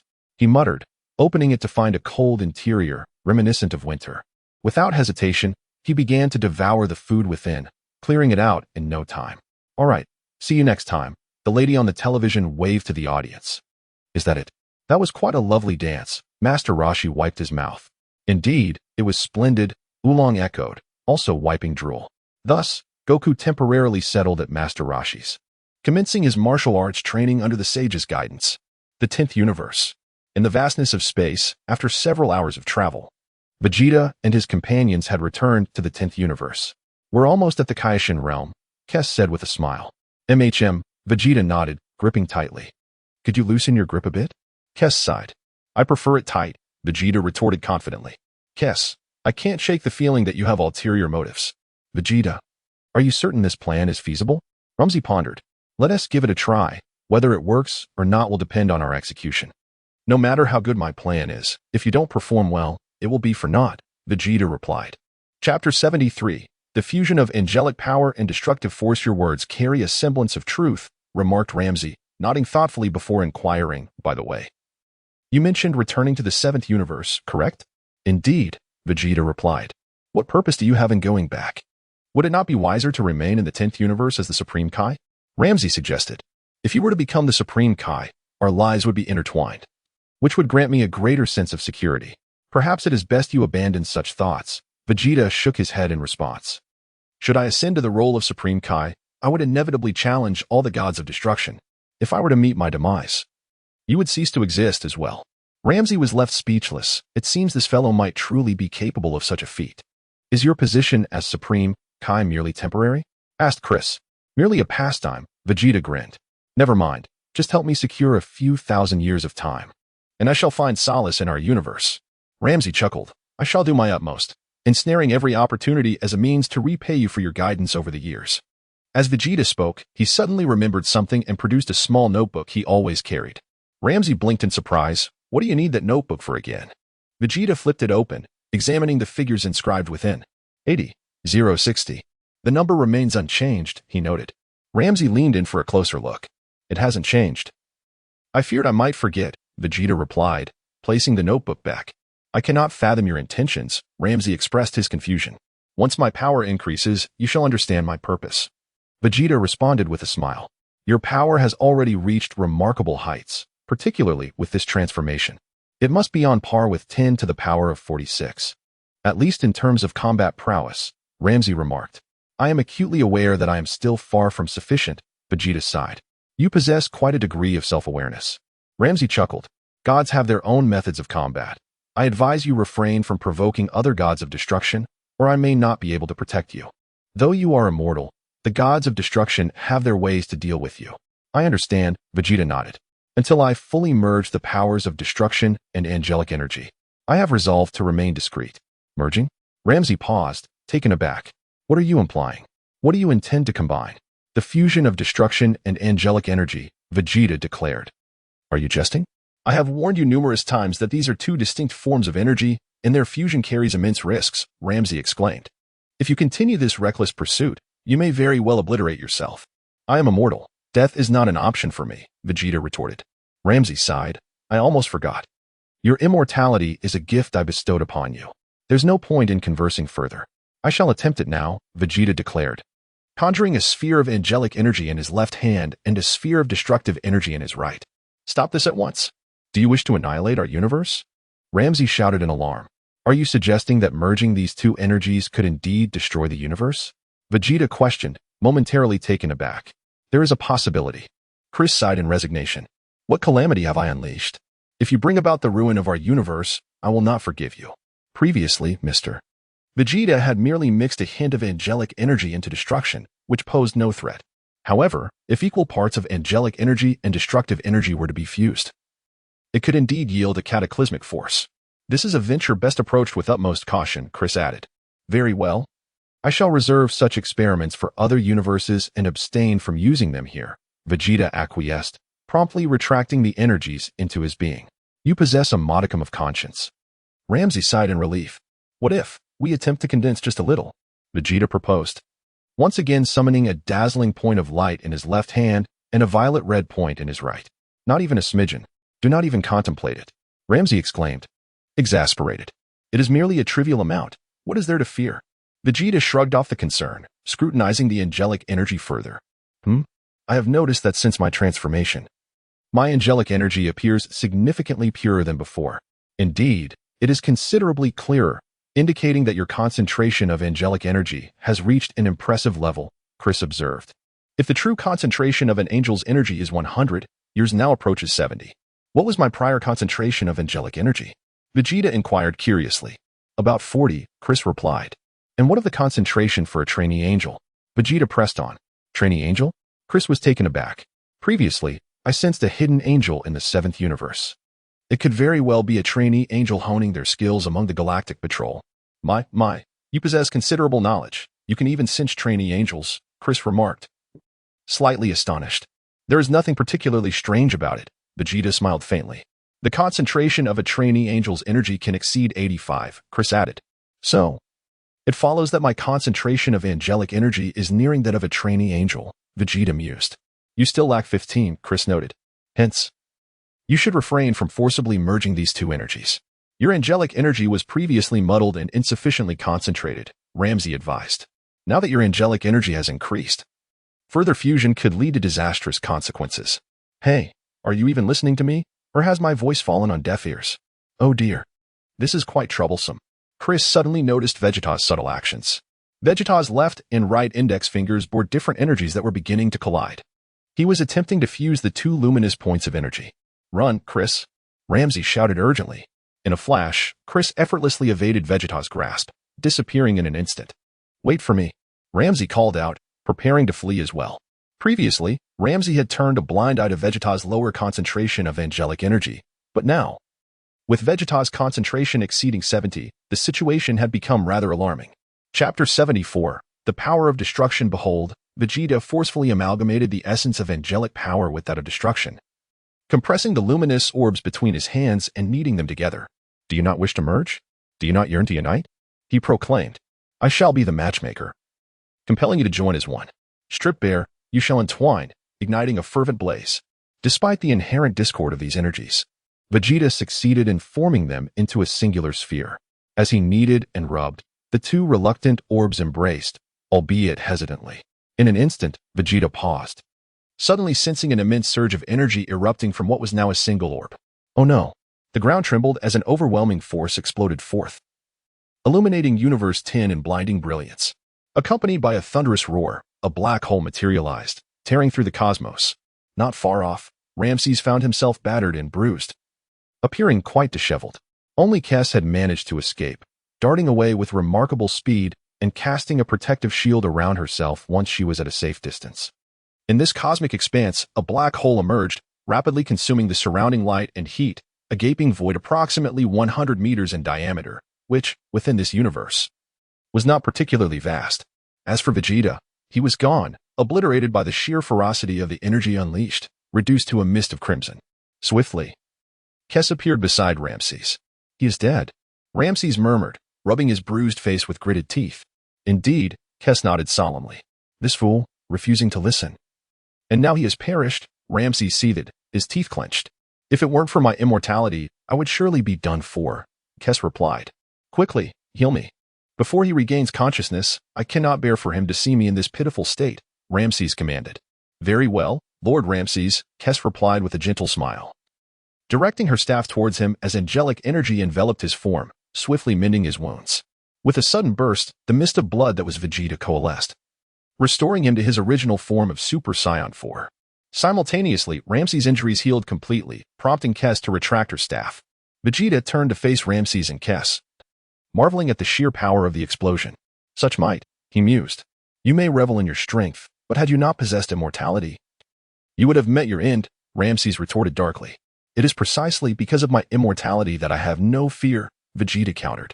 How profound your reasoning is, Ramses acknowledged, albeit begrudgingly. Now you comprehend the advantages of immortality. Do not gloat. Had that blast struck your soul, you would have been fortunate indeed. Ramses scoffed. My soul is not so easily harmed, Vegeta replied with a subtle smile. What do you mean? Ramses inquired, momentarily perplexed. Kess explained that Mr. Vegeta's soul appears to possess a strength vastly superior to that of an ordinary being, at least 50 times stronger, Kess clarified to Ramses. What did you say? Ramses gasped, astonished. At least 50 times? Does that not render his soul's strength unparalleled? The soul strength of a god of destruction is merely 40 times that of a mortal. How can he surpass that by tenfold? Ask the heavens. Perhaps the protagonist of the Tail Dragon Ball, the beginning of understanding the erasure technique knows, Vegeta chuckled triumphantly. Ramses fell silent, feeling a pang of envy. Kess refrained from elaborating further, uncertain of how to explain. Each soul possesses a unique strength. If the strength of an ordinary person's soul is considered to be 1, then Vegeta's is 50, and Ramses is 40. As for Kess' soul strength, she did not disclose it, and Vegeta remained unaware. Kess, what is your soul strength? Vegeta inquired. My soul strength is approximately 100 times that of an ordinary person, Kess responded. Vegeta was taken aback. Do not underestimate the angels, Ramses mused. They are the true deities of this universe. We gods of destruction are but mortals who have ascended through cultivation. If you were to measure yourself against a true deity, you would surely lose. Vegeta remained silent, acknowledging the undeniable strength of the angelic race. However, he pondered, given the immense power of the recent explosion, how is it that Lord Ramses remained unscathed? He regarded Ramses with a deep, assessing gaze. Of course, I am a god of destruction. Such a trivial amount of energy could never harm me. Ramses laughed heartily. Vegeta found himself convinced. The gods of destruction are indeed formidable. Had I not been immortal, I would have perished. Yet this fellow emerged unscathed, despite being relatively close to the blast. Clearly, my physical training remains woefully insufficient.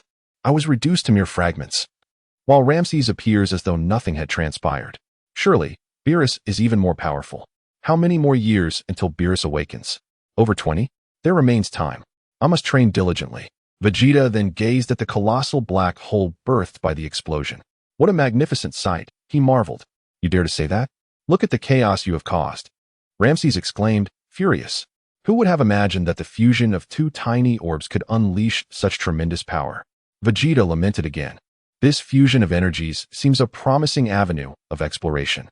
Even my Super Saiyan 4 form was reduced to mere rubble. And this was merely the amalgamation of 2 orbs. Had they been larger, indeed, it could have shattered the universe itself. In the future, I must find a way to study this phenomenon. The fusion of energies with differing natures, particularly that of angelic and destructive powers, can easily lead to aberrations. If you had fused something greater, your very soul might have been obliterated, Kess elucidated. I understand, Vegeta nodded. In Universe 10, the realm of the Supreme Kais, Supreme Kai Gas was instructing the trainee Supreme Kai, Zamas. As a Supreme Kai, one must maintain a balanced mindset. I have noticed your demeanor has been somewhat lacking in recent days, Gas remarked. Is it due to my defeat at the hands of that trainee god of destruction, Mr. Vegeta? Zamasu asked. Chapter 75. Zamasu? Truly a case of talent being jealous of destiny, how could that be? Zamasu refused to acknowledge it. That fellow named Vegeta. Just you wait. One day, I shall defeat you. I will crush you underfoot and make you understand what true strength is. Adjust your mindset, Guavas advised. The gods of destruction primarily embody destruction. Hence, they are more powerful than we, the Supreme Kais, and they will only grow stronger. Is it too late for me to sign up as an intern god of destruction, Supreme Kai? Zamasu hesitated. Guavas chuckled. Just kidding, just kidding. Noticing a slight change in Zamasu's expression, he quickly altered his tone. It seems you desire to become a god of destruction. With a sigh, Guavas continued. This matter is beyond my control. I shall inquire with Lord Rumshire when I have the chance. Really? Zamasu's face brightened. Utterly surprised that the Supreme Kai would agree with his thoughts. If Lord Rumshire does not oppose your becoming a god of destruction, I shall not forcibly retain you. Guava smiled. Everyone is born for a specific role. Perhaps you truly are suited to be a god of destruction. Your mindset has shifted away from that of a Supreme Kai in recent days. I apologize. It is my fault. Zamasu bowed his head in remorse. As they conversed, the entire Supreme Kai realm suddenly turned white in an instant. What? What is happening? Is the universe about to be destroyed? Guavas was taken aback. Why has the entire Supreme Kai realm turned white? Zamasu was equally stunned, his face pale. Is there a problem with our universe? Guavas was perplexed, feeling as though this scene resembled the moments before the universe's annihilation, despite never having witnessed such an event. The master and disciple stared wide-eyed at the peculiar changes on the horizon. Moments later, a deafening roar echoed through the cosmos, shaking the entire Supreme Kai realm violently. Zamasu and Guavas, due to their lack of strength, were knocked to the ground, nearly losing consciousness. Fortunately, Zamasu reacted swiftly, enveloping himself in a protective shield. He then created a shield for Guavas as well, and their expressions improved significantly. Both trembled in fear. Zamasu nearly rushed to embrace Guavas. What in the world? We are gods. One is a Supreme Kai, and the other is a god of destruction. Surely we are among the upper echelons of this universe? How can such a spectacle in the universe frighten us so? What is happening? Thankfully, the sound was fleeting. The sky gradually returned to calm. Aside from the appearance of a black hole in the cosmic expanse, the universe seemed largely unharmed. Additionally, the black hole created by Vegeta, after absorbing light and heat, shrank rapidly until it vanished entirely. What has transpired? Zamasu was in shock. Supreme Kai, should we investigate? It would be prudent to check. I too am concerned that a significant event may have occurred in the universe. Guavas nodded gravely. As they prepared to assess the situation, two beams of light of different colors suddenly emerged in the distant sky. One resembled the brilliance of stars, while the other glowed a deep crimson. That is. Zamasu gazed upwards. It appears to be Lord Rumshire and Lady Cass, Guavas remarked. Is it the god of destruction? Zamasu's heart raced with excitement. Could it be that the god of destruction has changed their mind and wishes to take me as their disciple? I must seize this opportunity. With a soft thud, Cass descended alongside Super Saiyan 4 Vegeta onto the ground of the Supreme Kai realm. Lady Cass, Lord Rumshire, Guavas immediately approached to pay his respects. Zamasu followed suit obediently. Vegeta disembarked from Cass with an air of nonchalance. What just transpired in the cosmic expanse? Guavas inquired eagerly. It is no great matter, my disciple Vegeta. Met his demise due to the energy he unleashed, Rumshire stated, swaying his trunk-like nose, a hint of derision in his tone. Guavas and Zamasu were left speechless. Did that fool Vegeta truly perish? By his own unleashed energy? Zamasu marveled in disbelief. How absurd. However, his gaze soon shifted to the transformed Super Saiyan 4 Vegeta. Who is this? Zamasu could not recognize him, as even Cass had only identified Vegeta through the nuances of their daily interactions. Having spent 12 years together, Cass could identify him, while Rumshire failed to do so. Though Vegeta still had his hands in his pockets, he looked entirely different, the only similarity being their tails. Yet tails were common in this universe. Guavas struggled to find words. This truly is divine intervention. Zamasu took over, lamenting, indeed. It is a case of talent being jealous of destiny. With that, he wept openly, his sorrow palpable. Internally, Zamasu scoffed. Thank goodness I reacted quickly. I almost revealed my delight. I must not display my joy. Why are you crying? Rumshire inquired. Though I have only met Lord Vegeta once. We forged a profound friendship through a friendly duel, Zamasu lamented, wiping away tears. Is there no chance to save Lord Vegeta? Guavas asked with a hint of regret. Zamasu ground his teeth in frustration. Why save him? What purpose would that serve? He brought this upon himself. Well, okay. Guavas was at a loss for words and quickly changed the topic. I wonder what business Lord Rumshire has with me? I would like to introduce you. This is Vegeta's brother, Tar. Rumshire gestured towards Super Saiyan 4 Vegeta, presenting him to Guavas. Guavas was taken aback, contemplating the implications as he looked at Vegeta, whose expression remained serene, in stark contrast to the grief-stricken Zamasu. Chapter 76. The examination of the Kaioshin. Guavas glanced at Vegeta, then at Zamasu. Suddenly, he felt that Zamasu was more like Vegeta's true brother, while this fellow named Dar was merely a false sibling. Ah, Mr. Dar. Guavas was perplexed as to why Lam-Z had brought Vegeta's supposed brother here. The situation with Vegeta has reminded me that disciples taken in without proper consideration often turn out to be inadequate, Lam-Z lamented. Indeed. I hope you find solace in this, Lord Lam-Z, Guavas replied, unsure of how to express himself. Zamasu, on the other hand, was secretly amused. The words of this god of destruction resonate profoundly. Disciples acquired without due diligence indeed tend to be lacking. Did you not see that your own disciple, Vegeta, met his demise due to his reckless actions? I propose that in the future, we should mutually supervise each other's disciples, Lam-Z suggested to Guavas. Absolutely, absolutely. Guavas nodded in agreement. Hence, I present to you a new disciple. Lam-Z pointed to Vegeta standing nearby. Guavas. Zamasu. Zamasu was momentarily taken aback. Are you suggesting that I be replaced? Huh? You wish to substitute me for a god of destruction? If that is the case, it would be splendid. I have longed to be a god of destruction. Guavas was at a loss for words. On what grounds do you propose to replace my disciple? Your disciple has faltered, and now you wish to exchange him for mine. Do you find that appropriate? How about this? I won't trouble you too much. Simply pose a challenge for them. Lam-Z proposed, suggesting that if this Dar were to lose to your disciple, we shall consider it as if I had said nothing. However, if you were to win, I hope you would allow Dar to become your apprentice Kaioshin. Well, Guavas hesitated, primarily due to his unfamiliarity with Dar. I am quite familiar with Zamasu. Moreover, this Dar was arranged by Lam-Z himself. Although Guavas, as a Kaioshin, maintained a tranquil state of mind, being told to take in a disciple left him somewhat displeased. Let the competition commence. Teacher, please proceed with your questions, Zamasu scoffed. Very well, Guavas contemplated.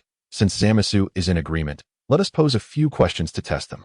If Zamasu truly loses to him, then it is evident that this Dar is indeed more suited to be the apprentice Kaioshin. At that time, I could easily introduce Zamasu to Lam-Z and have him become an apprentice god of destruction. Did not my apprentice's god of destruction perish? Introducing my disciple to him is not amiss, is it? You introduce your disciple's brother to me, and I shall introduce my disciple to you. It is a beneficial exchange for all. Guavas readily agreed.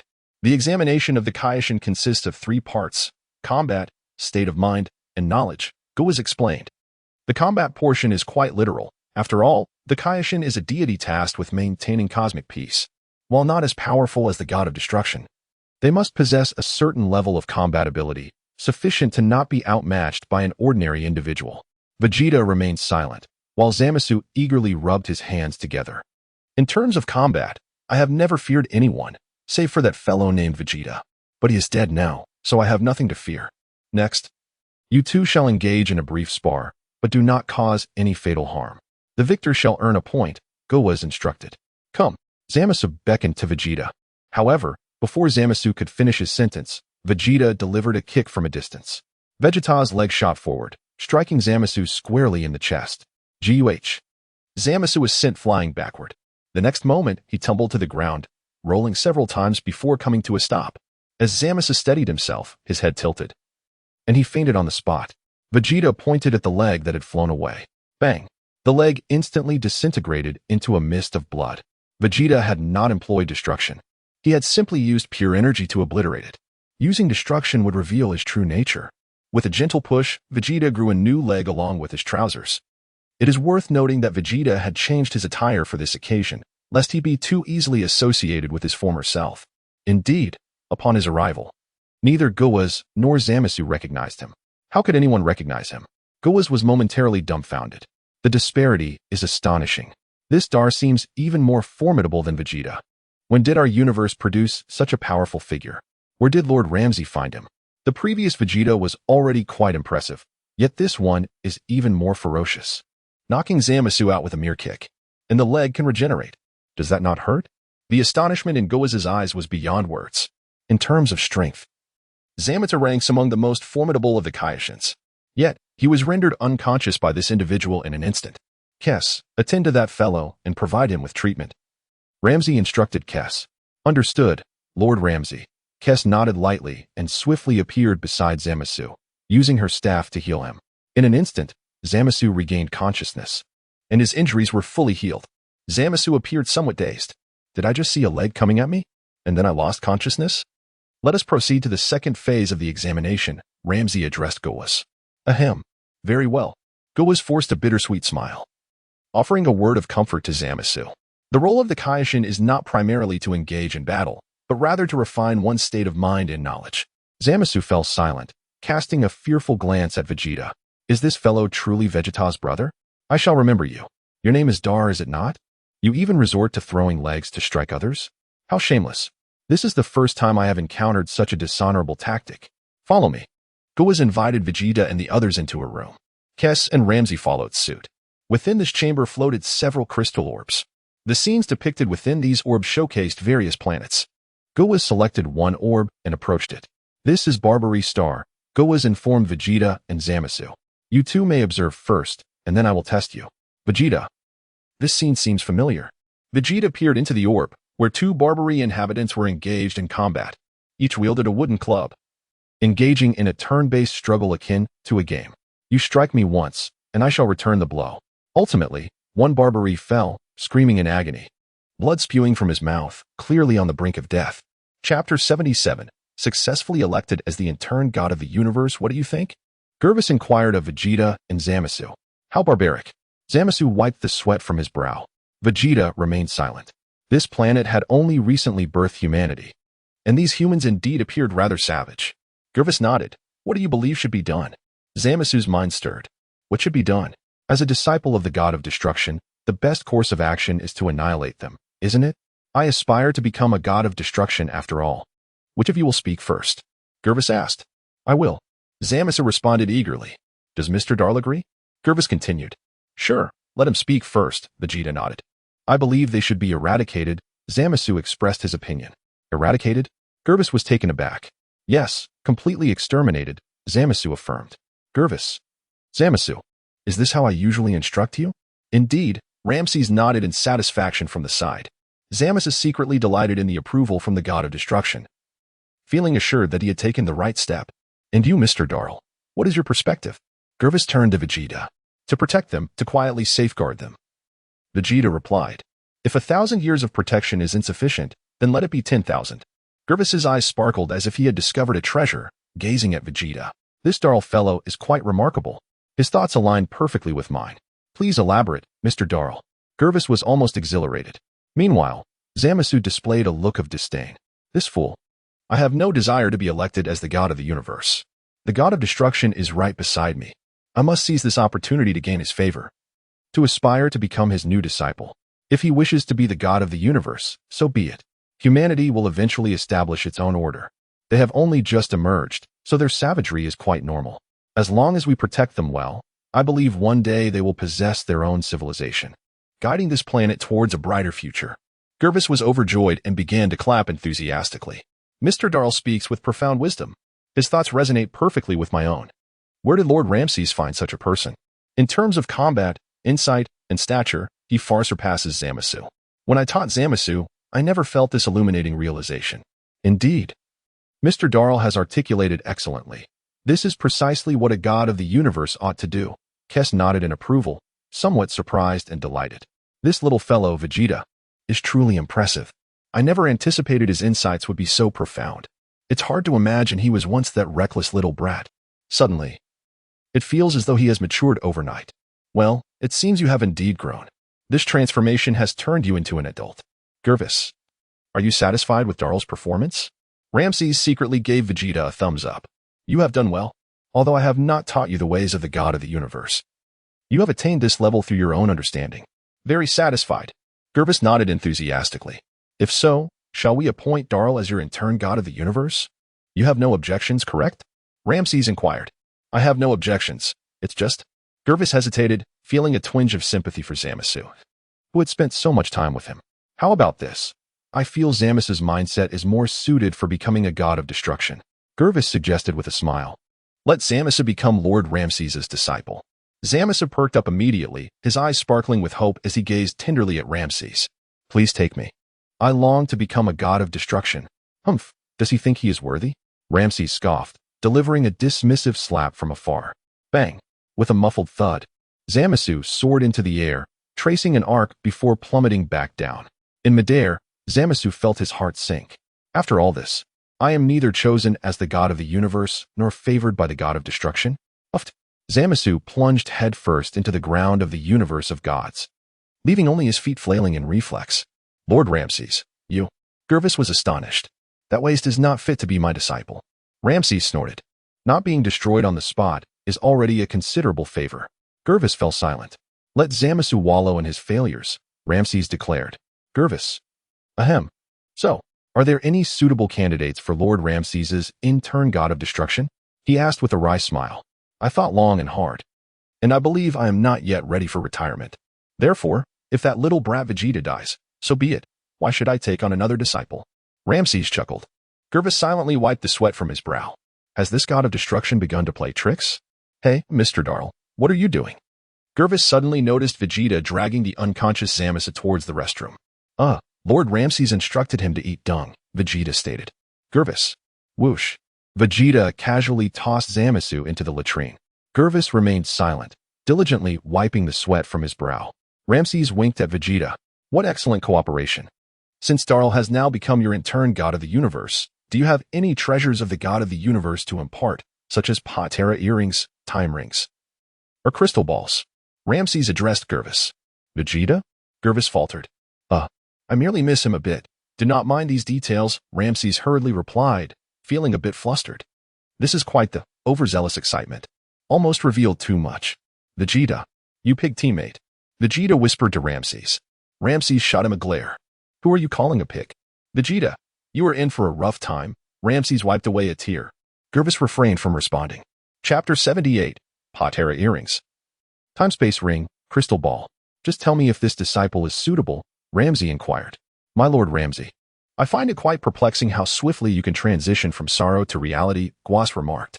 As a god of destruction, what significance does the death of a disciple hold? Ramses scoffed. Now, I ask you, is he suitable? Indeed, he is suitable, Guas nodded. However, bestowing the Patera earrings at this juncture seems somewhat premature. Hand them over. Why the delay? Ramses could no longer contain himself, seizing Guas by the collar and effortlessly snatching the Patera earrings from his ears. Guas, why are you so forceful? Do not bully my master, Vegeta feigned indignation, rushing forward. Get lost, Ramses retorted, knocking Vegeta to the ground. Guas fell silent. Dal remained loyal. Noting, Ramses is merely taking the earrings. How could you assist him? I did not misjudge him, Guas replied. I shall provide them myself. As he spoke, Guas produced a crystal ball and handed it to Vegeta. As for the time-space ring, Guas pondered, only a fully fledged Kaishin may possess it. Let's set the time-space ring aside for now, Ramses agreed, no longer pressing Guas. Thus, Vegeta effortlessly acquired the Patera earrings and a crystal ball. He retrieved a bottle of mineral water from his storage ring, cleansing the Patera earrings. Guas, what are you implying? After cleaning, Vegeta sanitized the earrings with alcohol before adorning them. Chris, am I handsome? Vegeta grinned. Chris, and what of this large egg? Where do you typically keep it? Vegeta shook the crystal ball, inquiring, surely, I can't just place this in my storage ring? Although, that is an option. Yet Vegeta felt it unbefitting to store a divine artifact in a mundane space. Chris silently wiped her brow. Do you refer to this crystal ball as an egg? Guas explained, the crystal ball can be retracted with a mantra. It can be summoned when needed. I shall teach you the incantation, but true mastery will require time. Thank you, master, Vegeta nodded, following Guas to learn the incantation. This lad has never called me master, Ramses muttered to Chris. It seems he has never addressed me either, Chris pondered. Let us disdain him together, Ramses suggested. Very well, let us. Chris agreed. 10 minutes passed. I have imparted the incantation. Now, contemplate it well. You should soon be able to retract the crystal ball, Guas smiled. I shall try, Vegeta replied, nodding gently. Do not rush. It took me several years to master merely retracting the crystal ball, Guas chuckled. With a clap, the crystal ball vanished from Vegeta's hand. Guas's eyes nearly bulged from their sockets. How? How did you accomplish that? He stammered. Nothing remarkable. All divine powers are interconnected, Vegeta chuckled. Vegeta had now harnessed the power of the angels, albeit at a concentration of only 70%. Learning the unique abilities of the Kaishin was, for him, an effortless endeavor. Gua stood in stunned silence for several seconds, finally regaining his composure. This fellow is a prodigy. Ignoring Guas, Vegeta approached Chris. Chris blinked in surprise. Why are you before me?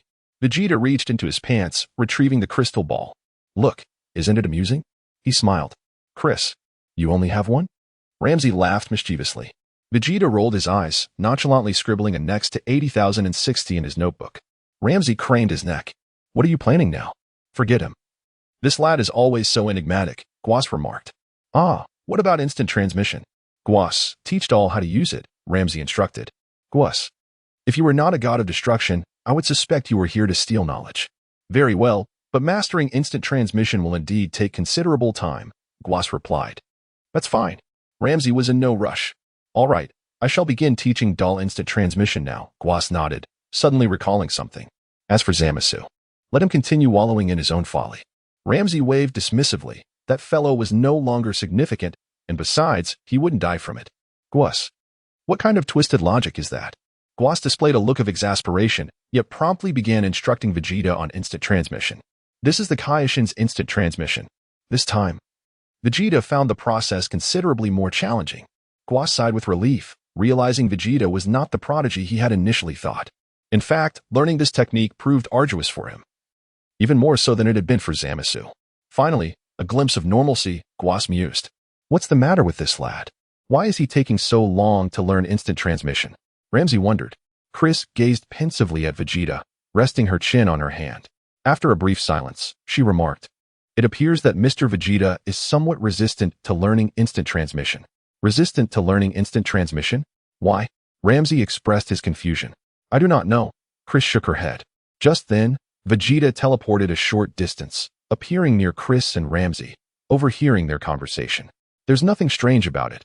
Once I master instant transmission, Chris won't be able to fly off without me, Vegeta declared. Chris. Lam-Z. This lad is becoming quite addicted, Lam-Z observed. Indeed.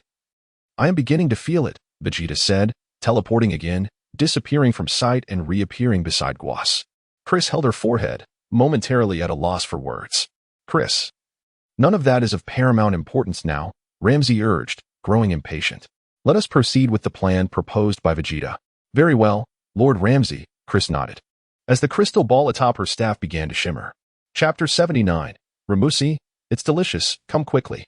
The 11th universe. The realm of the Supreme Kai. Just 7 days prior, Vegeta and Makalita had arrived at the realm of the Supreme Kai. Furthermore, Vegeta had also brought Tizbo along. Currently, Supreme Kai was training Tizbo. Hey, Kai, how is it going? When will this guy be ready? Vegeta inquired. He is essentially ready. Kai replied, the rest depends on his own comprehension. Looking at Tizbo, he wore a patera earring on one ear. As for instant transmission, Tizbo had also been learning, but his understanding was not yet profound. Tizbo could only instantaneously move within a limited range of the realm of the Supreme Kai. Whoosh. At that moment, Tizbo was demonstrating instant transmission at an astonishing speed within the realm, so swift that even Supreme Kai couldn't help but applaud. Very good. If Tizbo continues to hone his skills, I believe it won't be long before he can skillfully utilize instant transmission and reach even farther distances. Kai smiled. That's great. Vegeta nodded in satisfaction and immediately turned to Makalita, suggesting, Makalita, we can begin. Which universe do you think is suitable? Currently, only the Supreme Kai of the 10th universe has just taken on a disciple, Makalita smiled. Isn't that a bit too obvious? Vegeta murmured. We just had a competition for the God of Destruction's disciples, and now we are having a competition for the Supreme Kai's disciples. Do you think Ramusi will suspect anything? That is indeed a concern, Makalita nodded. Shall we contact them first and ask tentatively? Vegeta proposed. All right, Makalita agreed, and immediately used her staff to establish contact with Keisai. In the 10th universe, the realm of the Supreme Kai. Keisai was just about to communicate with Makalita when she suddenly received a message from her. Oh my, it's Makalita, Keisai smiled. Makalita? Quickly answer and see what she means, Ramusi urged, slightly taken aback. And ask Vegeta why he hasn't been helping me in our universe these past few days. Understood, Keisai responded, promptly initiating a video call. Sister Keisai, Makalita greeted. Makalita, hello, Keisai replied. It seems Sister Keisai is not in the realm of destruction. Makalita observed through the video, noticing Keisai was not on Ramusi planet. Yes, we are currently with the Supreme Kai here, Keisai responded. I heard that the Supreme Kai has recently taken on a disciple, so I wanted Mr. Vegeta to come and spar with him. Makalita. Spar? Oh dear. Isn't that bullying? She laughed. But unforeseen circumstances can arise, Keisai sighed helplessly. Unforeseen circumstances? Why do you say that, Sister Keisai? Makalita asked, puzzled. On our way here, Mr. Vegeta accidentally condensed the destruction energy and ended up destroying himself, Keisai lamented. Makalita. Ahem. Mr. Vegeta is truly talented, she chuckled wryly. To condense a destruction energy and destroy oneself. Indeed a remarkable individual. Indeed, Keisai nodded. Did Sister Keisai use the time wheel to save Mr. Vegeta? Makalita inquired. Lord Ramusi said there was no need to save him. He is no longer of any use, Keisai replied. Makalita wiped her brow. Lord Ramusi is quite merciless. He just let that fellow named Vegeta win for 1,000 years, and now refuses to save him. We had already appeared near the realm of the Supreme Kai. So we had to come for a visit, Keisai continued. Through Keisai's staff, Makalita saw Vegeta meditating in the distance. Is that red-haired gentleman the apprentice Supreme Kai of the 10th universe? Makalita inquired. You saw him, Keisai confirmed. Yes, his name is Dar. How coincidental. Our Supreme Kai in the 11th universe has also taken on a disciple, Makalita smiled. Oh, really? Keisai was momentarily stunned. The Supreme Kai of the 11th universe has taken on a disciple too? How fortuitous. Makalita, get to the point, Waimida urged. Since each of our universes has taken on a disciple of the Supreme Kai, Makalita nodded at Waimida, should we perhaps hold a competition like the one for the God of Destruction's disciples? Let me ask Lord Ramusi, Keisai hesitated. This isn't the usual approach. According to the original plan, Mr. Vegeta should challenge the new apprentice God of Destruction of the 11th universe to earn another 1,000 years. Now it seems like a challenge between apprentice Supreme Kais. Is your apprentice Supreme Kai strong enough to face Vegeta? Vegeta's current transformation has increased his power 3,000-fold. In terms of energy, he is only 10 times weaker than Lord Ramusi. Of course, a god has his unique combat style. Vegeta is well versed in all of this. It seems the apprentice Supreme Kai of the 11th universe is in for some trouble. Lord Ramusi. Keisai pretended to wave at him. Ramusi, pretending as well, sauntered over. What is the matter? He asked, having eavesdropped on their conversation. Lord Waimida wishes for the apprentice Supreme Kais to compete. What is your opinion? Lord Ramusi? Keisai inquired. Let me speak with him, Ramusi said. All right, you can talk. I'll activate the speaker. Keisai nodded and addressed Makalita. Makalita, let them communicate directly. Very well, Makalita agreed. Hey, Waimida, what is going on with you? Ramusi asked with a frown. Wasn't it agreed that you would come to work for me? You haven't shown up in these past few days. There is no need to rush over such matters. Destroying planets is all that is required. There is no need to go every day. Just occasionally coming over to destroy a few planets is sufficient. It doesn't hinder your universe's development, does it? Waimida chuckled. Besides, even you don't work every day, do you? When will you come to work? Ramusi huffed. I assure you, it will not impede your universe's progress. Is that acceptable? You need not concern yourself with when I arrive, Waimida vowed solemnly. Chapter 80. Deliciously dead. Good to die. Good to die. That's splendid. Lam-Z nodded in agreement and inquired. So, you mentioned wanting to compete with me? Indeed. We must compete. Imagining myself working for you for 1,000 years fills me with immense pressure. Waimida gritted his teeth and declared, I shall reclaim my victory. How do you wish to play? Lam-Z asked, amused. The issue is, your apprentice destroyer cannot possibly match my apprentice destroyer. Enough of your pretense. Waimida huffed. I am well aware that the one called Vegeta has perished, destroyed by his own destructive energy. You believe that? I was merely jesting, Lam-Z replied solemnly. Then bring him to me. Waimida exclaimed, a triumphant smile adorning his face. Alas, you've seen through my ruse, Lam-Z clenched his teeth. I should have saved him back then. Very well, I shall not take advantage of you. Since your apprentice destroyer is no more, let us engage in a contest between pupils of the Supreme Kai, Waimida said with a humph. How do you propose we compete? Lam-Z thought to himself, delighted. As before, let them fight. A single match to determine the victor, Waimida smiled. What are the rules? Lam-Z queried. You have already lost to me for 1,000 years. Similar to before, if I win, the debt of that 1,000 years is erased, Why-Might stated. And if I lose, I shall owe you another 1,000 years. Thus, I would be working for you for 2,000 years. Do I truly lack that 1,000 years? Lam-Z shook his head. That seems tedious. It would be better for you to join our universe sooner. After saying this, Lam-Z signaled for Kes to end the call. Kes had no hesitation and promptly terminated the conversation. You devil, Lam-Z. You win and refuse to play anymore? Is there such a scoundrel as you? Why-Might bit his teeth. Fists clenched tightly, body trembling with rage. Lord Lam-Z may not agree, Makalita pondered. Why not propose 10,000 years instead? 10,000 years is too much.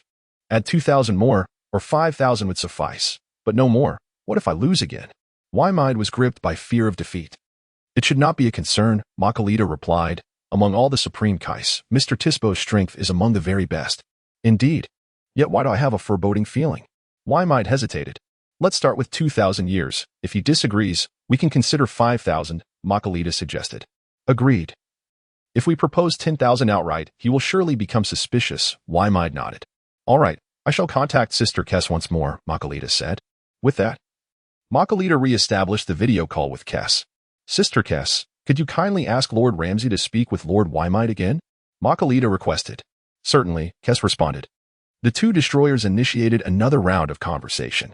Why-Might, I've said I don't wish to play, and I've already won. Why should I continue? Lam-Z stated with a hint of pride. How about an additional 2,000 years? Why-Might bit his teeth. If I lose, I shall owe you 3,000 years. Am I in need of those extra 2,000? Lam-Z scoffed. 5,000. That will suffice, right? If I lose, I owe you 5,000 years, Why-Might asserted. Clenching his fists. Shouldn't it be 6,000? Lam-Z raised an eyebrow. Your arithmetic clearly comes from a physical education teacher. What I meant was 5,000 total. Including the previous 1,000, Why-Might retorted with frustration. 5,000, huh? Lam-Z hesitated. You see, if you win, you gain 5,000 years, and if you lose nothing. Merely erasing the previous wager, Why-Might cautiously reminded him that. Lam-Z appeared troubled. Lam-Z, consider it a favor owed. Surely that would suffice. Why-Might insisted again. Very well. Since you are so eager to compete, let us proceed. Lam-Z reluctantly nodded, adding, however, my apprentice Supreme Kai is quite formidable. Perhaps we should reconsider. What a coincidence, my apprentice Supreme Kai is also quite powerful. Why-Might laughed heartily. Will you come here, or shall we come to you? Lam-Z inquired. Let us come to you. We shall arrive shortly. Why-Might sighed in relief, smiling joyfully. This fellow has finally agreed. With that, the call came to an end. Why-Might, with a serious expression, patted Tispo's shoulder. Tispo, I hope you will not disappoint me, Why-Might said. Fear not, Lord Why-Might, Tispo beamed. You are well aware of my strength. Indeed, your prowess is indeed remarkable among the Supreme Kais, Why-Might nodded. By the way, I heard that the one called Vegeta has perished? Tispo inquired curiously. Indeed. He perished, destroyed by his own accumulated destructive energy, Why-Might chuckled. Ha! That fool, good riddance. Tispo laughed even harder, then curiously asked. How could he be undone by his own destructive energy? Perhaps he amassed too much, inadvertently surrounding himself with it. Why-Might speculated. Regardless, it matters not. I only wished for his early demise. So, Lord Why-Might, when shall we depart? Tispo was becoming quite eager. Makalita, please restore Tispo's energy. We must ensure flawless execution this time, Why-Might instructed. Of course, Lord Why-Might, Makalita nodded and stepped forward, using her staff to replenish Tispo's energy. Lord Why-Might, is this truly necessary? My energy has not been depleted significantly, Tispo remarked nonchalantly. This time, I cannot afford any missteps. You must be fully prepared for battle. Why-Might warned sternly. Rest assured, I shall effortlessly defeat the apprentice Supreme Kai of Universe 10. Tispo's eyes sparkled with boundless confidence. Good, that is all I need to hear. Why-Might nodded and instructed, Kei, transport us to the Supreme Kai realm of Universe 10.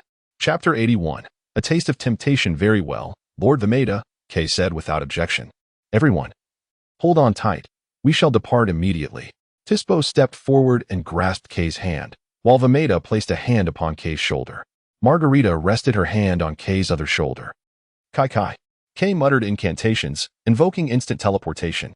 In the blink of an eye, Kei transported Vegeta, Margarita, and Tispo to the realm of the Supreme Kai of Universe 10. Welcome, Lord Vegeta, Lord Kei, and Margarita, Kers greeted with courtesy. Oh dear, I apologize for the interruption, Margarita smiled. Lord Kei, it has been a while. Guas nodded in acknowledgement. Greetings, Lord Guas. Kay returned the gesture. Lord Vegeta and Lady Margarita, greetings once more, Guas continued. Lord Lam-Z, I must apologize for the disturbance. Kay said in response. Enough with the pleasantries, we shall waste no more time. Lam-Z waved his hand dismissively, letting out a huff. Indeed. Let us proceed to more practical matters, Vegeta agreed, nodding in affirmation of Lam-Z's sentiments. On the other side, Tispo stared intently at Vegeta, who now donned the attire of a Supreme Kai, complete with 2 Patera earrings adorning his ears, unmistakably a disciple of the Supreme Kai. You must be the apprentice Supreme Kai, Tispo inquired. Indeed, pleased to make your acquaintance, Vegeta replied politely. Humph. This lad possesses far more decorum than that Vegeta fellow, Tispo chuckled heartily. Vegeta also regarded Vegeta with keen interest, recognizing that his demeanor was indeed more refined than that of the other Vegeta. However, he wondered why this apprentice Supreme Kai had his hands tucked into his pockets. Was it a common trait among the inhabitants of Universe 10? Vegeta scrutinized Vegeta, unable to discern the reason. Margarita cast a glance at Vegeta but chose to remain silent. Although angels are omniscient, they do not skin individuals indiscriminately, particularly when the subject is male. As a woman, Margarita felt a certain unease in this regard.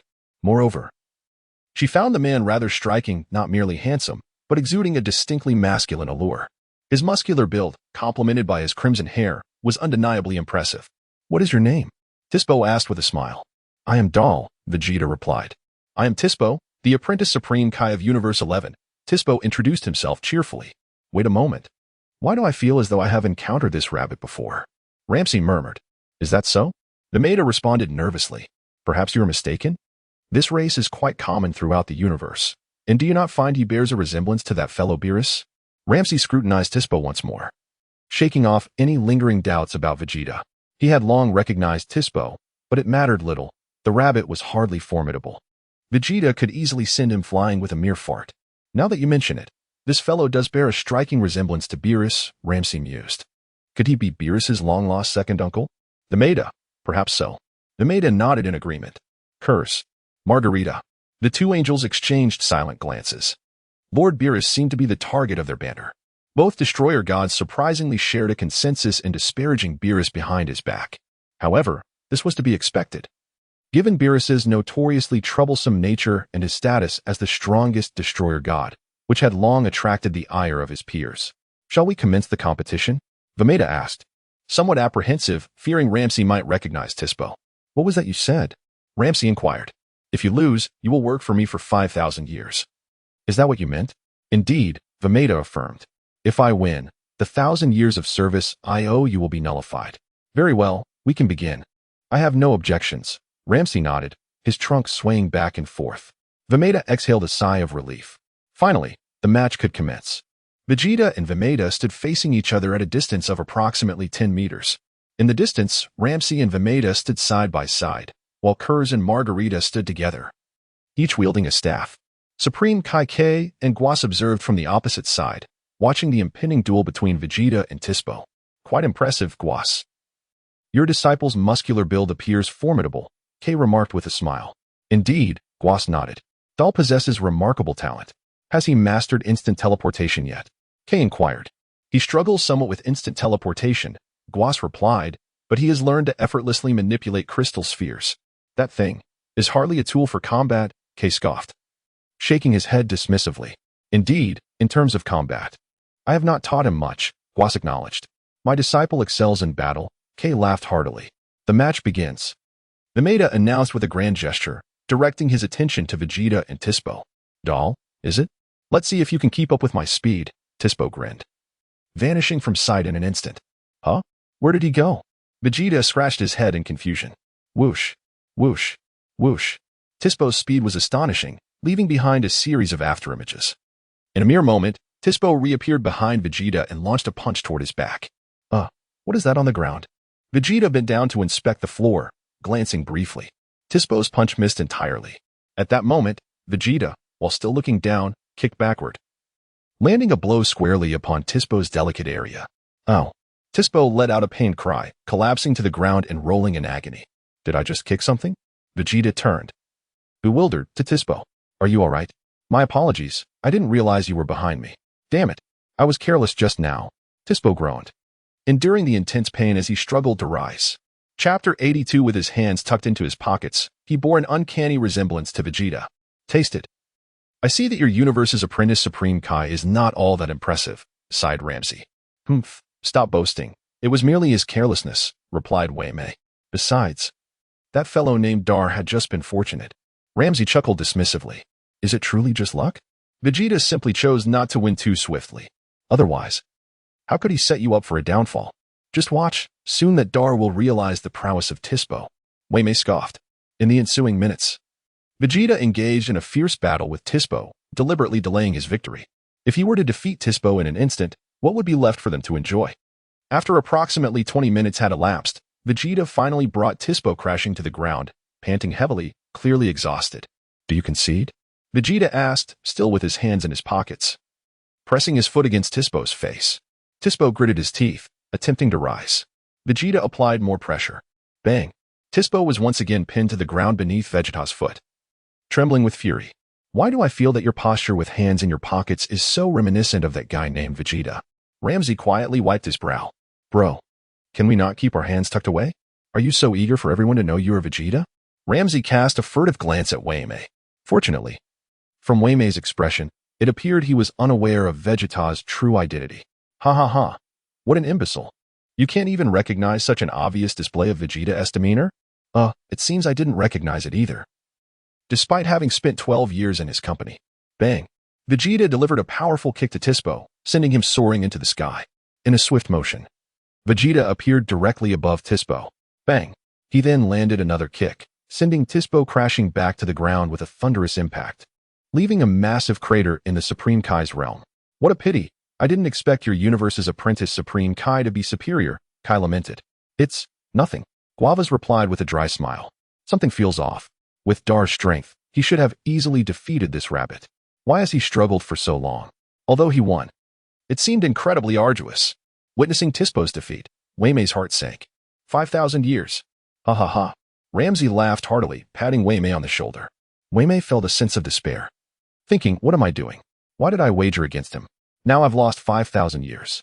However, a flicker of hope remained as he observed Dar gasping for breath, thinking perhaps Tispo might yet secure a victory. What a shame. Bang.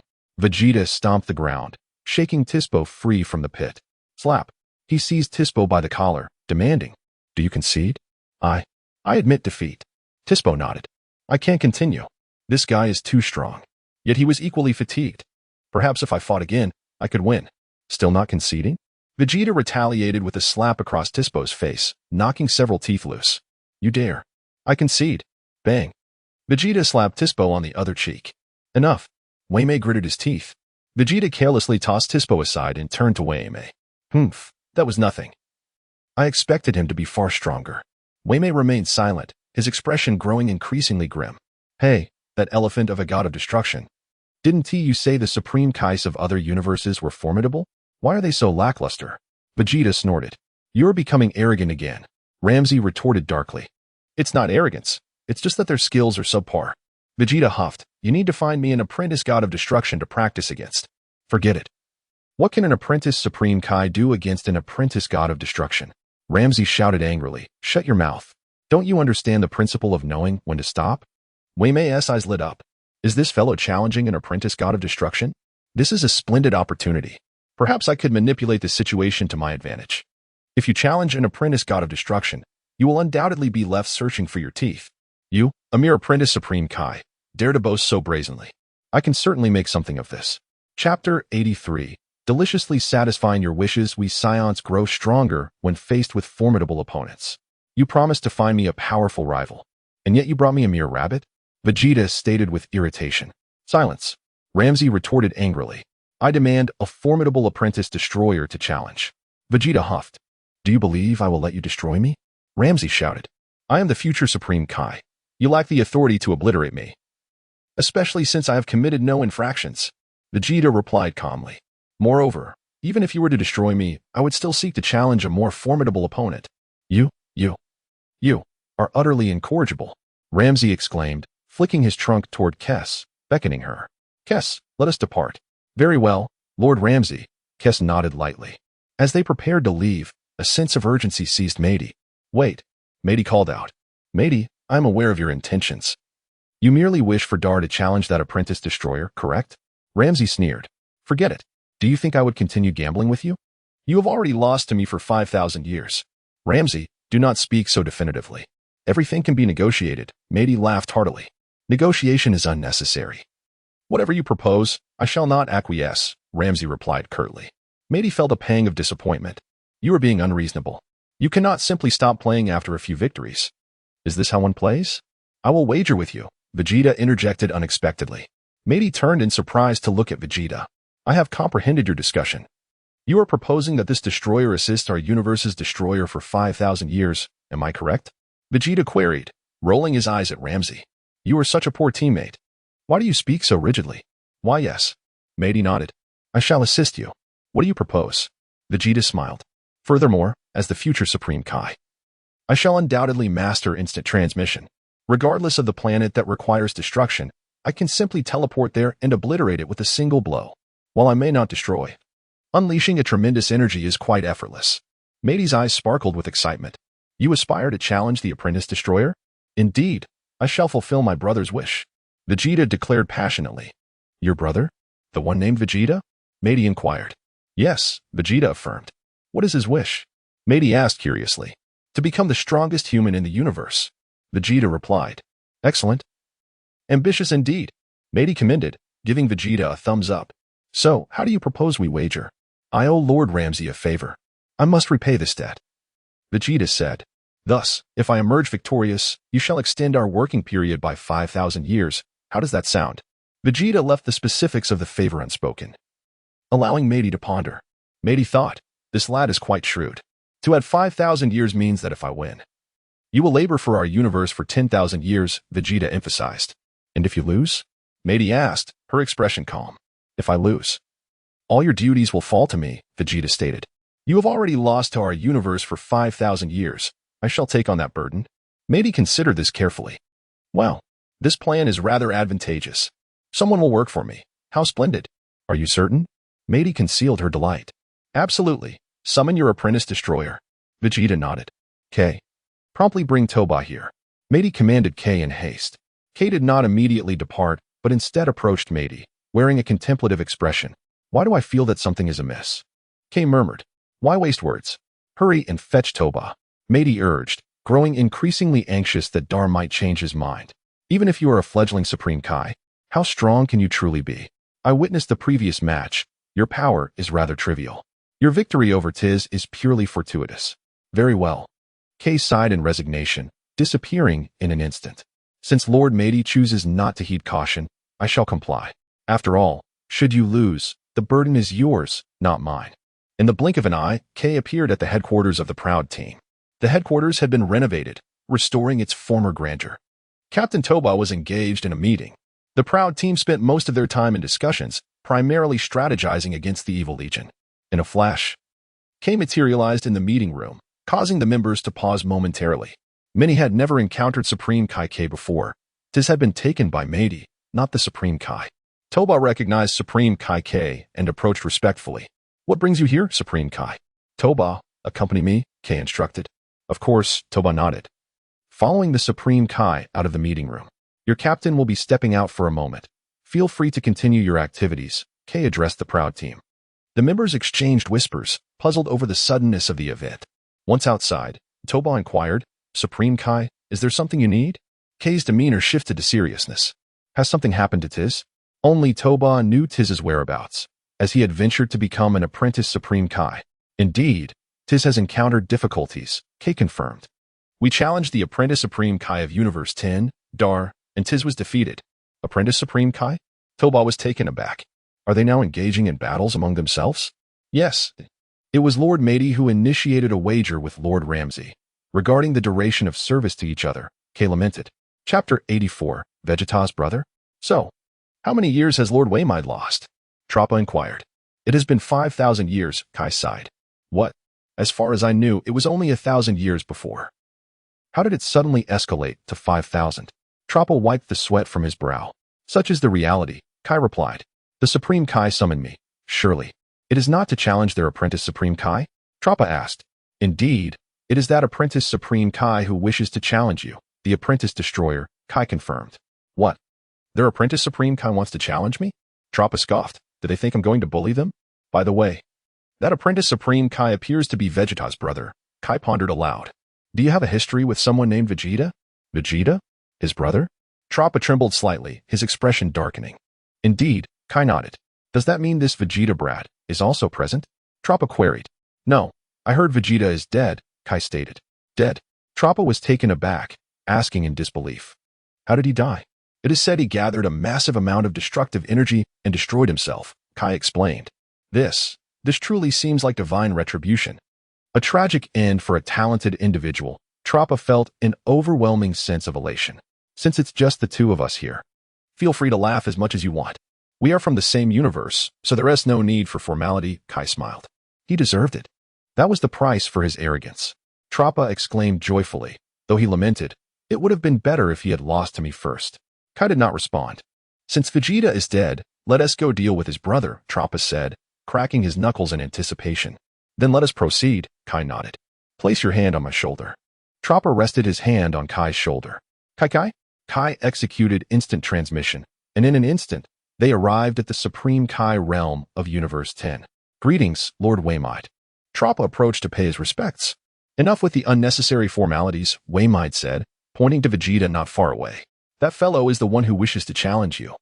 His name is Dar, and he is Vegeta's brother. Understood. Troppa nodded with a smile, striding towards Vegeta. Lam-Z, meanwhile, stood silently with a dark expression, seemingly trembling with anger. Waymide was pleased. Lam-Z, I never expected to see you in this state. By the way, Lord Waymide, what about Tispo? Kai asked. Hoping Waymide would allow Margarita to assist Tispo. Let that fellow eat dirt, Waymide scoffed. Kai, you are the apprentice Supreme Kaidar, Vegeta's brother? Troppa examined Vegeta with a smirk, noting he appeared more mature than the one named Vegeta. Wait a moment, Vegeta said, stepping forward to drag the unconscious Tispo away. What are you doing? Troppa was taken aback. Did you not hear? Your destroyer Waymide told him to eat dirt, Vegeta replied, tossing Tispo far away, directly into a latrine. Tispo was left to share the fate with Zamasu. Troppa. Waymide. Why do you listen so closely to such remarks, and even execute them so zealously? Waymide had no intention of rescuing Tispo, believing that eating dirt wouldn't kill him. Troppa clenched his fists tightly. This man was even more detestable than the one named Vegeta. What were you asking me earlier? Vegeta smiled at Troppa. You are the apprentice Supreme Kaidar, correct? Vegeta's brother? Troppa huffed. Indeed, Vegeta nodded. Shall we begin? Troppa called out. Certainly, Vegeta replied with a smile. Feel free to attack me. With confidence, Troppa declared. Then I shall not hold back.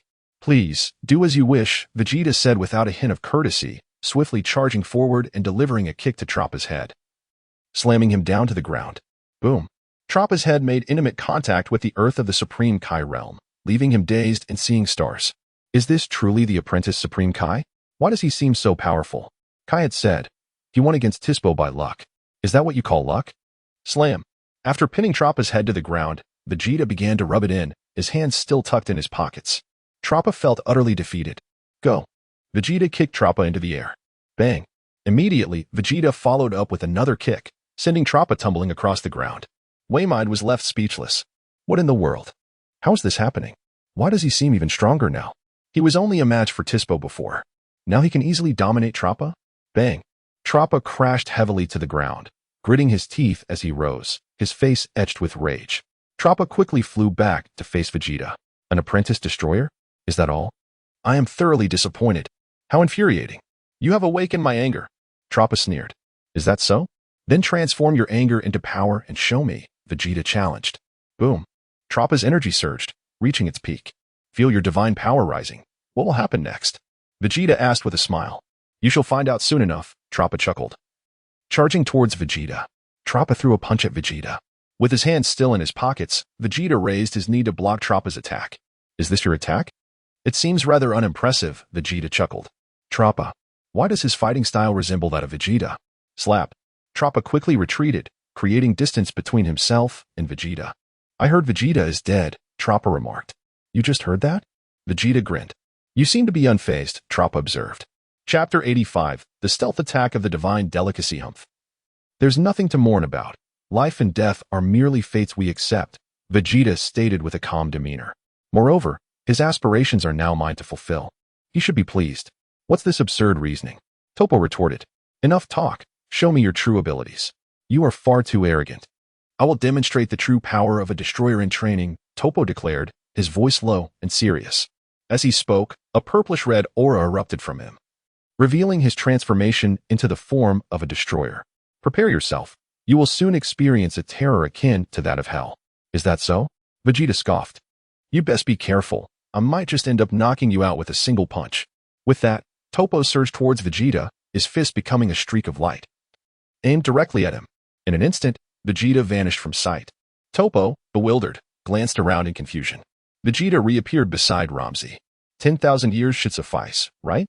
I sense that if we drag this out any longer, he might truly lose his temper, Vegeta murmured. There is no need for Jiren to make an appearance. Absolutely. Lam-Z nodded vigorously, secretly giving Vegeta a thumbs up. He had never doubted Vegeta's victory. Even in his normal state, Vegeta could best Toppo, let alone in his current form. Their earlier struggle against Dispo was merely a ruse to prolong the game, and it seemed that delicacy had indeed fallen for it. Very well, Vegeta acknowledged.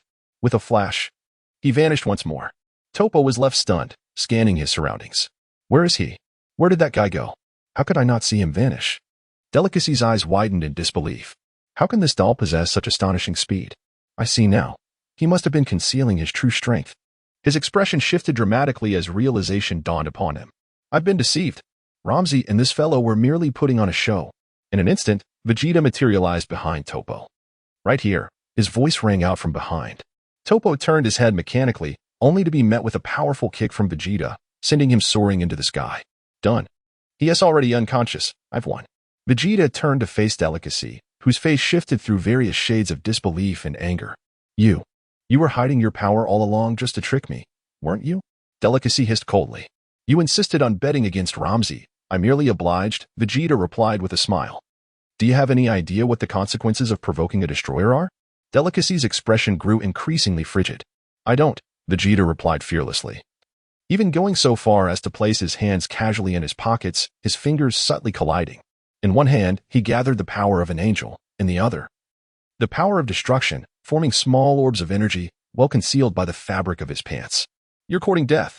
Delicacy could no longer contain himself and charged towards Vegeta. Stop. Lam-Z interjected swiftly, catching Delicacy's fist with ease. Enough, Delicacy. Are you incapable of accepting defeat? How dare you strike at a destroyer in training? Stand aside. Delicacy retorted with a cold snort. This was all my idea. He had nothing to do with it. Indeed, it was entirely my idea. And Dahl was just playing his part. Lam-Z chuckled darkly. What did you say? Delicacy clenched his teeth, rage etched across his face. That's right. This was all my doing, and Dahl is merely a collaborator in our act. Lam-Z asserted, enjoying the moment. Lam-Z, you're ruthless. I'll remember this, Delicacy fumed. Truly incensed now. This was a monumental loss, 10,000 years. The previous millennium had seemed trivial, but now it felt like a tragic fate awaited him. How could Delicacy not harbor resentment towards Dahl? If it weren't for his cooperation with Lam-Z's performance, could he have lost to Lam-Z for 10,000 years? Delicacy. Don't be such a sore loser, Lam-Z chided. What has 10,000 years? Delicacy gritted his teeth, casting a sidelong glance at Vegeta, contemplating before nodding at Lam-Z. Fine. I accept your terms. That's more like it. Lam-Z laughed heartily. Remember to work diligently from now on. Enough with your arrogance. Delicacy turned away, unwilling to engage with Lam-Z any further. 10,000 years, 10,000 years. Lam-Z was overjoyed. Makarita, let us go. He called out. Of course, Lord Delicacy. Makarita replied with a nod. Just then, the unconscious Toppo fell from the sky, crashing onto the ground of the Kaioshin realm. Seizing the opportunity, Delicacy swiftly appeared directly opposite Vegeta, launching a palm strike at him. This guy is infuriating. How dare he deceive me? Let me teach him a lesson. I wanted to kill you, but I will make you suffer immensely. Delicacy instinctively believed his strike would surely connect with Vegeta's chest. However, to his astonishment, Vegeta vanished in the blink of an eye. What? Delicacy was left dumbfounded. This kid's reflexes are surprisingly quick. In a flash, Vegeta reappeared behind Kai, delivering a kick that sent him sprawling to the ground. How did I fall? I was merely a spectator. Why am I the one being attacked? Kai exclaimed in bewilderment. How dare you? Delicacy roared, charging towards Vegeta's location. Vegeta, with his foot aimed at Kai's head, warned. Come closer and see if I 1T crush his skull with a single step. Delicacy fell silent, fear gripping him. Kai protested, I'm innocent here. You dare? Delicacy seethed. Your lies are intertwined, are they not? Vegeta sneered. If this Kai perishes, won't you vanish alongside him? Chapter 86. The bombing of Wei Mei. Wei Mei stood in silence, trembling all over. My apologies, Lord Kaioshin, it was unintentional, Vegeta addressed Kei. Kei retorted, unintentional? You were clearly peeking at me. So this is what you had in mind. Wei Mei, how shameless can you be? Ramusi shouted in anger. You dare to ambush an apprentice Kaioshin. Wei Mei remained silent. For ambushing me, you shall pay the price, Vegeta declared, swiftly withdrawing his hand from his pocket. He then combined two orbs of light. Whoosh. Vegeta hurled the fused powers of creation and destruction toward Wei Mei. What is that? Wei Mei was taken aback. What did you do? Ramusi exclaimed. Everyone, run. As he spoke, Ramusi dashed to Gawasa's side, scooping him up and soaring into the sky at great speed. Soon, they vanished from sight. Oh dear. Klex wiped the sweat from his brow and urged Margarita, we must leave this place quickly. With a flash, Klex vanished from the spot. What is happening? Sister? Margarita was momentarily confused but instinctively followed. Whoosh. She caught up with Klex, and they transformed into two brilliant streaks of light akin to stars. What is going on? Sister? Margarita inquired. Vegeta. Mr. Doll, Vegeta's brother. Klex began to explain but suddenly felt something was amiss, nearly revealing too much. Furthermore, mentioning the powers of creation and destruction would raise suspicions.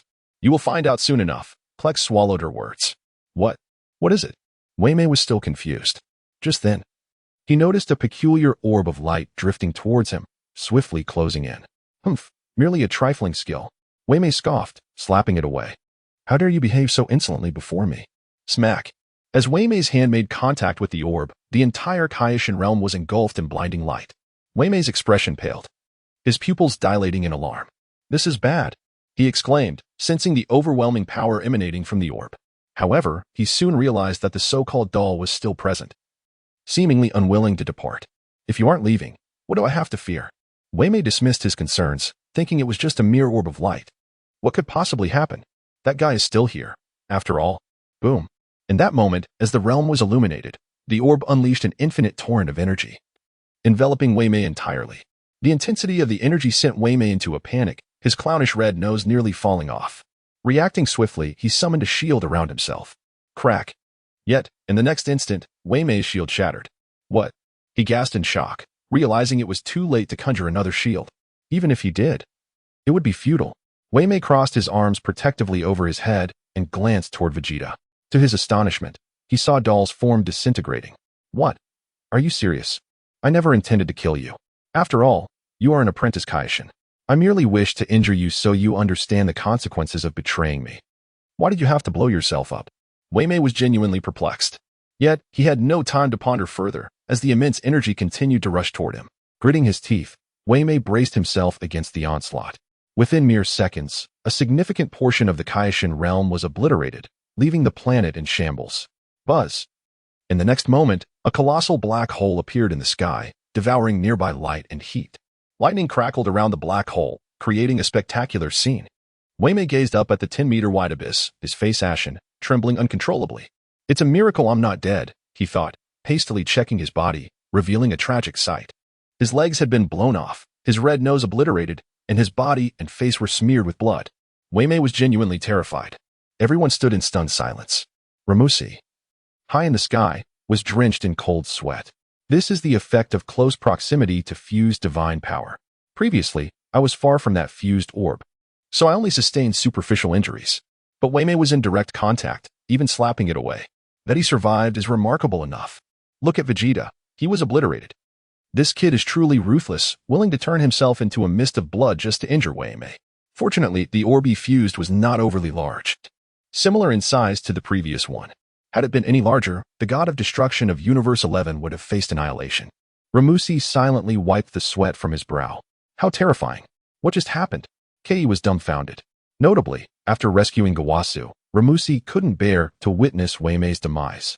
If you disappear, who will work for me for 1,000 years? He then flew back to retrieve the fallen Kei, lifting them to a safer altitude. Even so, Ramusi remained uneasy, casting protective shields around both of them. Thus, Kei and Gawasu were spared from harm. Gawasu, trembling, lamented, My Kaioshin realm. Tears streamed down his face. The Kaioshin palace had been completely destroyed. The planet was half obliterated, rendering the palace utterly vanquished. Had the attack's range not been so concentrated, not only half the planet, but the entirety of the Kaioshin realm would have been annihilated. Chapter 87. The ruin of Weimei. What on earth is that? Kei murmured. Is Dao dead? Gvas had just realized that Dao had been obliterated. This fellow was quite ruthless. How could he have destroyed himself? Was it all just to contend with Lord Weimei? Kei fell silent, contemplating. The universe's trainee Kaioshin truly defies reason. Makarita's eyes widened in disbelief, her complexion shifting. What is that? She asked, astonished, sensing a fusion of destructive and angelic powers, a forced amalgamation that resulted in mutation. Oh dear. This is utter chaos. Kes sighed. You knew all along, didn't you, Sister Kes? Makarita turned to her. Enough of that. Makarita. Hurry and treat Lord Weimei. I will restore the Kaioshin realm, Kes proposed. You're right, sister. Makarita nodded gravely and swiftly appeared beside Weimei. With a swift motion, Makarita raised her staff, channeling angelic energy to heal Weimei's body. Meanwhile, Kes ascended to the skies, pointing her staff towards the battered Kaioshin realm, mending the devastated planet. This scoundrel. Truly chaotic. Weimei gritted his teeth, filled with resentment. Simultaneously, his severed legs began to regenerate rapidly. At that moment, Vegeta transformed into a mist of blood, quickly coalescing back into his Super Saiyan 4 form. He opened his crimson eyes and gazed at Weimei. Eh? Lost a leg? I thought that wouldn't harm a god of destruction. Who knew it could blow off his leg? If I condensed a bit more, would I have shattered this clown? Vegeta mused, pondering why Lam-Z had been unharmed earlier. He glanced at Makarita, who was still tending to Weimei. Could it be that Lam-Z's lack of injury was due to Kes's healing? After all, Vegeta noticed Kes was right beside him when he restored. He looked up at Lam-Z in the sky. Lam-Z, this fellow has caught on. Weimei's eyes widened in disbelief. How did that brat recover? He was obliterated into mist. How can he still come back? This is absurd. Once more, Vegeta grinned, his left finger summoning angelic energy while his right summoned destructive power. Weimei. Makarita. Weimei's face turned pale with terror. Encountering such a reckless individual was truly maddening. Wait. Lam-Z swiftly appeared beside Vegeta, slapping away his destructive energy. Vegeta turned, his expression dark as he glared at Lam-Z. Are you trying to let him die? Lam-Z whispered urgently. He wants to kill me. I owe him no courtesy, Vegeta huffed. He wouldn't go that far. He merely intends to severely injure you and teach you a lesson, Lam-Z quickly defended. I assure you, he isn't being serious. Really? Vegeta raised an eyebrow skeptically. I'm not lying. Besides, if you kill him, who will work for me for 1,000 years? That actually makes sense, Vegeta conceded, retracting the angelic energy into his body. After painstakingly winning 1,000 years, it seemed inappropriate to kill him outright. Moreover, Vegeta was acutely aware that this power could only be used once. If he attempted again, it might be evaded. He needed to devise a way to ensure the god of destruction would fall victim a second time. Seeing Vegeta retract the angelic energy, Weimei's heart eased slightly. This fellow was a reckless daredevil. Are you ready to go again? If Lam-Z hadn't intervened. Hey, Weimei, shall we just call it a day? Lam-Z shouted urgently. Call it a day? Weimei's expression turned cold. I was just threatened by a human. You think we can just let it go? At that moment, under Makarita's healing, Weimei had completely recovered. Lam-Z quickly flew to Weimei's side. Weimei, you must understand, your Kaioshin is still here, Lam-Z spoke in a hushed tone. Weimei shuddered, unable to meet Kei's gaze. If he looked over, that fellow Dao might attempt a sneak attack on Kei. At this juncture, Weimei desperately wanted to shout, Kei, why are you still here? Are you trying to get us both wiped out? Do me a favor and leave. You said, if I compete with you, you would owe me a favor? Lam-Z added. Weimei, you've already won. What more favor do you want? Are you trying to take advantage of me? How about this? Since you owe me 1,000 years of work, I'll reduce it by 1,000 years. That should suffice, right? Lam-Z offered generously. 2,000 years. Otherwise, this matter is far from over. Weimei scoffed. 2,000 years it is, but you still owe me 8,000 years, Lam-Z nodded. Weimei. At that moment, Weimei felt a pang in his heart. Reducing it by 2,000 years still left him with 8,000. Just the thought of it was overwhelming. However, reducing 2,000 years was indeed a good thing. He could think of ways to gradually lessen it later. Makarita, let us go. Wei Mei called. Yes, Lord Wei Mei. Makarita replied. With a swift motion, Makarita and Wei Mei transformed into two streaks of colored light, hastily departing the scene. As they passed by Kaioshin K, Wei Mei remarked, Kaioshin, are you not leaving? Do you wish to remain here and be obliterated by that fellow? Ah, yes. Lord Wei Mei, K responded. Just as K was about to depart, he suddenly recalled something. Lord Wei Mei, what about Tova and Tiz? They haven't vanished due to the explosion, have they? K inquired hastily. Wei Mei immediately turned to Makarita. Makarita inspected the scene with her staff. Well, Mr. Tiz is eating that thing, so he is fine. However, Mr. Tova has indeed been obliterated. Wei Mei, Chapter 88. Can the value of hatred be saved? Wei Mei inquired. Fortunately, Mr. Tuapo's soul is intact and can be saved. Makalita nodded. K, take Tizpa back, Wei Mei instructed.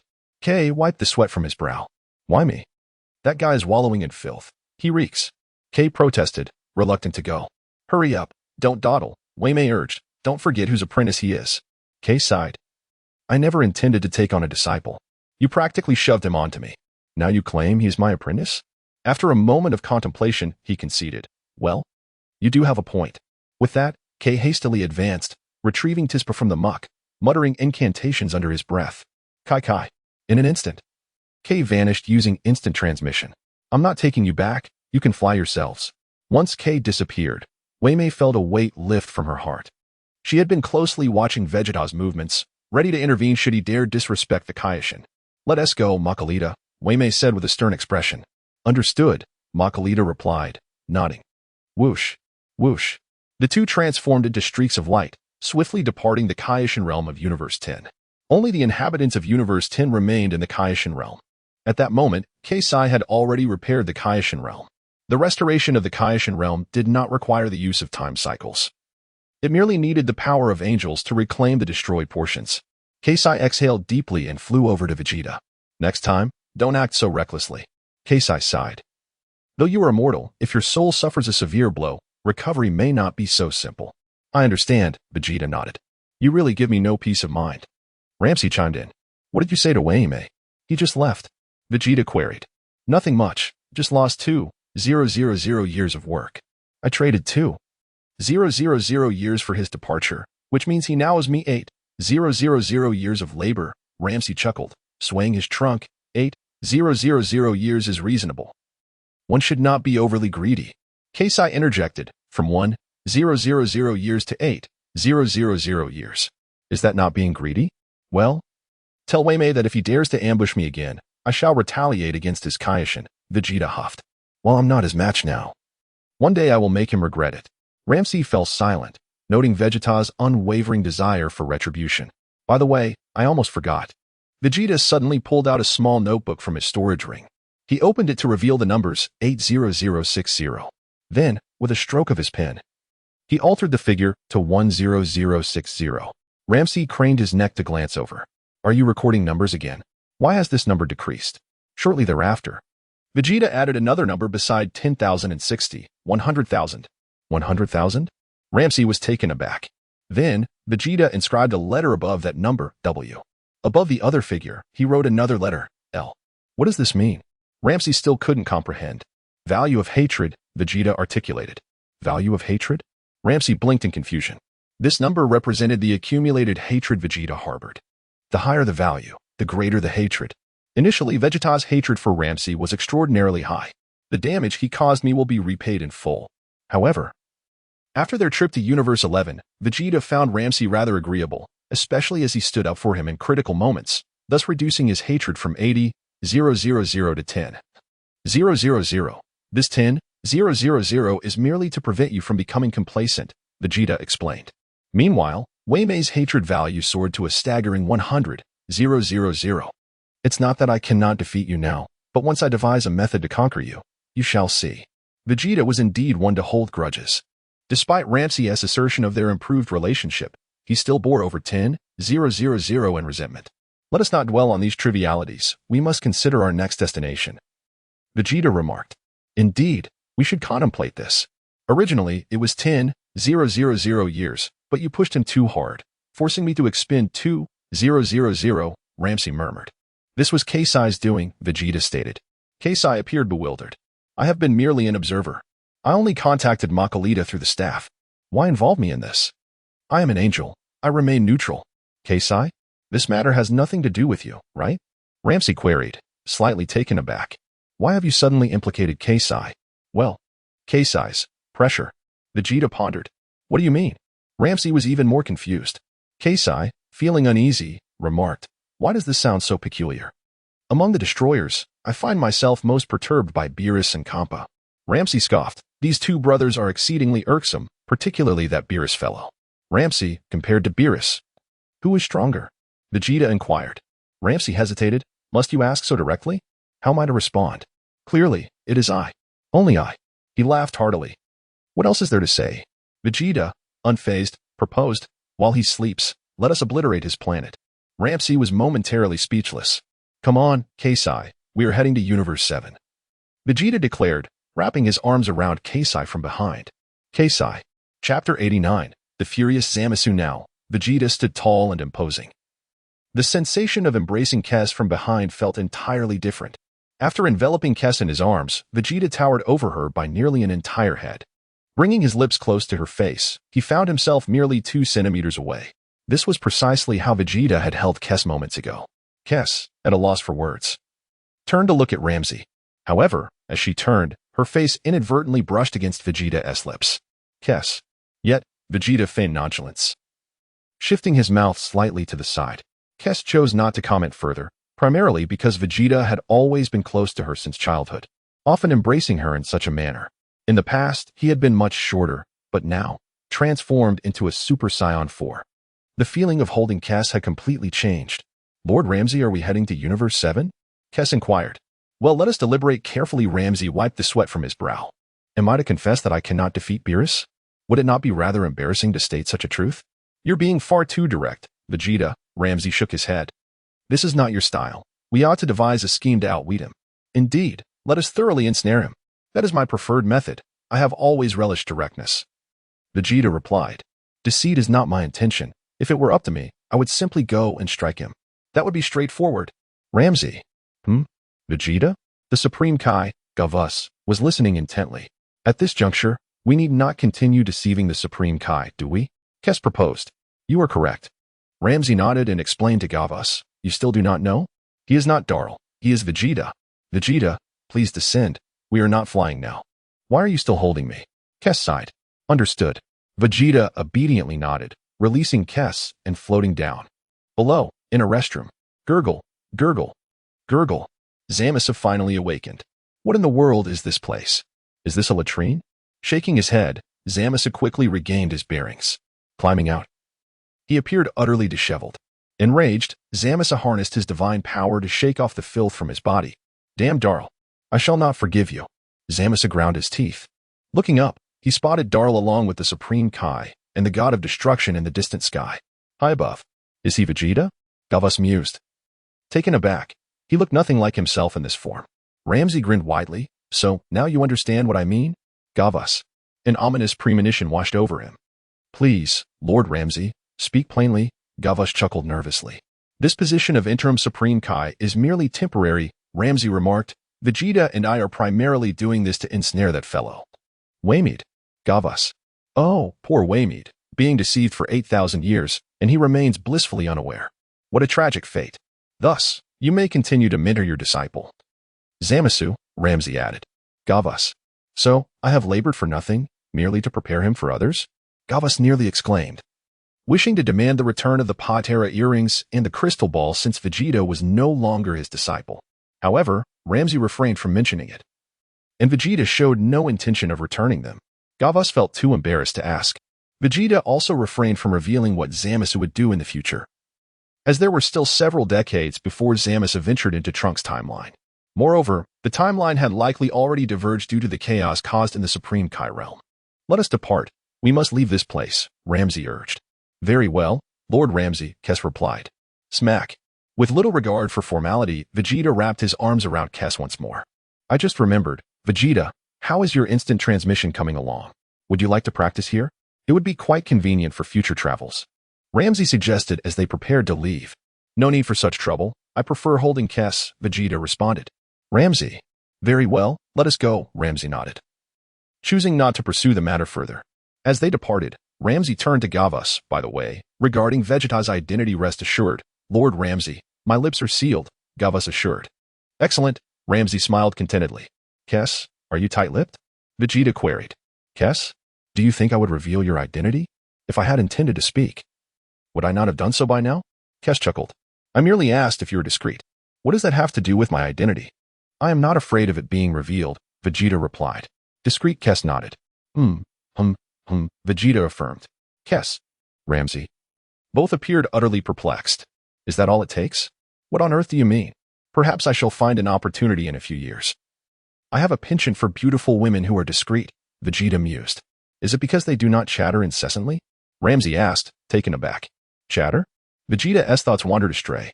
Could he not?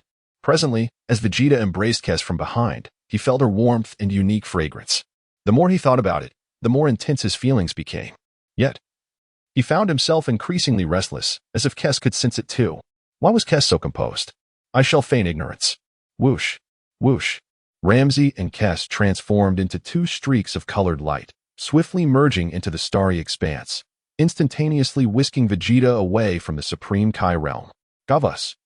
Return my crystal ball and Potera earrings. Is it appropriate to take them without permission? Alas, I have no choice but to create new ones. However, crafting new crystal balls and Potera earrings will require some time, Gavas sighed in frustration. Smack. At that moment, Zamasu emerged from the latrine, his expression icy. He had overheard Vegeta and the others' conversation in its entirety. Ah, so the one called Darl is that Vegeta fellow. No wonder he is so detestable. This is merely his transformation? You vile creature. I shall not forgive you. Zamasu, you have awakened? I hope you are not too angered. Gavas quickly attempted to placate him. Are you speaking in human terms? After soaking in that latrine for so long, would you not be furious? Zamasu retorted. Chapter 90. The Taste of Deliciousness. Does he possess the power of angels? It is of no consequence. Merely a case of being outmatched. Zamasu did not exhibit his thoughts overtly. As long as you can comprehend it, that suffices. Gawasa let out a slight sigh of relief. Lord Kaioshin. When I lost consciousness earlier, was there a battle occurring here? Zamasu feigned ignorance as he inquired. Cough, cough, indeed. Gawasa nodded in affirmation, responding truthfully. There was a wager match between Lord Lam-Z and the God of Destruction from Universe 11. The God of Destruction from Universe 11? Zamasu's heart stirred. Precisely, Gawasa confirmed. His name is Delicious. What was the outcome? Zamasu asked. The outcome was, of course, victory for Lord Lam-Z, Gawasa replied with a smile. What was wagered? Zamasu pressed further. Service to one another, Gawasa explained. For the next 8,000 years, the God of Destruction from Universe 11, Lord Delicious, will serve our universe's Lord Lam-Z, with his main task being to destroy the planets of our universe. Zamasu felt a spark of opportunity ignite within him. I must find a way to establish contact with the God of Destruction from Universe 11. Zamasu refrained from elaborating further. After a moment of silence, he declared, I shall step out for a while. He bowed respectfully to Gawasu. Take a moment to clear your mind, open your heart, and let go of the pressure. Consider the previous events merely a jest, Gawasu advised. Zamasu retorted, Are you speaking in earnest? You consider it a jest, while I beg to differ. He swiftly departed, materializing in the vast expanse of space. It is worth noting that Zamasu had mastered instantaneous movement long ago, and he now executed it with great proficiency. In mere moments, he appeared at the edge of Universe 10. Zamasu entered the Void Realm. Not long after, his figure emerged within the cosmic expanse of Universe 11. In Universe 11, the Netherworld, Makarita wielded her staff, pointing it at the soul of Tofu. Instantly, a new body materialized above Tofu's spirit. Tofu was resurrected. Thank you, Lady Makarita. Thank you, Lord Delicious. Tofu bowed in gratitude. Let us depart, Makarita. Delicious sighed in exasperation and then asked Tofu, Can you return on your own? Yes, Tofu nodded. Then return by yourself. We shall not accompany you. Delicious patted Tofu's shoulder. Whoosh, whoosh. Delicious and Makarita transformed into two streaks of different colored light, swiftly departing from the netherworld. Bang! The two appeared in the cosmic realm. They then soared towards the location of the God of Destruction in Universe 11. That detestable Dar. The mere thought of him ignited Delicious' ire. Lord Delicious is still quite irate, Makarita remarked with a smile. Infuriating. I nearly met my demise at his hands. Delicious gritted his teeth in frustration. Indeed, that explosion's power was undeniably formidable, Makarita acknowledged. However, had you been able to evade it in an instant, you likely would not have been harmed. You make it sound simple. Initially, I thought that thing was inconsequential. Had I known it was so perilous, I would have fled long ago, Delicious huffed. Makarita smiled, choosing not to respond. I am even contemplating returning to give that fellow Dar a proper thrashing. Delicious clenched his fists, baring his teeth in anger. However, Lord Lam-Z has always been by Mr. Dar's side, Makarita interjected. He must have moments of solitude. When he is alone, I shall deal with him properly. Delicious scoffed. A silence enveloped them. Suddenly, Delicious recalled something and inquired, by the way, how did that Dar manage to produce such a powerful light? It felt as though two distinct energies were forcibly merged. Indeed, you are correct, Lord Delicious. It was a fusion of two different forms of energy, Makarita affirmed. What are those two forms of energy? Delicious questioned, sensing the presence of destructive energy within. Destructive energy is indeed present, Makarita replied. But how could a mere apprentice Kaioshin possess destructive energy? Delicious furrowed his brow. The more he pondered, the more suspicious it became. Perhaps he learned it from Lord Lam-Z, Makarita speculated. That rascal Lam-Z. He must be doing this on purpose. Delicious gritted his teeth. He deliberately taught Dar to condense destructive energy, only to challenge our universe's apprentice Kaioshin. A brief silence ensued. That Dar fellow is no simpleton. He learned to condense destructive energy so quickly? Delicious thought, feeling a surge of contempt. Indeed, Makarita agreed. By the way, what was the other type of energy? Delicious inquired again. The other energy is the power of angels, Makarita mused. What did you say? The power of angels? Delicious was momentarily taken aback. For an ordinary human to condense destructive energy was already remarkable, but to also condense the power of angels was truly extraordinary. Where does he acquire the power of angels? Delicious asked, is it provided by Kess? That does not seem likely. The concentration of angelic energy is not high. Makarita shook her head. Not high. Is it the power of a trainee angel? Delicious was momentarily stunned. It is lower in concentration than that of a trainee angel. It feels as though it is something he condensed himself, Makarita reflected. What? That Dar fellow can condense the power of angels? Do not jest. Delicious exclaimed in disbelief. How could an ordinary human possibly learn to condense the power of angels? Such a possibility is not entirely out of the question. If he could comprehend the concept of transcendence, he might indeed condense a modicum of angelic power, Makarita replied. However, it would only be a minuscule amount, requiring skill. From this alone, it is evident that Mr. Dar possesses remarkable talent, even surpassing the deceased Mr. Vegeta. Delicious fell silent. Just then, Zamasu appeared nearby, having executed instantaneous movement. Wait a moment, Lord Delicious. Zamasu exclaimed urgently. Chapter 91. Zamasu's betrayal. Waimide cast a glance at Zamasu. Shortly after, she slowly came to a halt beside him. Who are you?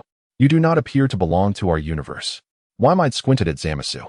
I am the North Kai of Universe 10, Zamasu replied. Universe 10. Upon hearing this, Waimide immediately became enraged. How dare you come to our universe and act recklessly? You have come at the perfect time. As a mere Kai, I can certainly obliterate you. With that, the destructive energy in Waimide's hands had already coalesced and was aimed at Zamasu's body from afar. Please, Waimide. Allow me to speak first. You can destroy me afterwards, Zamasu said calmly. It pertains to Vegeta. Speak, Waimide huffed.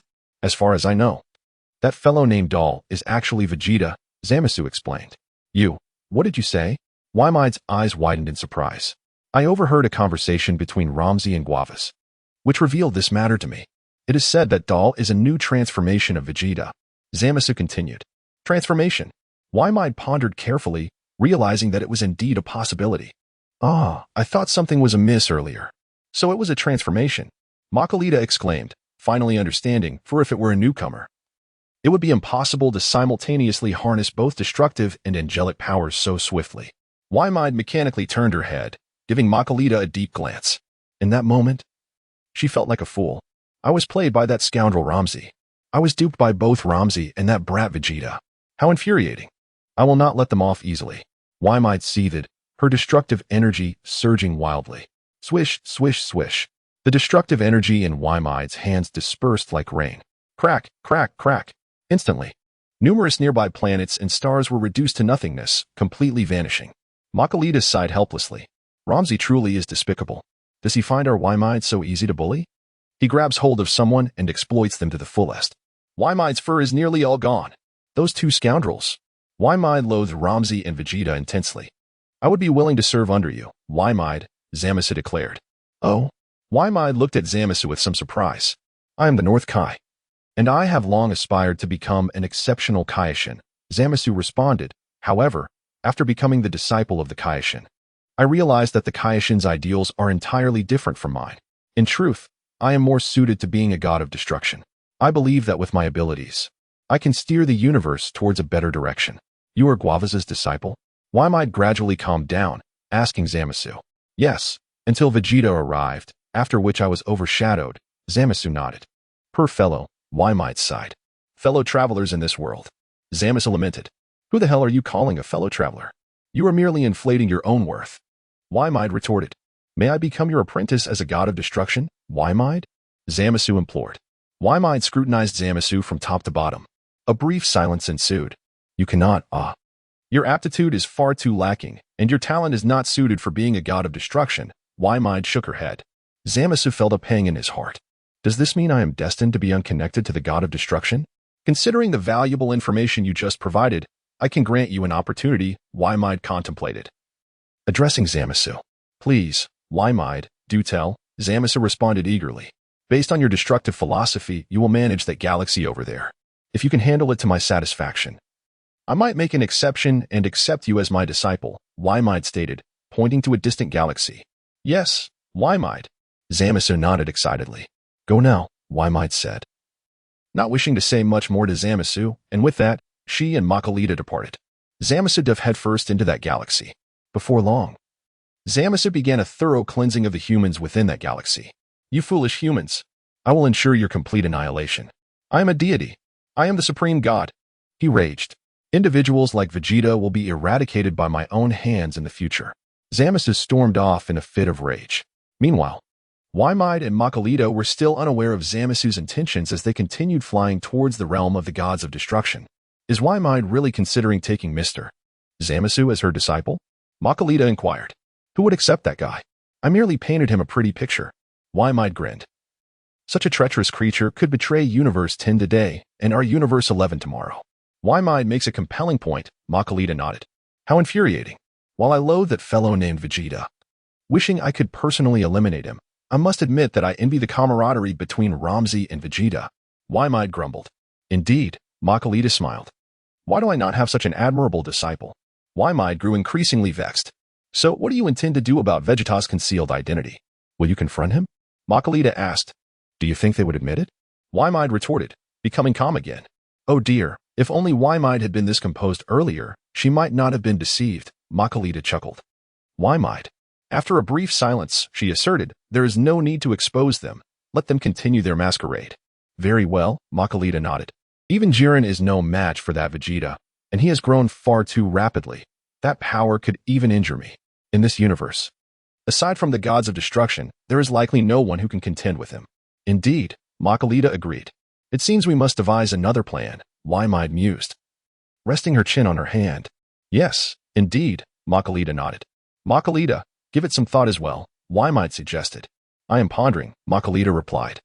Chapter 92, let us call it a royal flush. Suddenly, I recalled the plan to cultivate the god of destruction, which was originally proposed by you. Wamy's expression darkened. Who could have anticipated how treacherous Universe 10 is? Makalita sighed helplessly. Even I am left in the dark. Approximately half an hour passed. If it comes to that, we could hold a competition among humans. Wamy pondered. I refuse to believe that there are any formidable humans in Universe 10. Does that exclude the participation of the trainee gods of destruction and the trainee supreme Kais? Makalita inquired. Of course not, Wamy nodded. In any case, that fellow named Vegeta must not be allowed to compete. Oh dear, then Mr. Topo and Mr. Dispo cannot participate either, Makalita remarked. Our Jiren could easily sweep away all the humans in Universe 10. Wamy grinned. Lord Wamy, isn't that rather obvious? Makalita sighed in resignation. Do you really think they would allow Jiren to enter the competition? Wamy, I suppose you have a point. After all, Jiren's strength is undeniable. Let us think of another approach. Wamy scratched his head. I must reclaim those 8,000 years and take the opportunity to thoroughly teach Vegeta a lesson when he is alone. In Universe 10, in the cosmic expanse, Ramses, Kess, and Vegeta sped through the void. Vegeta, do you have something on your person? It's uncomfortable for me here. Kess remarked to Vegeta. It's nothing. You'll get used to it, Vegeta replied. Kess, is that something one can simply get used to? I preferred when you transformed into a child. It was just right for carrying you while flying. Kess sighed. I must adapt to my current transformation and strive to make it my norm, Vegeta asserted. Forget about that child form. You should no longer dwell on it. Hey, Vegeta, have you outgrown that child form yet? Ramses asked. It's irrelevant now, Vegeta stated. My current transformation is sufficiently mature. Why should I care about the previous state? Suit yourself, Ramses replied. We should hurry and consider where to go next. Aren't we supposed to destroy Beerus's planet in Universe 7? Vegeta queried. Ramses, when did I ever say such a thing? Ramses retorted darkly. Humph, that scoundrel Beerus ordered the destruction of my home planet. And I intend to pay him back with a fusion bomb. Vegeta muttered. Was your home planet destroyed by Beerus himself? Ramses was taken aback and asked. Although he did not destroy it personally, he was the mastermind behind it, Vegeta replied. I could have been the king of the Saiyans. But now I am left all alone, wandering through the cosmos. TCH, the way you speak is so melodramatic. Anyone who knows you would surely be moved. Ramses scoffed, rolling his eyes. You're not alone. I saw your girlfriend on that planet called Earth. You managed to get a girlfriend at such a young age. Stop with the frivolities. I'm asking you whether you're going or not. Vegeta asserted. It seems inappropriate. Ramses felt a headache coming on. If you mean to trick him, I wholeheartedly agree. But to throw a fusion bomb at his home while he sleeps, that is quite unscrupulous. I think I should name this fusion power. Vegeta contemplated. You really shift topics quickly. Ramses was at a loss for words. Let us call it a royal flush. Vegeta suggested. Ramses, that doesn't sound appealing. Ramses shook his head. Fine, it's settled then. Vegeta declared. Ramses chose to remain silent. Since you've already made a decision, why ask us? Now, let us continue discussing whether we should drop a royal flush on Beerus's planet? Vegeta mused. I wouldn't recommend that either. Kess sighed and advised. A god of destruction destroys planets. Fundamentally, there is no personal grudge involved. Is there truly no personal vendetta? Vegeta scoffed. None. I can assure you, Ramses nodded. Then that one do. Destroying my home planet must come with consequences. Vegeta replied irritably. Since we can't throw a royal flush at him, I'll take all the talented individuals from his universe instead. What do you think? You intend to take all their talents to our Universe 10? Ramses' eyes sparkled. How about it? Isn't that intriguing? Vegeta smiled, envisioning the moment Beerus wakes up to find that not a single capable fighter remains in his universe. Kess. This isn't considered a violation, right? Ramses turned to Kess. Not at all, Kess nodded. Then it's settled. Ramses chuckled, his excitement palpable. Are we heading to Universe 7 now, Lord Ramses? Kess inquired. Yes, our target is Universe 7. Ramses affirmed. Whoosh. The trio veered mid-journey, speeding towards Universe 7. By the way, Vegeta, I must ask, do you have any relatives? Ramses queried. I have a brother, Vegeta responded. A brief silence ensued. And a rather uncertain brother as well, Vegeta added. You have a brother, yet he is uncertain? Ramses asked, puzzled. I merely overheard my father mention having a brother. But no one else has ever brought it up, so I am uncertain, Vegeta replied. In reality, Vegeta had never heard his father speak of a brother. The reason he mentioned the uncertain brother was that this character appeared in a fan comic. I sense this is a narrative from Dragon Ball Super, perhaps encompassing Dragon Ball GT, which is an officially recognized fan work. However, characters from other fan comics may not necessarily appear. The uncertain brother Vegeta referred to is named Reg. He hails from the fan comic Dragon Ball New Era. Reg was born with a battle power of 50,000, and his normal state is Super Saiyan 4. Such an impressive character. I wonder if he truly exists. Do you know his name? If you do, Kess might be able to find him, Ramses asked. Since you plan to relocate everyone from Universe 7 to our Universe 10, why not bring your relatives along as well? Chapter 93. Emptying the universe of Beerus on Earth in the 7th universe, there were indeed many individuals present. I wish to transfer the entire planet to the 10th universe. Is that feasible? Vegeta inquired. Your ambition is quite grand, Lam-Z remarked with an exasperated sigh. Not even you can manage that, Kess? Vegeta teased, whispering warm breath into Kess's ear, causing her to feel a ticklish sensation. You needn't be so close to me when you speak. I can hear you just fine, Kess replied. I can only be this close while holding you, Vegeta chuckled. Suit yourself? Kess shrugged. explaining. Transferring a planet is not an issue. Even the Supreme Kai can accomplish that effortlessly. However, ensuring the survival of all humans on that planet during the transfer is exceedingly challenging. First, we must locate a suitable star system that mirrors Earth's environment in the cosmos, which is no simple task. The universe is vast, and finding a habitable star system for Earth would likely take a considerable amount of time. Then let us move the entire galaxy that contains Earth, Vegeta suggested. Kess and Lam-Z exchanged glances, surprised by the scale of his ambition. You are aiming for the galaxy now. That's quite a substantial endeavor, Lam-Z remarked, his expression darkening. I am aware of its enormity, Vegeta retorted. Aren't you a god of destruction? Shouldn't you be capable of anything? Well, yes, but asking me to relocate an entire galaxy, that's beyond my capabilities, Lam-Z admitted, wiping the sweat from his brow. Actually, it is possible, Kess interjected suddenly. You can do it, Kess? Lam-Z asked, taken aback. I cannot. But the Dragon of the Gods can, Kess smiled gently. Of course, the Super Dragon Balls. The dragon can certainly accomplish that. Lam-Z laughed heartily. Let us seek out the Super Dragon Balls immediately. However, once the Super Dragon Balls grant a wish, they will turn to stone for a year. And we must wait for that duration before they can be used again, Kess replied. Then we shall wait a year to transfer the galaxy containing Earth to the 10th universe, correct? Vegeta confirmed. Yes, Lam-Z nodded. Now, let us first transfer any other individuals you deem useful, Lam-Z suggested. In the brief silence that followed, Lam-Z exclaimed with delight.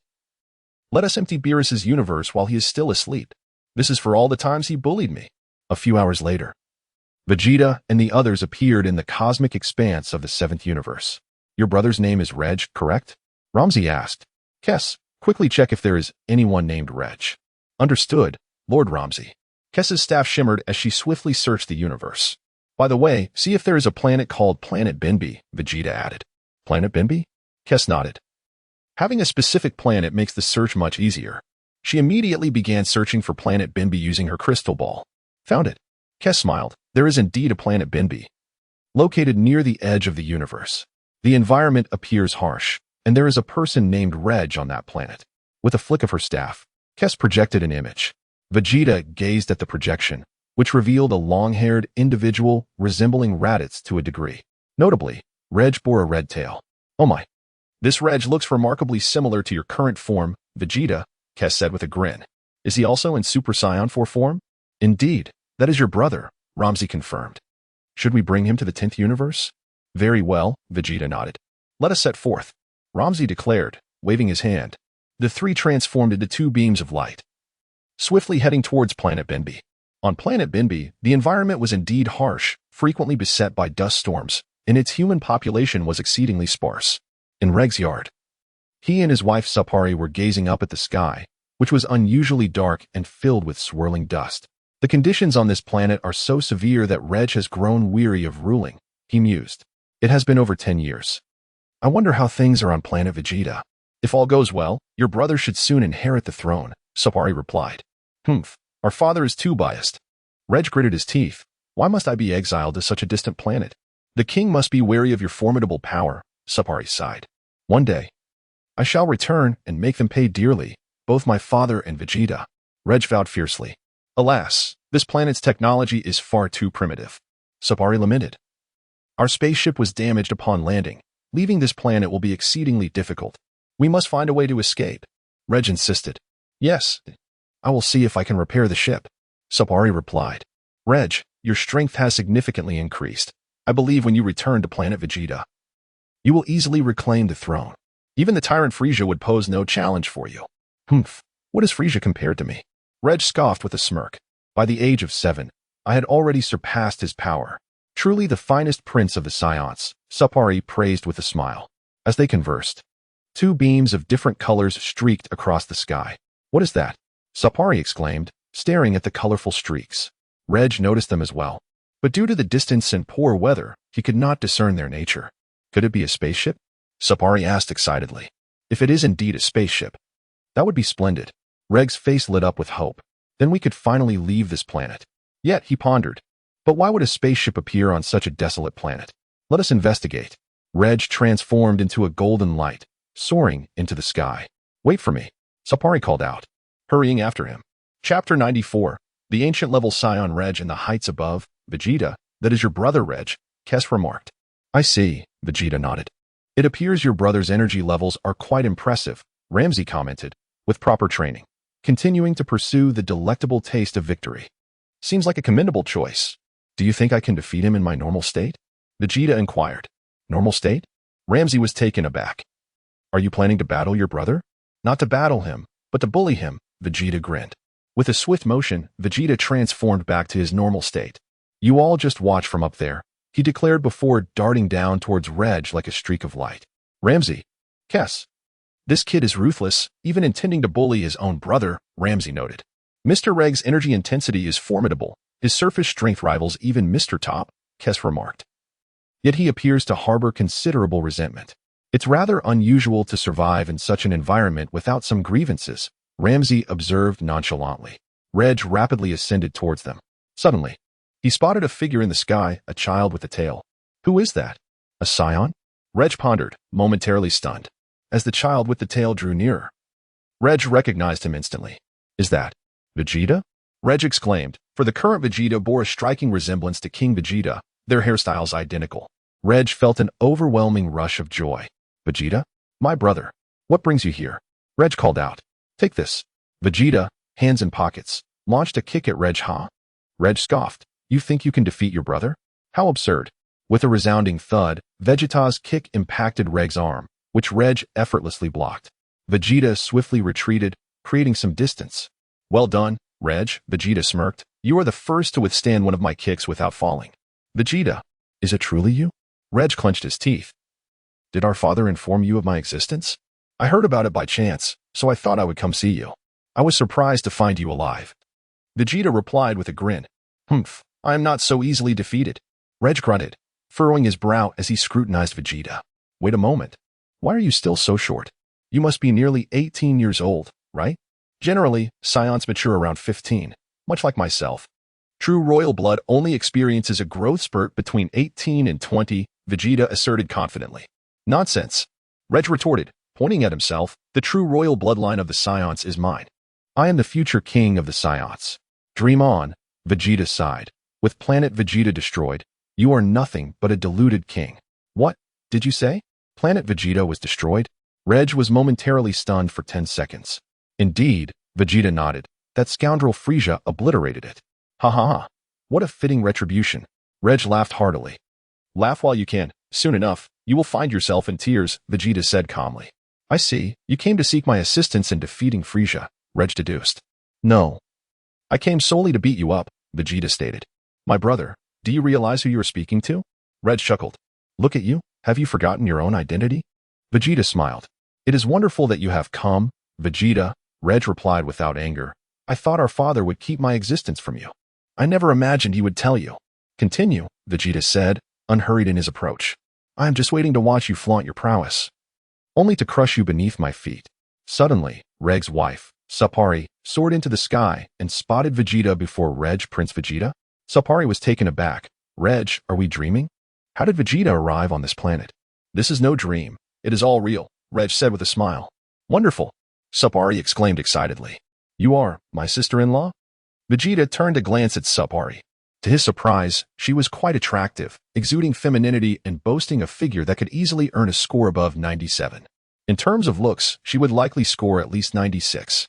If Bulma, Bardock, and Kes were perfect 100s, Vegeta had expected Sapari to be less appealing, as her depiction in a certain fan comic had not been flattering. However, seeing her in reality, Vegeta found her rather pleasing. Nothing is better than dumplings. Vegeta mumbled while gazing at Sapari. Sapari? What are you talking about? What dumplings? Reg was also puzzled. Reg, would you like to dye your hair green? Vegeta suggested. Humph, I fear you will be disappointed. Green hair signifies the legendary Super Saiyan, Reg replied nonchalantly. Vegeta, this conversation is futile. Do you not understand the meaning of green? You will come to know it in time. I wouldn't want to be a traitor, no. I merely have a fondness for my sister-in-law, Vegeta declared, bowing to Sapari. Sapari? Why are you greeting me? What do we have to discuss? Humph. Sapari huffed, showing no intent to engage with Vegeta, a mere child, addressing me so intimately. High above, specifically in the higher clouds, Kes and Lam-Z hovered, observing the scene below. They witnessed Vegeta's boldness as he kicked his brother upon arrival, relieved that he did not lose his leg in the process. However, he seems quite courteous towards his brother's wife, Lam-Z mused. Perhaps that is a characteristic of their lineage, Kes theorized. Is that so? Lam-Z pondered, nodding thoughtfully. Is politeness towards a brother's wife a trait of this family? It seems plausible. Chapter 95. The concentration of angelic power increases by 5 as you may know. Saiyans assess their battle power immediately upon birth, determining their innate potential. Reg, lost in his own thoughts, mused about the moment their father beheld his battle power at birth. Do you know what his expression was like? It was magnificent. Do tell, Vegeta smiled. I relish watching you indulge in your own bravado. I believe you outshine me in that regard.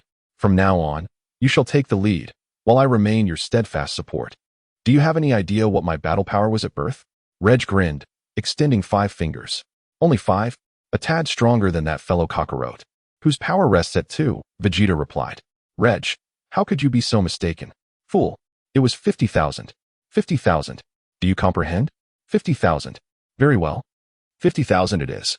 Why are you so agitated? Vegeta retorted. Reg gasped heavily, exasperated by the insufferable child. Humph, you have yet to grasp your brother's true might. Sapali interjected, Vegeta, let me enlighten you. Your brother is the true legendary warrior, the strongest Saiyan in the universe, an ancient Saiyan. He is the rightful heir to the throne of the future Saiyans. Legendary warrior? Vegeta paused, taken aback. I have dabbled in legends, but as a mage, not a warrior. I fail to understand your words. Supali's chest heaved with frustration. Your anger presents an intriguing spectacle, Vegeta remarked. You. Sapali gritted her teeth, realizing she had been teased by this child. Yet, reflecting on his youth, she found little reason to be truly angry. Your father went to great lengths to conceal everything about your brother from Frieza, Sapali continued. And you, meanwhile, bask in luxury on planet Vegeta. The true prince was cast away to this desolate world. Do you have any idea how much we despise you? We even awaken from nightmares of our plight. Indeed. This is our existence, Vegeta. Reg nodded. From the moment I became aware, I have loathed you. We were born on the same day. And I am well aware of our father's intentions. He deemed you easier to control, thus leaving you on planet Vegeta to enjoy wealth, while he discarded me like refuse. Vegeta, cough, you must be mistaken. You should direct your ire at father. Vegeta sighed, regarding these two fools. What good does it do to hate me?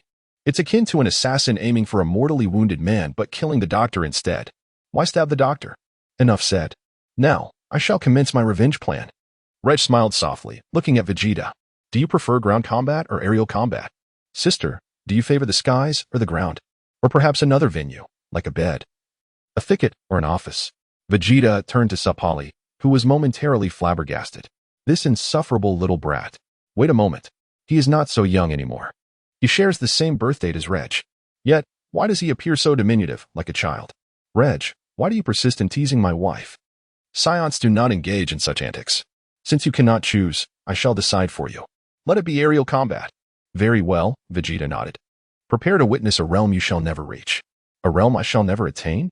Reg was taken aback. Vegeta inhaled deeply, then exhaled slowly. Suddenly, his energy seemed to vanish. What? How did you disperse your energy?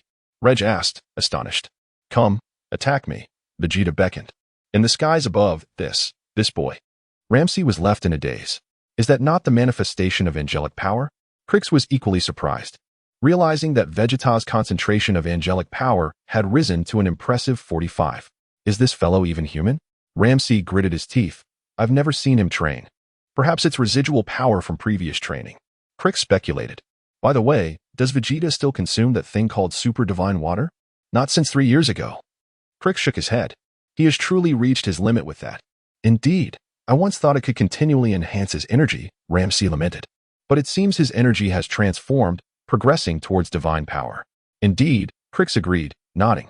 It appears Vegeta intends to challenge his brother using angelic skills. Lam-Z fell silent. Intently observing the impending battle between Vegeta and Reg's expression shifted to one of gravity. At that moment, he was utterly astonished, for he could not sense Vegeta's presence at all.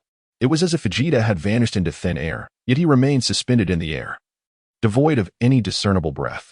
Strangely, Vegeta extended his hands, not due to Reg's overwhelming strength, but simply to stretch after keeping them in his pockets for too long.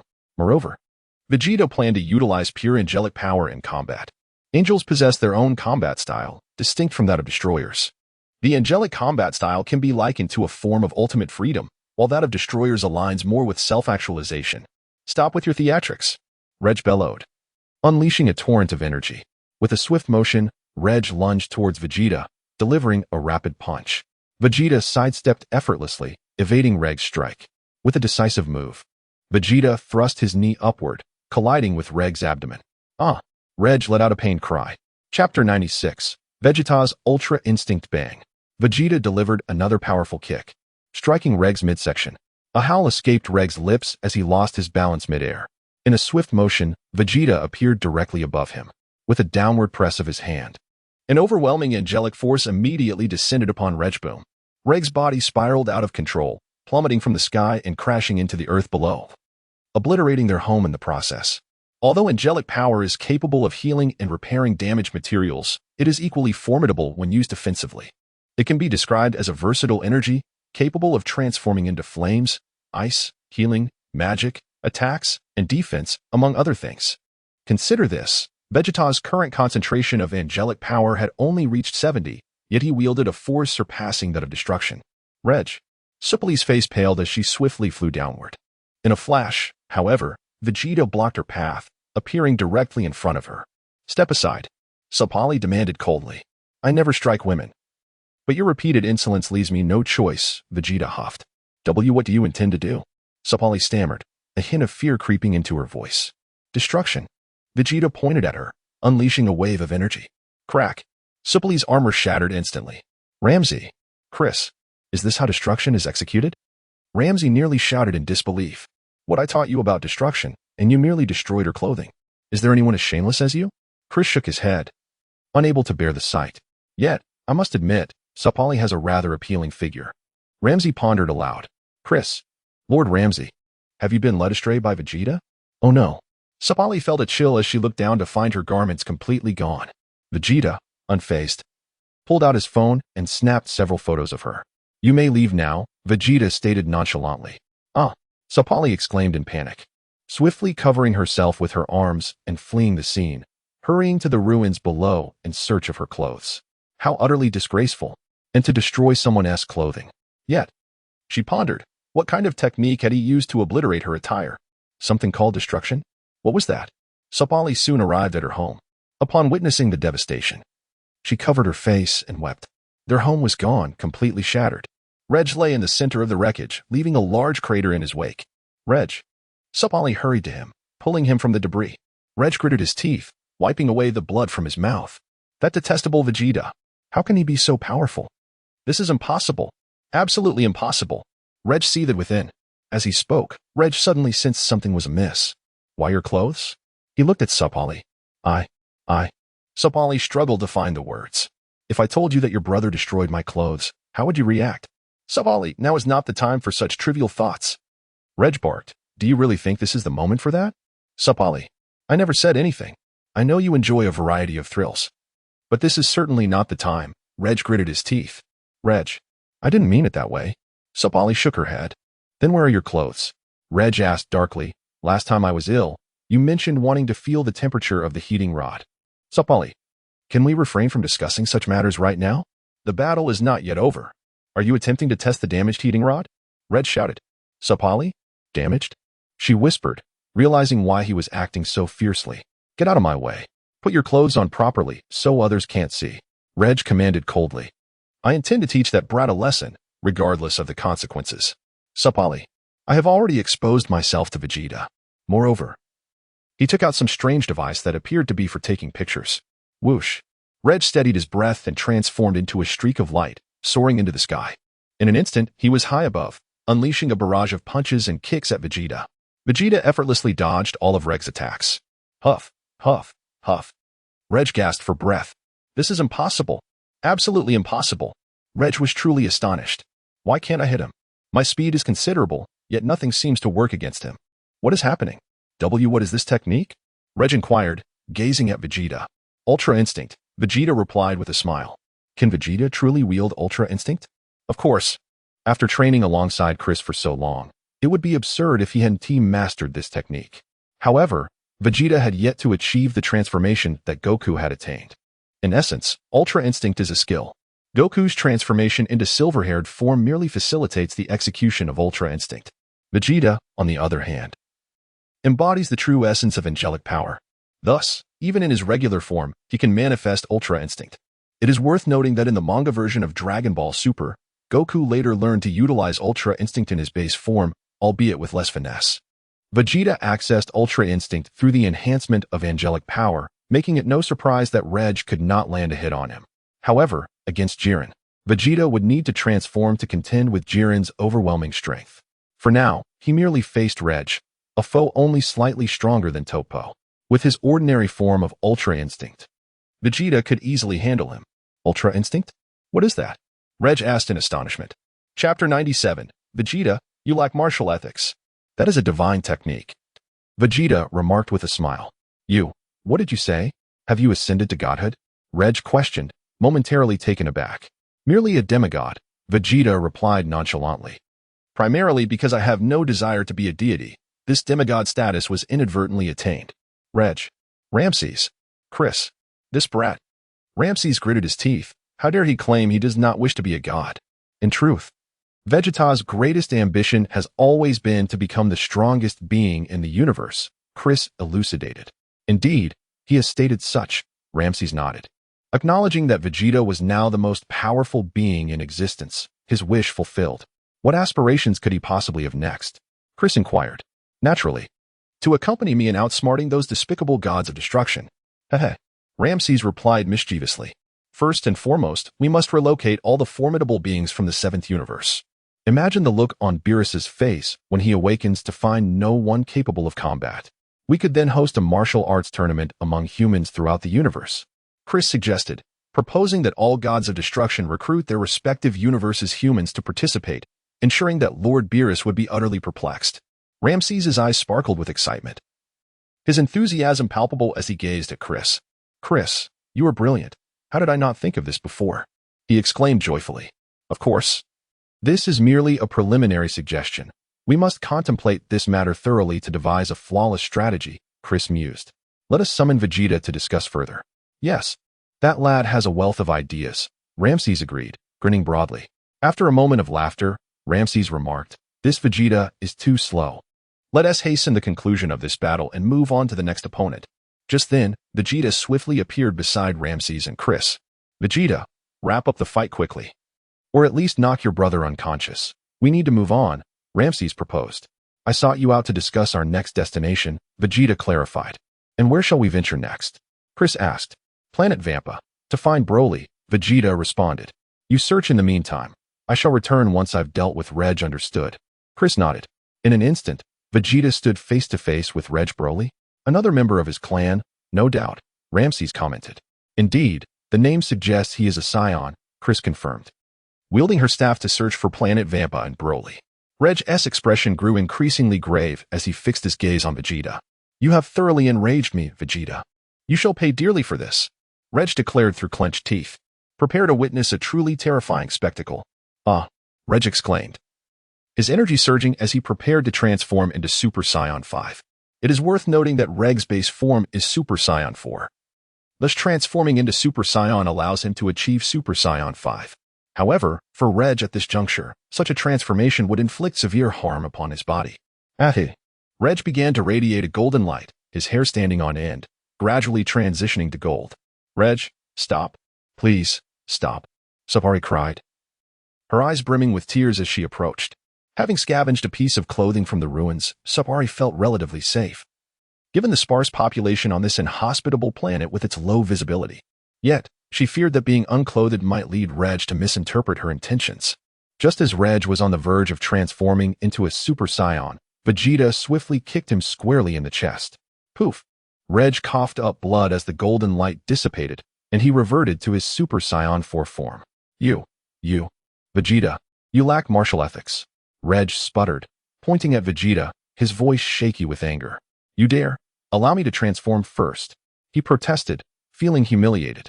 Vegeta's kick had been quite forceful, and Reg felt his consciousness waning. Slap! Reg's head tilted, and he lost consciousness, plummeting towards the ground below. Reg, Suppari rushed after him, intent on catching him.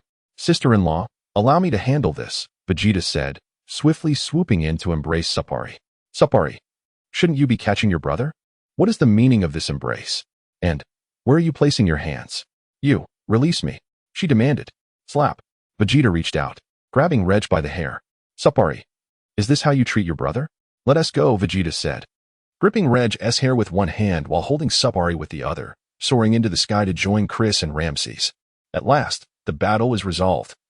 What a drawn-out affair, Ramses chuckled. However, your brother exhibited considerable energy when he was about to transform into a Super Saiyan. His energy levels were nearly on par with Jiren. Indeed, Vegeta nodded. That is Super Saiyan 5. It is undeniably formidable. Yet, compared to Jiren, there remains a significant gap. Not to mention, he is no match for me, as Jiren is not strong enough to withstand my blows. Who are you? Suppari stammered, glancing between Ramses and Chris. Chris, have you located Planet Vampa? Vegeta inquired, disregarding Suppari. I have, along with Broly, Chris confirmed with a nod. Then let us set forth to Planet Vampa, Vegeta declared, turning to Ramses. Will you carry Reg? What of your sister-in-law? Ramses asked. I will carry her.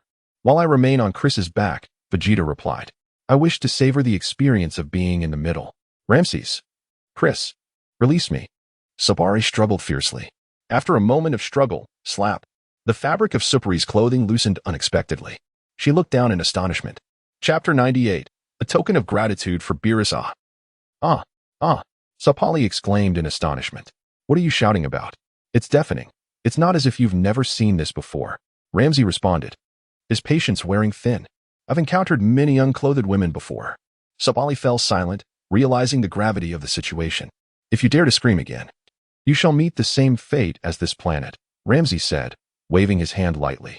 With a swift motion, the entire Benbi planet was reduced to nothingness, obliterated entirely by Ramsey. Suppali was left utterly dumbfounded. Who is this person? How could he so effortlessly erase a planet from existence? Although Reg could also easily destroy this planet, making it vanish completely was no simple feat.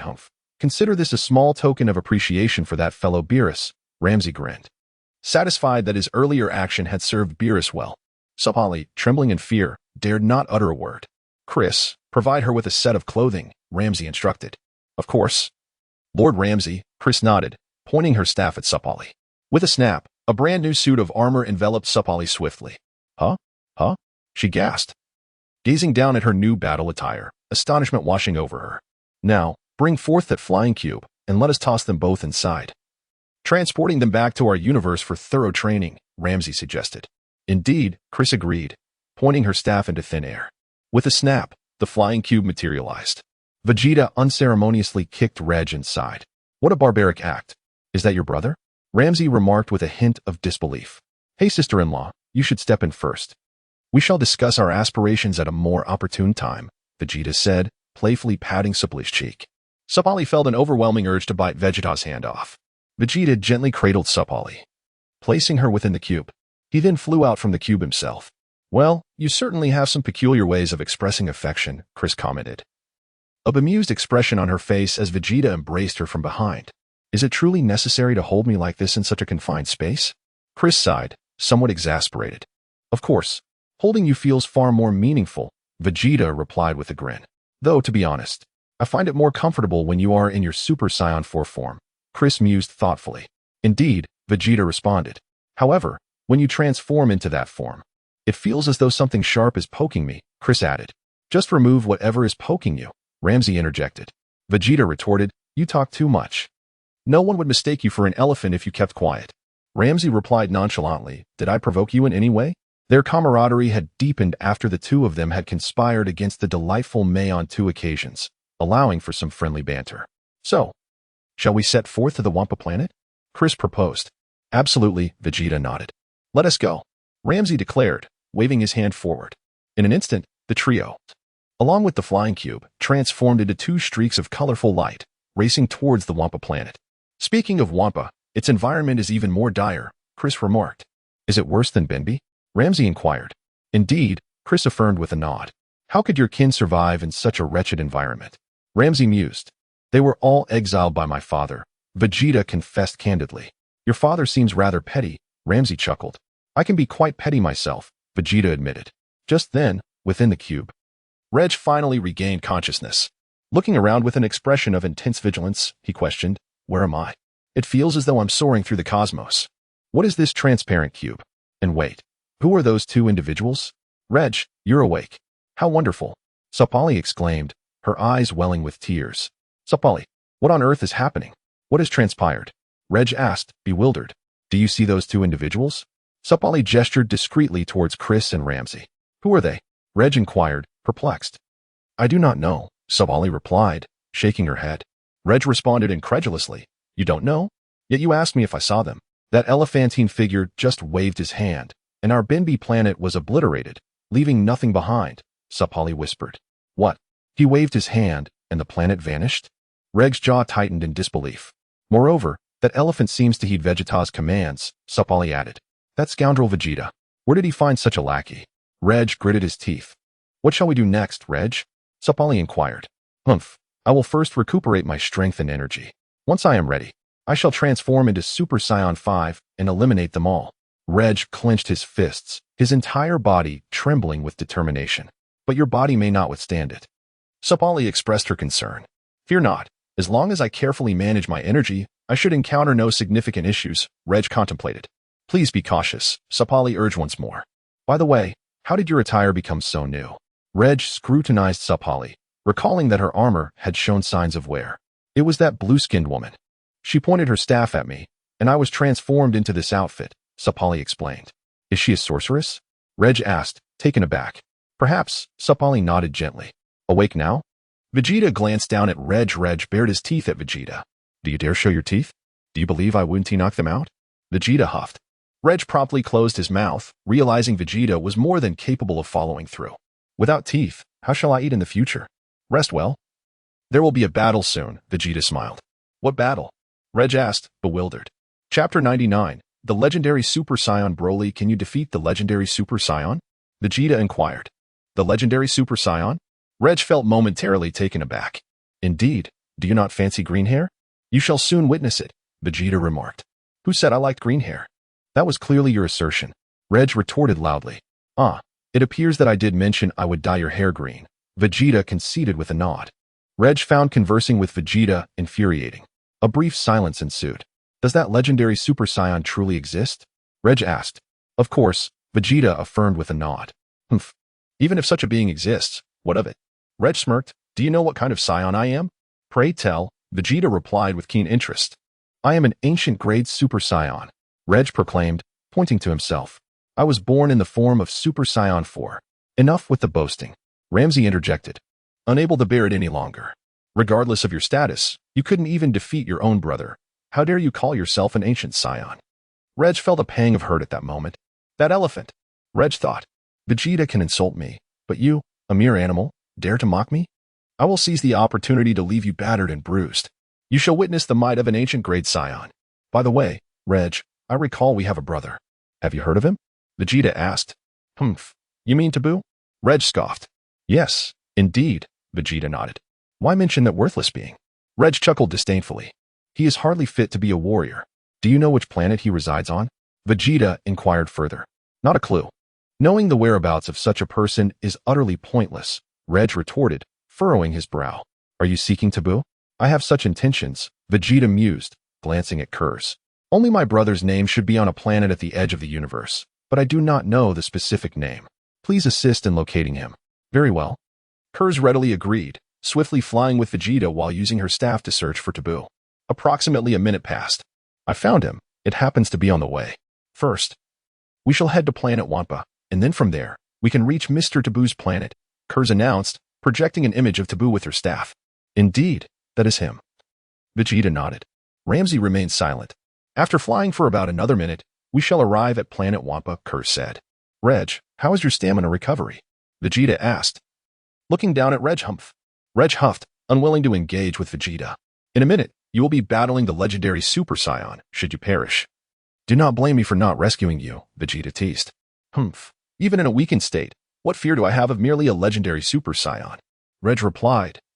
Though a hint of anxiety lingered within him, for his injuries had not healed completely, and his energy was only half of its peak. Yet, Reg stubbornly refused to acknowledge this. Vegeta was well aware that Reg's energy had not fully recuperated. Since you are so obstinate, let Broly thoroughly teach you a lesson. Do you truly believe we share blood relations? I am from another world. I have no connection to you. A minute later, bang, Vegeta delivered a swift kick to Reg's face. Whoosh. Reg plummeted from the flying platform towards the surface of planet Wampa. Reg felt a chill of despair. Initially, he had envisioned planet Wampa as a beautiful realm. If that had been the case, he could have transformed into Super Saiyan 5, obliterated Vegeta and the others, and claimed the planet for himself. However, upon witnessing the planet's condition, he felt a wave of helplessness. The environment here was even more inhospitable than that of planet Benbi, where he resided. Even if he were to annihilate Vegeta and the others, he would have no means to seek out a new world. I shall confront this legendary Super Saiyan. Reg swiftly adjusted his body in midair and dove towards the ground below. On the barren surface below. 18 years. 18 years. 18 years. Paragus howled at the sky, wishing his voice could pierce the cosmos. He had endured 18 long years on this barren planet. The harsh environment rendered his existence torturous. Broly, on the other hand, lived comfortably, having grown up in such conditions and remained oblivious to their severity. He had never known a better environment. 18 years. 18 years. 18 years. Paragus cried out again, bitterly lamenting his fate.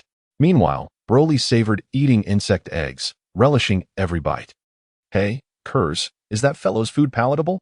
Lam-Z inquired, smacking his lips. It was evident that Lam-Z found Broly's enjoyment of his meal enticing. I doubt it is very tasty. After all, on such a harsh planet, it is improbable to find good cuisine, Kurz replied, shaking her head. What are you all discussing? Who is eating? Why can I see nothing? Suppari asked in astonishment. At their altitude, Vegeta and company were soaring far above the planet's atmosphere, making it nearly impossible for Suppari to perceive anything. Of course, Vegeta had a clear view, especially since his vision had improved significantly after becoming a trainee Supreme Kai. He could see quite a distance, just short of seeing through solid objects. That guy seems to be eating quite contentedly, Lam-Z remarked, extending his hand through the air. Whoosh. Lam-Z gently exerted a pulling force, drawing 2 insect eggs from below. Smack. Lam-Z caught the eggs. Vegeta, have a taste. He tossed one towards Vegeta. Vegeta. I shall abstain. I will save it for Reg, he replied. You were rather considerate towards your brother, Lam-Z chuckled, then took a bite of the insect egg. Almost immediately, tears streamed down Lam-Z's face. Yuck, yuck, yuck. Lam-Z spat out the egg he had just consumed. Chapter 100, The Ancient Saiyan Versus. The Transcendent Super Saiyan, how unpleasant. Lam-Z felt utterly disheartened. It was his first encounter with such a ghastly delicacy. What flavor is this? Vegeta inquired. Worse than excrement, Lam-Z spat out. Quick. Do you have any water? I need to rinse my mouth. Vegeta retrieved a bottle of mineral water from his storage ring and tossed it to Lam-Z, who hurriedly rinsed his mouth. Have you ever eaten excrement? Vegeta asked. Lam-Z hesitated, realizing he had inadvertently revealed too much. Heh, Lam-Z has indeed tasted it. Krix chuckled from the sidelines. Vegeta was taken aback. Lam-Z has actually eaten excrement?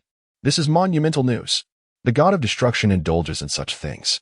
Krix, that was a long time ago. Please don't bring up such an embarrassing incident again, Lam-Z scowled. Pray tell, what compelled you to eat excrement? Vegeta pressed. His curiosity piqued. I prefer not to discuss it, Lam-Z gritted his teeth, clenching his fists tightly. In truth, this is one of the reasons Lam-Z harbors a deep-seated disdain for Lord Beerus, Krix smiled. It was Lord Beerus who claimed that the excrement of the Kakarot bird from Universe 7 is quite delectable. And then, Lam-Z actually tried it? Vegeta asked. Indeed, Krix nodded. How could you be so easily deceived? Vegeta laughed. Curse it. That rascal Beerus was relishing something called chocolate beans. Lam-Z scowled. I took a bite, and it was truly delightful. When I inquired what it was, he claimed it was Kakarot bird's excrement. I nearly vomited. Yet it was too delicious to resist. So, you sought out the excrement of that bird afterward? Vegeta deduced. Lam-Z fell silent, feeling utterly humiliated. I can't believe I was tricked by Beerus. Aside from this incident, there have been many occasions where Lord Lam-Z has been thoroughly outwitted by Lord Beerus, Krix chuckled. There was even a time during the Grand King's intergalactic hide-and-seek tournament where Lord Beerus concealed himself in a remote corner, causing the other gods of destruction to search fruitlessly for years. The Grand King was most displeased. Humph. This time I shall deplete all of Beerus's talented individuals and ensure I give him a taste of his own medicine. Lam-Z declared, then inquired, by the way, Crix. Regarding the Universal Martial Arts Tournament, discuss it with Vegeta and see if he has any better suggestions. No need to rush. Let us observe the battle below first. Vegeta beckoned. Sapali was astonished within the flying block. Who are these people? Moreover, that elephant is eating excrement.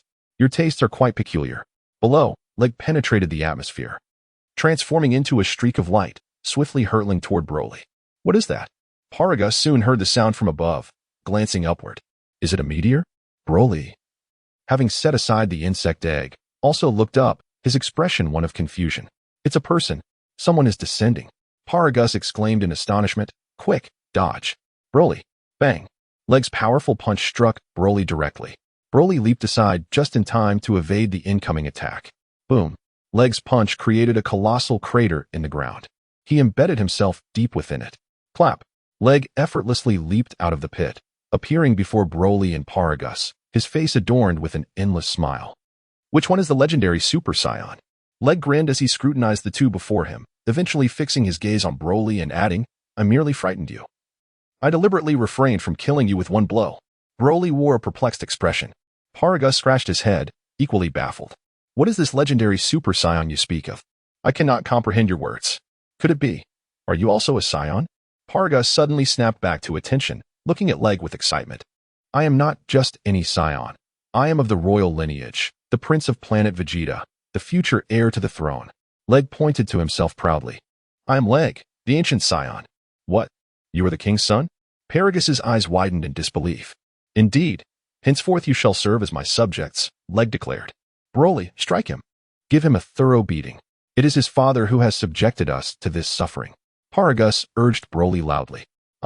Broly scratched his head, discarding the insect egg in his hand. Boom. Energy erupted from Broly, surging toward Leg. Leg was momentarily taken aback. Vegeta mentioned this fellow is the legendary Super Saiyan. But I sense his energy is rather ordinary. It seems rather unimpressive. Slap. Leg casually raised his hand, effortlessly catching Broly's incoming punch. Broly stared blankly. Is this your attack? Leg scoffed. As he tightened his grip, Broly let out a painful cry. Crack, crack. The very bones in Broly's arm echoed ominously. Broly appeared even more tormented. Humph, you are nothing remarkable, merely a pretender, Leg scoffed, delivering a powerful kick to Broly's abdomen. Bang! Broly was sent flying, crashing through a mountain behind him and emerging from the other side. You're nearly finished, Leg chuckled, glancing toward the sky, calling out loudly. Hey, Vegeta, cease this pointless jest. This fellow is hardly worthy of being called a legendary Super Saiyan. Paragus was flabbergasted. Broly is utterly no match for him. Looking at Broly sprawled on the ground, his face pale, it seemed all hope was lost. Yet suddenly, an immense surge of energy radiated from Broly once more. Oh no. This is bad. Broly is about to lose control. Paragus's expression shifted drastically as he quickly retrieved a remote control, ready to subdue Broly. What are you doing? Leg observed. Inquiring. Chapter 101. Indeed, the power of angels can immobilize objects. You must not let Broly run amok. If he goes berserk, no one can restrain him. Paragus hastily explained. Thus it is imperative to incapacitate him before he loses control. As he spoke, Paragus was about to press the remote control in his hand. Bang!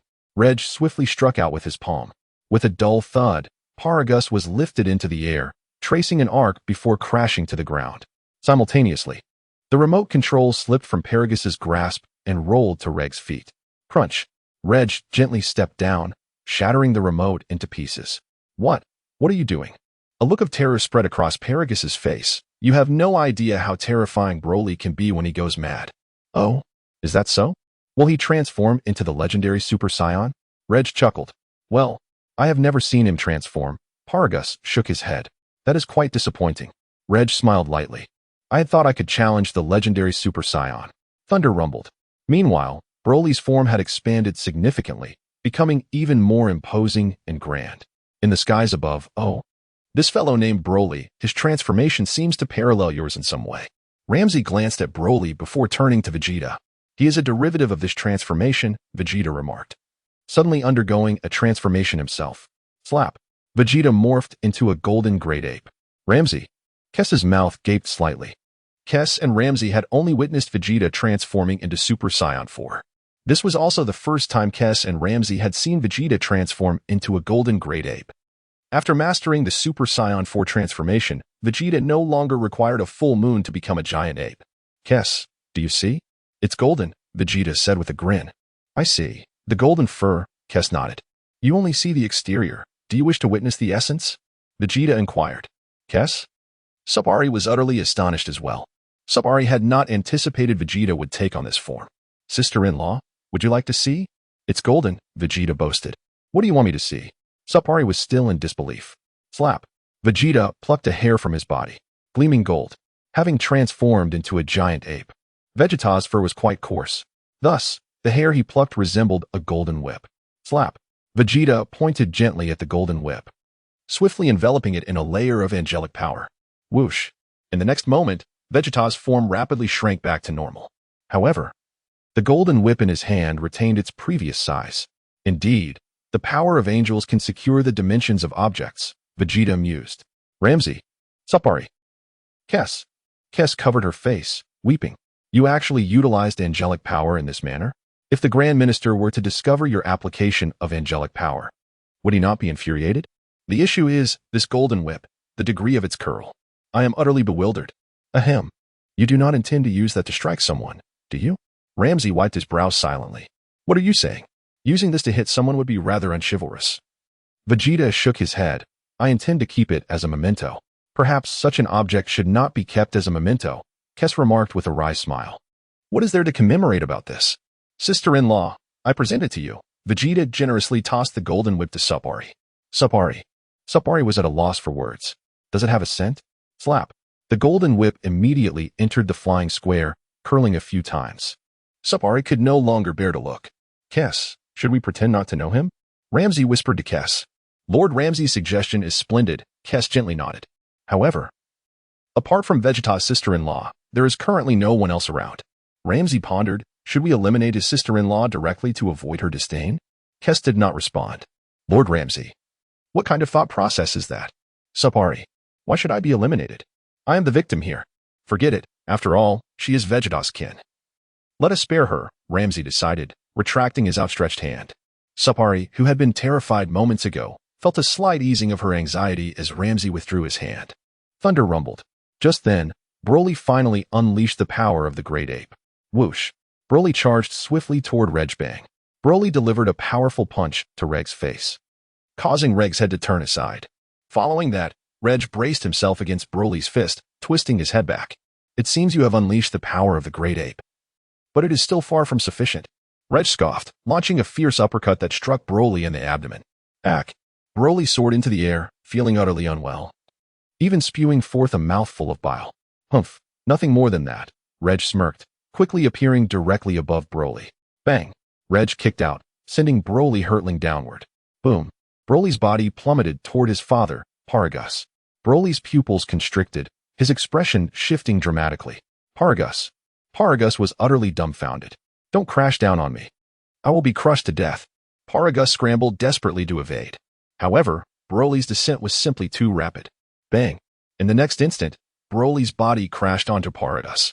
Ack! Paragus let out a piercing scream, his bones suffering catastrophic fractures. Spurt. Blood gushed from Paragus's mouth as he crumpled limply to the ground. Broly, too, bravely rose from the ground, crawling to Paragus's side.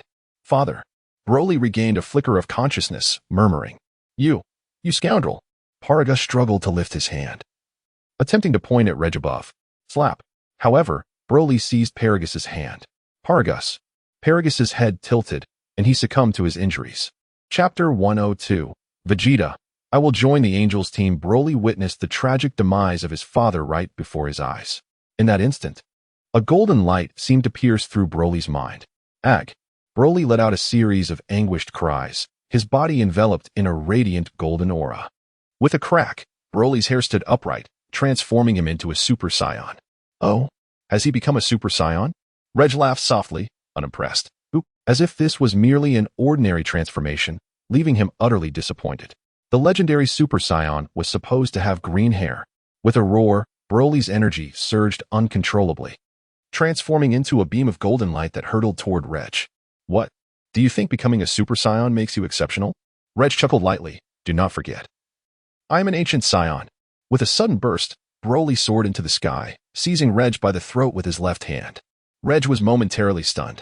How did this guy's speed and strength escalate so dramatically? Broly tightened his grip on Reg's neck, delivering a series of powerful punches to his face. Reg felt disoriented, as if the world was spinning around him. Hey! Reg gritted his teeth and delivered a fierce uppercut, striking Broly in the abdomen. Yet, Broly merely trembled slightly before regaining his composure.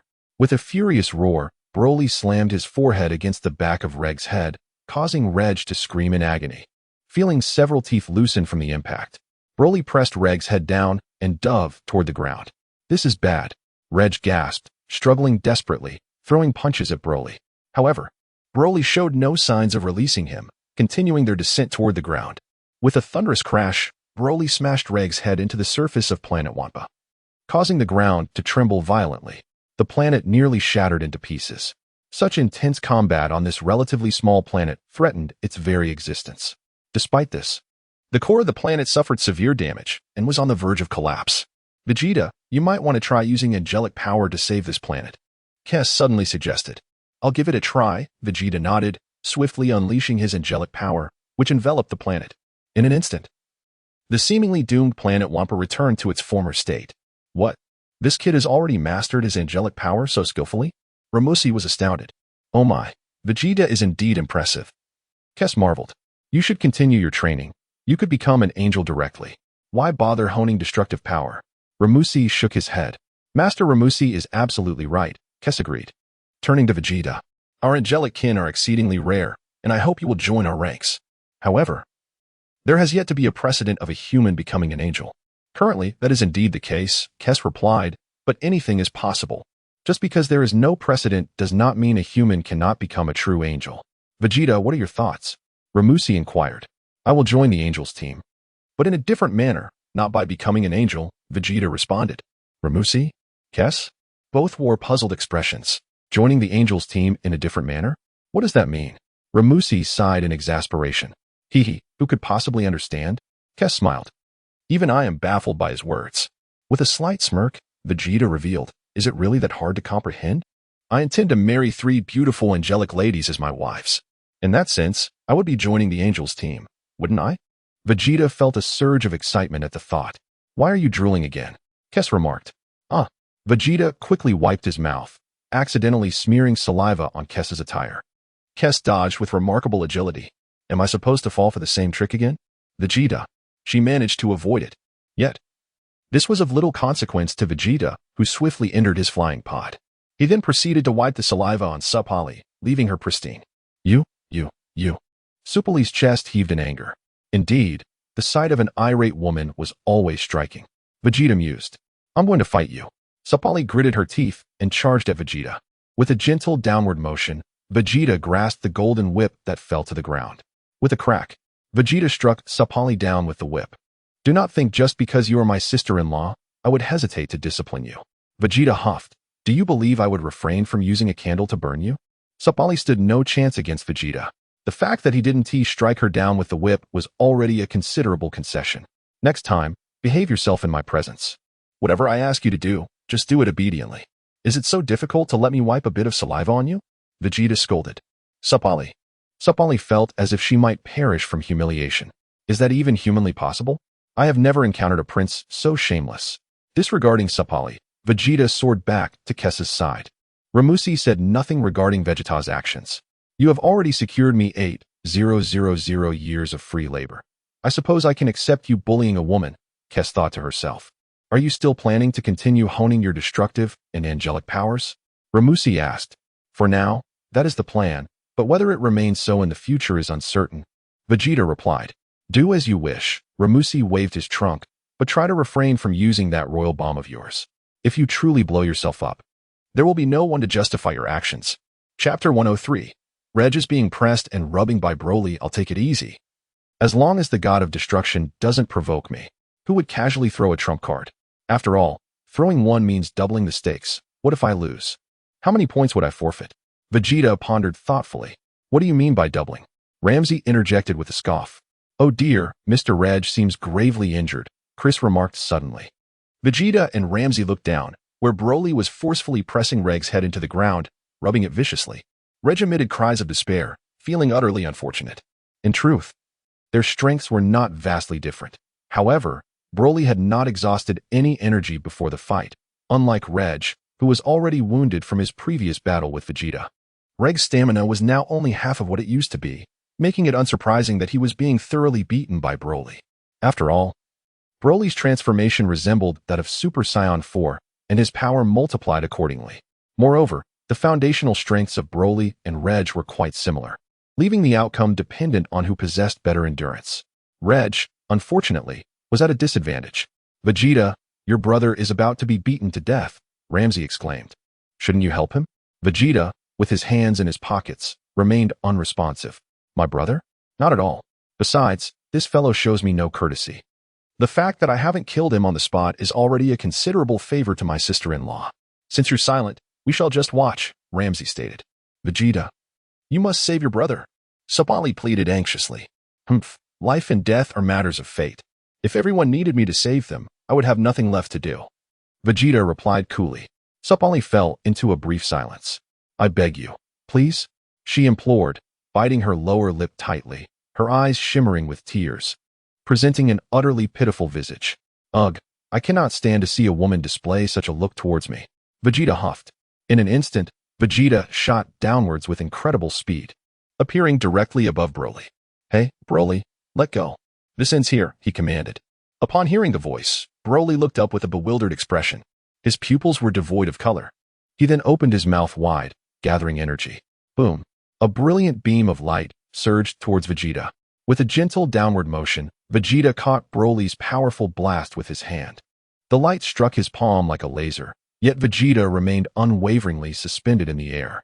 As Broly exhausted his formidable energy, he stared blankly at Vegeta, a flicker of astonishment in his eyes. In the next moment, Broly released Reg and charged towards Vegeta, unleashing a flurry of punches and kicks. Through his mastery of Ultra Instinct, Vegeta evaded each of Broly's strikes with elegance. Reg lay on the ground, astonished. Can Vegeta truly evade all of that? I cannot fathom how he does it, Reg thought, bewildered. At times, Broly would appear behind Vegeta. Yet it seemed as if Vegeta had eyes in the back of his head. When did my brother become this powerful? Swish. Broly delivered a heavy punch aimed at Vegeta, who swiftly dodged. Instantly, Vegeta waved his hands towards Broly, and the power of the angels enveloped him. In a heartbeat, this divine force enveloped Broly entirely.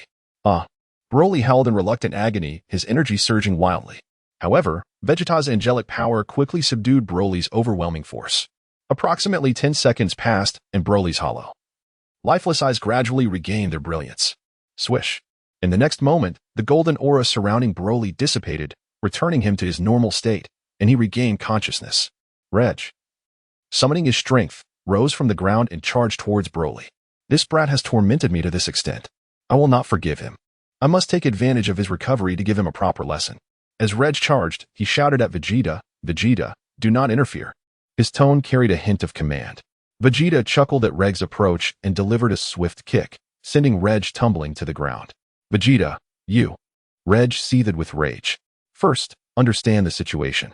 Who were you ordering just now? I expect you to speak to me with respect." Vegeta retorted coldly, "Otherwise, I shall leave you here on this planet."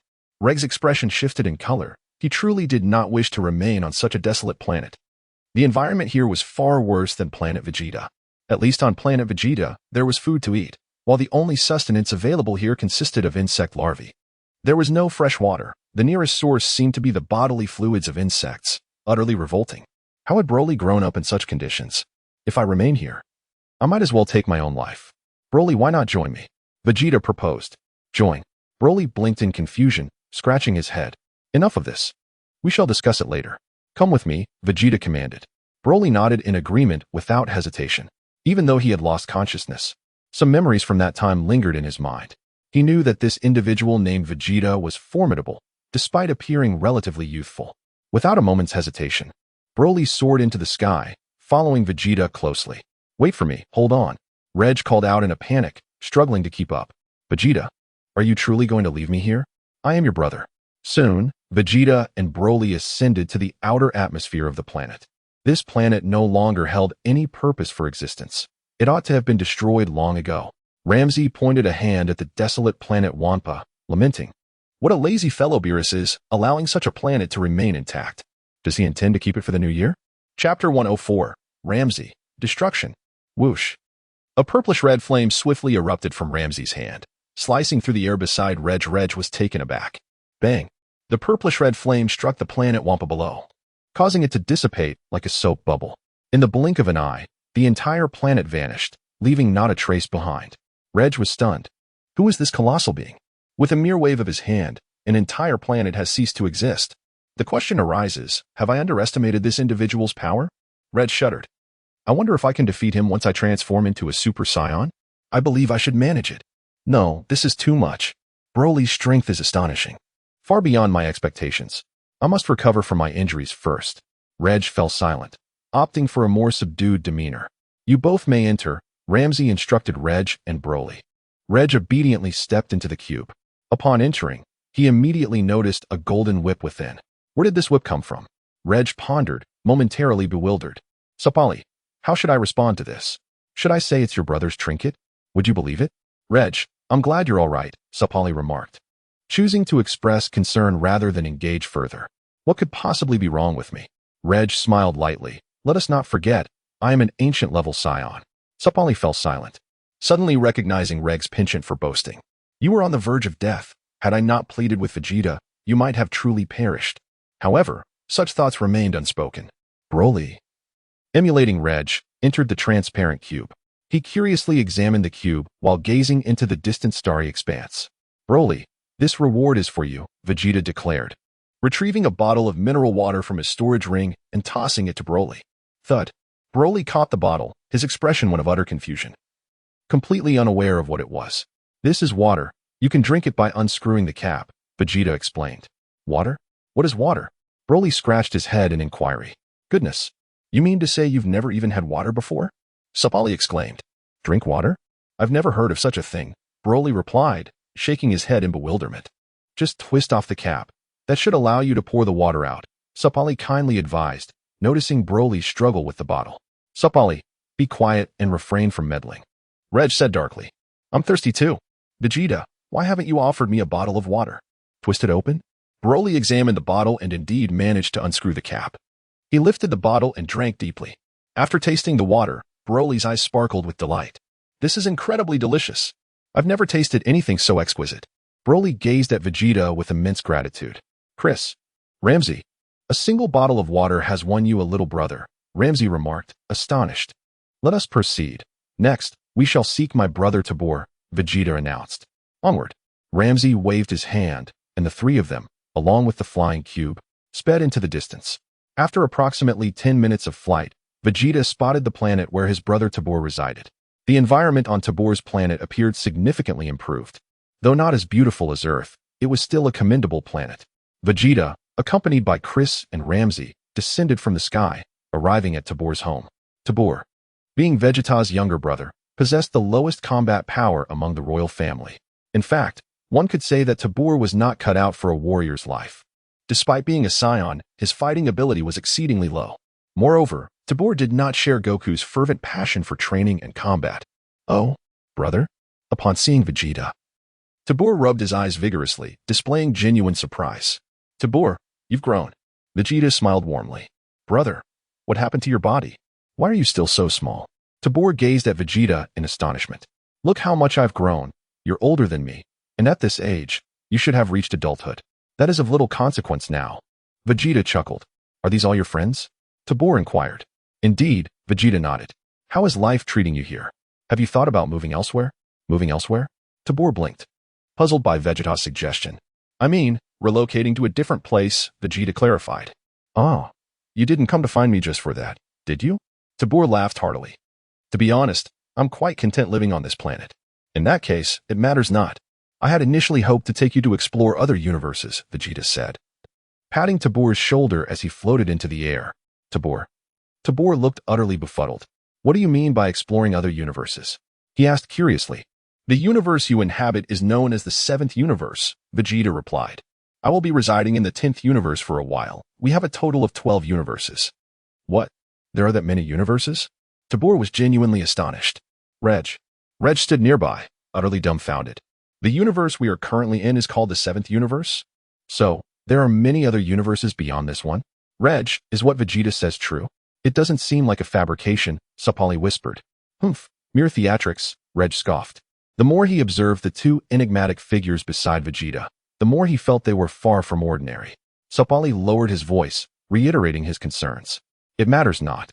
I shall rest well. Once my strength is restored, if I transform into a Super Saiyan, I shall undoubtedly defeat them all with ease. Reg exuded confidence. Humph. They have granted me time to recover. I hope they do not regret it. Reg, perhaps you should reconsider. Sapali hesitated before offering a gentle suggestion. Regardless, he is still your brother. Moreover, upon reflection, our true ire should be directed at your father, who has little to do with your brother Vegeta. Chapter 105. Tabor, brother of Vegeta. Sapali, what did Vegeta say to you while I was battling that scoundrel Broly? Reg's expression turned cold. Nothing. Sapali felt a twinge of guilt. That golden whip feels rather peculiar.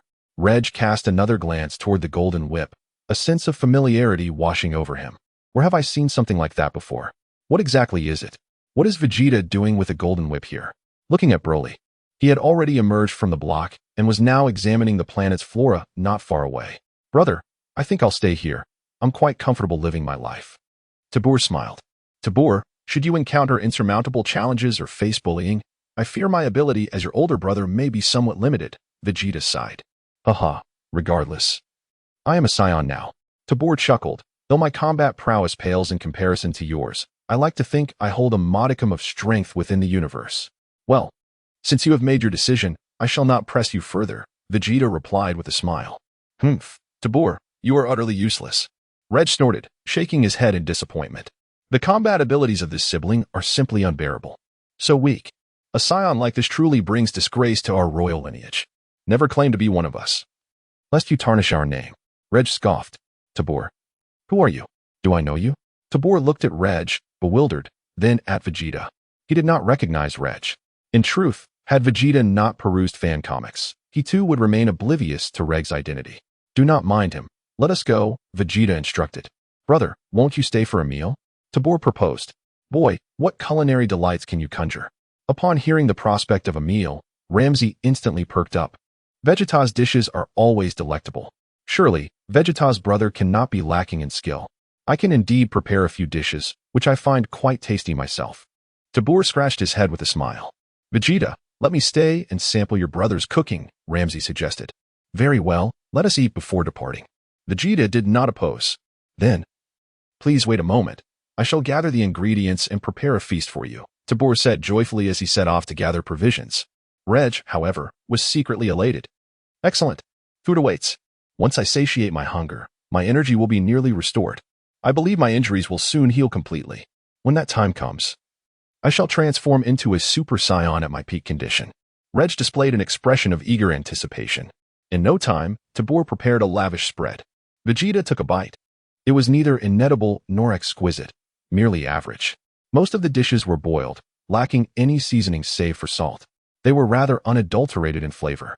However, having become accustomed to the advanced culinary delights of Hextech, Vegeta found himself disinterested in these pure flavors. A wave of helplessness washed over him. Have those innovations rendered me defenseless? It was akin to the current situation. The delicacies prepared by Vegeta always seemed devoid of the extraordinary tastes from my past life. Was it the absence of Hextech seasonings that was to blame? Those technologies have much to answer for. The flavors were far too mediocre. Lam-Z, after sampling a couple of pieces of meat, shook his head in disappointment, losing interest in further consumption. Kes felt similarly. For angels and destroyers, dining is meant to be an indulgent experience. If the food fails to please, their appetite wanes. Reg, Sapali, and Broly, however, feasted heartily. Reg expressed deep disdain for the behavior of Vegeta and Lam-Z. You three are insufferably picky. Such delicious meat, and you claim it is unappetizing? If you choose not to eat, I will hasten to replenish my strength. Broly too was savoring this delightful meal for the first time, reveling in the experience. You are lacking, young man. These dishes are quite ordinary. Lam-Z shook his head, a look of disappointment on his face. I apologize. I genuinely believe my dishes are quite palatable, Tabor said, scratching his head in embarrassment. Let us depart, Lam-Z suggested to Vegeta. Very well, Vegeta nodded. By the way, where shall we go next? Lam-Z turned to inquire, are there any suitable talents remaining in this universe? While Beerus sleeps. He has left a fellow named Frieza to assist him in the destruction of planets. Let us go meet this Frieza, who claims to be the emperor of the universe. Vegeta pondered. Oh, now even the most common of beings dare to proclaim themselves as the emperor of the universe? How intriguing, Lam-Z scoffed, turning to Kess. Kess, immediately locate the whereabouts of this Frieza. Understood, Kess nodded, grasping her staff to begin her search for Frieza's location. Frieza? Tabor was taken aback, his complexion shifting. Brother, are you truly going to confront Frieza? He is unworthy. Vegeta chuckled softly. Tabor fell silent. Brother, when did you become so confident? That is Frieza we speak of. He is the nightmare of our kind. Humph, what is Frieza, really? Reg scoffed. At the age of 7, I had already surpassed his combat prowess. Tabor gazed intently at Reg. Who might this be? He inquired with curiosity. I have yet to meet a Saiyan with a red tail. You fool. Do you still not recognize me? Reg replied coldly. Tabor shook his head vigorously. It is not strange that I do not know you. I am your brother. The elder brother of you and Vegeta. Reg declared, revealing his true identity. Ah, my elder brother? Tabor was momentarily stunned, immediately turning to Vegeta. Do not heed that fool's ramblings, Vegeta said dismissively. Reg, I knew not of our other brother's existence. Father never mentioned it to me. Tabor chuckled. Reg was left speechless. Vegeta, you are truly shameless. You did not even inform Tabor of my identity. Found him, Kess interjected. It will take approximately 40 minutes to reach him. Chapter 106, The Thoughts of Reg. Let us go. Ramusi waved his hand decisively. Tabor, we bid you farewell. Take care of yourself, Vegeta said. Brother, are you truly going to challenge Frieza? That fellow is quite terrifying, Tabor advised with a wry smile. Perhaps it's best to reconsider. Enough, take care of yourself. Vegeta patted Tabor's arm before soaring into the sky. Soon after, Vegeta and his companions bid Tabor farewell and ascended into the heavens, swiftly entering the cosmos. Approximately 40 minutes later, Reg, how are you faring? Have you regained your strength? Sapari inquired softly. I am fully revitalized. Reg nodded gently, though my injuries are yet to heal completely. Perhaps we should wait a bit longer. After all, transforming into a Super Saiyan will exacerbate your injuries, Sapari expressed her concerns. Waiting is acceptable, Reg replied. I intend to vanquish them all at my peak and trample them beneath my feet. Sapari did not respond. Sapari, did you notice that blue-skinned woman? Reg asked. The one you referred to as the sorceress. What about her? Sapari queried, puzzled. Do you not find Vegeta's relationship with her rather unusual? He has hardly taken his eyes off her during our journey, Reg remarked with a smile. And so? Sapari was confused by Reg's implications. Once I have fully recovered and the battle commences, should you find yourself in danger, manage that woman named Kess, Reg instructed, for Vegeta will surely hesitate. Me?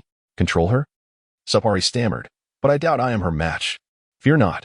Once I transform into a Super Saiyan, I will incapacitate her, making it easier for you to manage her. Reg lowered his voice. That doesn't seem appropriate, Sapari hesitated. Is that decided? Are you disregarding my words? Reg whispered firmly. Sapari gently shook her head. Kess glanced in the direction of Reg and Sapari, her expression one of incredulity. Are you two really trying to control me? She interjected. What are you whispering about? Nothing of note. Pay it no mind, Reg replied. Are you plotting an escape? Ramusi scoffed. If you wish to leave, I have no qualms about dismantling you first. We have no intention of leaving, Reg assured him. Why would I leave? If I were to depart, it would be over your fallen bodies. Vegeta interjected as he noticed a large spacecraft ahead. That ship wouldn't be Frieza's, would it? Indeed, that must be him, Vegeta nodded. Will you approach on your own, or shall we accompany you? Ramusi inquired. I shall go alone to greet him first, Vegeta decided. Very well, Ramusi nodded. It would be best to eliminate this foe directly. Do we need to bring him back? Let us assess the situation first, even if we do bring him back. It will merely serve as a sharpening stone for someone, Vegeta replied. Suit yourself, Ramusi did not protest. Vegeta sped off towards Frieza's spacecraft alone. Meanwhile, Reg reveled in his cunning. What a splendid opportunity. With Vegeta absent, I shall devise a plan to ambush that elephant and the sorceress. Once I defeat them both, I will relish in dismantling the legendary Super Saiyan Broly, and then finally, I shall trample Vegeta beneath my feet. My injuries have nearly healed, though there remains some discomfort. This is a once-in-a-lifetime chance. I cannot let it slip by. However, upon glancing around, Reg's heart sank. This appears to be the vastness of space. I cannot survive out here. If I transform into a Super Saiyan in this void, my fate would be sealed. How curious. How can Vegeta traverse space while I cannot? Ah, there's a space station over there. Fortune smiles upon me. That must be Frieza's station, which should harbor a healing pod. Such a device will mend my wounds swiftly. Reg's mind raced with possibilities. Oh dear, my stomach aches. I must have overeaten, Reg lamented, clutching his abdomen. Kess and Ramusi exchanged glances but chose to ignore him. Could someone accompany me to a planet for a restroom break? I am in great discomfort, Reg pleaded. Why are you so bothersome? Ramusi replied with a stern expression. My stomach truly hurts. I beg of you. I see a space station over there. Just take me there, Reg insisted. Fine. Let us make a trip to that space station, Ramusi relented, his face darkening at the thought of Reg making a mess in the spacecraft. All right, Kess nodded. In the blink of an eye, Kess and Ramusi guided the spacecraft towards Frieza's distant space station. Upon entering, Reg feigned a need to use the restroom and quickly sought out the healing pod. Fortune favored the determined. Reg soon located the healing device, swiftly dispatching a Frieza henchman and entering the machine for treatment. Splendid. In no more than 10 minutes, my wounds shall fully heal, Reg sighed with relief. 10 minutes for a restroom break isn't excessive, is it? It shouldn't raise suspicion. Even if Vegeta returns in 10 minutes, once I become a Super Saiyan, I shall subdue him effortlessly. Reg's face radiated with unbounded anticipation. That fellow didn't go to the restroom, Ramusi remarked to Kess. He has gone to the healing chamber, Kess smiled. What are his intentions? To recover and transform into a Super Saiyan to defeat Vegeta? Ramusi sighed in resignation. He wishes to become a Super Saiyan to overpower Lord Ramusi and grievously injure me, thereby instilling fear in Vegeta, Kess chuckled. Ramusi and Kess spoke openly before Suppari, who, upon hearing their exchange, widened her eyes in shock, her ears perked in disbelief. Chapter 107. Frieza, is that not Prince Vegeta? Frieza inquired, astonishment lacing his voice. How? How did you know? Suppali stammered. We heard it, Keisai replied with a smile. You heard it. Why didn't you stop him? Suppali was taken aback. Keisai, ask Vegeta if he wishes to eliminate his brother, Ramses suggested to Keisai. Very well, I shall contact Vegeta, Keisai nodded, grasping her staff to connect with him. On Frieza's spaceship, it hovered amidst the stars, not far from the space station. Frieza remained seated in his infantile carriage, his tail swaying languidly. Your Excellency, according to the latest statistics, our Frieza force has nearly permeated the entire universe, Belibulu declared with a smile. This comes as no surprise, Frieza chuckled. I am confident that in a few years, the Frieza force shall reign supreme in this universe. Indeed, Belibulu respectfully affirmed. By the way, have we received any news regarding those Saiyan wild monkeys? Aside from Vegeta, Nappa and Raditz are out battling in service of our forces.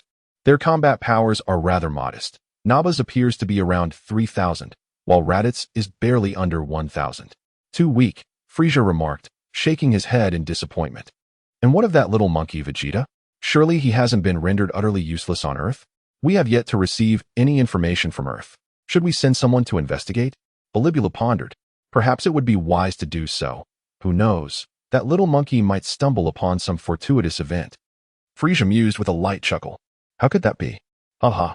Belibulu joined in the laughter. As they were reveling in mirth, a figure suddenly soared towards them. The individual bore an uncanny resemblance to Vegeta. Frieza was momentarily stunned, while Belibulu rubbed his eyes in disbelief. Is that not Vegeta? Am I seeing things? Belibulu murmured. At that moment, Vegeta appeared outside the transparent material of the spaceship, floating in the cosmic expanse, smiling as he gazed at Frieza within. Open the door and let that fellow in, Frieza commanded, furrowing his brow at his subordinates. However, just as they prepared to comply, Vegeta delivered a powerful kick to the spaceship's transparent material, creating a gaping hole. Buzz! Instantly, alarms blared within the spaceship. Whoosh!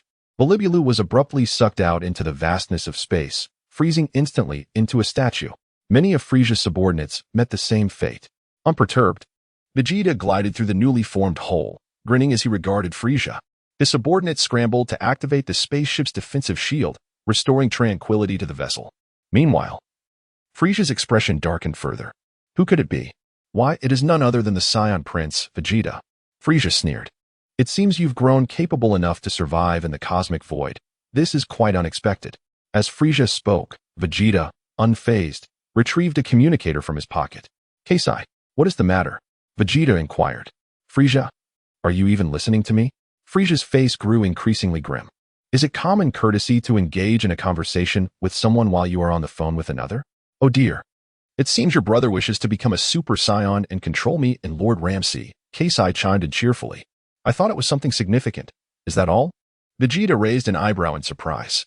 Lord Lam-Z wishes to know if we should eliminate your brother for this audacity, Keisai asked. Vegeta remained silent. Actually, this could work to your advantage. Aren't you quite taken with your sister-in-law? Lam-Z leaned closer, grinning at Vegeta. Vegeta replied, I merely enjoy the thrill of stealing, nothing more. Should my brother meet his end, I would have no interest in my sister-in-law. Wouldn't Keisai be more appealing? Let us grant him a chance. Perhaps when he realizes that transforming into a Super Saiyan is insufficient to contend with you, he shall be left in despair. Vegeta mused nonchalantly. By the way, do wait a moment. I wish to see Reg's expression. He has entered the healing chamber and should fully recover in about 10 minutes. I understand. I shall come to you in 10 minutes, Keisai responded. Do you truly not wish to reconsider? Lam-Z's smile was decidedly mischievous. Your sister-in-law is rather attractive, though perhaps not as lovely as your little girlfriend. But indulging in some wildness wouldn't be amiss. If your brother is eliminated, you would naturally possess your sister-in-law. Vegeta retorted, What kind of talk is that, Lord Lam-Z? Keisai, unable to contain herself, interjected. That's unnecessary, Vegeta replied decisively. I still prefer the thrill of stealing. There is a saying, a wife cannot compare to a concubine, and a concubine cannot compare to a theft. Yes, that is the feeling I desire. My interest lies not in subholi, but in the exhilaration of the chase. Lord Lam-Z, I am a man of integrity. Do not cast my words in such a sordid light. Lam-Z, are you truly a man of integrity? Keisai covered her forehead, speechless. Do you not feel any embarrassment for saying that? Very well, let us leave it at that, Keisai concluded. Agreed, Vegeta nodded, ending the call. Subsequently, Vegeta calmly placed the communicator back into the ring's space. Frieza's expression shifted dramatically, his ears perked up. What did I just hear? Did I hear something about a Super Saiyan? Has a Super Saiyan already been born? Or has Vegeta become one? Long time no see, Frieza, Vegeta said, grinning at him. Vegeta, I never expected to find you here. Weren't you on Earth? Frieza sneered. Your intelligence is quite commendable. Indeed, I spent some time on Earth. Vegeta admitted with a nod. What brings you to seek me? Frieza huffed. Surely you haven't come merely to exchange pleasantries? Chapter 108, The Cosmic Emperor's Radiant Laughter. Frieza. How is your dominion over the universe faring? Vegeta inquired. Such matters are of no concern to you. Frieza replied coldly. You should be more preoccupied with your own predicament. You audaciously ventured to Earth without my consent. I shall contemplate how to punish you. Oh, and how do you intend to punish me? Vegeta chuckled. Let me ponder. Frieza retorted with a scoff. Perhaps I shall remove your head. Vegeta responded. What do you mean by that? Suddenly remembering he hadn't bathed in a while, Vegeta muttered. Should I take a bath? He then shook his head. No, I bathed today. After all, I was obliterated by my own ultimate attack. So my reconstituted body counts as a wash. What are you rambling about? Frieza asked, momentarily bewildered. I mean, I am going to give you a thorough beating. You wouldn't mind, would you? Vegeta grinned, revealing his pearly whites. What did you just say? Frieza laughed, incredulous. Do you even realize whom you are addressing? Little monkey. It seems you have forgotten the terror of Frieza during your years away. In a flash, Vegeta vanished from sight. Frieza's eyes widened in astonishment and confusion. Where did he go? Hey. Vegeta reappeared behind Frieza, gently tapping his head. Frieza, startled, turned around to face him. When did you appear behind me? He gasped. With a resounding smack, Vegeta's hand struck Frieza's forehead, sending him crashing through the spaceship and out into the vastness of space. Frieza's expression was one of utter shock. How is this creature so powerful? My first form is utterly insufficient against him. In an instant, Vegeta materialized directly opposite Frieza. Hey! Frieza roared in fury, unleashing an explosive wave of energy that shattered the craft beneath him. Vegeta, you are formidable. It seems you have encountered some extraordinary experiences on Earth. Perhaps, Vegeta nodded. But you have thoroughly enraged me now. Frieza's expression darkened further. And what of it? A smile graced Vegeta's face. If you knew of my ability to transform, I doubt you would be so brazen. Then show me. Frieza demanded. Watch closely. You shall feel an overwhelming sense of despair. Frieza cackled, expanding his form rapidly. In an instant, he transformed into his second form. What do you think, Vegeta? Do you find my new form intriguing? Enough with the charade. Transform into your final form. I know you possess 2 more transformations, Vegeta observed calmly. Frieza was taken aback. Who told you that? He growled through gritted teeth. I guessed, Vegeta replied nonchalantly. Frieza felt a wave of dread wash over him. You expect me to believe that? There's no need for guessing. This form can easily crush you. He surged forward like a streak of light towards Vegeta. With a deft kick, Vegeta struck Frieza squarely in the face, leaving an imprint of his shoe. Frieza's expression morphed from disbelief to alarm as he hastily retreated, creating some distance between them. What a jest. My second form is no match for him. What is his battle power? Still not willing to reveal your final form?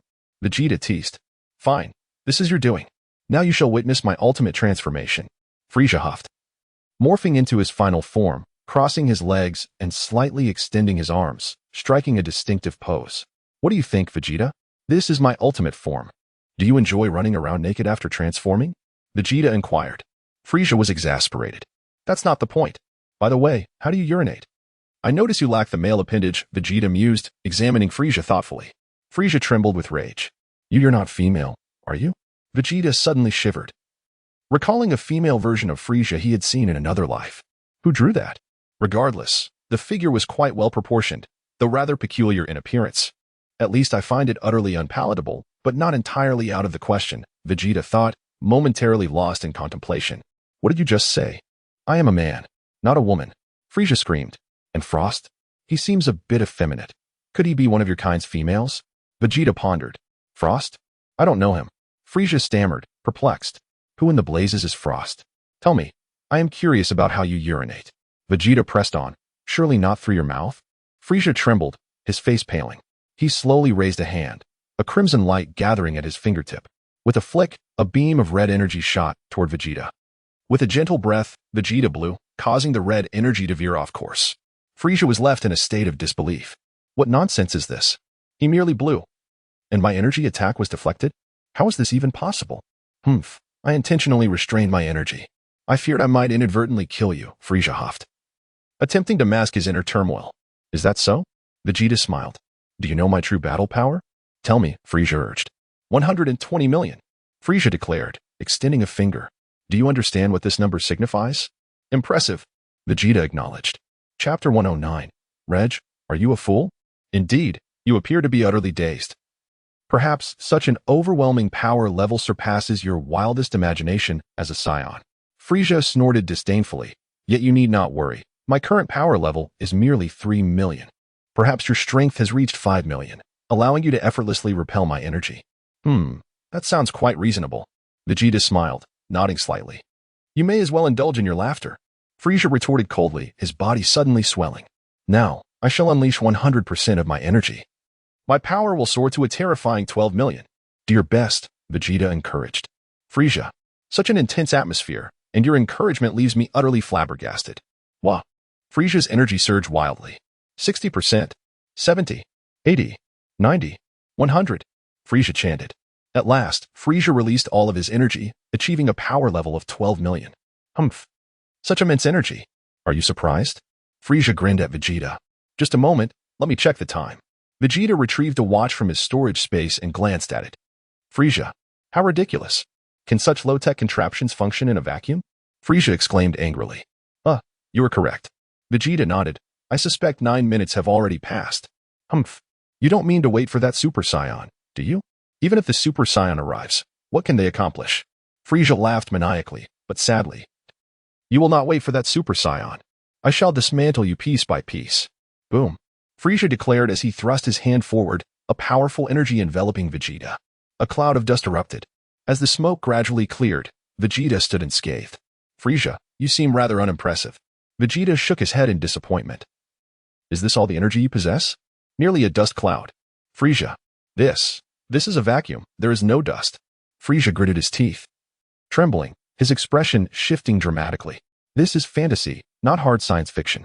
Vegeta retorted. Why must you be so pedantic? Frieza fell silent. A power level of 12 million. Is it?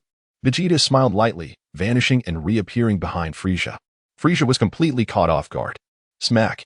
Vegeta seized Frieza's tail. Bang. Vegeta delivered a powerful kick to Frieza's rear. Yow. Frieza howled in pain. Whoosh. Then, Vegeta began to whirl Frieza around by his tail. Frieza felt dizzy. In the Universe Space Station's treatment room, a signal beeped from the treatment pod. All done. I am fully healed. Reg exclaimed, overwhelmed with joy. Truly. The heavens are favoring me. Boom. Reg's energy erupted, shaking the entire space station to its core. Suddenly, a golden aura enveloped Reg, his hair standing on end, transforming into a golden hue. Super Saiyan 5. As Reg's base form was Super Saiyan 4. His transformation into Super Saiyan signified he had reached the strength of Super Saiyan 5. Of course, this was merely Reg's self-assessment. The true Super Saiyan 5 was not like this. They possessed silver hair with energy levels far exceeding Reg's. Nonetheless, Reg's current transformation was no weakling, even rivaling Jiren's ordinary strength. If given more time to grow, surpassing Jiren would not pose a problem. Boom. The nearby starry expanse trembled under Reg's might. After all, his foundation was exceptionally strong. Upon transforming into a Super Saiyan, his energy multiplied exponentially. In this state, I shall not suffer substantial damage within a minute, so I must conclude the battle swiftly. Reg murmured, glancing back at the shattered space station. Reg, why did I not preserve this space station? After defeating them, I could continue my treatment in the pod. What a blunder. I got a bit carried away. No time to dwell on that. I must swiftly subdue that behemoth and then injure that sorceress named Kess. After the dust settles, I shall give Vegeta a thorough thrashing, and that legendary Super Saiyan shall also receive my wrath. Then, Reg suddenly felt a pang of anxiety. Reg scanned his surroundings, suddenly realizing something. His face paling. Something is amiss. I overlooked something. I shattered the space station, causing the air to dissipate. As a Saiyan, I cannot survive in the vacuum of space. Ah, save me. Reg panicked, desperately flying towards the remnants of the space station where the air was slightly more abundant, as if clutching a lifeline. Reg struggled mightily and instantly reverted to his base form. Transforming into a Super Saiyan had blown away the air, and his body's consumption had increased dramatically. Lam-Z. Kess. Sapari. Broly? What is this fool attempting to do? Kess sighed in exasperation. Lam-Z shook his head. Is Vegeta's brother truly a fool? Perhaps. Should we rescue him? The air over there seems scarce. Kess lamented. Let us help him. Vegeta wishes to keep him alive. Lam-Z sighed. I had anticipated a unique battle. I share your sentiment. Kess nodded. I foresaw this sequence of events, but did not predict this conclusion. Smack. Kess lightly waved her staff. Whoosh. A flying cube sped toward Reg's location. Sapari truly did not know what to say. I never thought Reg was this foolish. How did he become so dim-witted? He nearly got himself killed. Chapter 110. Lam-Z, is your urine yellow? The flying cube appeared near Reg, struggling in the vastness of space. Reg swam into the cube. He gasped for air. Inhaling the oxygen within, feeling considerably better, Reg exclaimed, What the hell? I almost met my demise just now. Such a grave miscalculation. Reg, are you all right? Sapali inquired with concern. I'm fine. Not dead yet. Reg gritted his teeth, frustrated. Why could Vegeta survive in the vacuum of space? I have no idea. Sapali shook his head, equally perplexed. Lam-Z and Kess offered no explanations. They were not particularly inquisitive. In the distance, Vegeta continued to spin Frieza around by his tail. 1 rotation, 2 rotations, 3. Vegeta's speed increased. After 10 minutes, he was still whirling. Vegeta, stop. This cosmic emperor has already been rendered dizzy by you. Lam-Z flew over and said to Vegeta. Gradually, Vegeta came to a halt. Most of Frieza's subordinates nearby had perished. The spacecraft was kicked by Vegeta, leaving 2 gaping holes, resulting in a significant loss of life in this bout. Reg had also destroyed the space station, almost costing him his life. With the station obliterated, Frieza's minions, unable to survive in space, swiftly met their end. Few humans could endure the harshness of the cosmos. Even the apprentice angel, Mears, pretended to be incapable of surviving in space, donning an oxygen mask during the battle with Moro. This illustrates that in the Dragon Ball universe, true survivors of outer space are exceedingly rare.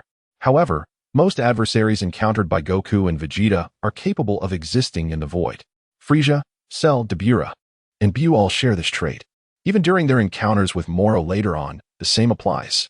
It is worth noting that in Dragon Ball, the term human encompasses all sentient beings beneath the Kaioshin gods. For instance, the deities of Earth are also regarded as humans, as judged from the perspective of the Destroyers and the Grand Minister. A few surviving subordinates of Frieza trembled in fear upon witnessing Vegeta's might. How terrifying. Lord Frieza was dizzy because of this guy. Lam-Z, is your urine yellow? Vegeta, still gripping the unconscious Frieza with his right hand, turned to ask. What do you mean? My urine is not yellow, Lam-Z scoffed. Those with yellow urine must have some inflammation, right? Vegeta asked. Who among you has yellow urine? He directed at Reg and Broly. Reg grunted, sulking over the embarrassment of nearly dying after finally becoming a Super Saiyan. Broly? Broly raised his hand. Come here and wake him up. Vegeta instructed Broly. What do you mean? Broly asked, puzzled. Just urinate on his face, Vegeta clarified. Is that appropriate? Broly scratched his head. If I say it's appropriate. Then it is, Vegeta replied. All right, fine, Broly said, preparing to leap from the flying cube. However, just as he was about to exit, he suddenly reconsidered and pulled his foot back. He then glanced at Reg. What are you looking at me for? Reg snapped. If I go out there, I'll die, Broly remarked. You make a valid point, Vegeta nodded. Let us toss this guy in first. With that, Vegeta unceremoniously threw the unconscious Frieza into the flying cube. A Broly readied to unbuckle his pants. Sapali. Sapali quickly turned away. Hey, are you really going to urinate in here? Sapali exclaimed. The space is so small. Find a planet instead. Vegeta beckoned. Fine. Broly nodded, fastening his pants. Sapali sighed in relief. Oh dear, the once mighty Cosmic Emperor has been rendered dizzy by you, Kes remarked in astonishment. What kind of combat style is this? Lam-Z asked, shaking his trunk in exasperation. Where do we go next? Are there any suitable recruits to bring back? Let me think, Vegeta pondered silently. Who should he take back? Frieza's brother and father? He had no desire to involve them. Perhaps he would bring Nappa and Raditz back for Kakarot to spar with. The rest could be left behind. It was time to venture to the 6th universe. Kes, look for Nappa and Raditz. They should be together, Vegeta commanded. Understood, Kes nodded, wielding her staff to search for Nappa and Raditz.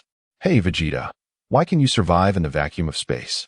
Reg gritted his teeth and asked. Just because of this, do you want to see? Vegeta brandished his fist. Reg fell silent. Just wait, Vegeta. I don't believe you can continuously traverse the cosmos. Once we reach the ground, you'll see how I deal with you. If there's a suitable planet to land on, I will transform into a Super Saiyan and leave you all searching for your teeth. Found them. Head that way for about 30 minutes, Kes pointed in a direction. Let us go. Lam-Z waved his hand. Whoosh. The three, accompanied by the flying cube, sped off into the distance. On a certain planet, Nappa and Raditz were engaged in the slaughter of the local inhabitants. Their primary task was to annihilate the indigenous population and sell the planet. To whom would they sell it? To developers, namely the SETA organization. The SETA organization would then refurbish the planet, conducting basic development before selling it to homeless extraterrestrials in the universe. In fact, the Frieza Force maintained close ties with the SETA organization. In earlier years, the Frieza Force primarily conquered planets and sold them to SETA. However, with Frieza's generation, after meeting Beerus, Frieza also began working for him, casually destroying unnecessary planets. At this moment, Nappa and Raditz sat on a rock on the planet, cleaning up the aftermath. The humans on this planet have been nearly exterminated. Should we report back to Dodoria? Raditz suggested. Chapter 111. A pact with Bardos let South tidy this place up. This planet should fetch a good price. Suggested Nappa. We should contact Dodoria first, proposed Raditz. I'll make the call. You can clean up and tidy things a bit, Nappa instructed. Why should I be the one to clean? Why must I do all the dirty work? Raditz grumbled slightly. Simply because my combat prowess surpasses yours. Do you have any objections? Nappa retorted with a huff. Raditz fell silent, begrudgingly attending to his tasks. Meanwhile, Nappa established communication with Dodoria through the device. Hello, Mr. Dodoria. Raditz and I have successfully conquered this planet, Nappa reported. Understood. Let us leave it at that for now, Dodoria replied curtly, ending the call abruptly. Nappa looked bewildered. What does that mean? Why just leave it at that? At least provide us with some guidance, he muttered, feeling a bit lost. What happened? What did Dodoria say? Raditz inquired. That peculiar fellow told us to leave it at that. I can't decipher his intentions, Nappa shook his head in confusion. Little did they know. Dodoria was in quite a panic himself. The surviving minions had relayed the alarming news that Frieza had been incapacitated by Vegeta. At first, Dodoria found it hard to believe, thinking it was just a jest from his subordinates. Yet, he quickly realized the gravity of the situation, as he had completely lost contact with Frieza. According to the minions, Frieza had been ensnared by Vegeta and taken away in a transparent cube, accompanied by a peculiar creature resembling an elephant, a humanoid elephant, no less. Dodoria pondered, an elephant? How was I unaware of such an odd species existing in this universe? Who is this elephant? And how has Vegeta become so formidable? After dismissing Naba's call, Dodoria immediately contacted his nearby ally, Cooler, who was Frieza's brother. Dodoria? Aren't you one of Frieza's subordinates? What brings you to me? Cooler asked, taken aback. My Lord Cooler, trouble is afoot. Lord Frieza has been captured, Dodoria reported hastily. Captured? Who possesses the audacity to seize Frieza? Cooler laughed incredulously. It is. That rascal Vegeta, Dodoria replied. Vegeta? The prince of the Saiyans? Cooler asked, slightly startled. Indeed, it is he, Dodoria confirmed. Vegeta has advanced significantly. Is Frieza no longer his match? Cooler mused with a faint smile. They say Lord Frieza was spun around by him until he fainted, Dodoria recounted honestly. What an absurd tactic. Frieza was actually spun into unconsciousness? Cooler was momentarily at a loss for words. Moreover, Vegeta has two companions, one of whom is the elephant creature. Dodoria added. An elephant creature? Cooler murmured thoughtfully. This species was rare, but not unheard of. That's the situation, my Lord Cooler. Dodoria continued. Do you have any leads on Vegeta and his companions? Cooler inquired. No. They have completely vanished, Dodoria admitted, displaying his distress. Then hurry and search for them. Cooler commanded. Yes, my lord. Dodoria responded promptly. After ending the call, Dodoria ordered his subordinates to scour for any sign of Frieza. However, where could they search? After transforming, Frieza had lost all his equipment. Vegeta and his entourage moved swiftly, soon departing from Frieza's territory. Vegeta appeared in the skies above the planet where Naba and Raditz resided. Are those two the ones? Lam-Z noted, glancing at Naba and Raditz below, momentarily taken aback. Their power was significantly inferior. They were weaker than this so-called Cosmic Emperor. How many times weaker, he wondered. It was quite a considerable amount, making it cumbersome to calculate. Not to mention Broly and Reg. After we take them, we can devise our next moves later. It's best to wait for the Super Dragon Balls to resurrect and then transfer the rest to Universe 10, Vegeta suggested. Are we heading to Universe 10 next? Lam-Z asked. No, I intend to visit Universe 6, Vegeta replied, shaking his head. What business do you have in Universe 6? Lam-Z asked, slightly startled and concerned. That was where we intercepted you on your way to Universe 10. Are you returning to Universe 6 now? We worked hard to cultivate your strength, Lam-Z expressed. Once I grow, I shall marry Bardoss, Vegeta declared. Lam-Z, is that true? Chris, you're not serious, are you? Indeed. We made a vow, a promise not to change for 1 billion years. Whoever breaks it shall face dire consequences, Vegeta stated. Lam-Z was taken aback, his face paling. You want the Great Priest to face such a fate? How dare you think that? He would obliterate you. Chris wiped the sweat from his brow. That is quite a bold vow. I wonder what expression the Great Priest would wear upon hearing this. It's time for Bardoss to fulfill her promise, Vegeta remarked.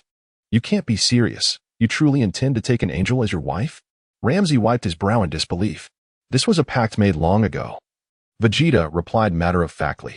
Then, what of your little girlfriend on Earth? Lam-Z inquired. I am the prince of the Saiyans. It is quite normal for our royalty to have multiple wives, Vegeta responded nonchalantly. Reg rolled his eyes at Vegeta's declaration. Is it truly normal for our royalty to have multiple wives? Since when was that a thing? Who were you trying to fool? Do you think I'm not royalty? Reg considered exposing Vegeta's claims, but thought better of it. He feared the potential repercussions. Besides, it was none of his business if Vegeta wished to marry multiple wives. He decided to keep a low profile, hoping to remain unnoticed until they returned to their own realm. Then, he would transform into a Super Saiyan and assert his dominance over them one by one. Chapter 112, The 6 Palaces of the Saiyans. Reg had initially intended to act directly on this planet. However, he gradually realized that such an action was rather inappropriate. Did he not notice that Vegeta could survive in the vastness of space? That elephant and the blue-skinned sorcerer could also endure in the cosmos. If they were to defeat him and obliterate the planet, it would spell disaster for him. Nevertheless, waiting until they returned to their homeland before taking action seemed to present a more favorable opportunity. Surely, they would not wish to destroy their own home. Reg lowered his head, remaining silent. Broly, meanwhile, sat within the flying cube, gazing at the endless stars. Frieza was still unconscious, and it seemed he would take a while to awaken. Sapari also spoke not a word, choosing to stay by Reg's side. Are you planning to make Bardock your queen or a concubine? Lam-Z inquired with a smile. My queen has long been promised to Bulma, Vegeta mused. Therefore, Bardock can only be a concubine.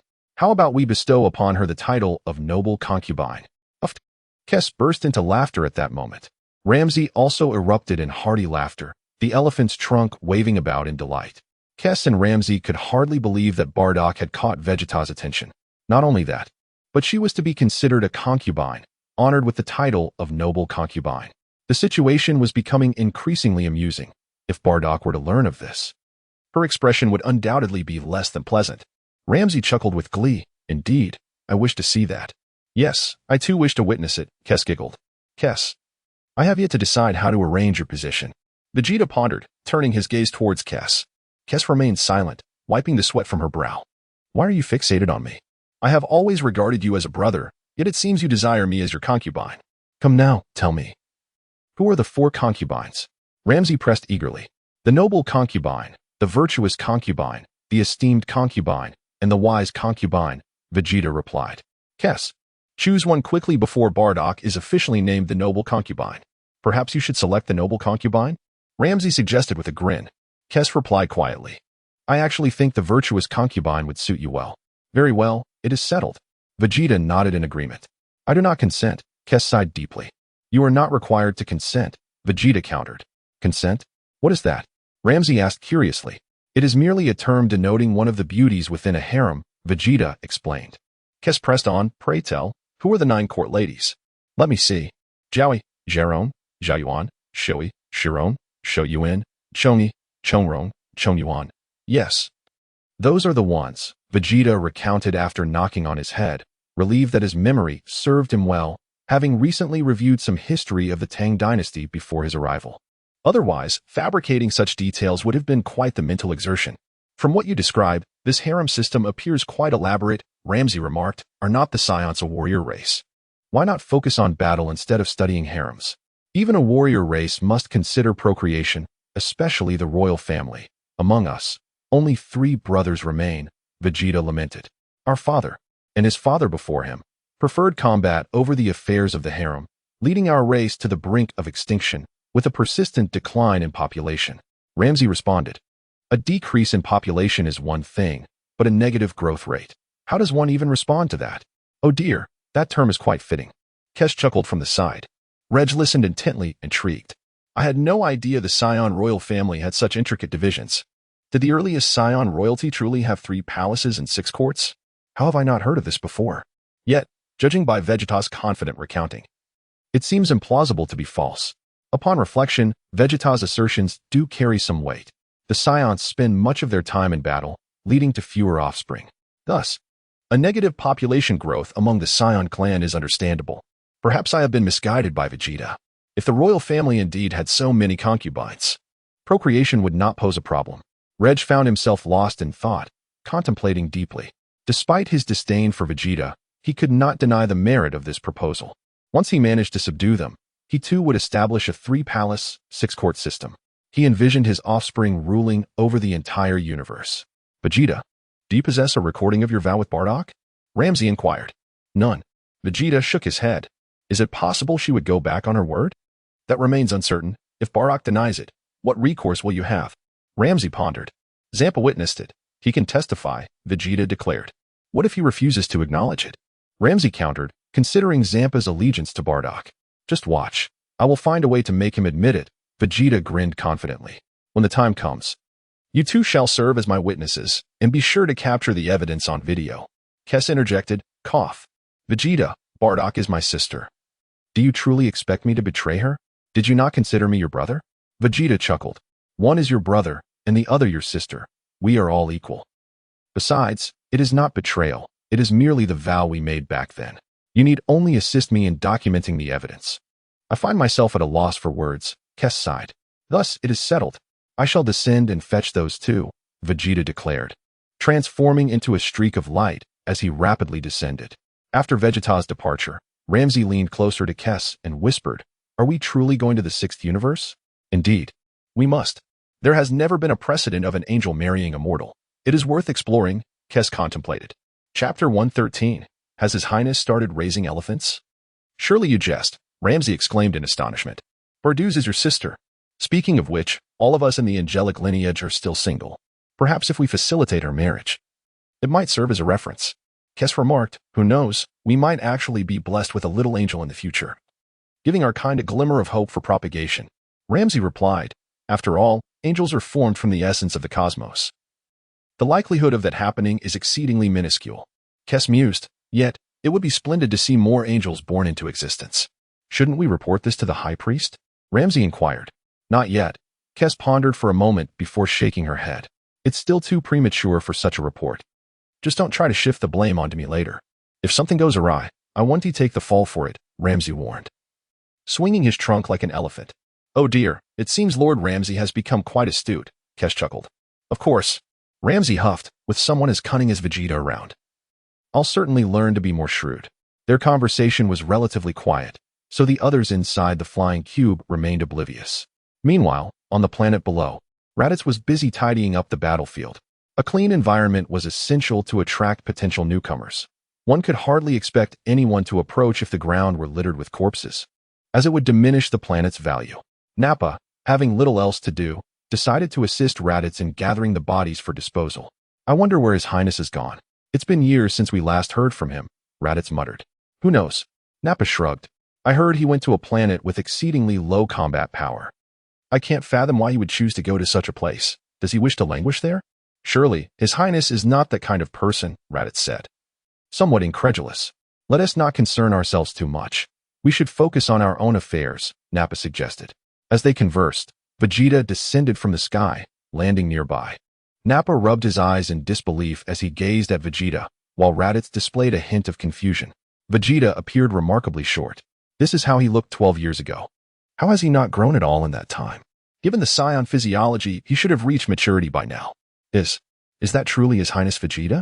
Nappa asked, uncertainty lacing his voice. Who else could it be but me? Vegeta replied coolly. No way. It really is His Highness Vegeta. Nappa still struggled to accept it. Your height. How is it that you haven't grown at all? Raditz blurted out, voicing his curiosity. Nappa looked at Raditz as if he were foolish. Are you an imbecile? How dare you comment on His Highness's stature? The fact that he hasn't smitten you dead is already a testament to his mercy. With a swift flick of his tail, Vegeta sent Raditz sprawling backward, causing him to crash to the ground and cough up blood. Consider yourself fortunate not to have been killed on the spot, Vegeta remarked with a huff. Get over here. Now. Vegeta commanded Raditz. Terrified, Raditz scrambled over. I said come over, not crawl.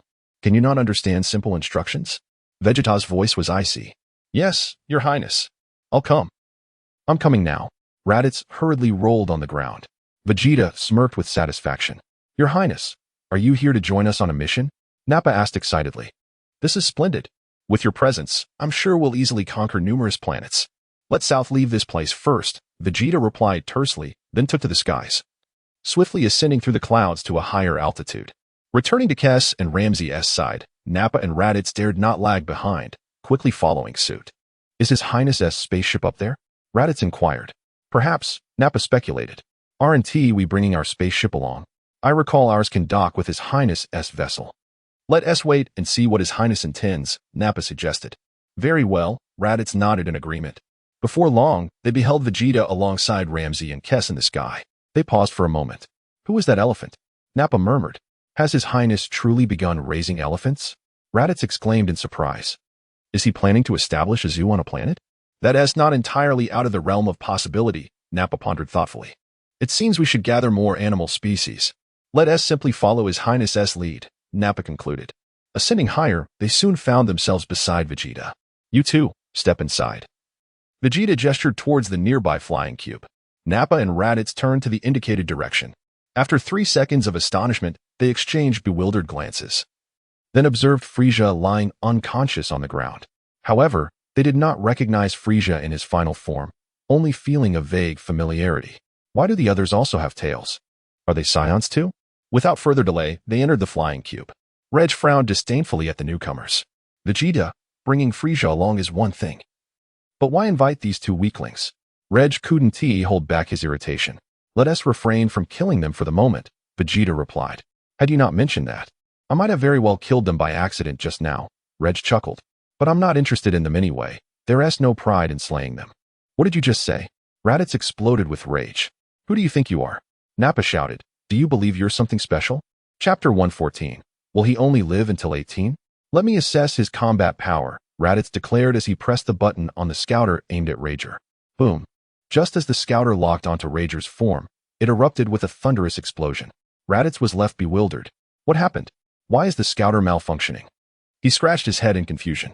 I'll give it a try, Naba said, pressing the button on his own scouter. Boom. Naba's scouter exploded as well, leaving him in shock. Could it be? This guy's combat power exceeds the scouter's maximum reading? What are you? Naba stammered. Are you not aware? Sapali interjected. This is Rager, the elder brother of Vegeta and the prince of all Saiyans. He is known as an ancient great Saiyan. Naba and Raditz were utterly astonished, their eyes wide in disbelief. Unable to regain their composure for some time. Let us depart. Vegeta beckoned to Lam-Z and Kes. After speaking, he flew to Kes's side and embraced her from behind. Kes seemed unfazed by his actions. Whoosh. The trio transformed into streaks of light, swiftly making their way towards the sixth universe, with the flying block following closely behind. They're flying away. Naba gasped. Can that block fly too? How is it so fast? Raditz exclaimed in astonishment.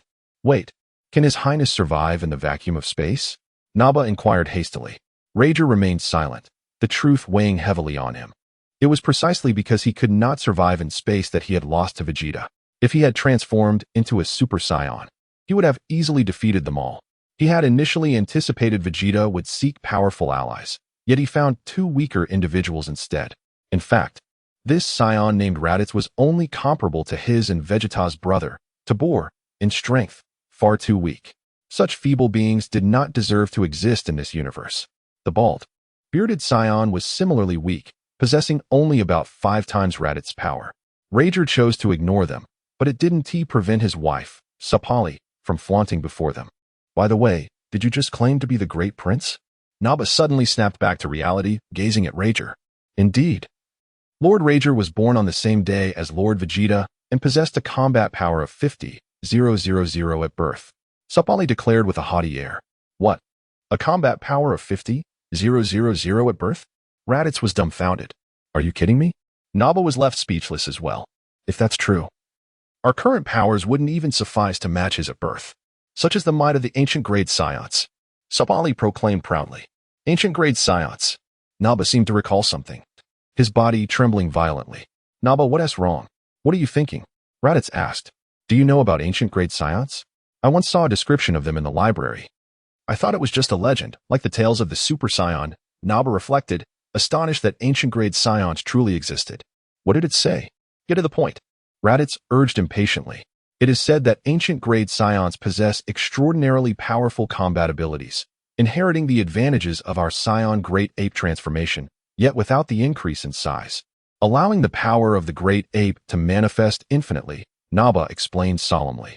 Lord Rager's red tail indicates that he has awakened the power of the great ape. You seem quite knowledgeable. Even I did not know this, Rager chuckled, a proud smile gracing his lips. Go on, Sapali encouraged. Ancient grade Saiyans are exceptionally powerful, even surpassing the legendary Super Saiyan, Naba added. Rager responded, surpass? It seems so, for I have yet to achieve my final transformation.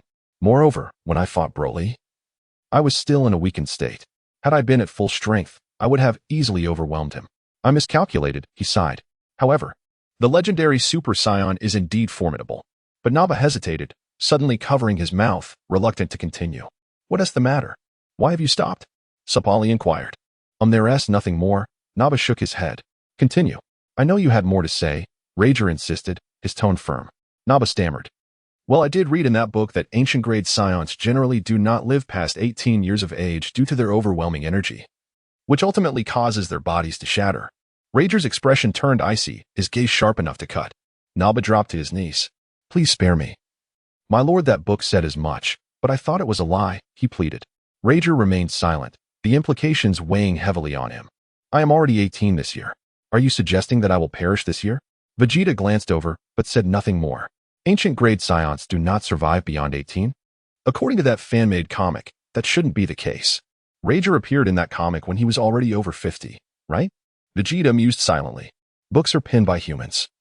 Their truthfulness is often debatable. Chapter 115. The Challenge of the Super 5 Thunder to Lam-Z. Enough of your nonsense. Silence yourself, or I shall take your life. Sapali exclaimed with fury. I dare not. I dare not. The figure of Naba quickly apologized, then curiously inquired, and who, may I ask, is this lady? I am Sapali, wife of Reg. Do you have any objections? She replied coldly. Greetings, madam. Naba hastily bowed, as did Raditz, who stood beside him. In the midst of their idle chatter, Vegeta and the others had already arrived at the edge of the universe. With a swift motion, they entered the realm of nothingness. Since we have entered the void, let us first send these bothersome individuals back to the 10th universe, Vegeta instructed Kess and Lam-Z. Very well, I shall escort them back. Lam-Z agreed. Find them a suitable planet to settle on. We will proceed to the 6th universe at a leisurely pace and await your return, Vegeta said. Agreed. Let us be off. Lam-Z nodded, guiding the flying blocks swiftly towards the 10th universe. Reg, they have separated. Sapali quickly turned to Reg. Vegeta has parted ways with him. Reg was momentarily taken aback, glancing between Vegeta and Kess, then at Lam-Z. What is happening? They mentioned something about finding us a place to settle, Sapali explained. Only this elephant is accompanying us, Reg replied, regaining his composure. This was a fortuitous opportunity. Once they reached their destination, he could take control of this elephant and use it to threaten Vegeta or lure him in. Have you thought this through? Sapali asked anxiously. What if they destroy the planet? I shall not grant them the chance to do so. Reg gritted his teeth in determination. Within the flying block, Broly continued to gaze outside, while Frieza remained in a daze.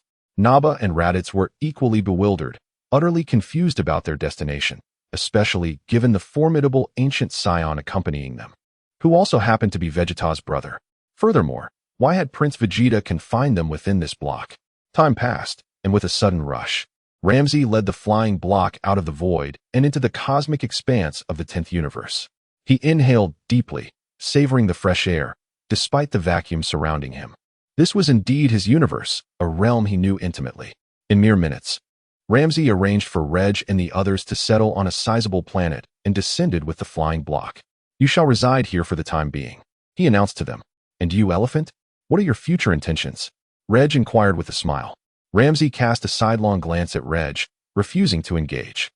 As the god of destruction, why should I concern myself with your plans? I understand your strength, Reg said, maintaining his smile. I do not know what benefits Vegeta has offered you, but I could match them tenfold.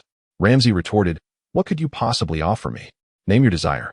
And I shall fulfill it, Reg replied eagerly.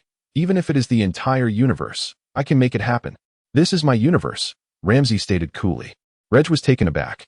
Your universe? What do you mean? Enough. Just remain here quietly. Lam-Z shook his head, dismissing Reg's lack of understanding. What was the point of conversing with someone so naive? Lam-Z sighed, the elephant's trunk swaying slightly as he retracted the flying block, preparing to depart. So, you decline my proposal? Reg's expression hardened as he scrutinized Lam-Z. I have no interest, Lam-Z scoffed. Then I shall not hold back. Reg sneered coldly, energy surging wildly from his being. An immense aura radiated outward, and as his hair stood on end, golden light enveloped him. He had transformed into a Super Saiyan. Reg had finally completed his transformation, the fabled Super Saiyan 5. Surprised, are you? He cackled. Lam-Z remained unfazed. If we cannot reach an agreement, I shall teach you a lesson. With that, Reg charged toward Lam-Z, unleashing a devastating punch. Naba and Raditz, petrified, clung to one another in fear, trembling in the distance. Boom. Reg's fist surged toward Lam-Z with earth-shattering force. Unperturbed, Lam-Z raised a hand effortlessly, catching Reg's fist with ease.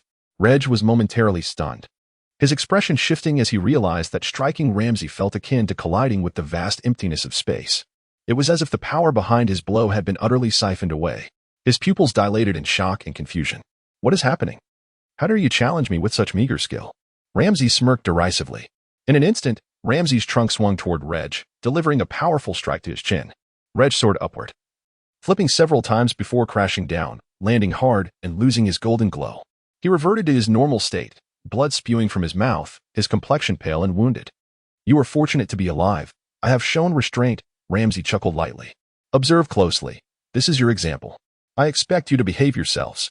With that, Lam-Z made no further delay, his purple-red aura shimmering as he transformed into a streak of light, swiftly disappearing into the cosmos.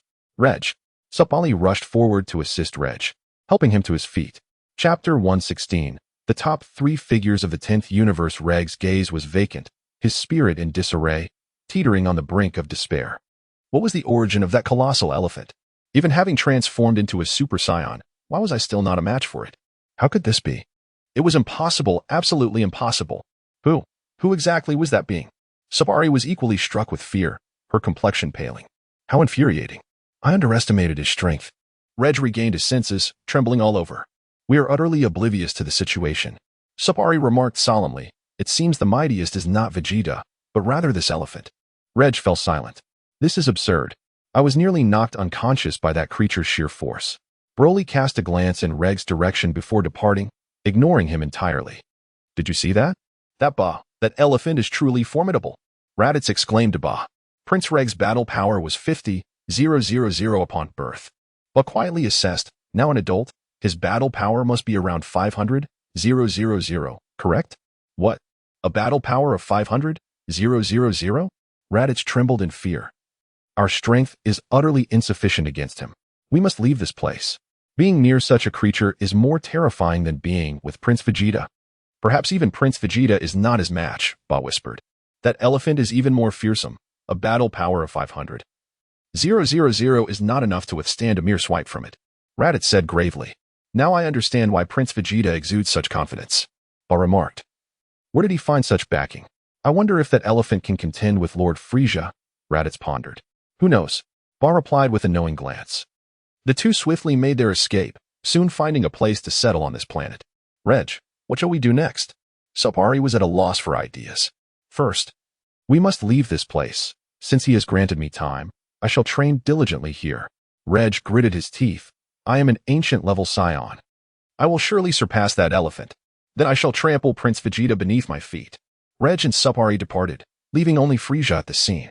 Frieza remained in a state of unconsciousness, still reeling from the rapid spin Vegeta had subjected him to. An hour passed before Frieza finally rubbed his head and rose from the ground, only to immediately sit back down, still disoriented. That cursed wild monkey. Frieza fumed. I shall not forgive you. With a thunderous eruption of energy, Frieza began searching for Vegeta's whereabouts. It was then that he realized he was on an unfamiliar planet. Where's this place? Frieza pondered, feeling disoriented. Moments later, he soared into the sky, surveying his surroundings. This cosmic expanse feels so foreign. I do not recall visiting this area before. I should inquire with someone. Frieza quickly returned to the previous planet and easily seized a resident. This planet indeed harbors humanity. With an array of diverse species. The individual before Frieza was a brown-skinned fellow, resembling a pig, with notably prominent arms. This man was named Napapa. If Vegeta were present, he might recognize this individual, for Napapa had participated in the power tournament in the future, showcasing a commendable performance. Anyone who could compete in such a tournament certainly possesses remarkable strength. Excuse me, what is this place? Frieza inquired of Napapa. The star of all races, Napapa replied. Oh, this planet's diverse inhabitants certainly warrant such a name, Frieza nodded. You are new here, aren't you? Napapa asked. May I ask how to get to Frieza Planet 38? Frieza inquired. Frieza? Never heard of it. Napapa shook his head. I am Frieza, the Cosmic Emperor. Surely, you have heard of my name? Frieza asked with a sly smile. Cosmic Emperor? Napapa blinked in surprise. How come I didn't know our universe had a Cosmic Emperor? Now you do, Frieza chuckled. Napapa, you are quite confident. Calling yourself a Cosmic Emperor. Napapa thought Frieza was clearly delusional and turned to leave. Where are you going? Frieza was bewildered. I was speaking to you. How can you just walk away? You are making me lose face. I refuse to converse with someone insane. Napapa shook his head. You, what did you say? Frieza was amused. Do you realize who you are insulting? Do you know the consequences of such actions? Napapa slowly halted, glancing back at Frieza. It seems you need a lesson to comprehend the might of a Cosmic Emperor. Frieza sneered. Mighty, you say? Then I shall gladly test the strength of this so-called Cosmic Emperor. Napapa replied with a grin, launching an attack. Frieza scoffed dismissively, raising a hand to block Napapa's strike. However, the moment Frieza's hand made contact with Napapa, he was taken aback by the overwhelming force. Frieza's pupils constricted, his expression darkening.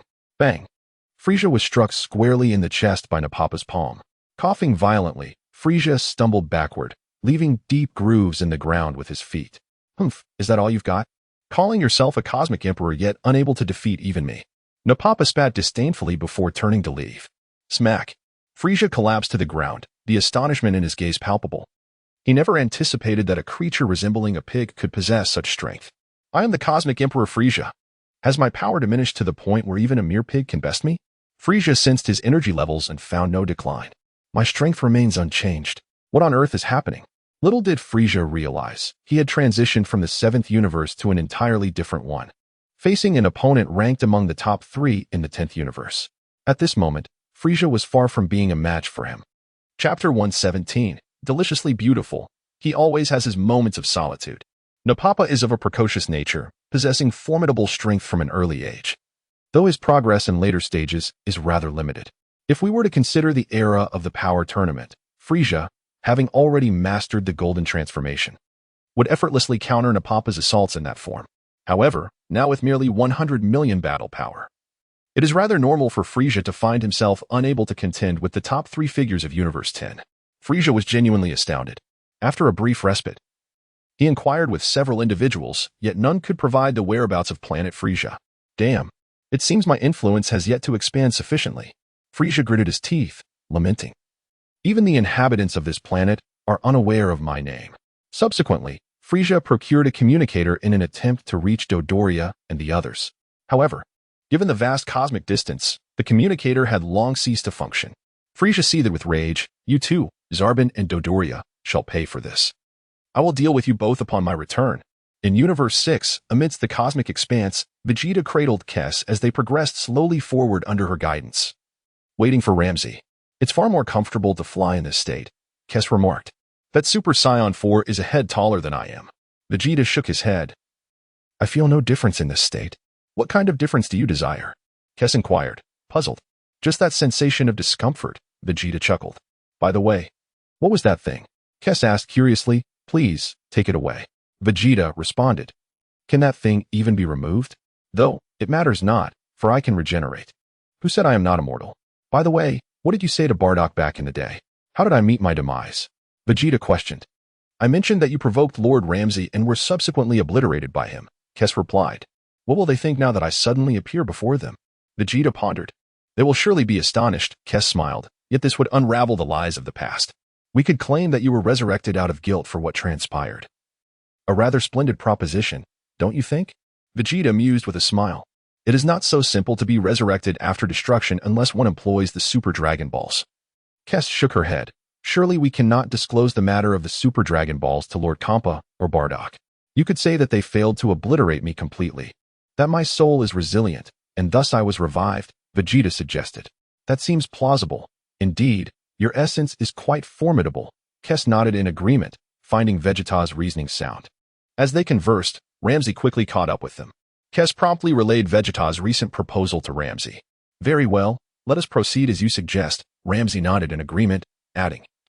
While I was approaching, I contemplated how to trick that Kampa fellow. I harbor no fondness for him, given his connection to Beerus. What are you planning to deceive him with? Vegeta inquired. It is not so much about work.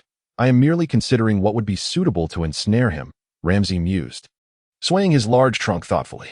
How about a game of truth or dare? Vegeta proposed. Truth or dare? Lam-Z was taken aback. Just follow my lead.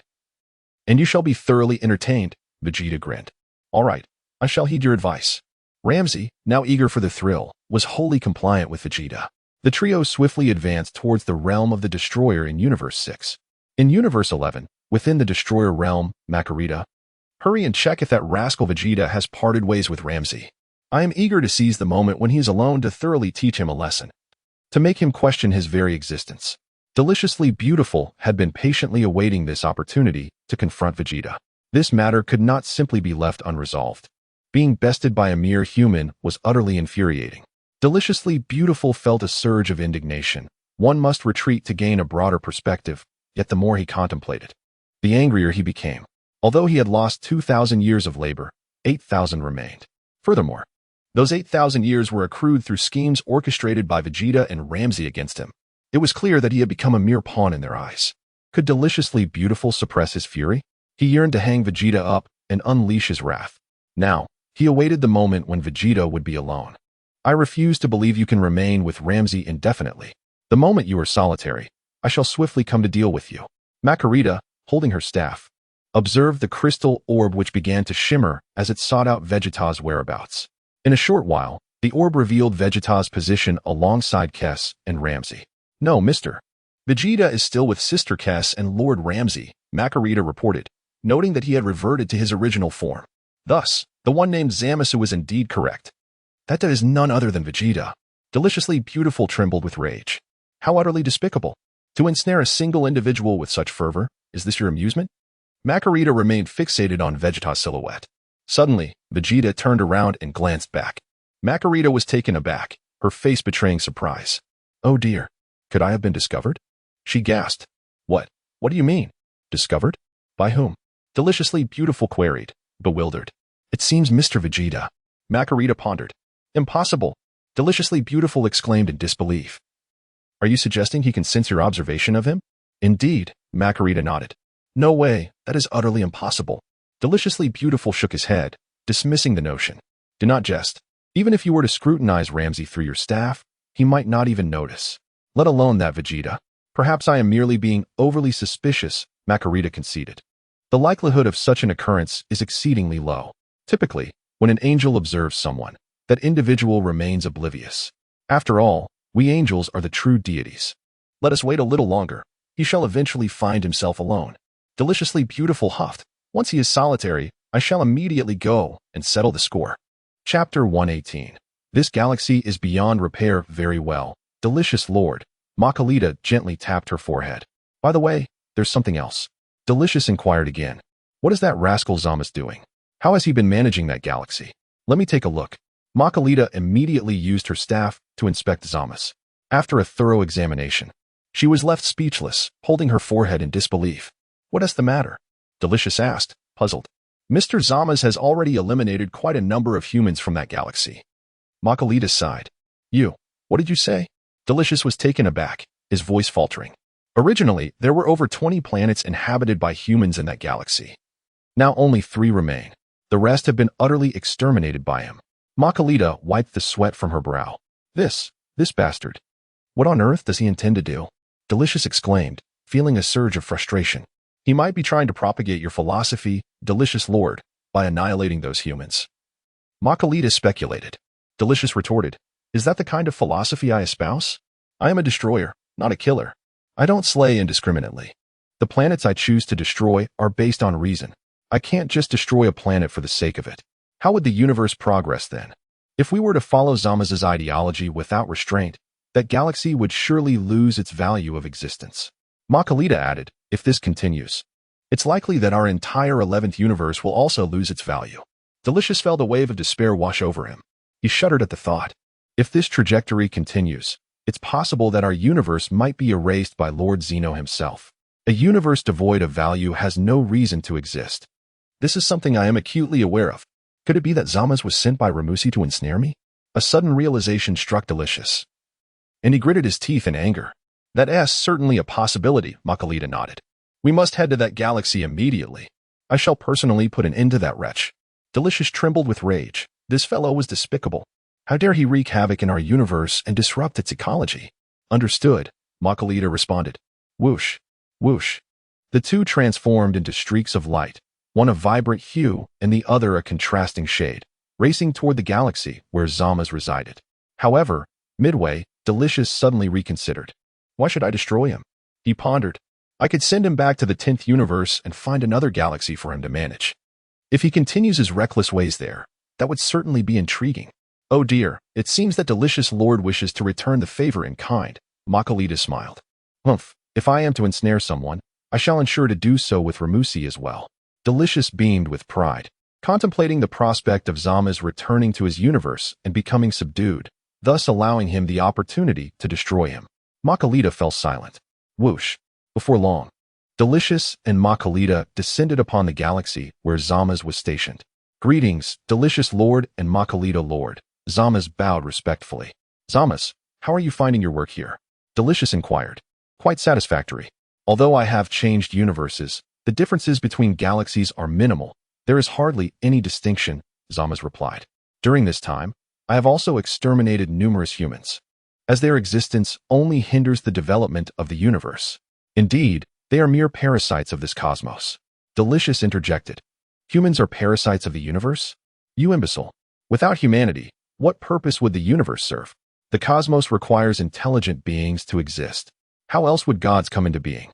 Do you think all destroyers are born as gods? While it appears that Kais are naturally divine, they evolved from the fruits of the world tree, unlike us ancient humans. In truth, all destroyers are ultimately evolved from humanity. Zama's disdain for humans stirred discomfort within Delicious, though he concealed his feelings outwardly. You have done well, Zama's. You have truly impressed me. Delicious patted Zama's on the shoulder, suppressing the urge to strike him down. You nearly destroyed this galaxy. Do you have any idea how difficult it is to give birth to a galaxy? Do you know how many beings inhabit it? Although I am a destroyer, I am not a killer. I only seek to dismantle unnecessary planets, those that squander resources. Yet you, on the other hand, have nearly wiped out every last human. To receive the praise of Delicious Lord is an immense honor. Zama's immediately bowed again. You indeed possess the potential to become an apprentice destroyer. Delicious smiled with satisfaction, patting Zama's shoulder. Really? Does that mean I can become your disciple, Delicious Lord? Zama's had dreamt of being a destroyer. I still need to assess you further before I can accept you as my disciple, Delicious mused. I will do my utmost to fulfill all tasks assigned by Delicious Lord. Zama's responded eagerly. However, I need to evaluate your work performance, Delicious remarked. You have performed admirably in this galaxy, yet there are still areas for improvement. Areas for improvement? I have been diligently exterminating. Zama's was momentarily bewildered. Some things can only be grasped intuitively and cannot be articulated. If I were to lay everything out for you, without your own reflection, you would never truly grow, Delicious lamented. I can only say 3 words. Although you have performed commendably, it is not swift enough. Not swift enough? Zama's pondered silently. Is it that I am not killing quickly enough? Does Delicious Lord find me lacking? Here is what you should do. Go back to your 10th universe and find a few galaxies to experiment with. Delicious suggested with a smile. After all, you might be able to leverage your strengths better in your own universe. You remain unfamiliar with the 11th universe. I wish to see your true capabilities. Delicious Lord. Are you trying to dismiss me? Zama's felt a tightening in his chest. I have already stated that if you perform excellently, I will consider taking you as my disciple. Delicious reassured him. Chapter 119. I sense someone is watching me. So, what about Lord Wymide's former disciple? Zama's inquired with curiosity. Let that scoundrel eat dung. Wymide retorted, bitterness lacing his words. It is already a considerable act of kindness that I have not obliterated him. Wymide nearly ground his teeth as he uttered these sentiments, which were spoken with utmost sincerity. That rascal Torpo has repeatedly been bested by that little brat Vegeta. If only he were stronger, I would not suffer such humiliating defeats. Wymide contemplated that if a more suitable disciple were to present itself, he would certainly replace Torpo without hesitation. Now, I shall return to Universe 10 and seek out a few galaxies to experiment anew. Zama's nodded vigorously in agreement, his expression brimming with boundless anticipation. By the way, it is best not to let that fellow Rumshire know about this. If he finds out, he will undoubtedly disallow my disciples from becoming destroyers in other universes. Besides, he already has Vegeta and certainly would not consider replacing him with you. Understood. I will exercise caution, Zama's replied with a bow. Go forth and strive diligently. Achieve remarkable results. Wymide encouraged once more, patting Zama's on the shoulder. Yes, Lord Wymide, Zama's declared with fervor. Subsequently, Zama's bid farewell to Wymide and Makalita, setting off with great determination towards Universe 10. Upon his return, Zama's entered a galaxy and began a systematic extermination of its inhabitants. Soon, a living planet within that galaxy was reduced to a desolate wasteland. It still feels insufficiently swift. It took me a full hour to render this planet into such a state, Zama sighed. I must hasten my pace. Gazing toward another location, he resolved. Next, I shall target the planet of multitudes. That planet is approximately 10 times larger than this one. I aim to eradicate all humans within half an hour. A faint smile curved Zama's lips, an expression of uncontainable joy. With a swift motion, Zama's activated his instant transmission, appearing above the planet of multitudes in an instant. In Universe 6, within the cosmic expanse, Vegeta turned to glance behind him. What? Is something back there? Rumshire queried. I suddenly felt as though someone was observing me, Vegeta mused. What? Someone is watching you? Rumshire was taken aback. Who could it be? I do not know. but it is quite unsettling. Vegeta shook his head, feeling as though a woman had scrutinized him thoroughly. Chris. Rumsher. That description is quite absurd. Who would be interested in that little brat? A mere child who has yet to mature fully. If you were in your Super Saiyan 4 form, it would be somewhat understandable, Rumsher remarked. Chris, curious, asked, do you think it might be Makalita? Why would you think it is Makalita? She has long coveted my beauty, Vegeta replied. Chris fell silent, and Rumsher turned his head away. Your ego is quite inflated. Who is truly coveting whom's beauty? I can assure you that Makalita is not enamored with your appearance, Chris retorted. If I were to incorporate Makalita into my harem, what title would be most suitable? Vegeta pondered, hesitating slightly. Is this really what you should be contemplating at this moment? Chris sighed, casually asking, what about the title of noble consort? Vegeta, your collaboration in this conversation is rather unexpected. I find it acceptable, Vegeta nodded. What was it I intended to bestow upon you previously? I am your sister. I regard you as my brother, yet you wish to be intimate with me. Chris huffed. You previously suggested that Chris be named as a consort, Rumsher interjected. Wouldn't the title of virtuous consort be more appropriate? Vegeta mused. I concur, Rumsher nodded. Enough of this banter. We are nearing Lord Kampa's planet. Chris pointed ahead, beckoning Vegeta and Rumsher to follow. Let us proceed as planned, Vegeta commanded. Swish. The three transformed into streaks of vibrant light, racing toward the direction of Kampa's planet.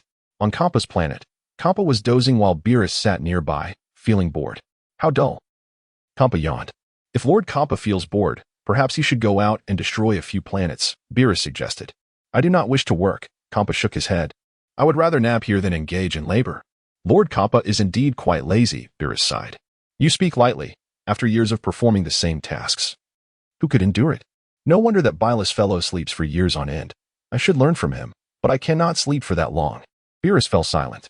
By the way, Beerus, have you found any planets known for their exquisite cuisine recently? Kampa inquired, licking his lips. Aside from sleeping, my greatest interest lies in fine food. Not really, at least not in our universe. Beerus shook his head. If our universe lacks such planets, we should explore Universe 7. Perhaps Frieza's little minion has prepared a plethora of culinary delights, Kampa suggested. All right, I will look into it. The last planet, called Planet Funfader, was quite the challenge to discover, Beerus replied. Speaking of Planet Funfader, I suddenly recalled that lad named Vegeta. Kampa mused. What a random demise. Indeed. It is quite regrettable, Beerus added with a hint of melancholy. His grave must be overgrown by now, Kampa remarked. Perhaps, Beerus nodded. Has he been reincarnated as a human? Or has he taken another form? Kampa inquired further. Oh dear. It seems Lord Vegeta may not have the opportunity for reincarnation. Has Lord Kampa forgotten? His soul has been obliterated. Beerus reminded him. Now that you mention it, I recall he was destroyed by that fellow Rumsher. I had thought he merely perished in battle. Kampa chuckled darkly. Rumsher at least allowed me to finish my peach preserves before obliterating him. Beerus, by the way, did you not have some agreement with that lad named Vegeta? Kampa asked with a smile. Chapter 120, The Long-Awaited Reunion with Bados. Oh dear. Guests have arrived. Bados remained silent, suddenly gazing up at the sky. Who would be so bored as to visit us? Kampa grumbled. In the next moment, Vegeta, Lam-Z, and Kess descended gracefully from the heavens, landing before Kampa and Bados. Kampa rubbed his eyes vigorously. Is this really? Kampa stared at Vegeta in disbelief. Bados also regarded Vegeta with thoughtful curiosity. Is Vegeta truly alive? You are Vegeta, right? Kampa directly inquired. So you remember me? I thought you had forgotten all about me, Vegeta replied with a slight smile. You rascal, Kampa exclaimed, overwhelmed with excitement, as he leaped from his seat and hurried to Vegeta's side. Hurry, I've missed you so much. Bring out your canned peaches for me to taste. Vegeta. You fool. Do you think I'm just thinking about canned peaches? No need to rush, Vegeta smiled. I'll get them for you shortly. Hurry up. I've been waiting for over a decade, Kampa urged. After all this time, what essay a little longer? Vegeta chuckled. Now tell me, what on earth happened? Kampa bit his lip and asked, didn't you let that Lam-Z fellow destroy you? At this, Kampa cast a sidelong glance at Lam-Z. Lam-Z. You are not welcome here. What are you doing? Kampa huffed. As if I would want to pay you any mind, Lam-Z scoffed. If it weren't for the incident where you destroyed Bados' body, do you think I'd bother coming? Oh dear, what exactly has transpired? Has Mr. Vegeta been resurrected? Bados also appeared puzzled. Indeed, Mr. Vegeta was destroyed by Lord Lam-Z, but after his demise, we discovered his soul was remarkably powerful, not entirely obliterated. Thus, we have spent these years attempting to restore his soul. After all this time, we have finally succeeded in fully restoring it. Kess remarked.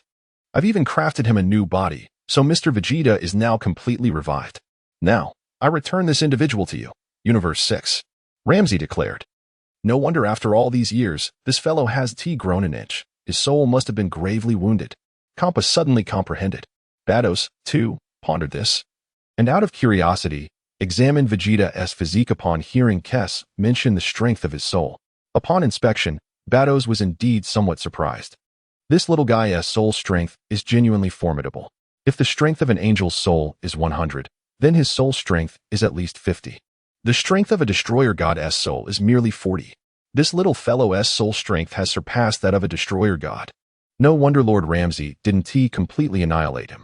Only today have we managed to repair him, which is why we came to return him to you. Lam-Z explained. TCH. As if I were a mere machine. Vegeta grunted, casting a dark glance at Lam-Z. You big elephant, just wait. One day, I shall repay you for what you've done to me. Enough, it's a miracle your soul has been preserved. Refrain from provoking that individual. Kampa huffed, directing Vegeta. Hurry and bring out your canned peaches. I can hardly wait. Vegeta. So all these years, Kampa has been waiting not for me, but for canned peaches. According to our agreement, I have returned him to you. Lam-Z stated, we are now square. Humph. Kampa huffed, looking at Vegeta. You've managed to reclaim a life. You should be thankful. TCH. Vegeta rolled his eyes. You, rascal, Haven T changed a bit from before. Kampa chuckled. I still maintain my stance. If your canned peaches are delicious enough, I might consider letting you stay by my side. Let us set aside the matter of canned peaches for now. Vegeta said, immediately turning his gaze to Vados, and continued, I have come to fulfill my promise to Vados. Vados was taken aback. Indeed, you once stated that once I grew up, you would marry me. Vegeta declared, now that I have matured. I am almost 18 years old. Vados. If you hadn't mentioned it, I might have nearly forgotten. Young man, do you truly consider this growth? Kampa huffed, you should take a look at your stature. You haven't grown at all in comparison to 10 years ago. Oh dear, mister. Vegeta's height is indeed rather modest. Vados smiled. Although you are nearing 18 this year, your actual age is still around 5, right? After all, your soul has just been restored, and your body remains as it was over a decade ago. I count my age by years. It doesn't matter what my body looks like. I am of age, Vegeta asserted. Let us talk about that when you truly grow up. Vados chuckled. In your current state, even if I were to marry you, it wouldn't be suitable height-wise. Oh dear, Vados, do you truly have such an agreement with Mr. Vegeta? Kess inquired with a smile. It was merely a jest to entertain a child. The little fellow took it seriously. Vados leaned closer to Kess and whispered, Vados, isn't that a bit of bullying towards a minor? Kess laughed. Don't you find him amusing? I enjoy teasing him. Vados said in a lowered voice. He is indeed quite entertaining. Kess nodded, asking, I heard Mr. Vegeta mention that you both made a vow together back then? That is indeed the case, Vados replied. What was said? Kess asked curiously. This. Perhaps it's best left unspoken. Vados wiped the sweat from her brow. I heard Mr. Vegeta say that he has made a promise with you for 1 billion years that whoever changes first will. Kess did not finish her sentence. Sister knows about this. This matter must not reach the Grand Minister's ears. Vados sighed. If the Grand Minister were to learn of this, I can only imagine the expression on his face. Oh dear, I am utterly astonished. This little one dares to make such vows. Kess exclaimed. It is all a matter of long ago. Vados chuckled. Chapter 121. Xiangpa. Is canned yellow peach truly so unpalatable? So, is this indeed true? Keisai chuckled mischievously. What do you mean, sister? Vados suddenly felt an ominous premonition. I seem to have fallen into a pit. It's fine. You need not concern yourself. Keisai beamed with delight. Vados. However, upon careful reflection, Vados thought, what difference would that vow make? The little brat has matured yet. Let us discuss it when you grow up. Young lad, have you finished what you needed to say? Where's the canned peach? Xiangpa pressed once more. I shall fetch it for you. Vegeta said, retrieving a jar of moldy yellow peach from his storage ring and tossing it to Xiangpa. I made this long ago. It may have been stored for too long and could very well be expired. Xiangpa immediately seized the jar and brought it to his nose. Detecting almost no scent. Whatever, I'll just taste it. Xiangpa muttered, opening the lid and taking a big bite. Lam-Z, you truly dare to eat it? That thing is moldy, and you still consume it. Ugh. After a single bite, Xiangpa promptly spat out the yellow peach. How could it be so distasteful? Xiangpa's expression darkened as he glared at Vegeta. Perhaps it has gone bad. Vegeta replied, a delicacy is only appealing during its prime. When you encountered me, canned peaches were still quite popular, but now they are outdated. Moreover, it's said to be more flavorful when one is ill. Xiangpa. After eagerly awaiting the canned peaches, it turns out they are so dreadful. Truly, the greater the hope, the greater the disappointment. Vados, is this what you consider delicious? Xiangpa said with a scowl. Oh dear, perhaps Mr. Vegeta is right. It truly is outdated, I senti it. Vados smiled, in fact. I'm not so keen on eating it anymore. Xiangpa fell silent. My beloved canned peaches. This solitary desire in my heart has evaporated into thin air. Vegeta. We shall take our leave. Lam-Z addressed Vegeta, casting a disdainful glance at Xiangpa. Farewell. No need to see us off. Xiangpa huffed, spitting out a couple of mouthfuls of saliva, showing disdain for Lam-Z. Before I depart, allow me to inform you that after this lad's body was restored, I provided him with basic training and his current strength is quite remarkable. Lam-Z stated. With this lad's physical quality, what could possibly be remarkable? Xiangpa retorted disdainfully. Xiangpa, are you questioning my abilities? Lam-Z huffed. I am indeed questioning your abilities. What of it? Xiangpa coldly replied. What outstanding individual could you possibly cultivate? And hurry and take him away. I have lost interest in him. Canned peaches are so unpalatable, yet I have harbored thoughts of you all these years. You have truly disappointed me. What use is it to keep this little brat by my side? Are you certain you want me to take him? Lam-Z inquired. What? You don't wish to take him away? Xiangpa huffed, then send him back to the 7th universe. No, I have decided to train him well. To make him my successor. Lam-Z chuckled. Suit yourself. Xiangpa replied lightly. I hope you won't regret it. Lam-Z remarked. What makes you think I would regret it? Xiangpa laughed. With his meager talent, what level could you possibly cultivate him to? So it is settled. From this day forth, Vegeta shall belong to our 10th universe. Lam-Z declared. If you wish to take him as your disciple, I have no objections. Xiangpa conceded. That is your prerogative. Vegeta, did you hear that? This large fat cat you yearn for does not hold you in high regard. I treat you far better. Lam-Z displayed a smug expression. Vegeta nodded earnestly, leisurely pulling out a small notebook.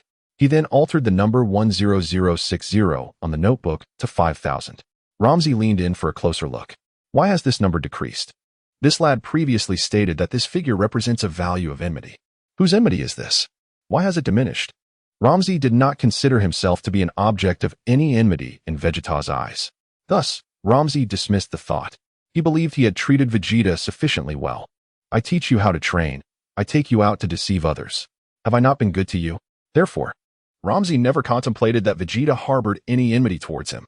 Of course, Lam-Z also remained unaware that Vegeta's enmity towards him was gradually waning. What is this? What does this number signify? Xiangpa also cast a curious glance, but quickly ignored it. Why would I care about such a trivial number concerning this little brat? It's decided. I shall live in the 10th universe. The 10th universe is my true home. Vegeta nodded solemnly. That is more like it. Lam-Z chuckled, a hint of excitement gleaming in his eyes. Xiangpa noticed this subtle change in Lam-Z's expression. This fellow seems rather pleased, as though this lad named Vegeta possesses great talent. It is merely a slightly higher soul strength, is it not? No matter how high your soul strength, if your physical prowess does not keep pace, it is all for naught. Xiangpa, you may as well start regretting. Ha. Lam-Z guffawed. I'm not boasting. I could find anyone in our universe who could easily beat this lad to a pulp. Xiangpa scoffed. Don't think that just because you've trained him for a while, his qualifications are anything special. As an ordinary person, with diligent training, achieving godhood on a single planet is not an issue. However, becoming a cosmic-level being is still far off. Oh? You could readily find someone to beat this lad to a pulp? Lam-Z chuckled. I hardly believe that. I've been rather bored lately. Would you care for a match?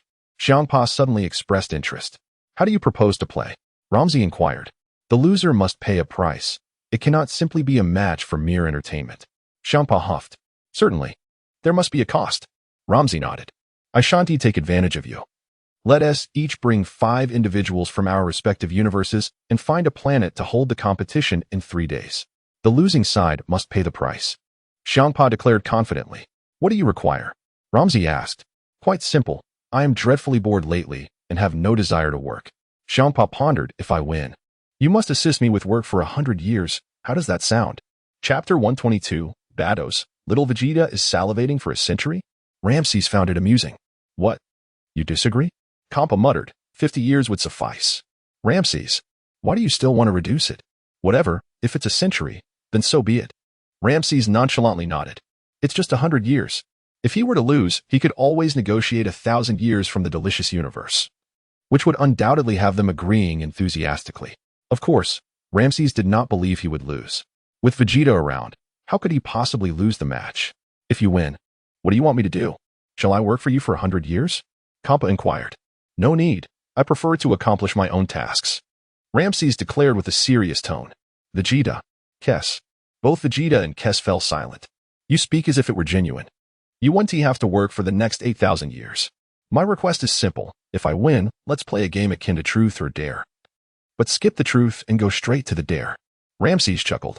A dare? Champa paused, curious about the nature of the dare. You must be aware that I don't get along well with that fellow Beerus, right? Ramses remarked. Indeed, you and I also have our differences. Champa nodded, adding that he and Beerus lacked communication, despite their brotherly bond. Excellent. If you lose, how about delivering a solid kick to him? Ramses suggested. Champa, that dare seems a bit extreme. However, I like it. 1 kick won't suffice. 3 kicks would be just fine. Champa chuckled. Then it's settled at 3 kicks. Ramses nodded in agreement. Very well, we shall meet again in 3 days. Champa displayed a look of anticipation. Humph, 3 days is far too long. Vegeta scoffed. Can we do it in a day? A day? Vegeta, it takes us several hours for a round trip. Time is rather tight. Ramses expressed his dilemma.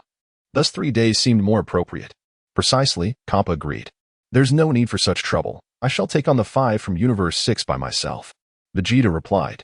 You intend to face all 5 from Universe 6 alone? Ramses feigned shock. Can you manage that? Don't underestimate them. Thinking that a brief period of training with me makes you invincible. Humph. My ultimate goal is to become the strongest in the entire universe. Vegeta stated assertively. And so the decision was made. Kid, your courage is commendable. Champa gave Vegeta a thumbs up. If you manage to defeat all 5 from our universe, not only can you kick Beerus 3 times, but I would have no objection to 10 kicks. Champa remarked. Champa, it seems you were keen on us winning. Ramses commented. Champa, what are you talking about? Am I really like that? It appears so. You're looking to take advantage of this competition to kick Beerus, aren't you? Ramses teased. Humph, we are brothers after all. Do you think I would want to? Champa quickly denied it. 10 kicks would likely wake him up. Ramses pondered. Champa fell silent. Your statement appears valid. It would indeed be easy to rouse that fellow Beerus. However, why should I be the one to lose? The one who should be losing is Ramses. I am destined to win. Although I do wish to kick Beerus, I desire victory even more so. I want Ramses to work for me for 100 years. The thought alone fills me with excitement. This century could be a time of leisure. Let us forego the 10 kicks. Vegeta shook his head. Champa paused. 3 kicks, and then I will destroy his palace. Vegeta suggested. Champa, this kid is truly ruthless. You plan to demolish his abode? Are you sure you want to take on 5 by yourself? Champa laughed. Of course, Vegeta nodded confidently. Kid, you remain as audacious as ever. Champa smirked and glanced at Ramses. What about you? What is your stance? I have no objections. It's merely a matter of working for you for 100 years. Ramses laughed. I enjoy working. 100 years is nothing to me. 1,000 years would be trivial as well. Kes wiped her brow. Indeed, Ramses does not regard a millennium of labor lightly. Since you won't be returning to Universe 10, it will simplify matters. You may wait here for a while. I will summon my people from our universe, and we shall compete on my planet. Champa suddenly appeared intrigued and commanded, Batos, please entertain them while I gather my people. Certainly, Lord Champa. Batos readily agreed. You all can take your time here. There is still time for some training.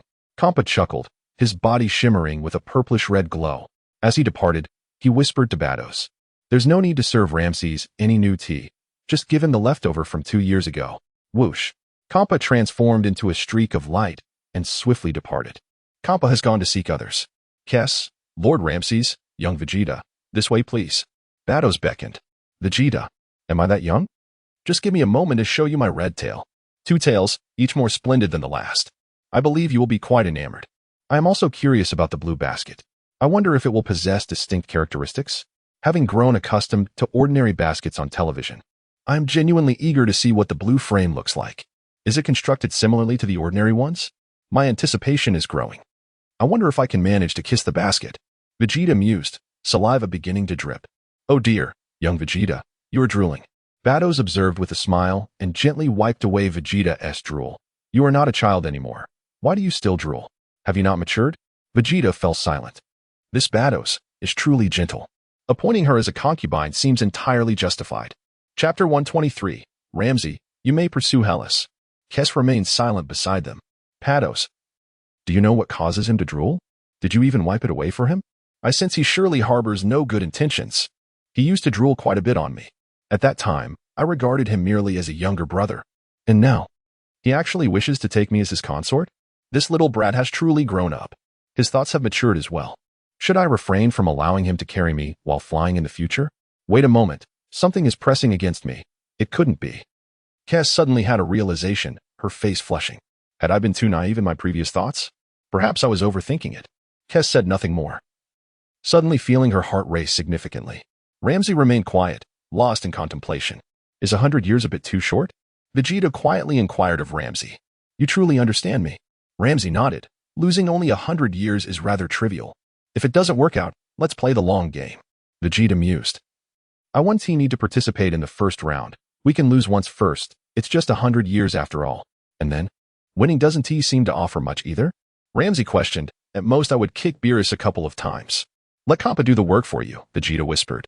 I've already had someone working for me for 8,000 years. Do I still need that rascal Kappa?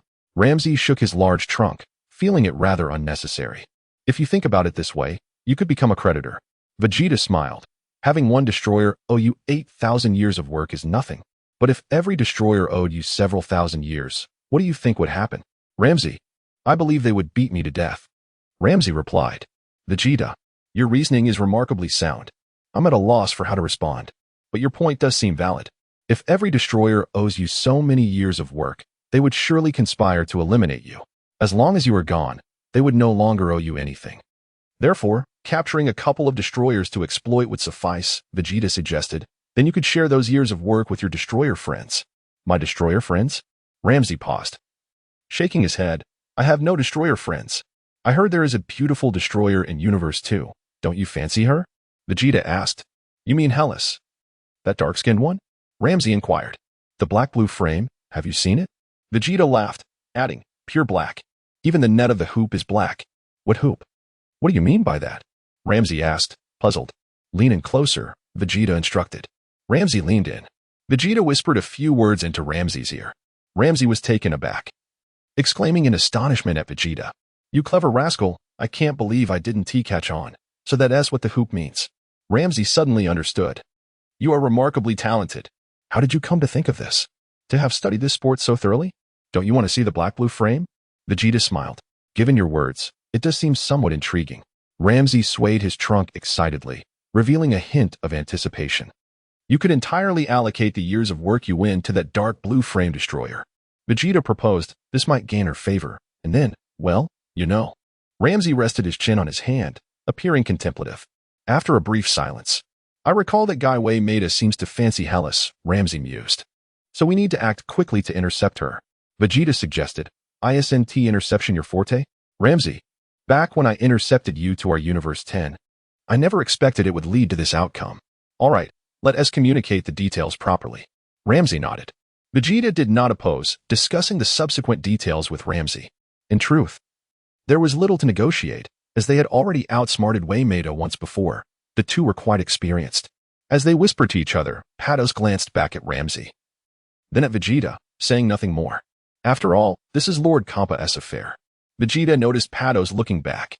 The more he observed Vados, the more he found her alluring. I have yet to taste blue delicacies. In reality, blue food seems quite rare. What blue foods are available to eat? Why ponder so much? ISNT there a grand blue feast right before us? However, this feast is akin to a fine liquor crafted from pure grains. The longer it is aged, the more exquisite its flavor becomes. After all, it cannot spoil. She is a deity, a true celestial being. Suddenly, Vegeta recalled. Vados, you squeezed my cheeks before. I even said I would return the favor. Of course, I don't mean to squeeze your cheeks. I intend to. Wait a moment. Such matters must be approached gradually. Rushing in would lead to repercussions. Her father is someone I cannot provoke. Then I shall return to Universe 10 and bring someone back. Vegeta stated, you have left Reg and the others on the Wan Clan star? Haven't you? That planet lies at the edge of the Void Realm, Lam-Z replied. I understand. Vegeta nodded. Wait, if you bring your brother over, the people Kappa brings may not be sufficient to contend with him. Lam-Z shook his head, stating that would hinder the continuation of a more thrilling competition. I am aware of my limits, Vegeta asserted. Let Kes transport you there, Lam-Z suggested. How long will the round trip take? Vegeta inquired. At least 3 hours. After all, we are traversing an entire universe, Lam-Z pondered. That is too long. I shall use instant transmission instead. Vegeta contemplated, addressing Lam-Z. I've held Kes for so long. There is nothing I can do. It feels rather unsatisfactory. I should make a quick trip back. Instant transmission? Lam-Z was taken aback. Didn't you learn it poorly? Do you think I haven't improved? Vegeta chuckled. In an instant. The next moment, Vegeta executed instant transmission and vanished in a blink. Lam-Z. Kes. This fellow can use instant transmission now? And it seems he teleported to quite a distant location. Then why did you make me carry him for so long? We wasted all this time on the journey. Instant transmission? Patos was also slightly taken aback, asking, has young Vegeta already mastered instant transmission? Indeed, Kes nodded. Previously, Mr. Vegeta had been learning from Lord Guas for several days, making him somewhat of a disciple of Lord Guas. Chapter 124, Frieza encounters Zamasu, the Supreme Kai. Bardoss suddenly realized. So, has young Vegeta become a Supreme Kai? Not yet. He can only be considered an apprentice Supreme Kai, Kes replied. It seems that Sister Kes and Lord Rumshire never intended to return Vegeta to us. Bardoss comprehended. Hiki, you've seen through us, Kes smiled. Bardoss fell silent, pondering. I feel Vegeta has considerable talent, but is he truly as exceptional as you claim? Aside from making decent canned food, he appears rather ordinary. Have you really grown fond of his canned goods? The truth is, while they may be enjoyable once or twice, overindulgence diminishes their appeal. I simply cannot fathom your intentions. Sister Kes, Lord Rumshire, this way please. Let us enjoy tea while we wait, Bardoss suggested, pouring aged tea for the two. In the 10th universe. On the planet of all races, Frieza seethed with rage. He contemplated the destruction of the planet but realized he could not yet contact Dodoria and his comrades. Destruction would leave him with nowhere to escape, so he decided to remain on the planet for a while. Frieza wandered aimlessly, venting his frustration by tormenting a local. I can't even defeat a pig. Bullying you will have to suffice. He ensnared a pig-like individual with his tail, choking him until his face turned crimson. Ha ha ha. Frieza laughed joyously. Your face now resembles that of a pig. The man displayed a look of utter despair. What have I done to deserve this? Why are you treating me this way? With a swift motion, Frieza struck the man in the back, causing him to cough up blood as despair overwhelmed him. I shall be beaten to death by this lizard. Above them, Zamasu observed Frieza's cruelty from a lofty height. Humans are indeed wretched beings, Zamasu coldly remarked. Why must you slaughter one another? His disdain for humanity intensified. Foolish mortals. I shall eradicate you all. Your existence only worsens this galaxy. With a swift descent, Zamasu landed before Frieza, his expression increasingly frigid. Release him, he commanded. Oh, do you know to whom you are speaking? Frieza chuckled. Humph, Zamasu sneered. Then I shall gift you this wretch. Frieza smirked and kicked the individual toward Zamasu. The man stumbled toward Zamasu, exhaling a sigh of relief as if he had found salvation. Thank you for saving me. I am a wealthy merchant on this planet, and to express my gratitude, I wish to offer you 1/10,000th of my fortune. Do you know how much that is? Zamasu's eyes glinted with contempt as a purple energy blade suddenly manifested, chilling the man to his core. Oh, you.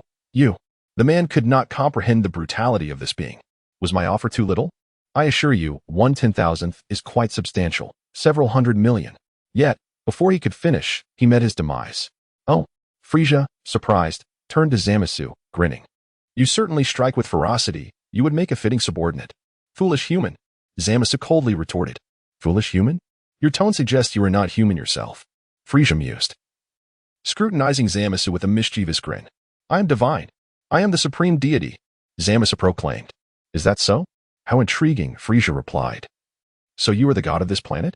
I have conquered many planets and encountered numerous deities. I have slain many gods. What is a god of a planet? They were once mere mortals. Zamasu chuckled lightly. I was born a god. Forever a god. Frieza scoffed. Where did this arrogant being come from? How utterly pretentious. I won't waste more time. Prepare to meet your end, human. Zamasu declared, lunging at Frieza with his energy blade. Do you truly believe you can challenge me, Frieza? Frieza found amusement in the encounter, responding with a cold laugh and a dazzling kick. Boom. Frieza's foot struck Zamasu's face. Zamasu staggered back, rubbing his injured face. His killing intent intensifying. How does it feel, God? Frieza taunted. Do you think you can kill me? Are you unaware of my identity? Humph. It seems you are rather difficult to kill, Zamasu replied with a slight smile. Take this. Frieza exclaimed, a red light shimmering at his fingertips. Swish. The crimson beam shot towards Zamasu. Smack. Zamasu raised his hand, effortlessly blocking the attack. Child's play. Zamasu sneered. What? He blocked it? This is impossible.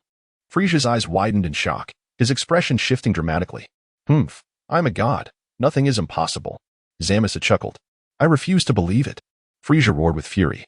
I tolerated being bullied by Vegeta. I endured being oppressed by a pig. But now some random wretch dares to call himself a god. This I cannot bear. And this impertinent fool is too brazen. With a furious roar, Frieza executed a grand spin, unleashing an enormous surge of energy. The colossal force enveloped Zamasu, raising a cloud of dust. As the smoke cleared, Zamasu stood unscathed, his expression filled with boundless disdain. Frieza trembled, fear coursing through him. What kind of being am I facing? Why does every random individual I encounter seem more powerful than I? Am I dreaming? If this is a dream, let me awaken. For I have had enough. Is this your attack? I am terribly disappointed. I had hoped for a more enjoyable challenge. Zamasu smiled sweetly at Frieza. Despite the premature nature of their encounter. But I should resolve this swiftly. Frieza was utterly bewildered, his face contorting with dismay. Chapter 125. Zamasu, what brings you here? Unbeknownst to Zamasu and Frieza, Vegeta hovered above them, observing the unfolding battle. He noted the disparity in strength, given Frieza's current power. It was evident that he could hardly contend with Zamasu. As a deity, Zamasu had long since perfected his abilities. It could be said that Zamasu's combat prowess now bore little distinction from what it would be 4 or 5 decades hence. His true strength had surpassed that of the Supreme Kai of Universe 7, Shin, whose own combat capabilities, by his own admission, could easily vanquish Frieza, judging by Shin's abilities. They appeared roughly equivalent to that of Android Cell during the Android Saga, perhaps even weaker. Or at best akin to Trunks after emerging from the Room of Spirit in time. Zamasu, however, possessed a strength surpassing this, estimated to be on par with that of Perfect Cell. Thus, in this moment, Frieza stood no chance against Zamasu. Vegeta continued to watch silently, pondering the oddity of Zamasu's presence here. Why had he abandoned his duties as Supreme Kai to indulge in frivolities in this place? Suddenly, Vegeta retrieved his communicator and contacted Kess. Call Lam-Z, he instructed. Understood. Please hold, Kess replied, passing the communicator to Lam-Z, who stepped aside to take the call while Kess enjoyed tea and laughter with Bardoss. What's the matter? Lam-Z inquired. Zamasu is on planet Zoan, Vegeta informed him. What is that fellow doing there? Lam-Z asked, taken aback. It seems he is committing murder, taking the lives of innocent beings, Vegeta replied. Isn't he supposed to be the Supreme Kai? The embodiment of justice in this universe, Lam-Z remarked, puzzled. I understand, Vegeta nodded. Have you already arrived at planet Zoan? You certainly are quick. Lam-Z suddenly snapped back to attention. Finally catching on, are we? Vegeta quipped. I contacted you to showcase my instant transmission. Zamasu is a secondary concern. Lam-Z, at a loss for words, replied, Zamasu, you handle it. Very well, Vegeta nodded. Mention to Bardoss that I miss her. I shall return to see her as soon as I finish my tasks. Are you serious? You just parted ways. Lam-Z exclaimed, wiping his brow. You want me to relay that message now? It's your call, Vegeta smiled, ending the conversation. Lam-Z, feeling a sense of unease, thought, wait a moment. Didn't we claim in front of Zamasu that you were dead? What identity are you presenting now? Are you Vegeta or Doll? He hastily tried to reconnect with Vegeta, but the latter had already stowed away the communicator, oblivious to Lam-Z's concerns. That fool. This could expose us, Lam-Z fretted. Yet, he rationalized that it might not be a grave issue. Perhaps Vegeta had simply eliminated Zamasu. Besides, knowing the identity dilemma, Vegeta, being so astute, would not likely make such a fundamental mistake. Taking a deep breath, Lam-Z chose to dismiss the worry. In Universe 10, Vegeta descended slowly from the sky. At that moment, Zamasu had Frieza's neck firmly grasped in his left hand, while his right hand shimmered with the intent to strike. Die, Zamasu coldly declared, ready to deliver a fatal blow. Frieza's eyes filled with despair as he struggled desperately to escape Zamasu's grip. Yet, regardless of his efforts, he remained ensnared. Zamasu's hand seeming to possess infinite divine strength that chilled Frieza's very core. This is it. Am I, the emperor of this universe, to perish here? I refuse to accept this. Ah, is that not Zamasu? Vegeta called out with a smirk. Zamasu, poised to eliminate Frieza, turned in surprise at the familiar voice. It was none other than that insufferable Saiyan. Shivering slightly, Zamasu released Frieza, who fell to the ground, gasping for breath, his face pale. Soon, Frieza beheld Vegeta's presence nearby, his pupils igniting with fury. That wretched monkey. It seems he knows this self-proclaimed deity. Vegeta, Zamasu addressed him. Looks like you're enjoying yourself, Zamasu. Vegeta remarked with a grin. Just having a bit of fun. Happened to encounter this lizard, Zamasu replied with a chuckle. You seem unfazed to see me alive. Vegeta noted with a smile. Zamasu's expression shifted. Oh no. I've exposed myself. I should have feigned surprise. You haven't revealed anything about my identity, have you? Vegeta's gaze remained playful. No. Who would I tell? Zamasu quickly denied, his heart racing. For instance, about that delightful character, Vegeta continued teasingly. Delightful character? I am unfamiliar with anyone by that name. Zamasu attempted to maintain his composure. That's good, Vegeta nodded. You were looking for me? Zamasu asked, anxiety creeping into his tone. Indeed, I require your assistance, Vegeta smiled. How about I take you to a more entertaining place? Can I refuse? Zamasu hesitated, reluctant to leave. I still have a task from Lord Delightful to complete. If I abandon it now, when will I finish eliminating the inhabitants of this galaxy? You may refuse. Vegeta's smile grew ever brighter. Zamasu's expression shifted, weighing his options. If he truly declined, this Saiyan might not let him off easily. Very well, I accept your offer. Zamasu relented, gritting his teeth. Now you're speaking my language. Let us go, Vegeta nodded in satisfaction. After saying this, Vegeta turned back to Frieza. Oh, are you not Frieza? He inquired with a beaming smile.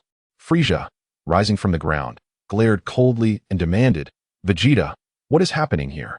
Why am I in this place? Chapter 126, Zamasu. Accompany me on a journey. You can ponder it at your leisure. I have no time to indulge you here, Vegeta chuckled. What did you say? Do you realize who you are addressing? Frieza seethed with rage. Bang! Zamasu swiftly delivered a kick to Frieza's face, causing him to crash to the ground, utterly disoriented. You cannot even defeat me, yet you dare to snarl at Mr. Vegeta?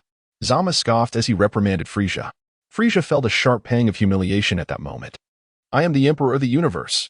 Zamasu contemplated that it would be wiser to treat Vegeta with more respect. Perhaps he could devise a way to persuade him to align with the esteemed Lord Beerus. Wasn't that Lord Beerus's desire? Surely, he harbored a deep-seated disdain for this Vegeta, wishing he could flay him alive. At least on this point, my thoughts align with Lord Beerus. If I can bring Vegeta to his side, my chances of becoming a disciple of the God of Destruction will greatly increase. He is currently alone. But how do I contact Lord Beerus? It's unfortunate. I should have secured a means of communication. No matter. Since he is solitary now, there will be other opportunities in the future. Let's wait. It won't hurt to bide our time. There will be a chance. Let us depart. Vegeta beckoned Zamasu, placing a hand on his shoulder. In an instant, Vegeta and Zamasu executed instant transmission, arriving momentarily at the realm of destruction in Universe 6. Frieza's eyes widened in disbelief, his expression filled with indignation. That wretched monkey. I will not forgive you. Zamasu surveyed his surroundings. Where's this place? Almost immediately, he spotted the distant figure of Roshi. Zamasu? Roshi paused, then advanced, swiftly delivering a blow that rendered Zamasu unconscious. In that fleeting moment before losing consciousness, Zamasu was engulfed by an overwhelming sense of despair. Did Vegeta bring me here to face the wrath of Lord Beerus? Vegeta, why did you bring this troublesome fellow here? Roshi inquired, perplexed. At that moment, Roshi recalled Zamasu's earlier misdeeds. I just slapped him. I hope my hands aren't dirty now. Hurry, bring me your alcohol disinfectant, Roshi urged. Vegeta leisurely produced the disinfectant, spraying Rumshi's hands. Much better, Roshi nodded in satisfaction. What purpose do you have in bringing this troublesome individual here? Is it to challenge the warriors of Universe 6? I intended to bring Frieza, but upon discovering Zamasu, I changed my mind, Vegeta whispered. Besides, I suspect that Kampa may recognize Frieza, and it could lead to complications. Zama's, on the other hand, is one of our own. Oh, I see. Your foresight is commendable, Rumshi acknowledged, nodding approvingly. By the way, does he know your true identity? He does, Vegeta affirmed with a nod. Do not let him reveal it. Rumshi insisted. His mouth is his own. Can you control what he chooses to say? Vegeta laughed. If he dares to speak, I shall obliterate him. Rumshi scoffed, yet remained unconvinced. I must summon him for a little guidance. Perhaps a few sweet rewards to avoid any rebellious thoughts. Otherwise, this game will lose its charm.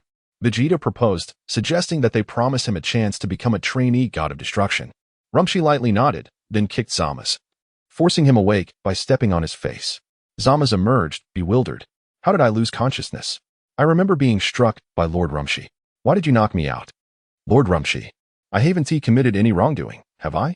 Zama stammered, bracing himself for an answer. That is no longer relevant, Rumshi replied. Zama's. It is important. How can it not be? Clearly, I was not the one who fainted. I still feel pain from the blow. The reason I summoned you is to discuss a very important matter, Rumshi said, patting Zama's on the shoulder with a smile. Please, speak, Lord Rumshi, Zama's replied obediently. I shall remain humble. I won't engage in petty disputes with Rumshi. Let me first ascertain what this matter entails. Perhaps it is favorable.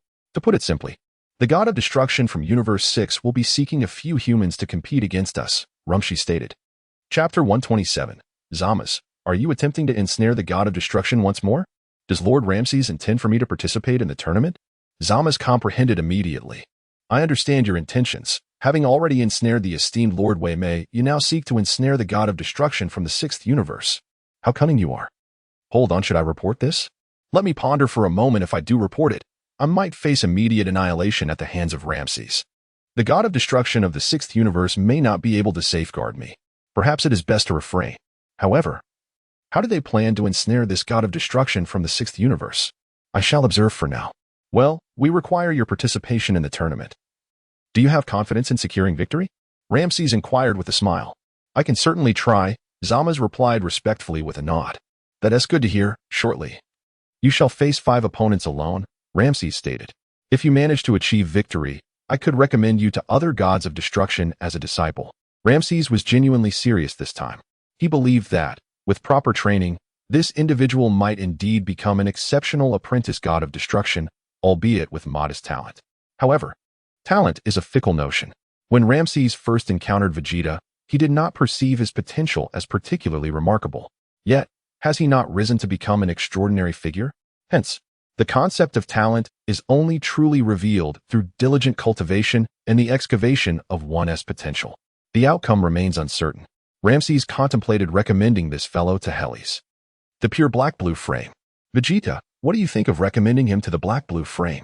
Ramses quietly asked Vegeta. Vegeta, very well. Let us first focus on winning the tournament. Vegeta nodded. They have begun referring to it as the black-blue frame? Have you seen that frame? You are right. My anticipation grows. Ramses grinned, his face illuminated by endless musings. After this matter concludes, should we indeed secure a considerable tenure of service, I ought to heed Vegeta's advice and engage in a meaningful dialogue with that black-blue frame regarding our aspirations. Perhaps we might even sire a small god of destruction. The notion of a union between our 2 universes is indeed a cause for celebration. The thought alone thrilled Ramses. Vegeta, you truly are my strategist. So, do your utmost. I hope you do not disappoint me. Ramses patted Zama's on the shoulder once more. Yes, Lord Ramses. I shall exert every effort to secure victory in the tournament, Zama's responded. In the distance, Kes and Bardos were enjoying tea while engaging in casual conversation. Sister, how is the tea? Bardos inquired. The tea is of good quality, albeit somewhat aged. New tea is undoubtedly more delightful, Kes remarked. Lord Kampa is rather stingy, insisting that I serve this tea to you and Lord Ramses. Bardos chuckled. No worries, though the tea is a bit stale. It does not significantly affect the flavor, Kes remarked nonchalantly. Indeed, Bardos agreed. The two continued their light-hearted banter, swiftly shifting the topic to Vegeta.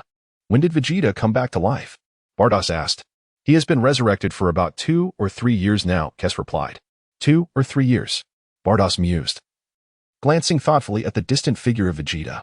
Yes, Kes nodded, sipping her tea while feeling slightly uneasy. Sister, you must know he is from the 7th universe, right? Bardos continued. I only recently discovered that. Kes smiled slightly, but it matters little. If Vegeta prefers the 10th universe, then let him remain there. While that may be true, if Lord Beerus were to find out, he might cause a stir, Bardos chuckled. Even if he were to stir trouble, it cannot extend to our 10th universe, Kes stated. That is also a fair point, Bardos nodded. Returning to the topic, Bardos, when do you plan to marry Vegeta? Kes asked. Bardos, sister, please do not mock me. You know I was merely teasing him. Bardos sighed, recalling how she thought it was a jest at the time, believing that once he matured, he might not find his way to the realm of the gods of destruction. Yet, here he is now. Kes smiled. But he hasn't matured yet, Bardos chuckled. Suddenly, Vegeta chimed in. What do you mean by not having matured? Vegeta asked directly. Bardos? What else could it possibly mean? Of course, it refers to your height. Just look how short you are. If I were to grow up, would you marry me, Bardos? Vegeta asked, somewhat agitated. Fine, fine. If you grow up, I will marry you, all right? Bardos sighed, not wishing to engage in a prolonged dispute with Vegeta. Bardos could discern that with Vegeta's current physique, achieving adulthood might take at least 3 to 5 years. In 3 to 5 years, anything could happen. Perhaps destruction might occur again. Kes, keep evidence. I plan to marry Bardos shortly. Vegeta grinned. It has already been preserved, Kes nodded. Shortly? Bardos glanced curiously at Vegeta, then at Kes. Why shortly? After a brief wait, Kampa finally descended with 4 mortals. Vegeta scrutinized them. Why is one person missing? There are only 4 of you. I shall not bully you. Since you claim you will face 5 alone, I will allow you to face 4 instead, Kampa huffed, beckoning Vegeta. Vegeta understood. So, Kampa is being considerate, bringing only 4 opponents. These 4 had all previously participated in the power tournament and had faced off against the 7th universe. They were Berta, Magetta, Frost, and Hit. The missing individual was Cabba, the Saiyan from the 6th universe. Vegeta contemplated carefully. At this point, Cabba does not seem very old, does he? It is also possible he has not yet been born. He should not have been born yet. Cabba appears to be younger than Gohan. At this time, Goku is still following Master Roshi. No wonder Kampa only brought 4 individuals. Perhaps there are no suitable candidates among the Saiyans. Very well. I shall not take advantage of you. Let my disciple challenge them first. Vegeta pointed to Zama's beside him. Disciple? Kampa was momentarily taken aback. Zama stared intently at Kampa. This large, pudgy cat is the god of destruction of the 6th universe? Greetings, Lord of Destruction. I am Zama's. Zama stepped forward to introduce himself. I am Vegeta's disciple. We have trained under our universe's supreme Kai, Lord Whis, which is why I bear such a title. Zama's clenched his teeth as he uttered the last sentence. You dare call me disciple? Even if we are indeed brothers in training, I am your senior, understand? Chapter 128, Bados. The staff can be borrowed for your research. Have you also trained under the supreme Kai? So, you are his disciple? Xiangpa inquired, nodding without much concern. What significance does being a disciple of the supreme Kai hold? There is nothing to worry about. Lam-Z, are you certain you want this fellow named Zama's to take the stage first? Xiangpa asked. I wish to give him some practical experience first. You do not oppose this, do you? Lam-Z replied. If you want him to gain experience, let him do so in your universe at a leisurely pace. This is a competition. Do not waste time on him. Unless you intend to abide by our previous agreement in case of your defeat, then perhaps it is acceptable. Very well. Let us adhere to our previous agreement. Should Zama's lose, I shall work for you for 100 years. That should suffice, no? Lam-Z nodded gravely, turning to Zama's. You must perform admirably. Do not lose. Otherwise, I shall owe them 100 years of labor. Zama's felt a wave of discontent. Just 100 years of labor? How dare you bring this up? You should be serving Lord Beerus for 8,000 years. This is merely 100 years. I am truly exasperated. Zama's merely grumbled internally. But outwardly, he dared not show any signs of laxity. One misstep could lead to disaster. Yes, I shall strive diligently. Zama's affirmed, his expression solemn. Bados, hurry and create a platform. Xiangpa called out to Bados. Understood, Lord Xiangpa. Bados swiftly approached, pointing her staff at the ground.